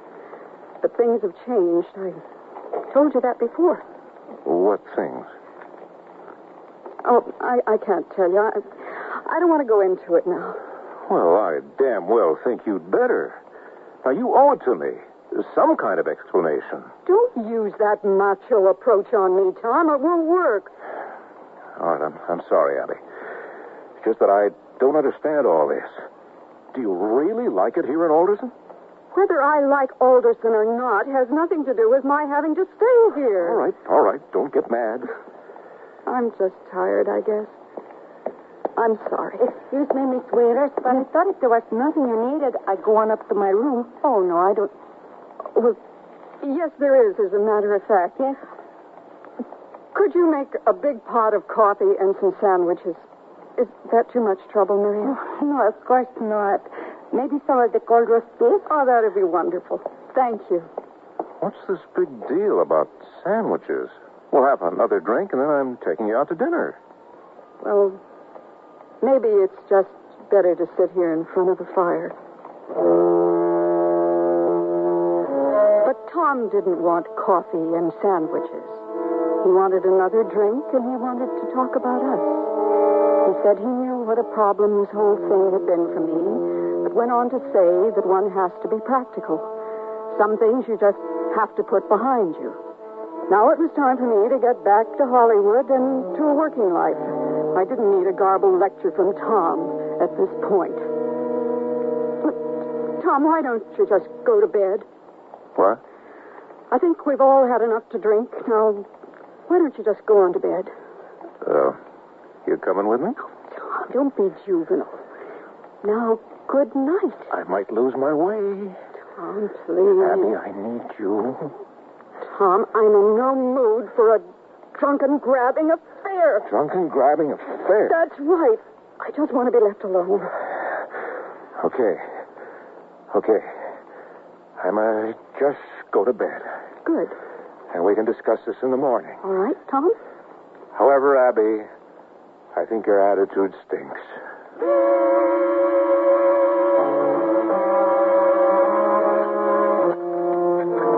Mr. Cameron some orange juice and coffee earlier. Probably a good thing. He may have saved his life. Oh, he was muy borracho last night.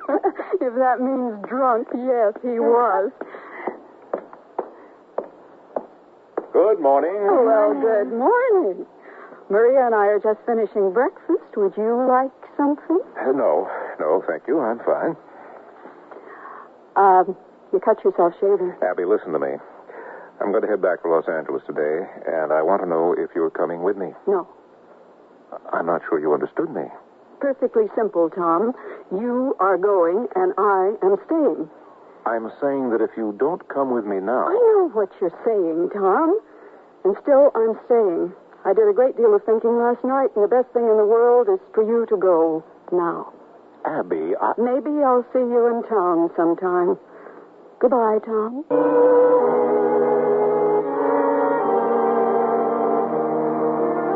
What I really need, Bob, what I want are the papers on the radio station. The papers? Abby, I don't really know what you're after. I want to see the profit and loss statements and the cash flow and the personnel list. I want to see the whole works. Can you read them? Maybe not yet, but I'll learn. The way I see it, Bob, if I'm going to run the station, I better know something about it. If you're going to run the station, is that what you said? That's right. Does that mean you're going to stay in Alderson, that you've made up your mind? Yes, I have. I will never figure you out, Abby Winters. I had a chance to do a lot of thinking last night, trying to sort out a whole parcel of values, and it wasn't easy. I must admit I had some help from an old friend. Maria? No, not Maria. But this friend helped clarify a lot of things for me. I don't think he knew it at the time. Abby, let's get back to the station. What are you going to do? Well, I'm not sure what ought to come first, but I know what I'm going to do first. Fire John Travis. Fire Travis? Like a shot. He's a little crook, milking the cream off the station profits. Well, he was one of your father's oldest friends. If Dad were alive today, he'd horsewhip Travis from here to Sacramento. Travis is rotten, so let's don't even discuss it. He goes. Okay, he goes, but I hope you know what you're doing. I've arranged a meeting for this afternoon with Travis. As my attorney, I'd like you to be there. All right. And we might as well have lunch first, because there are a lot of things I have to go over with you. Oh, you are a dynamo when you get started. Sink or swim. And what does your chum Tom Cameron think of all this? Now, don't start taking cheap shots at a time like this. Let's eat.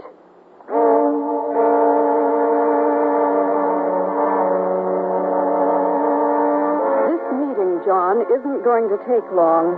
Well, whatever the problem is, Abby, I'm sure we can solve it. You're right.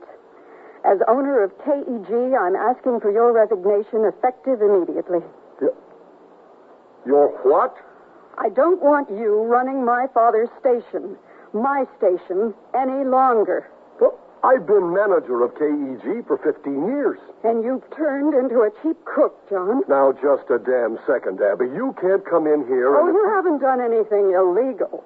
But you've been feathering your nest at the station's expense. I don't know what you're talking about. KEG is one of the best operated small stations in the state.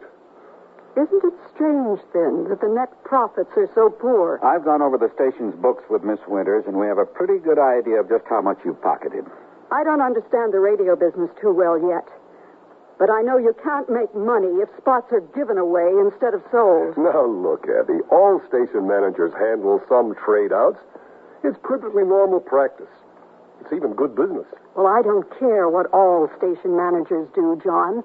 We're talking about KEG, and you've abused your position, and you're through.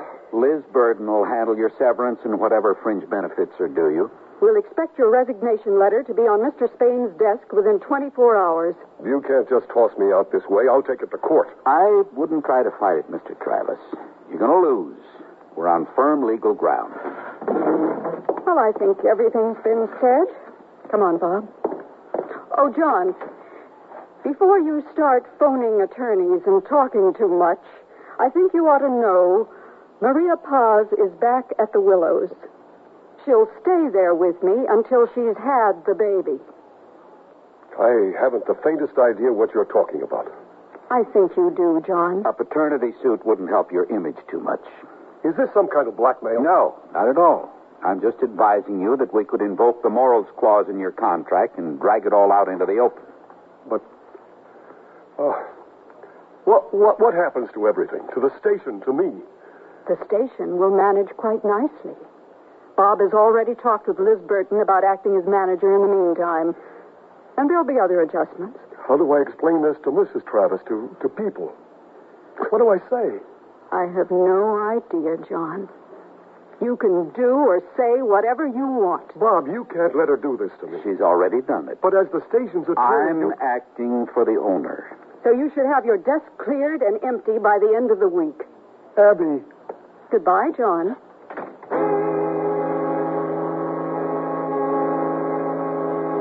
There was someone I had to talk to, but I wanted to do it alone. I dropped Bob at his office after promising to have dinner with him later. It took me a while, but I finally found the Stockton ranch where Rafael Garcia worked. With the help of a cowboy who was driving an enormous diesel tractor, I found Rafael over by one of the feed barns, and I walked over to him. Miss Winters, I didn't expect to see you here. Well, it was important that I come out, Rafael. It's about Maria. Is she sick? Is she hurt? No. No, she's not sick. What is it, then? Maria is a very gentle, wonderful person. And she loves you very much. Yes, I think I know that. And right now, she needs you, Raphael. Why don't you tell me what's wrong? Is she in trouble? She thinks she is. She made a mistake, Raphael. And that's why she needs you. I'll go to see her now. Thank you. I watched him run across the dusty corral toward the bunkhouse where his pickup was parked. And I had the feeling that somehow things were going to be all right. On the way home, I stopped in Alderson and picked up a couple of bottles of good wine and some imported cheese that I knew Bob liked. At the Willows, Maria and Raphael were so deep in conversation, they didn't hear me walk into the kitchen when I said hello. I don't want to interrupt. I know you two have a lot of talking to do. Yes, We want to thank you, Miss Winters. Well, I've got to meet Mr. Spain for dinner, so I'll say good night. Good night. Good night, Ozzie. And by the way, Maria, don't wait up for me.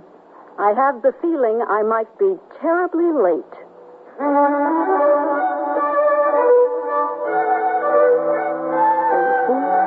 Everything worked out perfect. At least we think it has. Pour more wine and don't be a pessimist. Oh, I'm not. I just hope there'll be no regrets now that you've burned your bridges, now that you're staying in Alderson. No regrets. It's probably the wisest decision I'll ever make. Well, you've taken on quite a load of responsibilities. Maria, Raphael, the baby. And then there's the radio station. And there's me. That's fine. That's all just fine with me. And you know something? What? It's very nice to be home.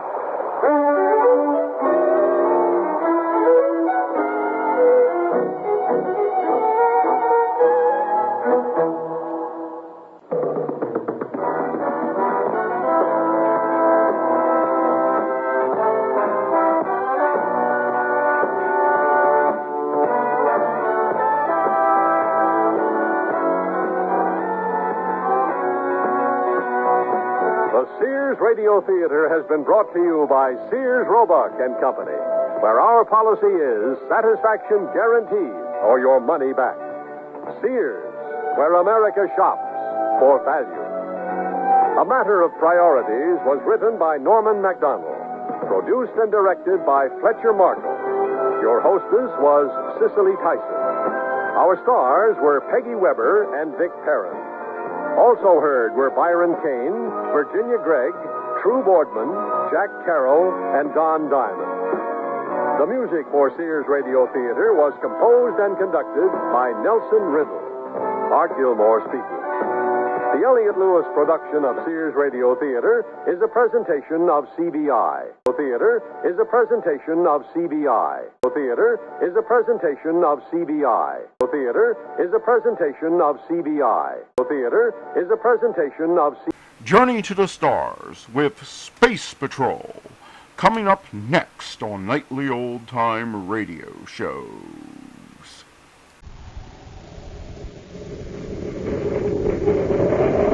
Wheat checks, rice checks, and good hot roastin' present Space Patrol! High adventure in the wild, vast reaches of space. Missions of daring in the name of interplanetary justice. Travel into the future with Buzz Corey, Commander-in-Chief of the Space Patrol. In today's transcribed Space Patrol adventure, Buzz and Happy are in an underground passage deep beneath Saturn City, attempting to capture a plutonium thief, Victor Drumlin. Drumlin has reversed the atmosphere pumps and is drawing deadly methane gas from Saturn's atmosphere into the lower levels. Protected by a shielded hideout, Drumlin refuses to surrender. That methane gas isn't going to stop us, Drumlin. We can break that door down before it reaches this level. That door is built to shield against an explosion, Corey. The kind you're going to hear in a moment. What does he mean, Commander? He's bluffing, Happy. Methane isn't explosive. It is. When mixed with ordinary air and ignited. Listen. What's that, Commander? Let's turn on the generators, Happy. If he overloads them, he'll ignite the gas and blow up Saturn City. We'll return in just a moment with today's exciting Space Patrol adventure, The Secret of Sub-Level 7.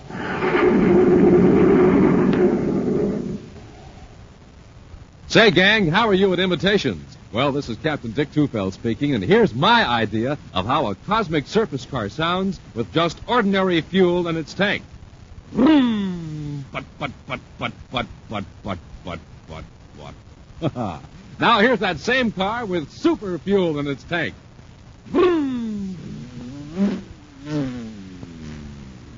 Yes, sir. That cosmic surface car is really roaring now because it's supercharged with super fuel. And, gang, the same is true with you. What happens when you have ordinary fuel for breakfast? Well, you move like this. What. That's right. You're just a putt-putt. But when you fill up your tank with super fuel, man, you're supercharged. So eat a power breakfast with rice Chex or wheat Chex and get supercharged. Flavor galore in every bite-sized biscuit. So get the super cereals today, rice Chex, wheat Chex.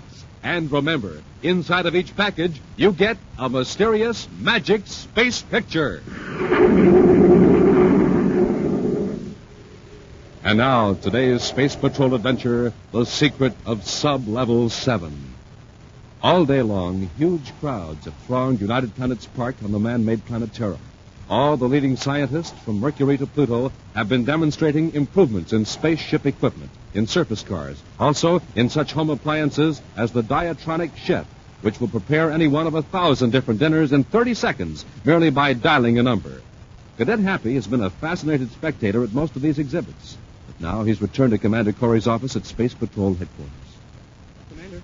Well, Happy, I didn't expect you back for another hour. I thought I'd better give you this note, sir. It's marked urgent.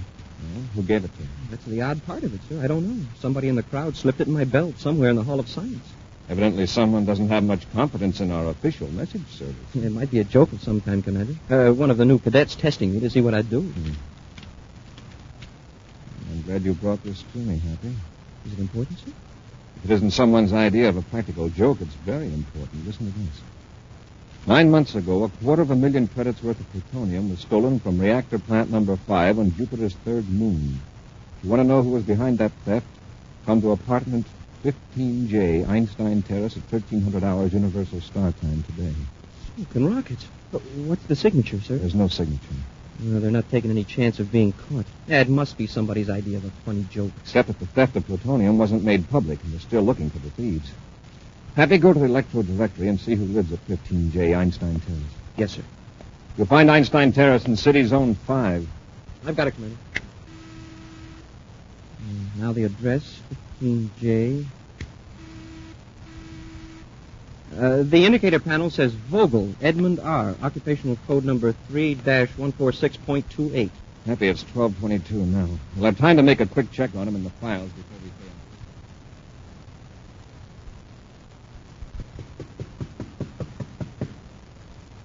This is a pretty fancy neighborhood for a production analyst. They must get pretty good pay. It depends on how good they are, Happy. Yes? I'm looking for Edmund Vogel. I am Edmund Vogel. What can I do for you? I'm Commander Corey of the Space Patrol. Cadet Happy here gave me a message. A message? Perhaps we'd better talk inside, Mr. Vogel. Why, yes, of course. Come in, gentlemen. What's this about a message, Commander? Were you at the Hall of Science in United Planets Park at any time today? Why, no. I had intended to go, but some urgent business came up. Mr. Vogel, see this envelope? Yes. Did you write that address or order anyone else to write it? No, I don't know a thing about it. What makes you think I do? The message inside asked me to come here at 1300 Universal Star Time. Yeah? But what about? If you don't already know, and you have no reason for contacting me, then we'll just consider the incident closed. Sorry to have bothered you, Mr. Vogel. That's quite all right, Commander. Here, I'll open the door. Oh, one more thing, Mr. Vogel. Yes? Do you know of anyone who goes in for practical jokes of this kind? Oh, no, Commander. I'm afraid my friends and acquaintances are. Well, you might consider them a little on the dull side. Do you know anyone who has a grudge against you? No, Commander. I'm completely mystified by the whole affair. All right, Mr. Vogel. Thanks for your cooperation. Let's go, Happy. Goodbye, Commander.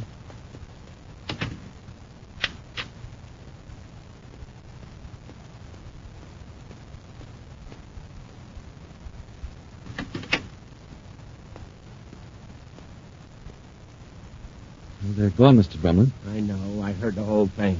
Did you think I handled it very well? Yes, but you could have handled it better, Vogel, if you hadn't written that note in the first place. But I explained it to you. I needed the reward money. You haven't given me what you promised. I couldn't even find you. I got your message all right, but I couldn't risk answering them. However, I had my men watching you just in case you tried informing the Space Patrol, which was a lucky hunch on my part. I've told you I was sorry. But now that you've promised me my money and I've denied writing that note, Everything's all right again, isn't it, Mr. Drummond? Yes. As long as you watch your step. I promise. I'll give you the money right now. But remember this. I couldn't have taken the plutonium without the help of the information I got from you. But at the time, I didn't know why you wanted it. Yes. I'll try to make Corey believe that. Here's your money. Thank you. Thank you very much.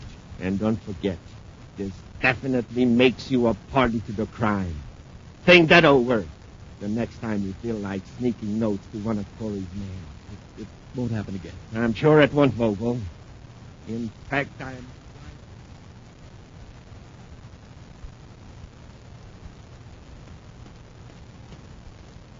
Here are those handwriting blow-ups, Commander. Good. Major Robertson certainly rushed them, too. Well, this is just a preliminary check, sir. The Major says an expert is working out the detailed analysis. Let's see what we've got here, Matthew. Well, this is a blow-up of the note, and this is a magnaphoto of Vogel's own handwriting.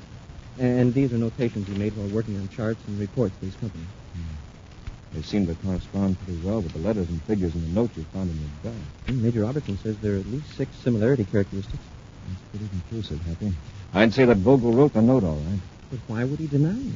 Perhaps something happened to change his mind. Well, how do we find out for sure, sir? We'll wait for the experts to finish the analysis? There's a quicker way.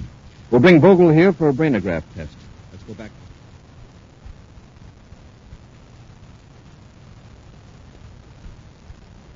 He doesn't seem to be home, sir. I'll try the door. Locked. We'll use the magna key and have a look around.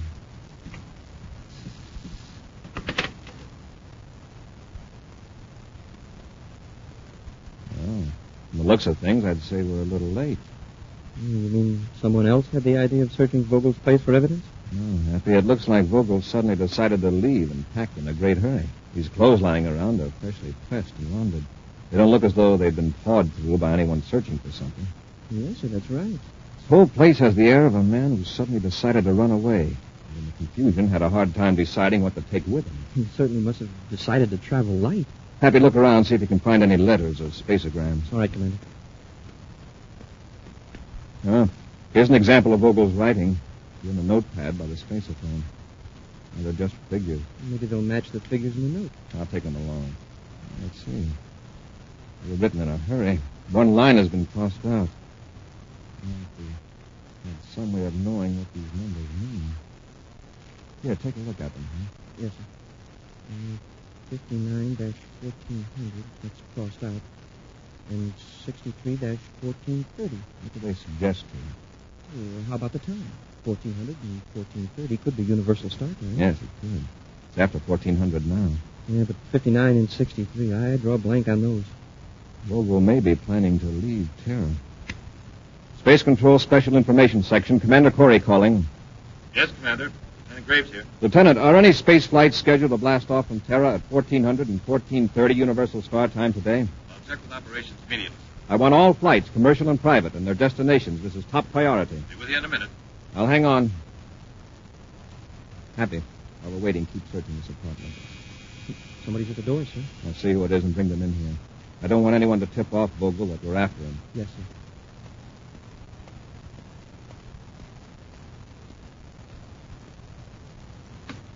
Vogel, Oh, sorry. I must be in the wrong apartment. Will you step in, please?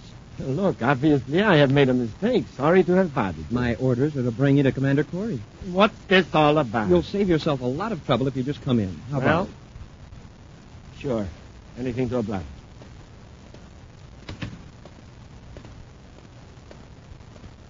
Commander's right in here. Commander, I think I'm entitled to an explanation. Are you here to see Vogel? Vogel, why... He mentioned Vogel's name when I opened the door, sir. Yes, I came to see Vogel. Where is he? That's what I want to know. Did you have an appointment with him? No, not exactly. I talked to him about doing a production survey for me. And I thought I'd drop in and clear up a few questions that have been bothering me. Who are you? My name is Drumlin, Victor Drumlin. I represent a firm that has a new hard metals extrusion process. Vogel was recommended to me by an acquaintance. I scarcely know the man. When did you see Vogel last, Mr. Drumlin? Let me see. It was 2 days ago. We had lunch together. Did he seem worried about anything? Anxious? Nervous? Not that I noticed. I hope nothing is wrong. Information section to Commander Corey. Just a moment, Mr. Drumlin. All right, Commander. Corey here. Go ahead, Lieutenant. I have the information on blast-off time, sir. Flight 59, blast-off for Venus, 1400. Flight 82, blast-off for Earth, 1421. Flight 63 for Jupiter, 1430. Nothing more till 15.5. Thanks, Lieutenant. Corey out. Well, Happy, it looks as though Vogel was interested in that 1430 ship for Jupiter, Flight 63. 14:15 now, sir. We'll have time to pick him up. Mr. Drumlin, I'm going to... Mr. Drumlin, what's the matter? Get it, Doctor. Catch him, Happy. I've got him, sir. Let's put him here on the couch. Easy now. You're going to be all right, Mr. Drummond. Just take it easy. Here, I'll loosen your collar. I'm sorry to be such a nuisance. Oh, that's all right. Thanks, Cadet. Commander, he's got my ray gun. Drumlin, what's the idea? I'll show you, Corey. Turn around, both of you. Do as he says. Now. There. I just have time to get to the spaceport and stop Vogel.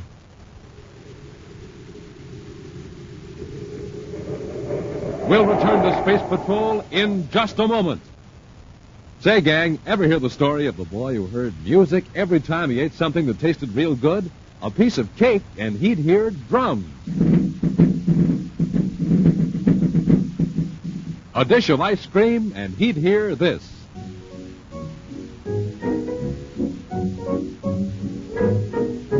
And when he tried Rice Chex and Wheat Chex, the super cereals, he'd not only hear drums,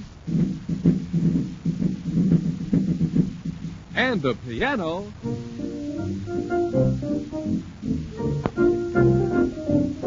he heard the whole band. And no wonder that boy heard a whole band. Chex are terrific.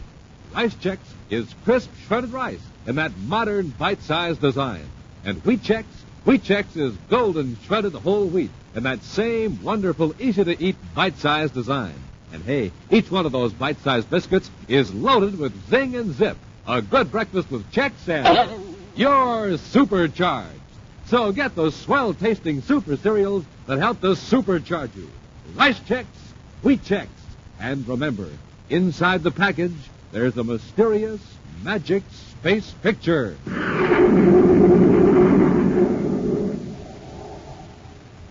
And now, back to our Space Patrol adventure, The Secret of Sub-Level 7. Buzz and Happy have been knocked unconscious by Victor Drumlin to prevent them from finding Edmund Vogel and discovering that Drumlin is the mastermind behind the unsolved theft of a large amount of plutonium from a reactor plant on Jupiter's third moon. Leaving Buzz and Happy in Vogel's apartment on Terra, Drumlin has raced to the Terra spaceport to keep Vogel from boarding a Jupiter-bound spaceship. Calmly, casually, Drumlin scans the crowded terminal, then approaches a nervous-looking man pacing near a row of public communications booths. Going away, Vogel? Mr. Drumlin? I hope you're not planning on taking the 1430 ship to Jupiter. How'd you know that? From Commander Corey. And if I hadn't interfered, he would be here now instead of me. What have you done? What have you got me into Now, take it easy. I'm here to help you. We'll blast off right away in my private cruiser. No, leave me alone. I don't want any more of this. Here, I'll give you back your money. I don't care about the money. Your behavior is attracting attention. Here, let me give you something to quieten your nerves. Don't be alarmed. It's just an electro-injector treatment. Just step inside this communication booth until it takes it. Mr. Dunn, please. I don't want to go with you. Inside this boot. There are comfortable seats for both of us. Just sit down. That's it. Now, we'll just sit here pleasantly as though we were phoning a mutual friend. Of course, in a moment, when the electro-injector takes effect, you won't be able to talk, much less raise an alarm. Listen to me. However, you will be able to walk where I guide you. Keep your hands away from the control switches. If I hear the operator's voice, I'm afraid I'll have to finish this interview rather unpleasantly. Let me alone, John. I can't leave you here to spill all you know to Corey. But you'll be safe with me in sub-level 7. Don't try to talk. We'll have nothing to worry about. Corey will never find either of us in sub-level 7. That's the old underground section of Saturn City that was sealed off years ago when the new levels were finished under the eastern end of the city. That's where I've been hiding out all these months. All right. Let's go. Stand up. That's it. You go to my ship, and if anyone asks any questions, I'll merely say that I'm a doctor, and you're my patient, and we're going to Mars.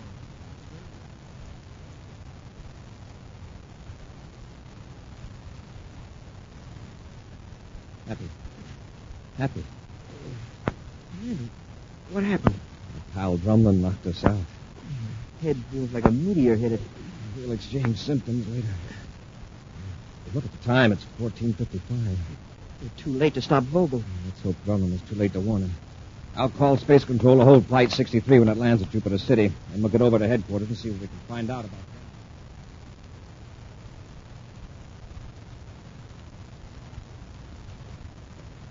Isn't very much farther, Vogel. It's so cold and dark down here. When the passageway turns, we can turn on the lights. Then it's just a few yards further to my living quarters. You'll find them quite comfortable. I don't like it down here. It's like being shut up in a tomb. No one will think of looking for us here. We'll have light and heat and plenty of food. All the convenience of city life, but none of the congestion. How long will we have to stay in sub-level 7? Oh, when you get used to it, it's pleasant. It's as pleasant as living on the surface of a planet. The old atmosphere plant and power plant are still in working order. The city could use them in an emergency. Now,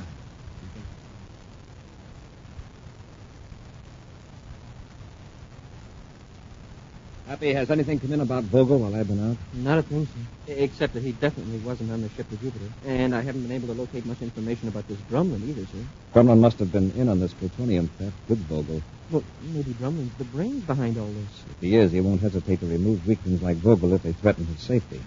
Here, Happy, put this on the microtape playback. Yes, sir. What is it, sir? It's a reel of tape from Spaceport Communications. Oh? Public booth number 23 from the delayed transmission circuit. Delayed transmission, sir? It's a new service for civilian space travelers, Happy. You wouldn't come in contact with it ordinarily, since our personnel use official facilities. But in the public booths, there's a special switch that turns on a tape recording device. You give your name, and the name and location of the person you want to talk to, and give the message, and then the communications operator transmit the message at a later time. Oh, I see.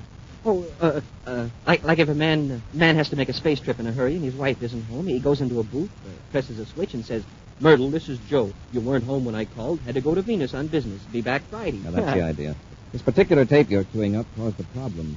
There was no information indicating where it was to be relayed, but luckily the operator checking the tape recognized a couple of names.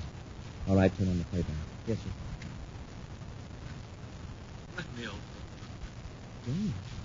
Don't try to talk. You have nothing to worry about. Corey will never find either of us in sub-level 7. That's the old underground section of Saturn City. It was sealed off years ago when new levels were finished under the eastern end of the city. That's where I've been hiding out all these months. All right, Vogel. Let's go. Stand up. That's the end of it, sir. It's Vogel and Drumlin, all right. But how come their voices are on a delayed transmission tape? They must have gone into a booth for the sake of privacy. By the tone of Vogel's voice, he wasn't too happy about it. No. Either one of them accidentally kicked the switch that turned on the recorder, or Vogel managed to kick it on without attracting Drumlin's attention. They're in Saturn City. Down in the 7th level. Well, we can space it from Saturn City and have them surrounded in no time. Yes, if we didn't care about what happens to Vogel. Huh? Drumlin wouldn't hesitate to get rid of Vogel if he thought he could escape by himself. And Drumlin probably knows that ancient underground section of Saturn City better than anyone. Oh, you're right, sir. Well, what do we do? We'll blast off for Saturn City and contact the city engineer. We'll get maps of the old underground region. Then you and I'll go down there and look. Mr. Drumlin. Yes, Lord. How long are you going to stay in this awful place? I've asked you 100 times. I know you have, and I'm getting sick of it. Shut up. Then tell me. All right, I will.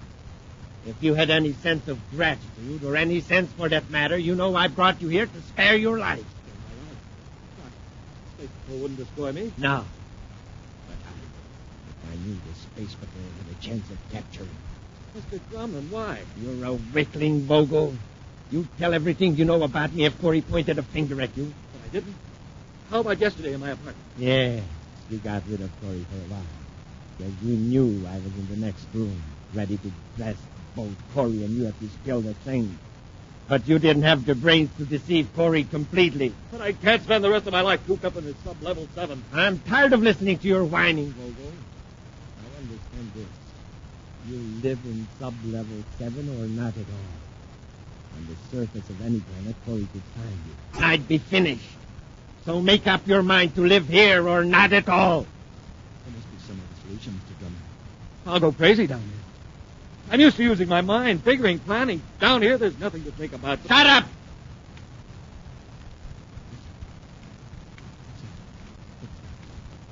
Warning, system has picked them out. Somebody's here in sub-level 7. Listen to them. They must be coming after us. You keep quiet. Can't be more than 2 or 3 of them. Possibly just a routine inspection by a couple of engineers. I'll turn out the lights so they won't suspect we're in here. Now keep still so I can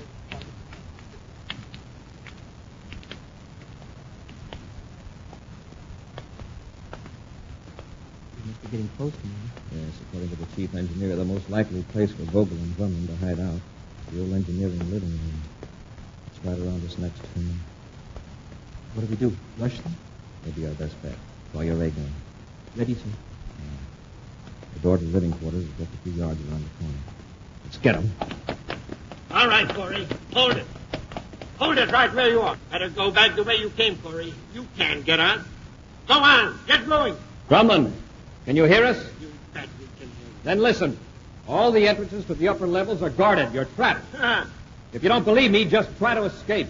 Listen, I know ways out of this top-level region that the engineers don't know about. You're the one who's trapped. Listen.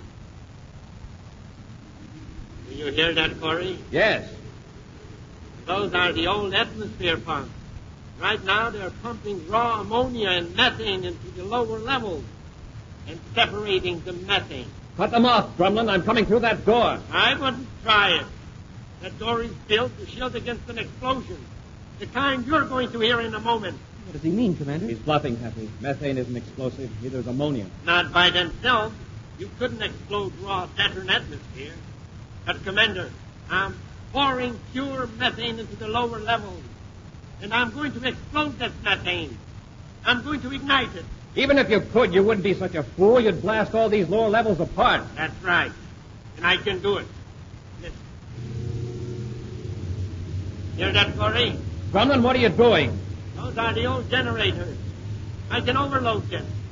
Somewhere in the lower levels, something will blow out. The spark will ignite the methane. Drumlin, listen to me. You'll blow yourself up. No, I won't. You and the cadet will get it first. Then the explosion will spread through the lower levels. There'll be panic up above. On the surface, and I can escape. Who's going to worry about capturing me and Vogel when the whole city's exploding underground? Turn off those generators! Commander, it's blowing up. Unless we turn those generators off, you'll blow up the entire city. That was the 10th sub-level. It's only a matter of seconds. Come on, Happy. Let's charge that door. What's more, Happy? I'm increasing the power, Corey. With all your weight now, Happy? Yes, sir. They're broken in. Run for it, Vogel. I'll get Drumlin, Happy. You turn off the generators. Yes, sir. You're too late, Corey. Nothing you can do there. Need some help, Happy? I found the switches, sir. There. Well, that does it, Happy. The danger's over. I'll handle Drumlin. You hold Vogel. Yes, Commander. Commander, this man Drumlin threatened my life. He forced me into the whole thing. He stole the plutonium. Yes, Vogel. When we get back to Terra, you can write us another note. And this time, Vogel, do us a favor, will you? Sign your name. An exciting preview of next week's Space Patrol adventure in just a moment. This is Cadet Happy, gang. I just saw a top priority bulletin from communications. You know what it said? It said there isn't much more time to get a projectoscope because the offer soon ends. Jumpin' Jupiter, you just can't be without a projectoscope. Why, it's terrific. It's shaped like a rocket ship, the commander's rocket ship, and it's 6 inches long, and it's made of plastic, and it's blue and yellow, and it's got 4 big tail fins and a radar antenna, and gosh, I'm running out of breath because the projectoscope is just so wonderful I can't tell you about it fast enough. You better take over, Captain Tufeld. I'm grounded. Well, gang, while Hap catches his breath, let me tell you about all the fun you can have with your projectoscope. First, you can show pictures on the wall with it. Comes with film containing 4 Space Patrol adventures, 24 pictures in all. Put this film in your projectoscope, blacken the room, push the radar antenna, and a picture flashes on the wall. To show a whole adventure, slide the film from picture to picture. It's a swell signal light, too. It flashes on and off, quick as a wink. Also, it throws a steady beam of light, so you can also use it like a regular flashlight. Now, remember that bulletin Hap mentioned? This offer will soon end.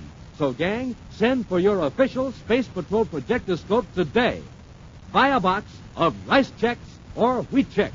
Then, with your name and address, send 35 cents in coin and a rice checks or wheat checks box top to Space Patrol, Box 686, St. Louis, Missouri. This offer good only in the USA and may be withdrawn at any time. That's Space Patrol, Box 686, St. Louis, Missouri. And now, a preview of next week's exciting Space Patrol adventure. Buzz and Happy are in a private space cruiser heading toward Jupiter, when suddenly... It's a cosmic torpedo right off our port side. Well, who could be firing at us? I don't know, but he's within range. The next blast will get us sure. He hit us that time, sir. The power's gone. That's not all, Hap. The hull is punctured. We're losing all our air. Be sure to listen next Saturday for the exciting story, Treachery in Outer Space, when wheat checks, rice checks, and good hot roastin' again bring you Space Patrol.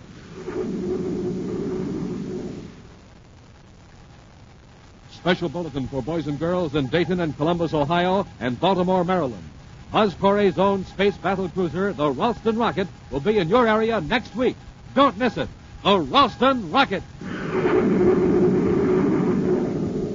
Space Patrol, an original Mike Moser production starring Ed Kemmer as Commander Corey and Lynn Osborne as Cadet Happy, was written by Lou Houston and directed by Larry Robertson.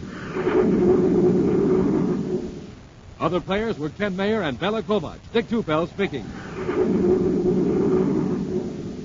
Now, don't forget to tune in next Saturday and every Saturday when wheat checks, rice checks, and good hot Ralston again present the new exciting Space Patrol.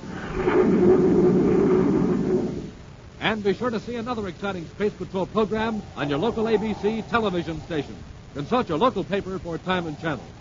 Space Patrol came to you transcribed from Hollywood. This is ABC Radio Network. This is ABC Radio Network. This is ABC Radio Network. This is ABC Radio Network.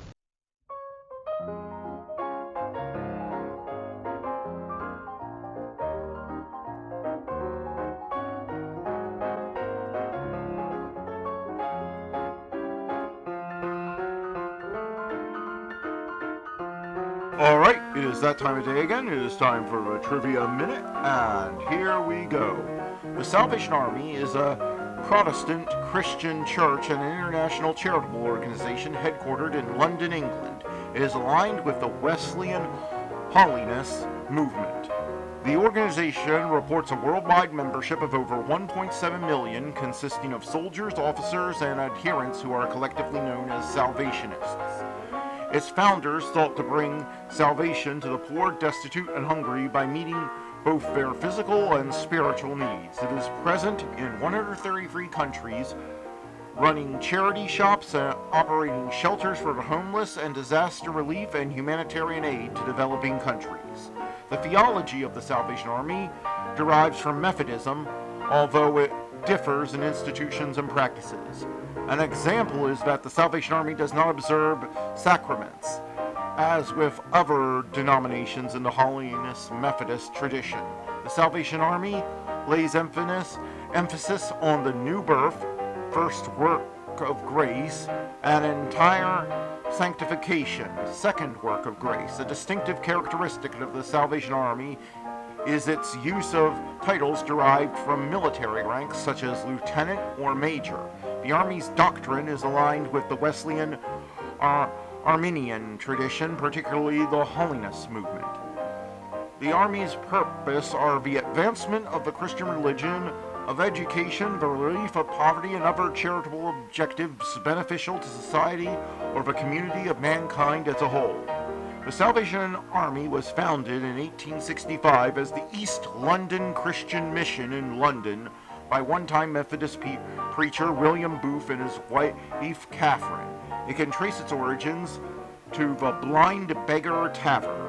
In 1878, Booth reorganized the mission, becoming its first general and introducing the military structure, which it has retained as a matter of tradition. The Salvation Army's highest priority is its Christian principles. As of 2023, The international leader and chief executive officer, CEO of the Salvation Army, is General Lyndon Buckingham. The Salvation Army is the largest non-government provider of social services in the United States and one of the largest in the world, with expenditures including operating costs of $3.6 billion in 2022, assisting more than 32 million people in the U.S. alone, in addition to funding feeding centers, homeless shelters, rehabilitation centers, community centers, and disaster relief. The organization also establishes refugee camps, especially among displaced people in Africa. In the United Kingdom, the Salvation Army is no longer the largest non-government provider of social services. However, it still provides significant services to people in need. The Salvation Army is the 6th largest charity in the United States, with a total revenue of $4.78 billion in 2024. It is a member of the national interdenominational groups, including the American organization Christian Churches Together. And that was the Trivia Minute, and now let's get back to the show. Look, up in the sky, it's a bird, it's a plane. It's the adventures of Superman on nightly old-time radio shows, coming up next. Presenting the transcription feature, Superman. Up in the sky, look, it's a bird, it's a plane, it's Superman. And now, Superman. When we last saw him, Superman, in his character of Clark Kent, was at the suburban hideaway of Dr. George Haven Beecham, world-famous explorer, with Dr. Beecham and his daughter Elsie. A crashing explosion had brought them racing upstairs to find a section of the house blown in, and missing from the safe was the mysterious sacred carving, the Emerald of the Incas, which the explorer had brought back from his latest expedition to South America. And rising in the moonlight above the trees beyond the house was the fantastic form of an autogyro. As our story continues today, several minutes have passed. Kent is about to leap from the window and follow the vanishing plane when a sudden cry from Elsie makes him turn. Oh. What's the matter, Elsie? What is it? Oh, it's just my ankle. I think I turned it. Oh, here. Take my arm, Miss Beecham. Or let me carry you back downstairs. I'm all right. Really, I am. Elsie, are you sure? I am, truly. My ankle's not even sprained. Well, Doctor, look. If Miss Beecham's really all right, I think it might be better if I tried to get one of the cars outside and follow that autogyro. Dad, he's right. Yes, I don't know. I can't think. Doctor, they've got the emerald. If there's a chance of getting it back... How can you do it, Mr. Kent? You don't know which way they've gone. What do you think, Doctor? Which way would they go? It's hard to tell. They might be heading for water. We're almost on the Sound. They may have a boat lying offshore. Good. I'll bet that's it. I'll take a car and follow them. Well, man, you can't possibly. They'll leave you behind in no time. No, they won't. An autogyro isn't fast. I may be able to catch them right away. I'm going after that plane. Why, Mr. Kent. Kent, what are you doing? You can't climb out that window. Oh, yes, I can. Why, Mr. Kent, you'll break your neck. No, I won't. So long. If I catch them, I'll find a telephone somewhere and let you know. Now then, one little jump and I'm down. They'll think I've climbed down the trellis. Now, off into the trees, where the cars are, so they can't see me go up in case they're looking. This ought to do it. No sense using a car to catch a plane. If that autogyro's heading out to sea, I'll soon find it. Up, up, and away!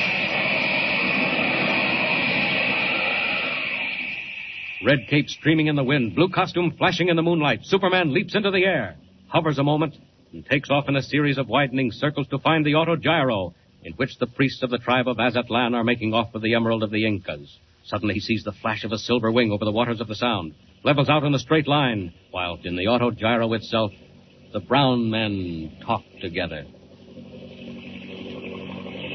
Where is the emerald?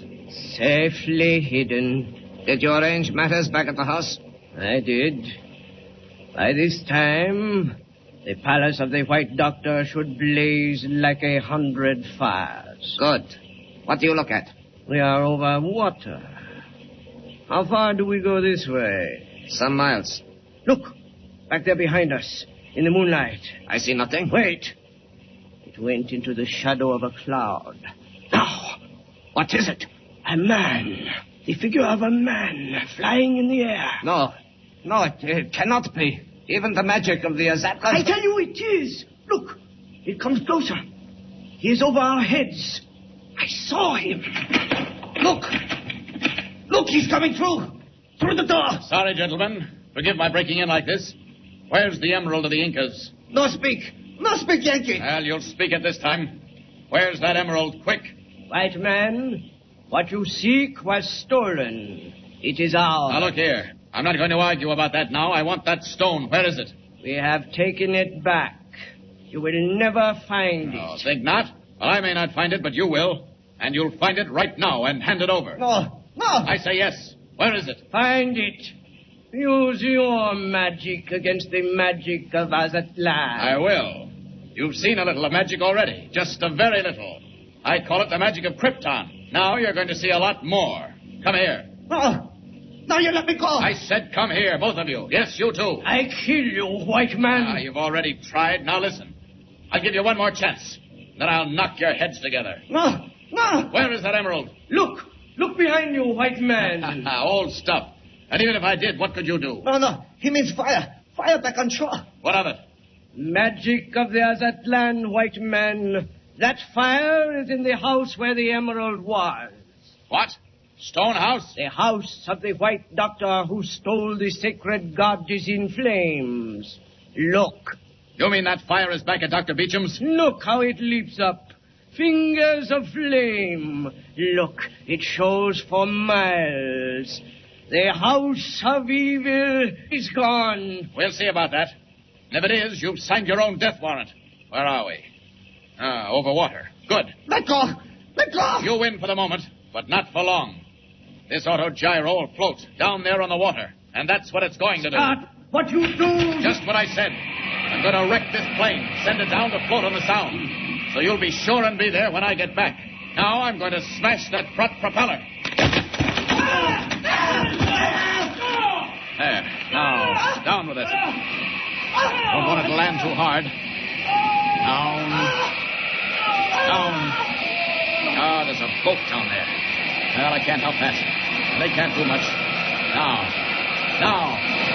and into the water. There. That'll keep them quiet for a while. Now back to that pirate stone house. Up. I've got to hurry. If they've caught Elsie and the doctor, I'll take care of them when I get back. Higher and faster. Back at Stonehouse, red flames lick hungrily at beams and walls, roar up into the night sky. Elsie and Dr. Beecham, having escaped in the nick of time from the blazing furnace, stand on the lawn stunned and unbelieving. Then suddenly Elsie remembers. Oh, Dad! Elsie, what is it? You're not hurt. Dad, I just remembered. Down in the cellar, that taxi driver. Oh, good heavens. Oh, Dad, he never knew. He must have been trapped by the explosion. Then when the fire came... Oh, Dad, he's down there now. He can't get out. Oh, the poor man.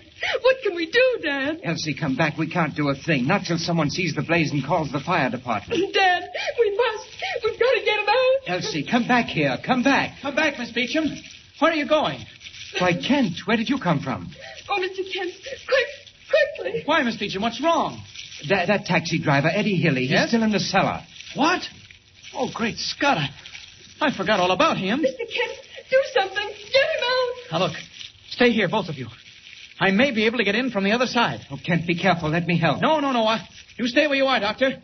Look after Elsie. Now then. Seems to me there's a lot of work for Superman tonight. Oh, poor Hilly. That fire's got down to where he was. Well, here goes.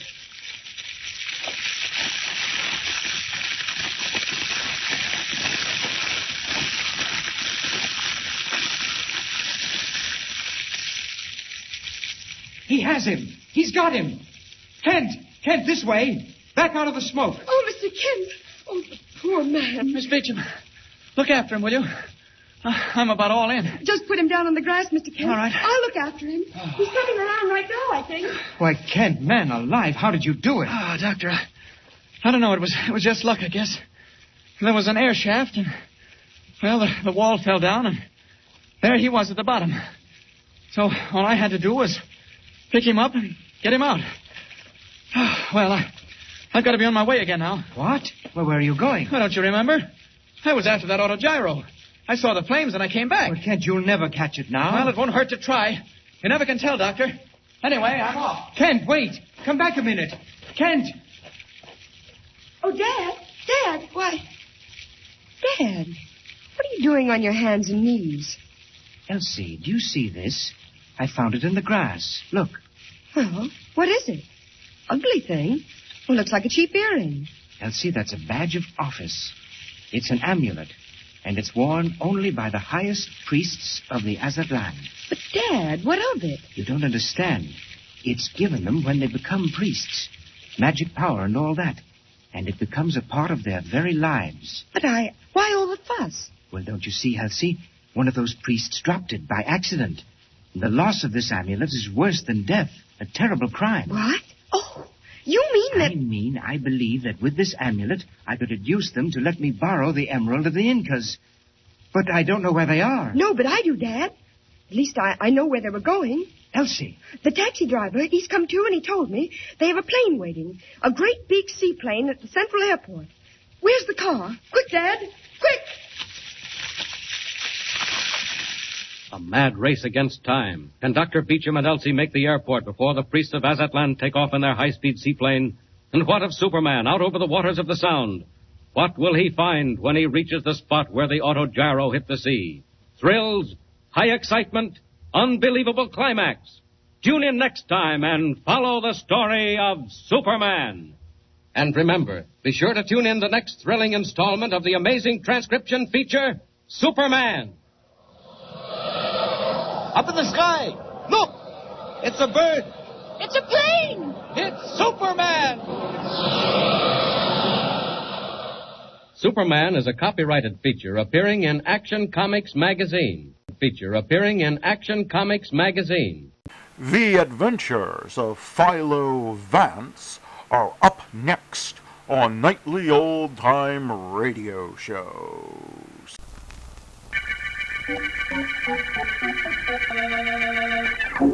This is District Attorney Markham. The shoeless murder case involved the killing of 3 girl models, all of whom had participated in a contest at the home of Walter Jordan, shoe manufacturer. First to die was a girl named Inez Stone, killed while the contest was going on. Later, 2 other models were murdered, and their shoes stolen, a factor which we can't understand. We do know that one of the models still alive, Edith Graham, has a boyfriend who has a record. And Vance has an idea he can entice the killer into the open with 2 letters he wrote. But that's all. Whom the letters were to go to or what was in them, we don't know. Morning, Edie. Hi.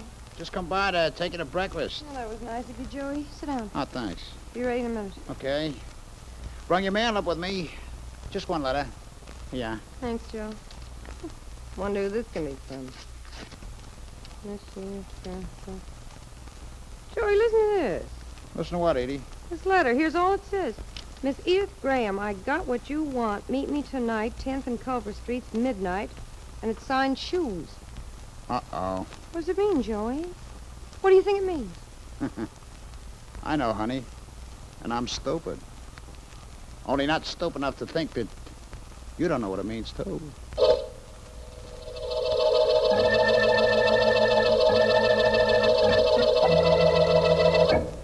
That's all the mail this morning, Mr. Jordan. All right. Except 1 letter marked personal. Do you want me to open it? Please do. Mark personal. Yes. There can't be anything my assistant shouldn't know about.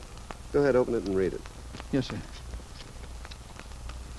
It says, Mr. Jordan. What is it? You'd better read this yourself. Here, let me have it. To Walter Jordan, I got what you want. Meet me tonight, 10th and Culver Street, midnight. Signed Shoes. Doesn't make sense to me, Mr. Jordan. Does it to you? Yes, I'm afraid it does. Very good sense.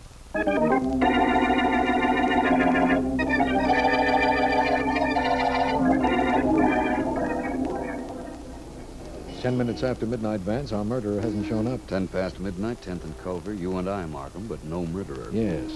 I've got something to confess to you. What's that?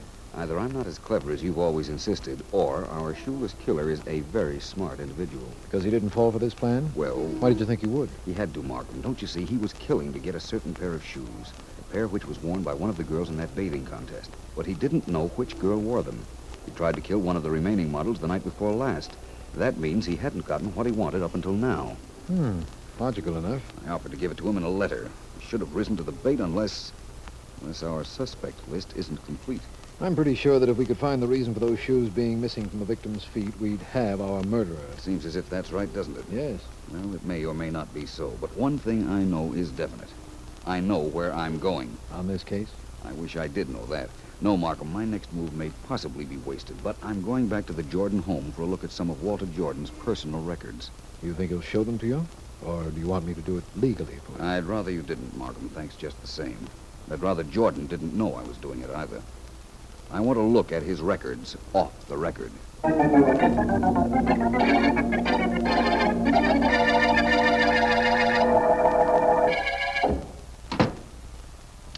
Stand right where you are, whoever you are. Turn toward me with your hands up. Do as I say now, before I shoot. Mr. Jordan. Do as I say. Caught you in my library. I could shoot without giving you this break. Turn toward me, I said. Why, Vance. Hello, Mr. Jordan. I must apologize for this. Well, I certainly think you ought to, Vance. Oh, I didn't mean to you. I meant to myself for getting caught. Rather bungling of me. Then I've never done anything quite like this before. Quite like what? Like looking through a man's personal papers and checkbooks. I'm rather glad I did, though. I've uncovered a lot of interesting information. I'll tell you what you found. You found canceled checks made out by me to Inez Stone. Correct. Yes, and Inez Stone was murdered in this estate of yours, the first of the shoeless murders. She was blackmailing me. I admit it. And I admit I paid her. In view of the evidence here, you couldn't do anything else but admit it. Do you also admit you killed her? No. I'm glad you said that. It makes this case even more interesting. There's a stub in your checkbook here I'd like to know about. It's one dated yesterday and indicates a check made out to Edith Graham. $10,000. What was that for? She knew Inez was blackmailing me and threatened to tell the police. How did she know? I can't figure that at all. I can understand her not saying anything to the police. It would destroy her chances of continuing to blackmail you. Very interesting, Mr. Jordan. I have an idea I'll be seeing you again after I see Miss Graham.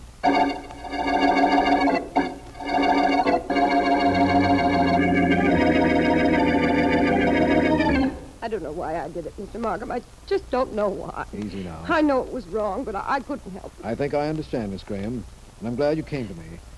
How much money did you get from Mr. Jordan? Just one check for $10,000. I cashed the check, but I'll return the money. I'm sure we can straighten this out, and I'm very glad you came to me. So Jordan was being blackmailed by Inez Stone, the first of the girls to die. Yes, he was. And after she was killed, I thought I could do the same thing. I'm happy you changed your mind. You know, Vance has you on his list of suspects. This might do quite a bit to change his mind. Perhaps, Markham. Oh, Vance. Hello, Vance. Miss Graham. Mind if I intrude, Markham? You're not intruding, Vance. Miss Graham was just reporting something very interesting to me. She was telling you that Inez Stone was blackmailing Jordan, and that after Miss Stone's death, she took over. That's right. How did you know? Markham, I left Walter Jordan about an hour ago. At that time, I found out about Miss Stone and Miss Graham here. But she didn't know that. She came down to my office to tell me what she'd been doing, without knowing you already knew, Vance. That's fine, but incorrect. As soon as I left Walter Jordan, he called Miss Graham. Called to tell her blackmailing was over, that I knew. I overheard him calling the number. And her being here now indicates the conversation. Miss Graham knew I'd be after her to admit she was blackmailing Jordan, so she beat me to it and came to you, thereby eliminating suspicion from herself, she thought. That's all very cute and clever, Vance. But now what? Now I want you to tell me how you knew Inez Stone was blackmailing Jordan. Vance, please, I'm sorry, but how can that be important? Why should it have resulted in the deaths of two other models? The answer to the question I asked, Markham, will tell you what you want to know. Miss Graham, how did you know Inez Stone was blackmailing Jordan? I overheard her fighting with him.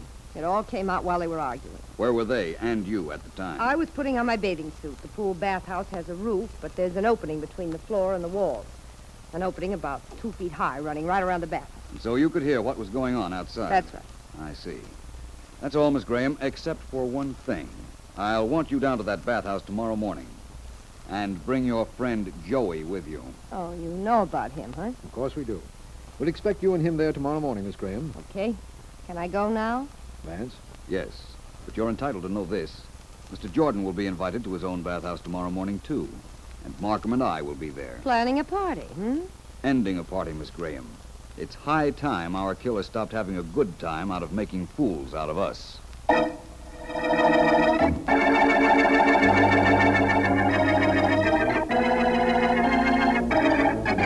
Markham, can you hear me? Yes, Vance. Good. You have Joey and Mr. Jordan in the bathhouse with you? That's right. Very well.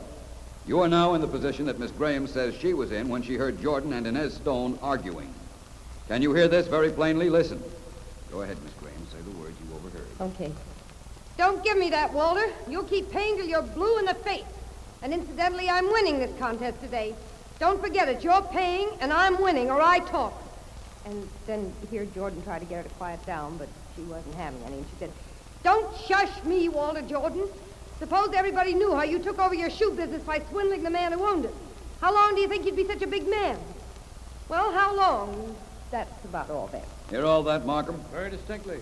Apparently she's telling the truth, Vance. Yes. Come out here, will you, Markham? All right. Miss Graham, who was in the dressing room with you when you heard all this? Nobody. I came in early. That's why Inez and Jordan talked out here. They didn't know I was inside. I see. And Inez Stone was killed in almost this same spot a few hours later. I suppose that's right. Where were you at the time? I don't know where I was when she was killed. You don't trick me, Vance. Well, Vance, what's up? Markham, look down at the opening in the bathhouse wall. It doesn't extend all the way to the floor. What do you see? See? Yes. I see a pair of legs belonging to Mr. Jordan and another belonging to Joey. Why shouldn't I see them? They're both in the bathhouse. That's right. And now, if you will, you can make your arrest. You mean you know the murderer? Why the 3 girls were killed and why the shoes were missing? Yes, I'll tell you all about that later. But right now, you can arrest Edith Graham for murder.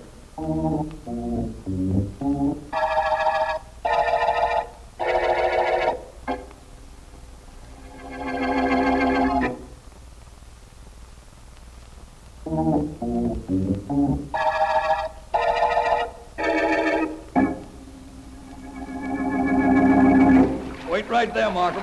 I'm coming out of the pool. Very invigorating. It certainly looks good. Nice of Mr. Jordan to let me use his pool. Yes, it was.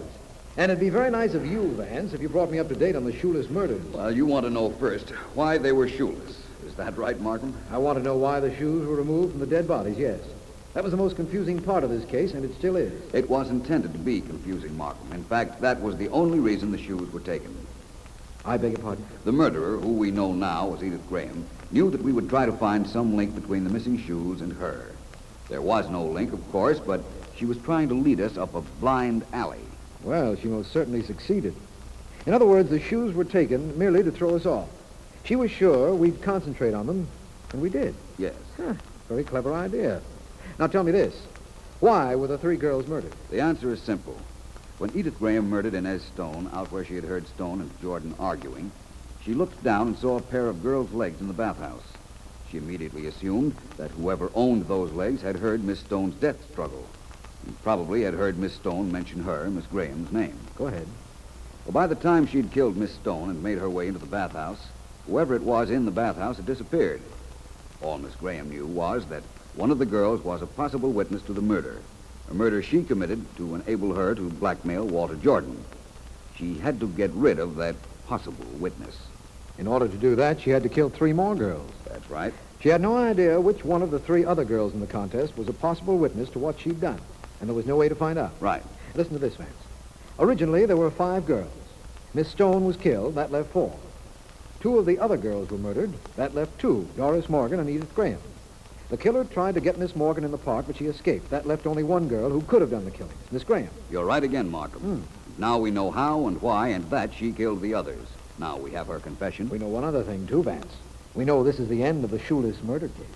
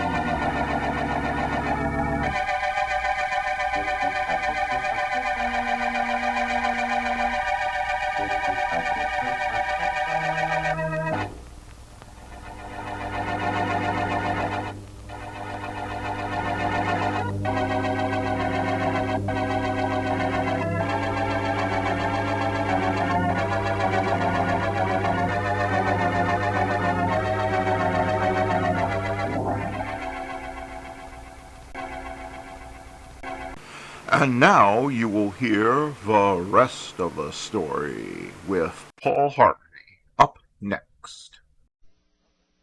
Now, the rest of the story. Billy could feel the ocean reaching up for him. As the watery fingers were searching for intruders to pull down into the soundless depths, Billy could feel the ocean reaching up for him, and in minutes he would be drowned and perhaps never found.